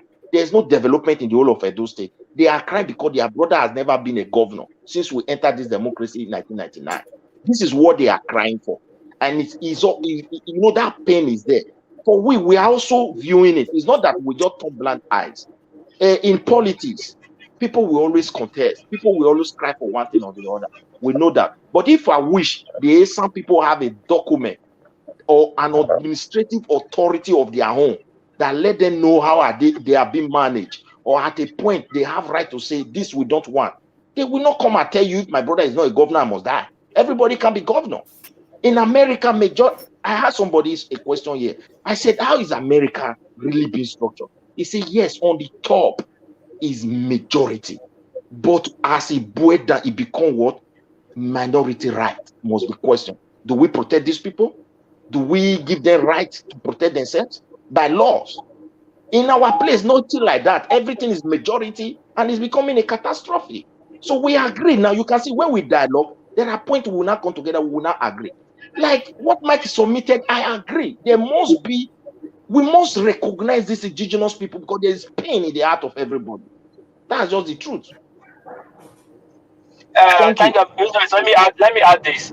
Now, in my state, the same problem we have with the Southeast and the just finished that like we said that democracy is not really meant for this type of democracy we are practicing is not really meant for us. Now, the regional style of government we were practicing then, the minority can be the leader if you get to their turn. It's like arrangement like turn by turn. If you get your turn, you don't feel marginalized. But the democracy we are practicing, like you just said, is the majority that always win. Now we are talking about some people in my state agitating. What about the rest people in Nigeria? Are they not agitating for the outside Yoruba and Igbo only them contesting? And the way it's structured in Nigeria right now, it's only Igbo and only Yoruba and outside will be winning the election. What do you mean? You know? In what sense? The way it's structured right now in Nigeria. Mike will not agree with you, but he's playing like this, but they will not agree. When has the Hausa man won election? Let me break it to you. Nigeria is majority, if you like it or not. The way it's structured right now, if the power leaves the north, it comes to the south. Who's going to take it in the south? It's the Yorubas. They are the majority. They are the majority. What peace? Southeast, No. Let me respond. Listen. Let me land. Please let me land. If you go back to let War Peace land, please. No, somebody want to respond. No, let me give me the respond, brother. Go ahead, Right. respond. Ayo, AY. Okay, so number one is I will first start with this. Power is not served a la carte. Let's be understanding. One, you need to have an understanding with every other person. No, that's the truth. Oh yeah, Power is not served a la carte. continue, Ayo, continue what you want. Because only Just say. Jonathan that got it on a platter of gold and he messed it up. But let's move on. The truth is, everybody for now, I know that in every state now there is an understanding of rotation between senatorial zones. So for instance, if the northern senatorial zone of a state is the governor for 8 years, he moves to the south, central or the south, then everybody is having an understanding now. And in when it comes to national politics, everybody's having understanding now that power must be split between the north and the south. So, and by our constitution as of today, Where is that noise coming from? I'm driving, in a way sorry, but as representatives of the voting population. Oh no, 2/3 of, I mean acceptance of the 2/3 of the voting population, which means that now that let's say power is in the west, southwest now. The next time power is coming to the south, it is going to another region. Definitely, no, there's no argument about that. It's not coming back to the southwest. It's going to another region, possibly the Ayo, south. but So the problem, I think the everybody, problem is, that's Ayo, you see, I think the problem is now when it comes to who can win election, then you will not think, it's going to the south, but this person from the southeast or from the south can't get this. It's the southwest person that has that capacity to win election, and I think that's where the problem really is. It's not. It's not. Let me It that doesn't let, boil let down me to Hold on. whether Let me land. whether it's to the south again. It now boils down to who is popular, who can win the election, and I think that's part of the problem we have. Mike, you can come. okay. DOG, Let me hold on, let, Mike. okay. Go DOG ahead. and Mike. Yep. Has anybody stopped any region not to contest in election? See, I think the problem is that some people don't know. They're not playing politics, good politics, and they're Has not anybody participating. stopped any region being Yeah, that's what Mike minority, is being saying now. The majority? people, we've always said some people are not practicing the politics. They don't play The way exactly. That You is see, it. Thomas. Now, what we said, tribe, Yoruba, I was. First of all, for you to win an election, you have to be in a political party that's powerful. That's one. Now, if I mean, ask what is this? What is if Oshomole had ran or any Edo person had ran under APC and Showore was the only Yoruba man running? Do you think Showore would have won because the Yoruba or that Edo man running under APC would have won? Never. What please answer that question? He's driving. I don't think the Oh, reception is good. so Mike, so that that's is at the end of the day, it's the politics, it's the party who back It you. is party. It is It's the party. party campaign for you. The Mike. same way. Wait. If any northern guy, Kwankwaso for Tinubu defeat Kwankwaso in the north. Kwankwaso was running under a party that's not big. You understand?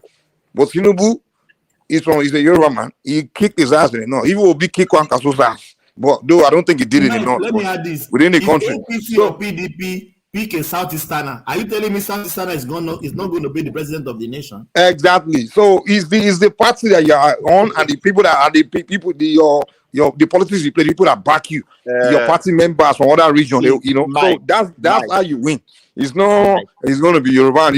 That's why I look at some of these. The problem with the eastern, southeast, and many southerners. The problem with south particularly is they all following southeast. I don't know why. Maybe Midwest probably can answer it. When I look at the South people, they just like rally behind Southeast following Igbos. Igbos are leading you astray. That's why you guys are not doing well politically. They are leading you astray. The Igbos don't know how to play politics. Just leave them alone. And wait. You guys are very good in politics, but when you guys are aligning with Igbos, they don't play good politics, and that's the problem. You know, when in the early days, the Bender people used to play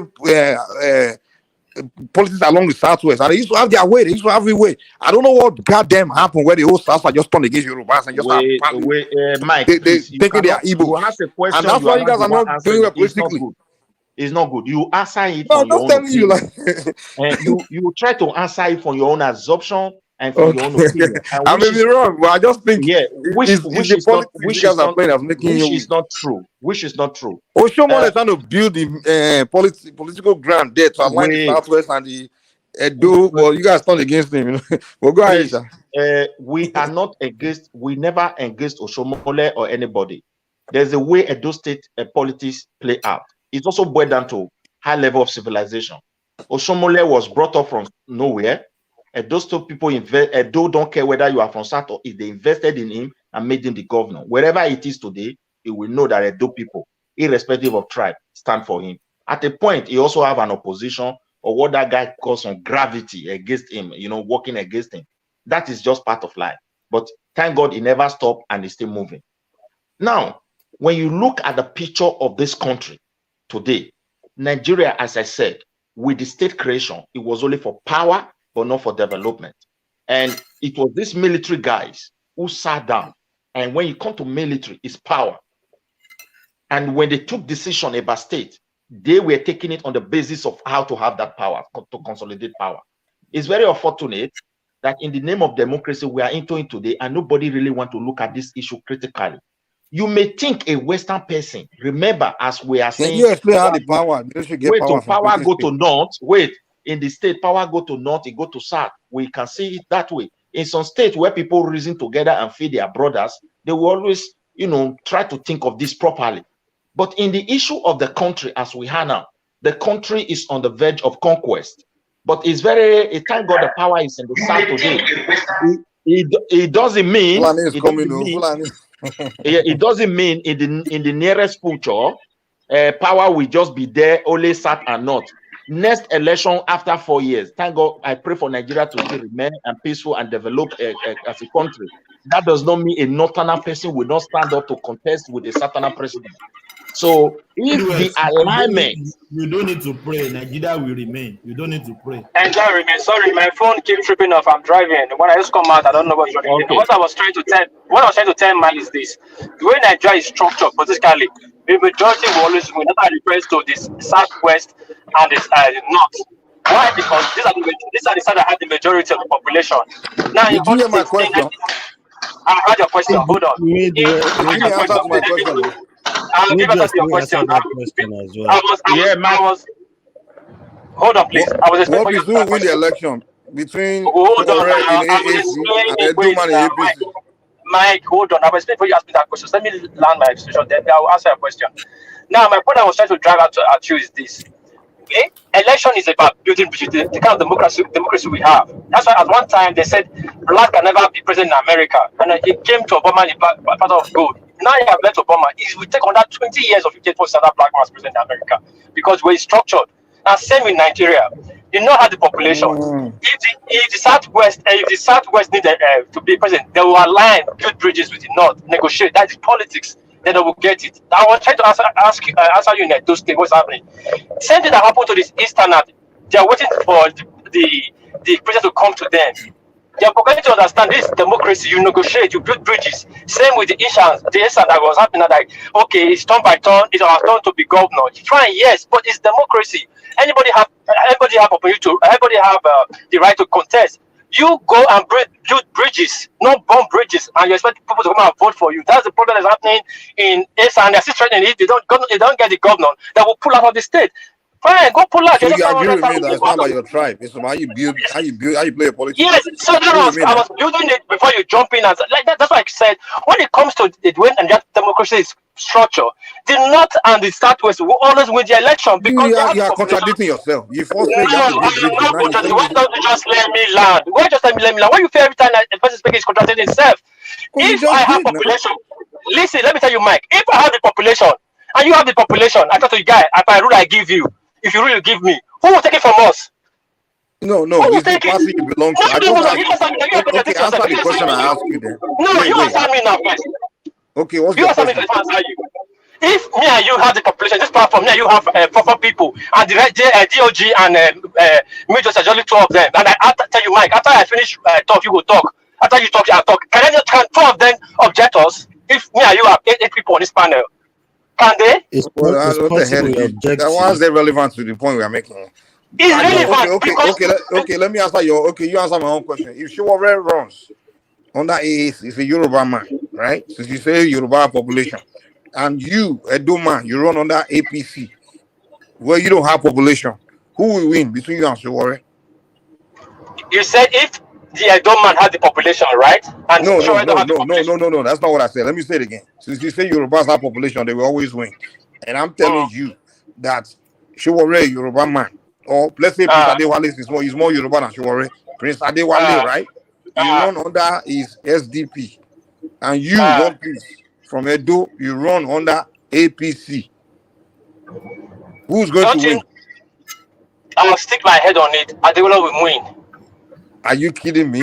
No, I'm no, not no. kidding you. What is APC will lose to realistic now? SDP. Be realistic. Let me tell you. Let me tell you APC one will thing. lose to Let's be SDP because you are from let's Edo. Come on now. no. Now Mark is contradicting himself. Politics is about numbers and bridges. If Adewale has the numbers as a Yoruba man and he can build bridges We with are the not north. asking if, man. What are you talking? No. What are you doing here, man? We are not The asking question if. is politics. Mike Adewale will win. Nigeria is a tribal something. Why did What are we talking No, about? The problem of Nigeria. Never. Are you guys serious? You guys are not Yes, getting that it. is the truth. You people don't. There is You a people don't way. want to There hear is this a truth. way.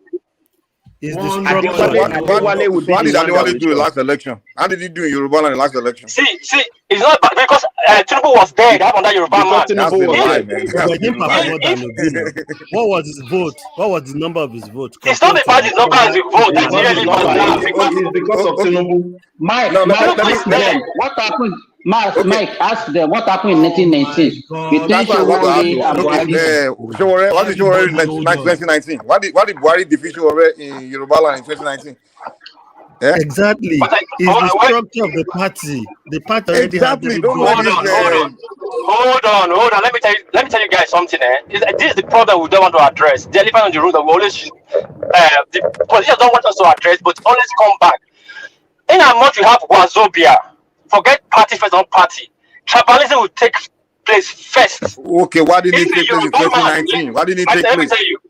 Wait now. If a Yoruba man, let's assume it's the turn of a Yoruba, and there's no Yoruba person contesting, APC decide to throw their tickets to Igbo man. Every Yoruba will vote for Yoruba man. Is that SDP? That's not true. And if that Yoruba man, hold on. Let me land before you start Irrespective of which party. Let me land, please. Now, if the Yoruba guy can negotiate his way, build his bridges well with the North, it might likely win that presidency. That's just We're not asking if. Listen, you are making our points. We are saying you have to play politics. You are telling us no. It's just your population, your region. Playing politics. I'm not saying we don't play politics. There are politics two sides to it. You are saying both. You are saying both. Okay, both. We agree with you. Both. Yeah, both. Yes. What problem we have in Nigeria? The tribe and the policy bridge building. That's why I make a reference to this. The Asians are waiting for the this to come to your hand. That's why Shaibu and Obaseki are having problem. He said he wants to run. Obaseki said no, it's time for the central. But constitutionally, anybody can run. And it looks like what you're saying. You agree with us. One question. So let's take APC away. So do you think if Atiku and Obi contested, who do you think will win? If Atiku and Obi contested on different platform. Obi contested under LP, Atiku contested under PDP, and there is no APC. Who will win? Atiku will win. With the population of the country, will win. Yes, see, that Chaba must kick in. See, if you remove one becomes stronger. See, listen. Hello. One is becoming rowdy, please. Becoming rowdy. Let me thank you. Let me learn now. See, the two factor matters. If you remove one become high voltage. If you remove party, tribal become a high voltage. If you remove tribal, the party become a high voltage. Two of them go hands in hand. That's why you must build bridges. That's what we are saying. No, the two don't go hand in hand. No. It goes hands in hand. So why did Showore perform in 2019?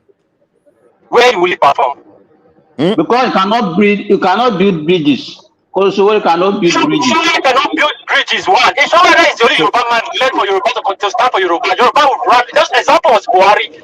The Northerners didn't like Buhari, but when Buhari got a ticket, all the Northerners ran around him to become the president. It's simple. So we see it every day now. We see people to the No. DOG, please. Yeah, Simba. How far now?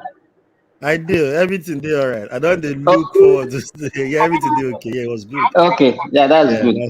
Nice great. Okay. Thanks for asking. Okay. But I came because of that. Yeah. Oh, Okay. nice. I've been looking forward to see you as well, but you didn't come when I was Okay. there. So yeah, but it's good. Okay, Yeah. okay. Carry on. What We, piece? s- we said in Buhari now. Everybody said Buhari was not their candidate.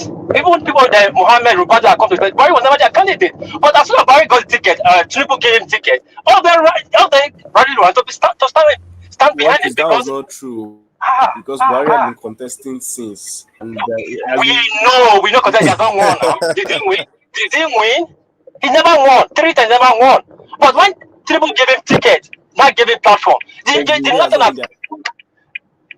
Hello, hello. We can hear you. Take your turn. Okay, yeah. People, not just my word. People have said it here. The Northerners have come and said it that Buhari was not their choice candidate. But when he got the ticket in APC, they already learned. What I'm trying to say is You that see, you still when you remove mention the APC. party, You still what, mention that APC. When eh? Buhari was hold on. Buhari was contesting on that CPC. He was not winning. Why didn't the Yes. Northerners vote take him there? They vote. That's the See, point they you were are voting. making. See. Let I me don't make know the whether point. you don't understand what we are saying or you are refusing See, to I understand. understand. DOG, understand what you're saying. DOG, understand what you're saying. When What Buhari is you're was not standing on a CPC, particular ground? You're talking from both let sides me of tell it. you this. Like you are Let me already tell you this. Then you can wait. Alágídí Let me tell you this. alágídí ni work Wait. is kò ní gbọ́ ẹ lè bó ṣe máa ń gbàgbé ẹ̀. sọ̀rọ̀ nìyẹn. I don't know Yoruba, but let me say this, and you if you can figure it out or maybe not. I said two of them, the two things go hand in hand. When you remove one But go that's not hide what you everything. first said. I made us Oh, argue with. hold on You now. can't This say is the go hand problem. in Let me hand. just lie now before you start judging me now. Please now, hold on. When Buhari was contesting then, we was doing Muslim, hardcore Muslim, he was only getting 12 million votes. That was tribal vote, Muslim vote purely because there was no party. Now, when he now got party, plus the party and the tribal vote, he won. And this is what I'm saying. The two things go hand in hand. What If you piece? What remove piece? one become high. What piece? That's not what we're arguing Simple. against. No, what piece? You one thing you like to do. You are not rational man. I don't know why you like to spin. You are trying to do like that. Stop it. This is what you said in the beginning that make us start arguing with you. You said the presidency will always go to Hausa and Yoruba because they have population. That's what you said. I said the way And we it's are like, structured. no. I said the way it's And structured. I said the way it's wait. structured. Okay, I said the way it's structure. Okay. structured. And then we are Is telling when you they that change no, mouth. you no whether you are Hausa or Yoruba, you still have to play your politics. And then you say no, it's just population. And then now you started twisting it, saying yeah, you have to play both. It's No, Come going on, man, hand you in can't say hand. that now. Of course. Mike, when I was talking then, my phone, I was out of the studio. I didn't even finish when you charged me. I was out of the studio. Could you even let me No. finish? We didn't No, interject no, you no, when no, you no, just no, said no. No. I'm not okay, changing so what we I'm don't have saying. any argument then. We don't have any Well, argument. see, I'm not changing what I'm saying. I'm just standing on what I'm saying. Like, the way it's structured, the majority will only win the election, Okay, what is which the is, structure? we Explain the all structure. know fairly. Define the We all structure know you're talking fairly. about. Define the Wait, structure listen, you where mean. it's What do structured. you mean by structure? Because it's majority. Majority only win the vote. Define And the the majority structure is you're talking about. That's the not define. structure. What is the Listen, structure? that's what I'm Define. telling you now. That define the structure. That the structure of the Nigerian structure of democracy is the majority wins the vote. And inside this Wazobia, Majority after the tribe. north is majority people, tribe A, What do you mean tribe or majority B. people? Majority voters or majority tribe? What do you mean? We're trying to understand See, what listen, you're arguing. listen. In the north, they call the full north as one north. So to them, it becomes vote religious or whatever. It's the north. Now in the south, we divide us What into you two. said there We was have Hausa and that. Yoruba. I didn't say no to. If I say South Yoruba, you know that's the north. I'm first of the north now. Now, if you come to this south, we already divided ourselves into three: southwest, southeast, and south. But inside the three, the Yorubas are the majority, and that's just So what the Igbos north are needs to not win an big, election. Abi. Eh? Igbos don't have number like that. Igbo's number cannot win election. No. You say number majority. Are they not majority as Yes, well? Igbo cannot. The Yorubas, according to Nigerian structure, no, Yoruba have more So you numbers just than said Igbos. one thing. Now. You said Yoruba have Igbos more number cannot than win. Igbos. Really? Why Yes, won't Igbos win? Why won't they because they win? don't have the numbers. How can you It's say not Igbos don't about have the numbers? Are numbers. you kidding me? It's not about the. I I said think what is inside the Mike. Wazobia What is know now. what you are Listen, talking about. Open listen. I said inside the You know what we are Wazobia. talking Inside the about. Wazobia. I know what you're talking about. I said when Nigeria is structured, inside the Wazobia. After the North, Yoruba. After Yoruba is Igbo. Inside that three of them, Yoruba can never, Igbo can never win an election. You have to bring bridges. By the time Yoruba So align with the Yorubas North, have to it's build finished. bridges. So wait. The Yorubas have to build bridges before they win. Once two of them align, they will always change power between themselves. Once Wait. Yoruba and North, Name who doesn't have to build bridges to win. Igbos don't know how to build bridges. No. That's That's why not they what can we're never asking. win. No. Name who doesn't have to build bridges to win. There's no there's no region in Nigeria that does not have, they can win without building bridges. That's just a fact. Mike, you are the one spinning. Mike, No, you're the one your spinning argument my is not. words. No. This your argument You are about you trying to, always be Yoruba. no, Hausa. no, you're It's not trying to make it. You're trying to make it. No, you are No, spinning. see, You are spinning. the You way are Nigeria arguing is against things you structured. say. No, I'm not spinning. You are putting words in my mouth. No, I'm not See, putting. No, you guys don't we speak are the truth. You are I'm saying putting words in exactly my what mouth. you said. Now, One piece, relax. see, the one I said, So relax, one piece. Wait. Let me give you a scenario. A Yoruba man wants to run and he doesn't build bridge with anybody. An Igbo man wants to run, he started to build bridge with the North. Who's going to win? Yeah, Igbo will win. Exactly. Because he has the one majority that's enough. So that kills your whole argument that Yoruba will always No, win it and did not kill Hausa will my always whole win. argument. See, It it did kills not me kill my whole. completely.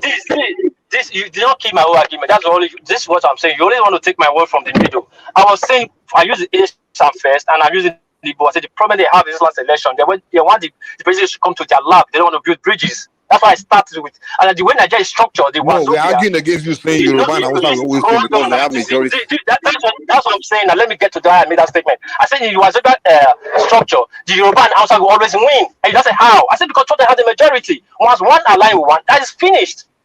The power will go back from the north You are and still go back saying to the the same southeast. thing. So You what still are say you? the same thing. That's still the So same thing you am said I now. saying? Listen. Okay. We go to I said I'm standing right.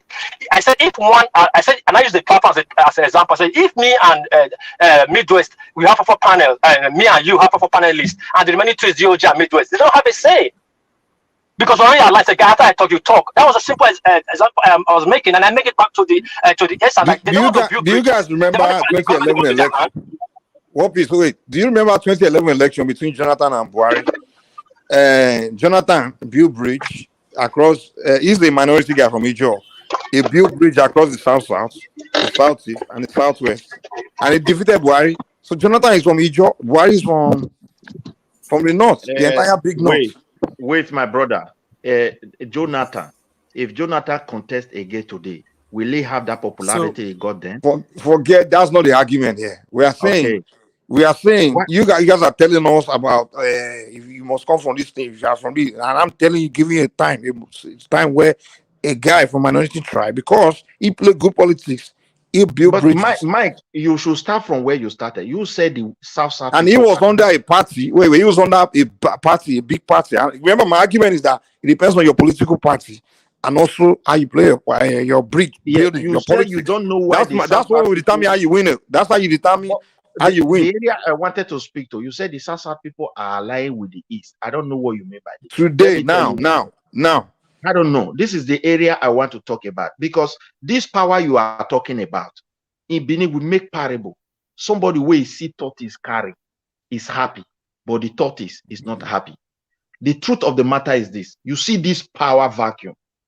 We in the South, whether Yoruba, whether Igbo, God is just giving us a grace to change some certain things. That's why power met Jonathan, is making Yoruba. But when everybody fails, we understand that this country, a time is coming. It's just like everybody have right to go and contest. You will see a Northerner will going to rule every one of us. Even you, Yoruba, you will no longer see that. The Northern will Just what? have it in your mind. You said the Northern will what? They will be the only tribe, only region that will going to rule. It's not going to happen. Remember, I just gave you an example in 2011. We are already heading there. If just power, it is the country. The North cannot win without building bridges with someone in the South, somewhere in the They will South. build the bridge and the power will remain with them. Go and mark my word. Let me interject with Midwest. And when we keep telling you that, when Mike was still telling you that you are just followed Gombodi to Southeast, the truth is you don't have leaders in the South that can speak for you guys and make straight decisions for you people. I think you people just go and rally around Wiki, because it's obvious you are just you've always been tagging yourself. I don't know why it started. You've been tagging yourself to the Southeasterners. You cannot sit down, your region cannot sit down and make decisions. I mean straight decisions. Look at all your governors. There have been accusations. Look at all the Omugo sum they've collected and they've mismanaged it, and they are saying Northerners will keep ruling us. It's not possible. No one single region can become president. And the North now, Let me tell you, the north now is even dividing Simple. into fracas. Very simple. There's in northwest, there's in northeast, and But there's in the central. When power is AY, going back to the north, power is AY, if you know the don't game that is being played now between El Rufai and Ribadu, you will know that politics are started for 2031. Now, AY, politics are started please. for 2031 AY, because please they look don't at want my point. I beg El for a Rufai few to, minutes. I just they bring don't for 1 want minute. El I Rufai beg. to contest. Let me just put this 1 minute for you. All this power, all what we are talking about here now is power struggle, which the development, the progress of the country will continue to pay for because the way the country is being structured. And that's what we are exposing here. Whether we like it or not, power go to east, go to west. No, the thing The is, development of no, the country Midwest, is only just paying for power. Midwest, And yeah, Midwest, you will say your region is suffering from development. Not all regions in the country are on the same level. Apart from Lagos, There are some which regions that when region they is get developing in power, they know what to southwest? use with power How and many what they states want to developing in achieve with southwest power. apart from Lagos? And I can tell you, Southwest, when we aligned with Buhari, we negotiated for some things. No, And we when got some we of align with those Buhari, things. which state is developing? Is When it you Osun, people Ekiti, or negotiate, Kwara, you they are don't get power. or developing. Ibadan? That's They are developing. Trust me. Ayo, Buhari, look, Babangida was from Imina, Niger Southwest, State today. What are they enjoying? Jonathan was from Otukwe. no. You go there. Midwest, Every place is Obasanjo is from somewhere. Go to his place where he came that from. is Jonathan. You will understand that. Listen, that is Jonathan. That is Jonathan. Their time have gone. I don't care. We are smarter now. We are smarter. We know what we. At that time, they were also smarter. You see, at that time, they were very smarter. They were very happy. Every time it's a turn. It's turn by turn. Midwest.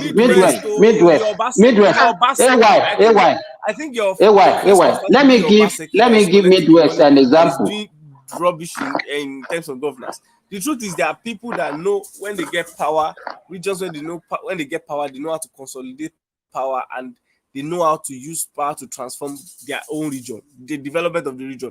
You are saying Buhari did not try for his people. I think he should go to Katsina State. Look at the number of things he brought to them. He brought new medical centers to them. He brought a University of Aviation. He brought Transport University to them. Are you kidding me? They celebrate Buhari like tomorrow will not come. In Buhari's place. See, my Buhari brother, power, get my point very. My point is very clear. True. When your region produce a president, it will do something for you. The question is like, how long will these things last? When it based on the foundation of how to make other people for you because your brother is already a president. The country is moving. It will get to a point, even you Yoruba, you will no longer bear it. Because I saw a few years ago, people were crying, restructuring, constitution is bad. Prominent people, now they are silent. Because every one of us is now addicted to when power come to my region. I'm not saying when an Edoma is there. When an Edoma happens to be there, the problem is solved. The answer is no. When Midwest. His people were happy. Midwest, When Babangida was ruling in Mina, Niger State were like the top of the people. Bandit is already taking over everywhere. When Jonathan was there, his people were seeing themselves as champion. Yeah, with the Niger Delta, we go there. Oh yeah, it's spilling everywhere. No place to, even no air to breathe in Port Harcourt as we speak today. It's from South region. So all these things we are just saying power in the center. The country itself will use development to be paying for power. You want to boast that Western part is moving forward. The videos are you saying it doesn't matter where the leader comes from. But you are the one that's telling us that development that does not have impact on the life of the citizens. Is that development? Where people running away, bankers are flying away. We all know that. But for the sake of what we are talking today about, regional power shifting here and there and there. We all know that it doesn't matter if the president is from your village, if he's not competent, he's not going to do anything for you. But let's just stick to the anybody that is in power. If you want to help us, whether Yoruba, that power they concentrated in that central. They should start bringing it down to the people. They should. We agree on that. But let me so that we can be instead of align. This alignment you take the next 4 years. I don't know. In the next 4 years, I'm not the president. Midwest. Let me prove my point. What I said earlier that the South they are making big mistake. Forming this alliance with but you don't even know whether Yoruba, you that is talking the way, whether they are making mistake now. If in the next 4 years they you can tell me my own mistake with the Southeast and defeat Tinubu, will you be happy? Now wait. Okay, Jonathan made that mistake in 2011, because 2011 Jonathan kind of built bridge with the Southwest, and you know also he kind of built bridges with Southeast all together. But then when he became president, he burned a bridge with the Southwest. He started, I don't know which Southeastern I was talking is here, but he just marginalized the Southwest during his presidency, and he paid the price in the second election. Now, what I'm saying is this: if you're a South person, you stand a better chance succeeding building the bridge with the Southwest than with the Southeast. Of course, we all know right now the Southwest and Southeast are divided politically, completely divided politically. So you South, if you want to advance politically, you stand a better chance building a bridge with the Southwest than building with the Southeast. And I'll tell you why. The Southwest has built a bridge with the North. The Southeast has born a bridge with the North. They've burnt it. It's a fact. They've born a bridge with the North. They born a No bridge with the jokes, Southwest. man. No So, jokes. so Honestly, you as a South, if you wanna win presidential, if you ignore the Southwest, you are fighting with the Southeast. When the time comes, automatically if you are with the Southeast, the North is not voting for you, because now you are with their As you call me a South, you are as with you call their me, enemy. wait, But wait now, Mike. wait. But Let if him you build a finish. bridge, Let him finish. hold on, if you build a bridge in the Southwest, you automatically got a bridge to the North. You understand? So that's why I was like, you South people are playing dumb politics, because right now it's Okay, like, oh, I'm we like, are not playing. Wait, Mike, we are not playing Jonathan dumb. made that mistake, and I'm like, okay, We don't play yeah. dumb politics. Let me tell you one No, thing. right now. First of all, wait. Oh, they are Now, just doing first of boy all, for the there is Igbos. nothing. Just jumping You behind them. I'm get like, this these one people are not clear. smart, man. You align yourself You with these get people that are. wait. Look at the problem we have in South South. The South South was not properly negotiated with the people that make up South South. It was like a way of creating a region and imposing it upon people indirectly. I know the Wazobia were present, not the South South people. Now, we They don't were really Southside were relate. them, man. You guys like to act like you and Wait, okay when we everything. don't really Even when relate. independent and now was there. You guys are dead. Tried everything. Let's No, stop this Enaro has gone Wazobia before are doing South South. everything. South South is just recent something. I beg. Enaro, all those people are gone. Those are Wallow War. They don't even know what's No, called even South this South. South So fans. how do you want?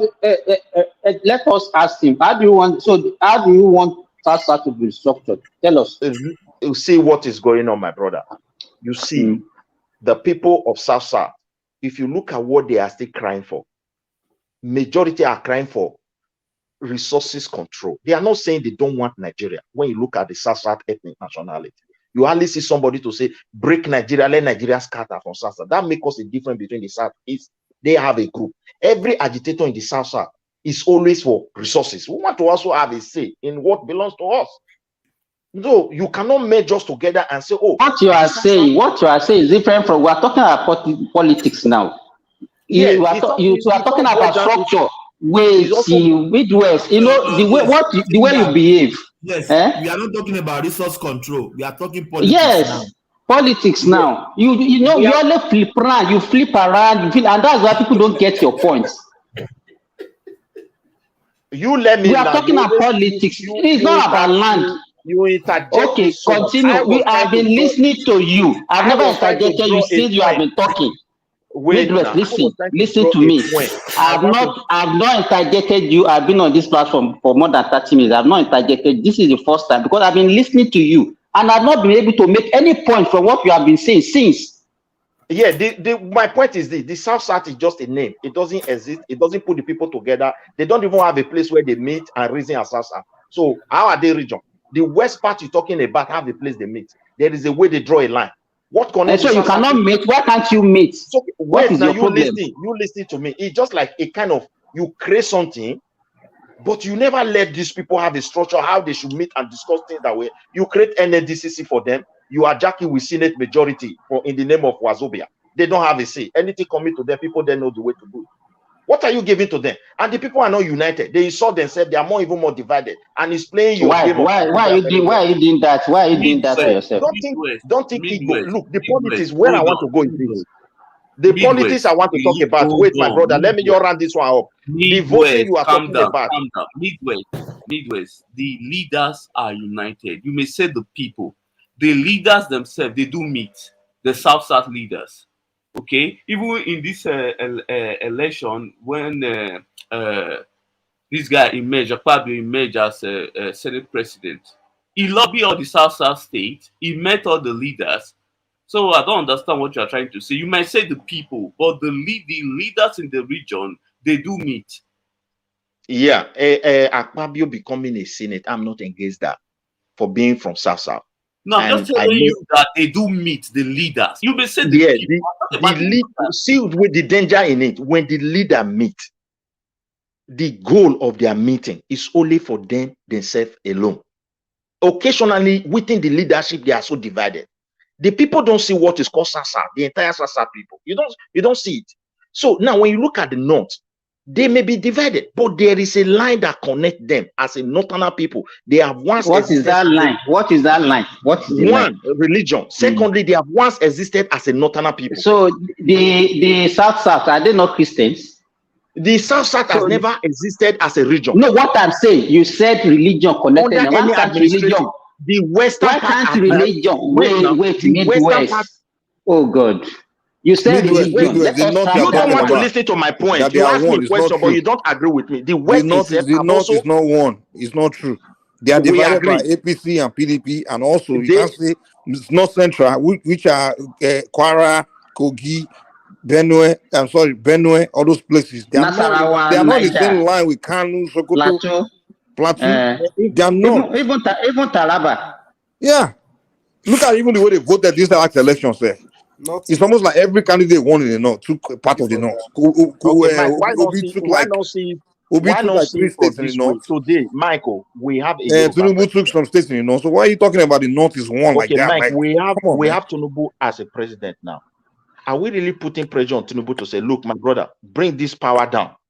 You can't leave it there and hope that everything is secure. We'll be building bridge. You know what? When you Midwest, when you have something, you work with what you have now. You understand? You are. It's like you are fixated on this your on this your restructuring and all those things and all these things. Yeah, let me tell you. You feel you are enjoying, but by the time it don't come when you want it. Let me give you an example. Just wait. Other people are crying, and it's coming. Just a matter of time. The South, even now, the South has the advantage. Yes, you can claim that you have the oil, and that's why you are talking like this. Oil is going. What if? Have you ever looked at it that if oil disappear, how would the South even survive? Because you think that you are the main source of the revenue for the country, and you are boastful of that, and that's why you are shouting resource control, regional control, whatever. Even the 13% derivation that all your states in the South are getting now. Have you ever seen anybody in the South carrying play card and say, no, we don't know what our governors are using our money for? You always focus on the center. Blaming you cannot, and it's the same thing that we have been talking about on this platform, that you people, Nigerians don't want to take responsibility for their predicaments. Now you are talking about the North. Wait, let me finish. So you've been talking since, so let me talk. You said the Northerners, they are united because they have one religion. The Southerners, they don't have the one religion, especially South. How many Muslims are there in the South? Are they not Christian? Why can't that Christianity bind them together? I did not mention only religion. I mentioned 2 things. What is the other thing that I mentioned? One, they have once existed under administrative as northern people. They have argued, they have disliked, they have liked themselves, and they have been taking decision as a northern people. The foundation is there. In the western part of Nigeria, who laid that one? Who laid the foundation for them? The British laid it for them. The British did not lay any foundation for anybody. You can lay it for yourself. Why can't you come together as a group? Well, let me add my point. Let us. How did they lay it? Let him explain how the British lay the foundation for them. The British lay it, and at the same time they build upon it. In the West, did they lay it? Tell us. Wait now. In the West, the British lay it, and the Western people build upon it. And how? What did they lay? Tell us now. Elaborate. An administrative, regional administrative. Wait. Tell us how they laid. A regional administrative body called Northern Region was laid for them. Really? And in that place, they started coming from the colonial masters. Then with the Sodana, right? With Sodana ruling the whole. That's wait, what they first still of all, have, right? where the whole of them started coming to see themselves as one. It started from that genesis. In the western part of Nigeria, They never saw it, themselves as one, man. it was also the same. So But what I'm trying to Brenda say, like, people I don't cause want to Sudan now as you always interject me. Let me just put okay, this point finish. Go before you ahead. finish, so Sorry. that I can just put this thing for you. You see, what is going on in Nigeria is this. Many people who went to a conference to say Wazobia, we are the majority, are the one that destroyed this country. But everybody is coming to collect. And When did they go to the conference? And wait now, that you as a Yoruba, when person said, for example, look, this power is too much in the center. When you have your brother, where are those voices who were crying for the constitution and all? Are they not silent now? If Edoma is there, that is the thing that will happen. You are When jumping. Jonathan was there, we are being carried away You with made my some brother is statements there. and you don't want to. You made some statements. I'm trying to pin you down on it. You just running from it. I am trying to You round guys it do up. all this Let me buzzword round it up, saying some Mike. You will Wazobia have people it, met bro. somewhere. Mike, just give me time, please. You put your own. Please let me round And up then this you thought. said the British Let me placed round some up this this thing for thought. the Mike, north and they placed Mike, something let me administrative round for this. the west. That's not Mike, true. let me round it up. Those who were doing these things never did it because of development of the entire country or individual, but because of power. The suffering you will see in the south is what you're going to see in the north, is what you're going to see in the west, is what you're going to see in the, and it is the common man that suffered it. But when it comes to that power, who will have it? There is You sound always like you're a saying some strong. Wazobia came together to create all these problems. That's what you're telling Yes, us. Okay. It is Igbo, Yoruba, and Hausa, the northern. Okay, tell me how they came together. Tell me, elaborate. You guys can just throw word out there. You have to Listen, look at the secret. Look at the secret. Now you told me the British set them off, set them in the Senate where you make law, they put it majority have it. When other people bring things, okay, which and laws have they suggest been things, making to put you down? Please tell me. they don't. The only law they Wazobia make comes together to put you down. Tell me. the only law they make is how to consolidate power. There's no other thing. The country is not going to So develop. the Yoruba, Igbo, and Hausa are coming together to And put you down. a South person was there. This mistake is learning it. If he has brought power from that central to the state the way it should be, and to the indigenous people, I don't think that central would have been so important the way it is today. Because indigenous people will have a right to say, where is my development? Where is the commission you say you want to give to me? And there will be law to ask those they elected as people. You are referring to state. So is the Wazobia that's doing all this? The state governor you gave to us, we cannot hold them accountable by law. Is the Wazobia that gave you governor? Wait, is the Wazobia that gave you governor? Is that what you're telling us? I cannot ask my governor. The same Wazobia, they made law and say you cannot ask the governor. No, you said the governor you gave to us. I see the way this thing you guys do it. You just do all these words. And that's what you guys do in all these places when you're having conversation. Mike, did you listen to what he said? He said the government you give to they give to us, they make a law that you cannot question them. It didn't say that because I gave them governor. Mike, hold on. Everyone, hold on. Mike, Mufesho said I will be shutting down in hours. So can you just lead the section for 30 minutes? I will flip out. Yeah, Mike, over to you. Okay. All right, okay, no problem. Yeah. Hey, sorry, can I have a little minute, Mike, before I jump out? See, the structure of Nigeria, we might be jumping the guns or we might be shying away from the truth, but the truth stays in our face. The way Nigeria is structured, the democracy we are practicing is not for us. We might want to defend it, we might want to cut corners. It's not going to help us build or develop. Now, if we go by the way they structure the states, we go by the way structure the states and they say religion, let's do religion and the way structure the state, the north can decide to win election without the south and southeast and southwest. And who's the north? Define the north. Define the north. The north is from Kogi. Listen, that is not. I'm telling you now. I said when they structure yeah. Listen, not just a whole. Midwest. Hold on, let me land now. Let me land. You ask how. Let me tell you how. Let me tell you how now. Okay, guys, hold on. Everybody wait. Everybody, hold on. Let's not talk over each other. Wait. Let's relax. You say how there. Let me ask you. How? What please? Give me a second. Here's the deal. Here's what we want. Like, what we notice is that people just say things, and then we're trying to have them really break it down so we know what they really mean. Because what we see in a lot of these places is that, sometimes you use words like the north, do this. Okay, now I want to know what that north is.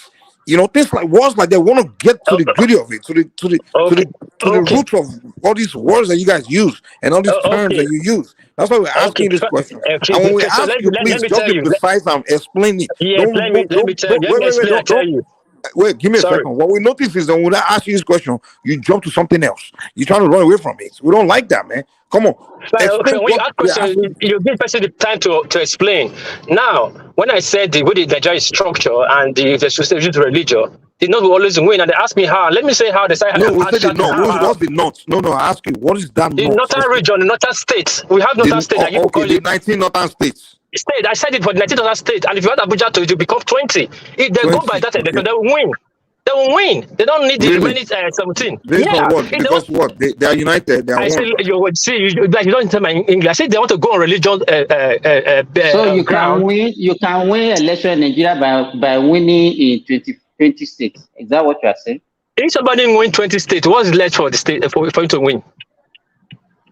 You have to win win 24. 24 No, out of. you don't. Mike, Tinubu won 12 states. Mike, Tinubu won 12 Mike, states. Hold on now, hold on, Michael, please. I This is want the to ask you problem. a question, please. Let me This ask is the my problem. question. It's only that I'll be asking a question. Mike, Wait, please. hold on. Midwest. Let me say that before I Okay. go out. This is the problem. When somebody give you an answer, and because you don't like it, you start balkanizing the answer. You ask a No, it's question. It not doesn't mean balkanizing. you must. He asked me a No, simple no, no, no, question. Can no. you Hold win on. Let me 20 finish. Now, states? Mike, let me finish. For the fact I give you answer does not mean you must accept it. And for that you don't accept, doesn't mean you shut over me. No, he asked Since you a you simple still, question. Like, can hold you use on. There 20 are things states you to guys win? say. There are things you guys say because we are quite. Do you think we accept it? We take it as a discussion. We take it. If you take it or don't take it, it's okay. A discussion. We move on. You must not impose your opinion Why are you Why turning are it to fight you now? It's why are simple you now. taking a that's fine fight now. They now? You ask you guys are question. you guys Yeah. are shouting like question you now. must win. Hold on, What Mike. is okay? Please Land hold your on. point. Land your With all point. due respect. Well, With all due Midway wants to respect. say something Let me else. land Yeah, my point. Explain yourself. Wait. Let's Wait. work peace. Explain. I Explain said, what you see, are trying to like, explain. please, just listen. Okay, let me say slow voice. I said the way Nigeria is structured and they go on the Islamic ground, you know, have 6 and serve 17 states altogether.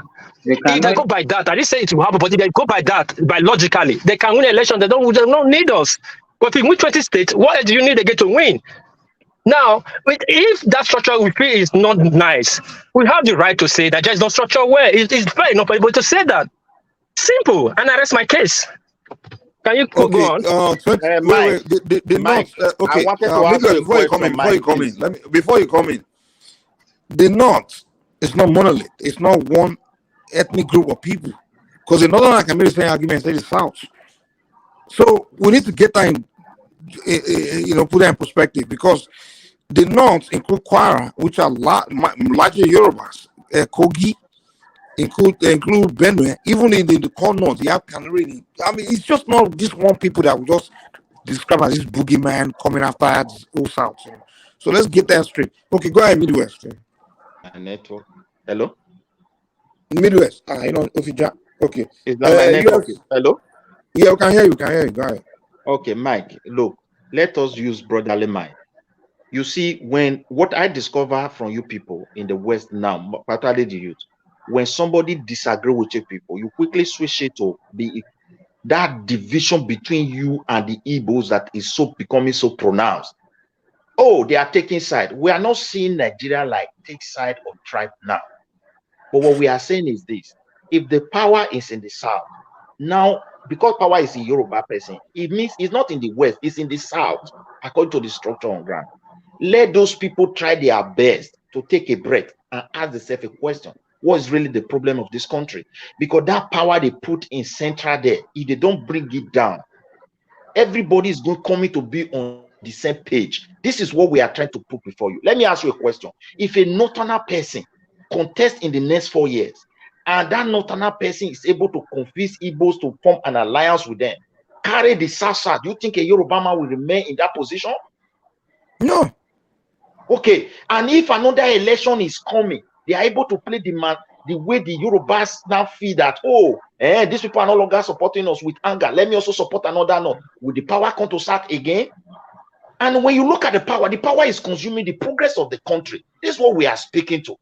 As you said before, my brother, let them bring this power to the local people, the right of the minority. And this is how America was built. This is how all European countries built. When you come to their places, you see a local government that is as large as more than 3 states in Nigeria. You will see a local government that is just like smaller, not even up to a single local government in Nigeria, having the same authority. Why do you think they draw this line? It's because of their cultural heritage of those people.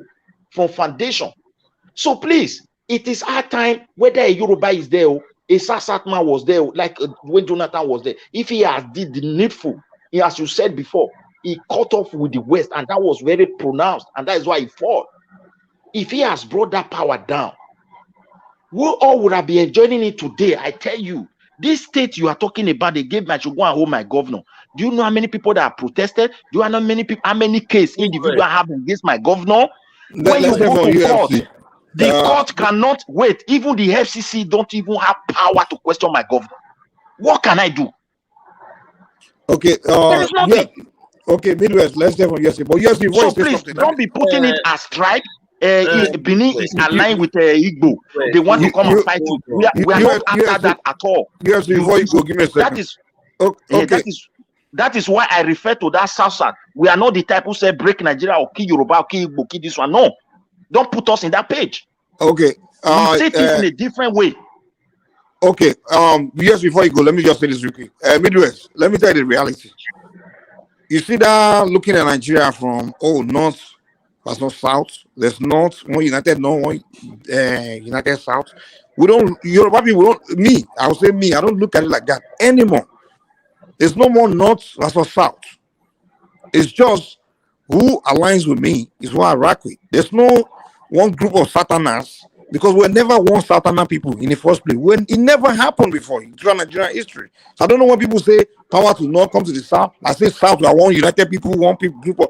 In the north, yeah, they may have something that are brilliant together. Even in the north, they are not just one united people like that. Because, like I give you an example, we have Benue. The Benue people don't have nothing in common with the Kanu people. The Kogi people don't have nothing in common with the Zafara people. So this north-south thing, I'm done with it. I'm not with it. It's just there's no such thing. I bet I'm mentally, politically, and culturally, morally, or manner. I don't know that what it is in terms of manner. I have something more in common with someone from the north than I do with the Igbos. So I don't know what is north-south thing. I'm not with it anymore. I'm done with it. You have to go ahead. See where the power lies. Hold on, Midwest, hold on. Hold on. Okay. With the current constitution, let's be honest and sincere. No president who swore an oath while taking office and you expect him to go against the constitution, it will be possible. If we want to make any change, yes, the Nigeria National Assembly can do something, just as the way they devolve the power sector now to the state. It can be done by legislation, but expecting the president to make a dramatic change, it is impossible. It's like he will be fighting against the constitution that he swore to protect. So I don't understand this kind of pressure we want to put on the current president, and we want him to perform magic. It is impossible. I'm not among those who want magic. I don't want magic from any leader or AJ is coming. I just believe the way Nigeria is structured, nothing is going to work. Yeah, but if you want to make any change with the constitution, it will be the National Assembly, not the president. I don't even believe Tinubu is a bad person. I've never said that. Whether I'm not saying he's a bad person. Let me tell you the truth. Yeah. So I see him as my president as far as he's there now. But the truth of it is not as easy as you think it seems. It's not easy. My brother, when something is not good and it's affecting the masses, and you allow the masses and address them and say, yes, I can bear your pain. This, I don't want you people to join me. They will join you.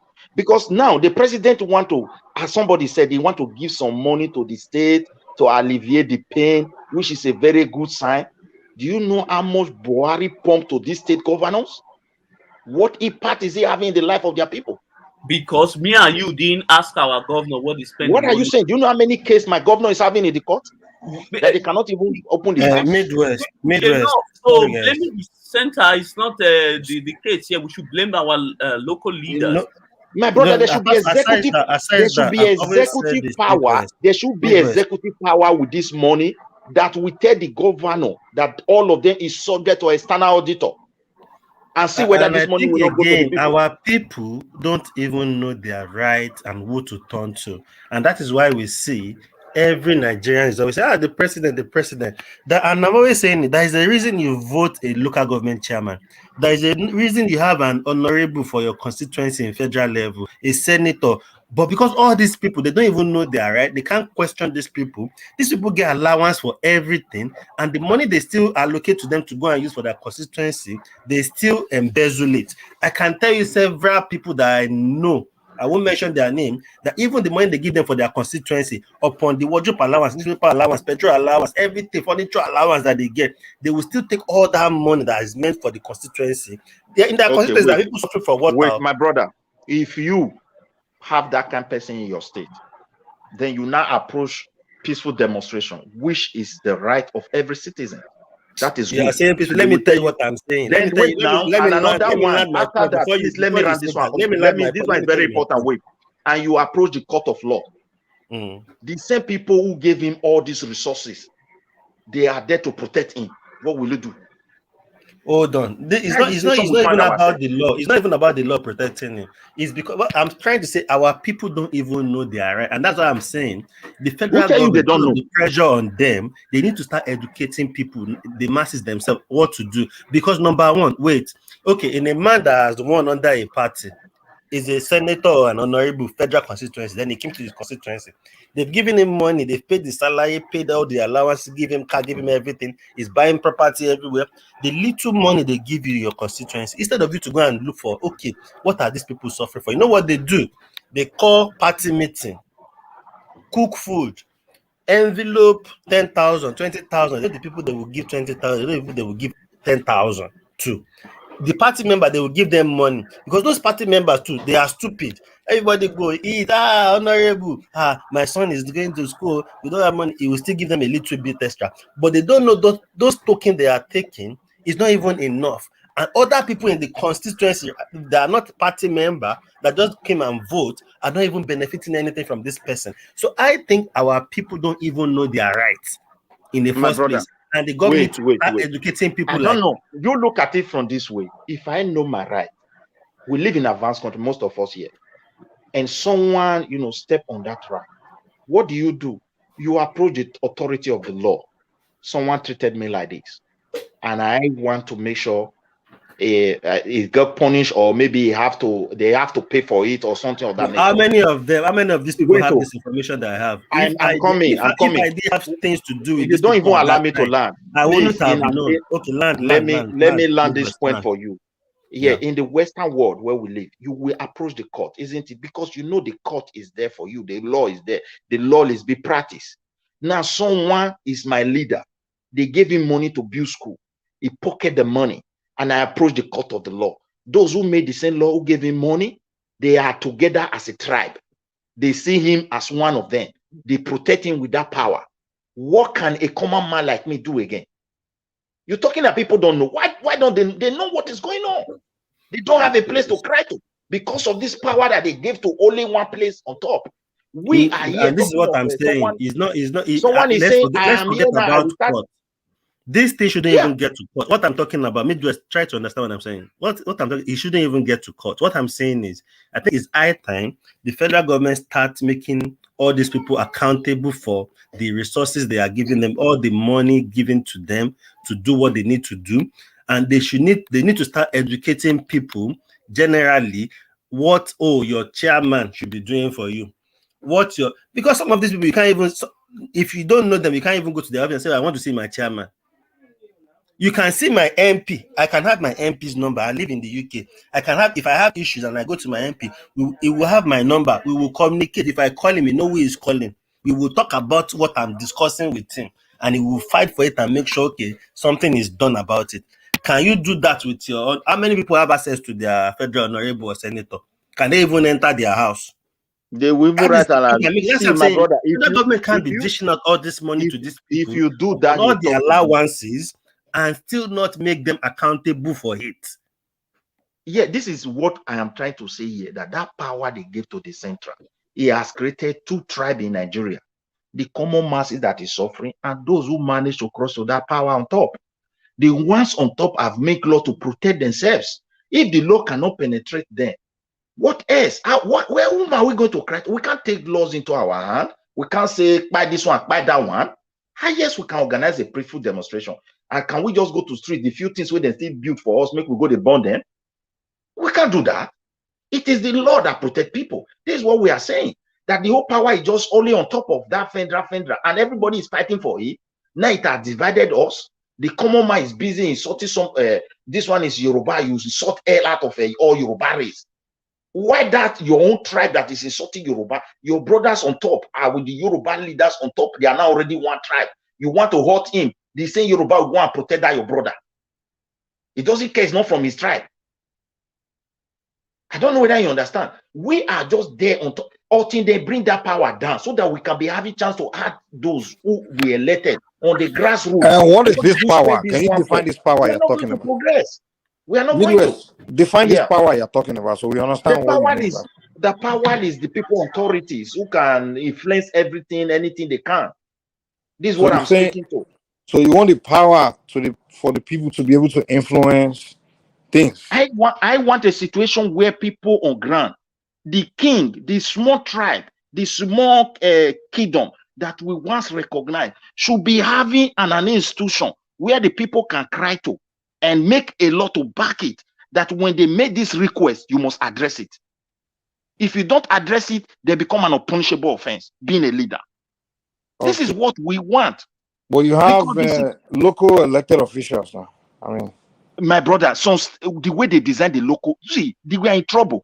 Now, the state governor, the state governor is the one that will conduct the state election, local government. How are you going to win a state governor in a local government election with the way Nigeria is? If we give the same power to the king, I mean, it's okay. Now, if we select, which I agree, that's what I want. I want he will select people that he can control on his own and make sure he stand for them to win.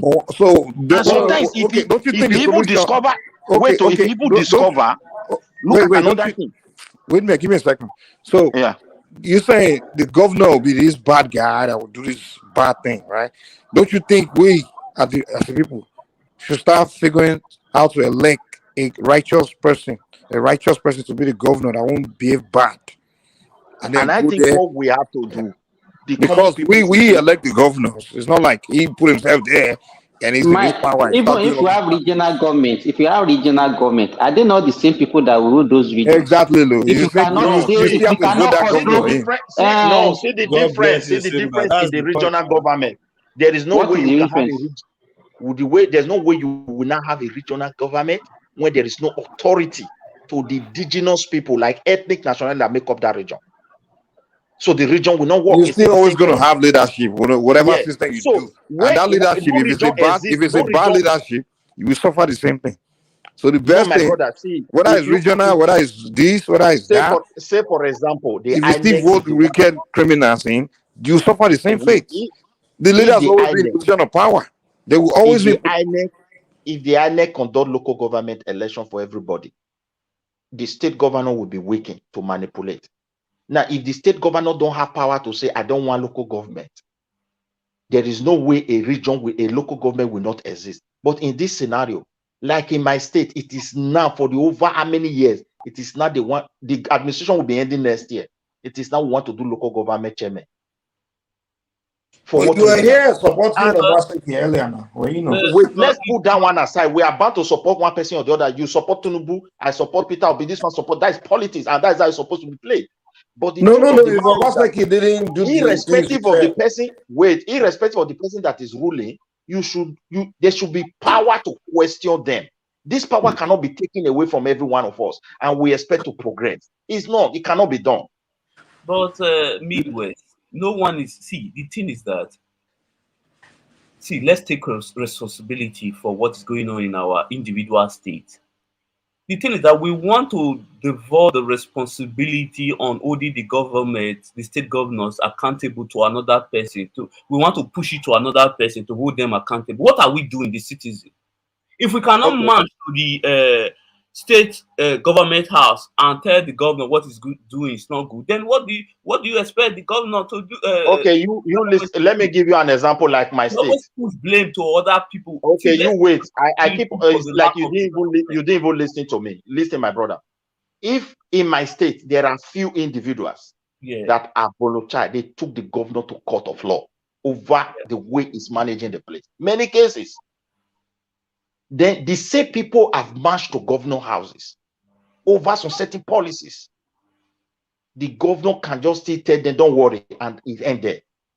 When this court you approach, the lawyer will make Then you to don't understand vote for the governor next time. It's that, simple. wait, the lawyer will make you to understand that, look, as far as it's in the seat, we can't, this case, there's no way any judge can even open that file. You can see the complexity of you saying somebody should go to anywhere. Okay. Let me tell you, Midwest, one thing you have to let me say something. There's a reason why Lagos is working at least, let me say, 60%. You know why? It is because of the people. Because if you look at this, most Lagosians, they rather pay attention to their state than Abuja. That's why you see the governor's always active. He's always moving. He's always in every direction. Because the people, thanks for USA. Thanks for USA. The people know who to, there's problem in the state. But when it comes to other states, we just abandon the state to the governor only and face Abuja as if our problem is in Abuja. It is not there. The problem in Abuja, I want to tell you is this. Okay. Abuja issue. Me and you, maybe you are from Yoruba. We are the common man. Edo, I be Bini boy. Okay. Maybe inside Edo now, maybe you go say you are Esan. The chance you see Esan and Edo, we can insult ourselves now. Before it's not like that. Everything is degenerating. The reason is this. We are one tribe. The politician has placed us just in one tribe. Every common man, irrespective of tribe. Why on top, they are one tribe. Whether you are from Eonsa, you are from Yoruba, you are from Igbo, you are from Edo. There are some certain things you want to penetrate because that power is on top. They will protect their own. They don't care where it come from. It's only when it's not buying to them. They cannot turn blind eyes. All these chains need to be broken before we think of development. Let me interject you that. You are wrong. Yes. Midwest, you are wrong. You know why you are wrong? What I say you are wrong is because you are giving an excuse for the what I call it now, for the failure of your governor. Now UFC is telling you that you face your local stuff. The money that is coming from federal, at least for now, we know that federal government is giving them money, right? Money is coming.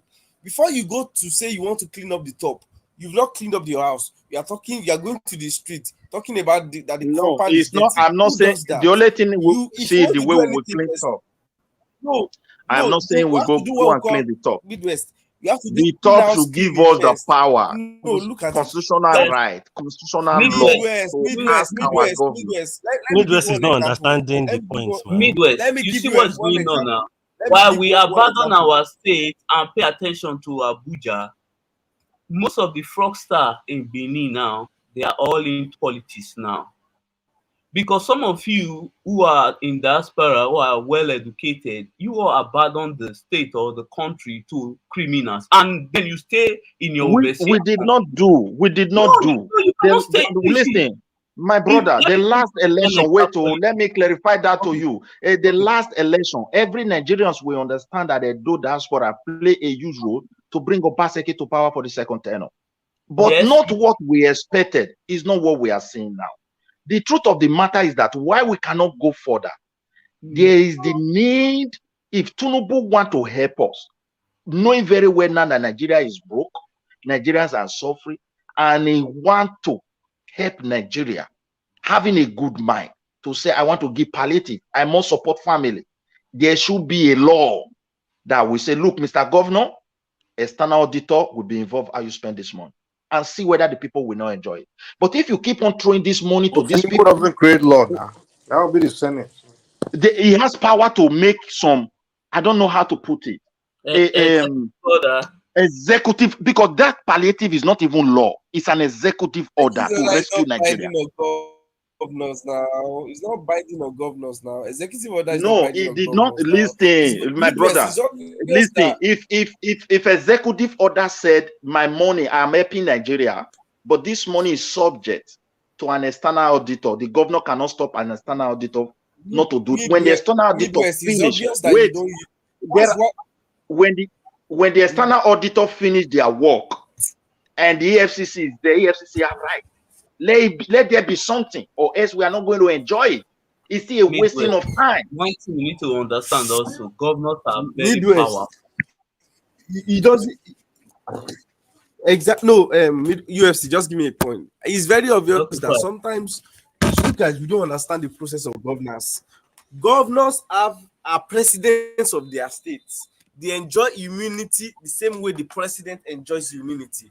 Number two is when it comes to formation of laws, it's not something you just sit down in a month or two and they will pass the laws. You know that if they want to enact anything into law, it has to pass the first reading, the second reading, third reading. It has to go through public hearing. Then they send it to the president to assent. What are you saying? Before you even complete that let me process, ask you a question. The executive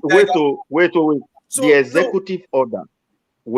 The executive order to remove the subsidies. Did they pass through this process? Yes, the executive order has the limit. No, it has a limit. The removal of the subsidy, I think it passed through the Senate. Subsidy. Also. Yeah, they have. No, it's I part doubt, of the PIA. but I don't know. The removal of the subsidy was passed. No, that's the thing. Removal of subsidy says PIA law that they passed said 18 months after they were going to remove subsidy. Then they went back to the Senate to get an extension for 6 months, which gets to June. So it was not something that they just woke up one morning and say executive orders. Tinubu did not use any executive order for subsidy. He just made everybody realize that subsidy is gone. There's nothing we can do about it. According to laws, appropriation law, one thing I know, anything. One thing I know about subsidy, it was just something that Tinubu made when he was making one speech that subsidy is gone, and that was when the commotion started.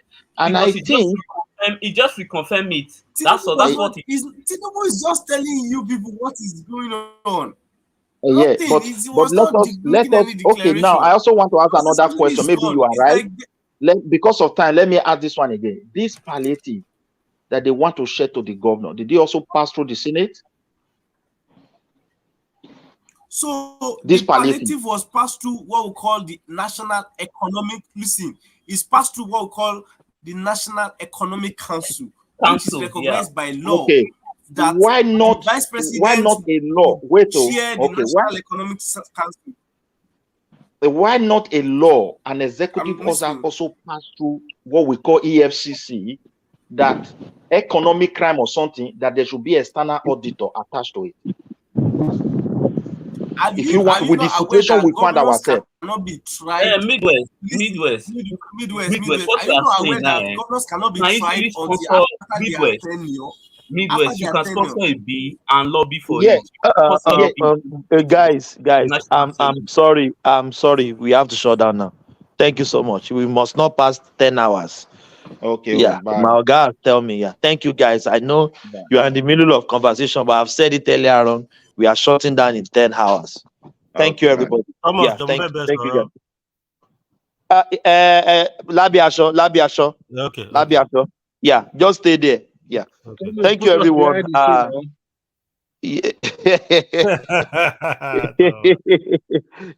You get that. Thank you, everyone. Samuel, Mike, thank you.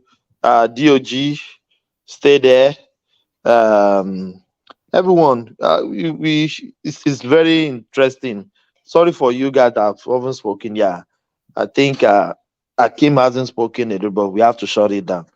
Thank you, guys. Yeah, carry the conversation in the comments section. Thank you, everyone. Yeah, I'll see you guys the other side tomorrow by the special grace of God. Thank you. We can't go without playing music. You know that. Yeah.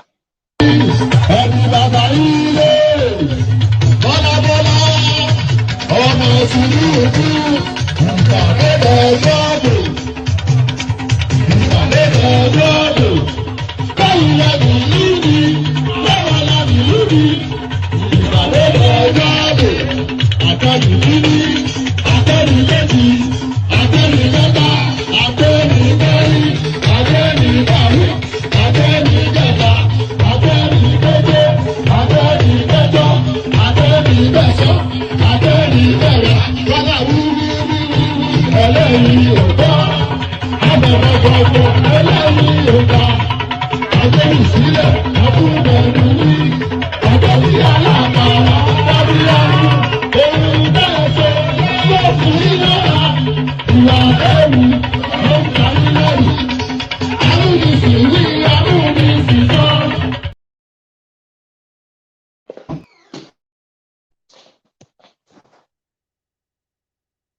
I'm going to be president of this country, whether you like it or not. And I will preside over the affairs of this country, including presiding over you.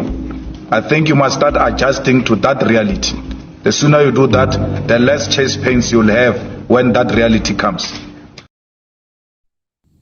Country people, make una come here tori o. Say Dino carry money, give talk. Say make you go buy gun to Fiakwa. They say Dino carry money, give talk, carry gun, give talk. Say make dem go dey prepare for 2019. Ọlọ́run má jẹ́. They say me meet them for airport road. Alakiaye. My brothers, the venom of a viper cannot do anything to the back of a tortoise. I don't waka. But make I tell you now, Yaya Bello, do you know Yaya Bello máa ṣẹ̀wọ̀n lẹ́yìn ìjọba? I know Yaya Bello máa ṣẹ̀wọ̀n lẹ́yìn ìjọba. Do you know GYB máa ṣẹ̀wọ̀n lẹ́yìn ìjọba? We know GYB máa ṣẹ̀wọ̀n lẹ́yìn ìjọba. Ìwọ Yaya, you Yaya, kí ló tún kù tí ó sọ? Kí ló tún kù tí ó sọ? Ẹni tí mo bẹ́ lórí tó ń ṣẹ̀nu wúyẹ́, kí ló tún kù tí ó sọ? Àti ẹkún ìyá ni ó jẹ, Yaya Bello, àti ẹkún ìyá ni ó jẹ.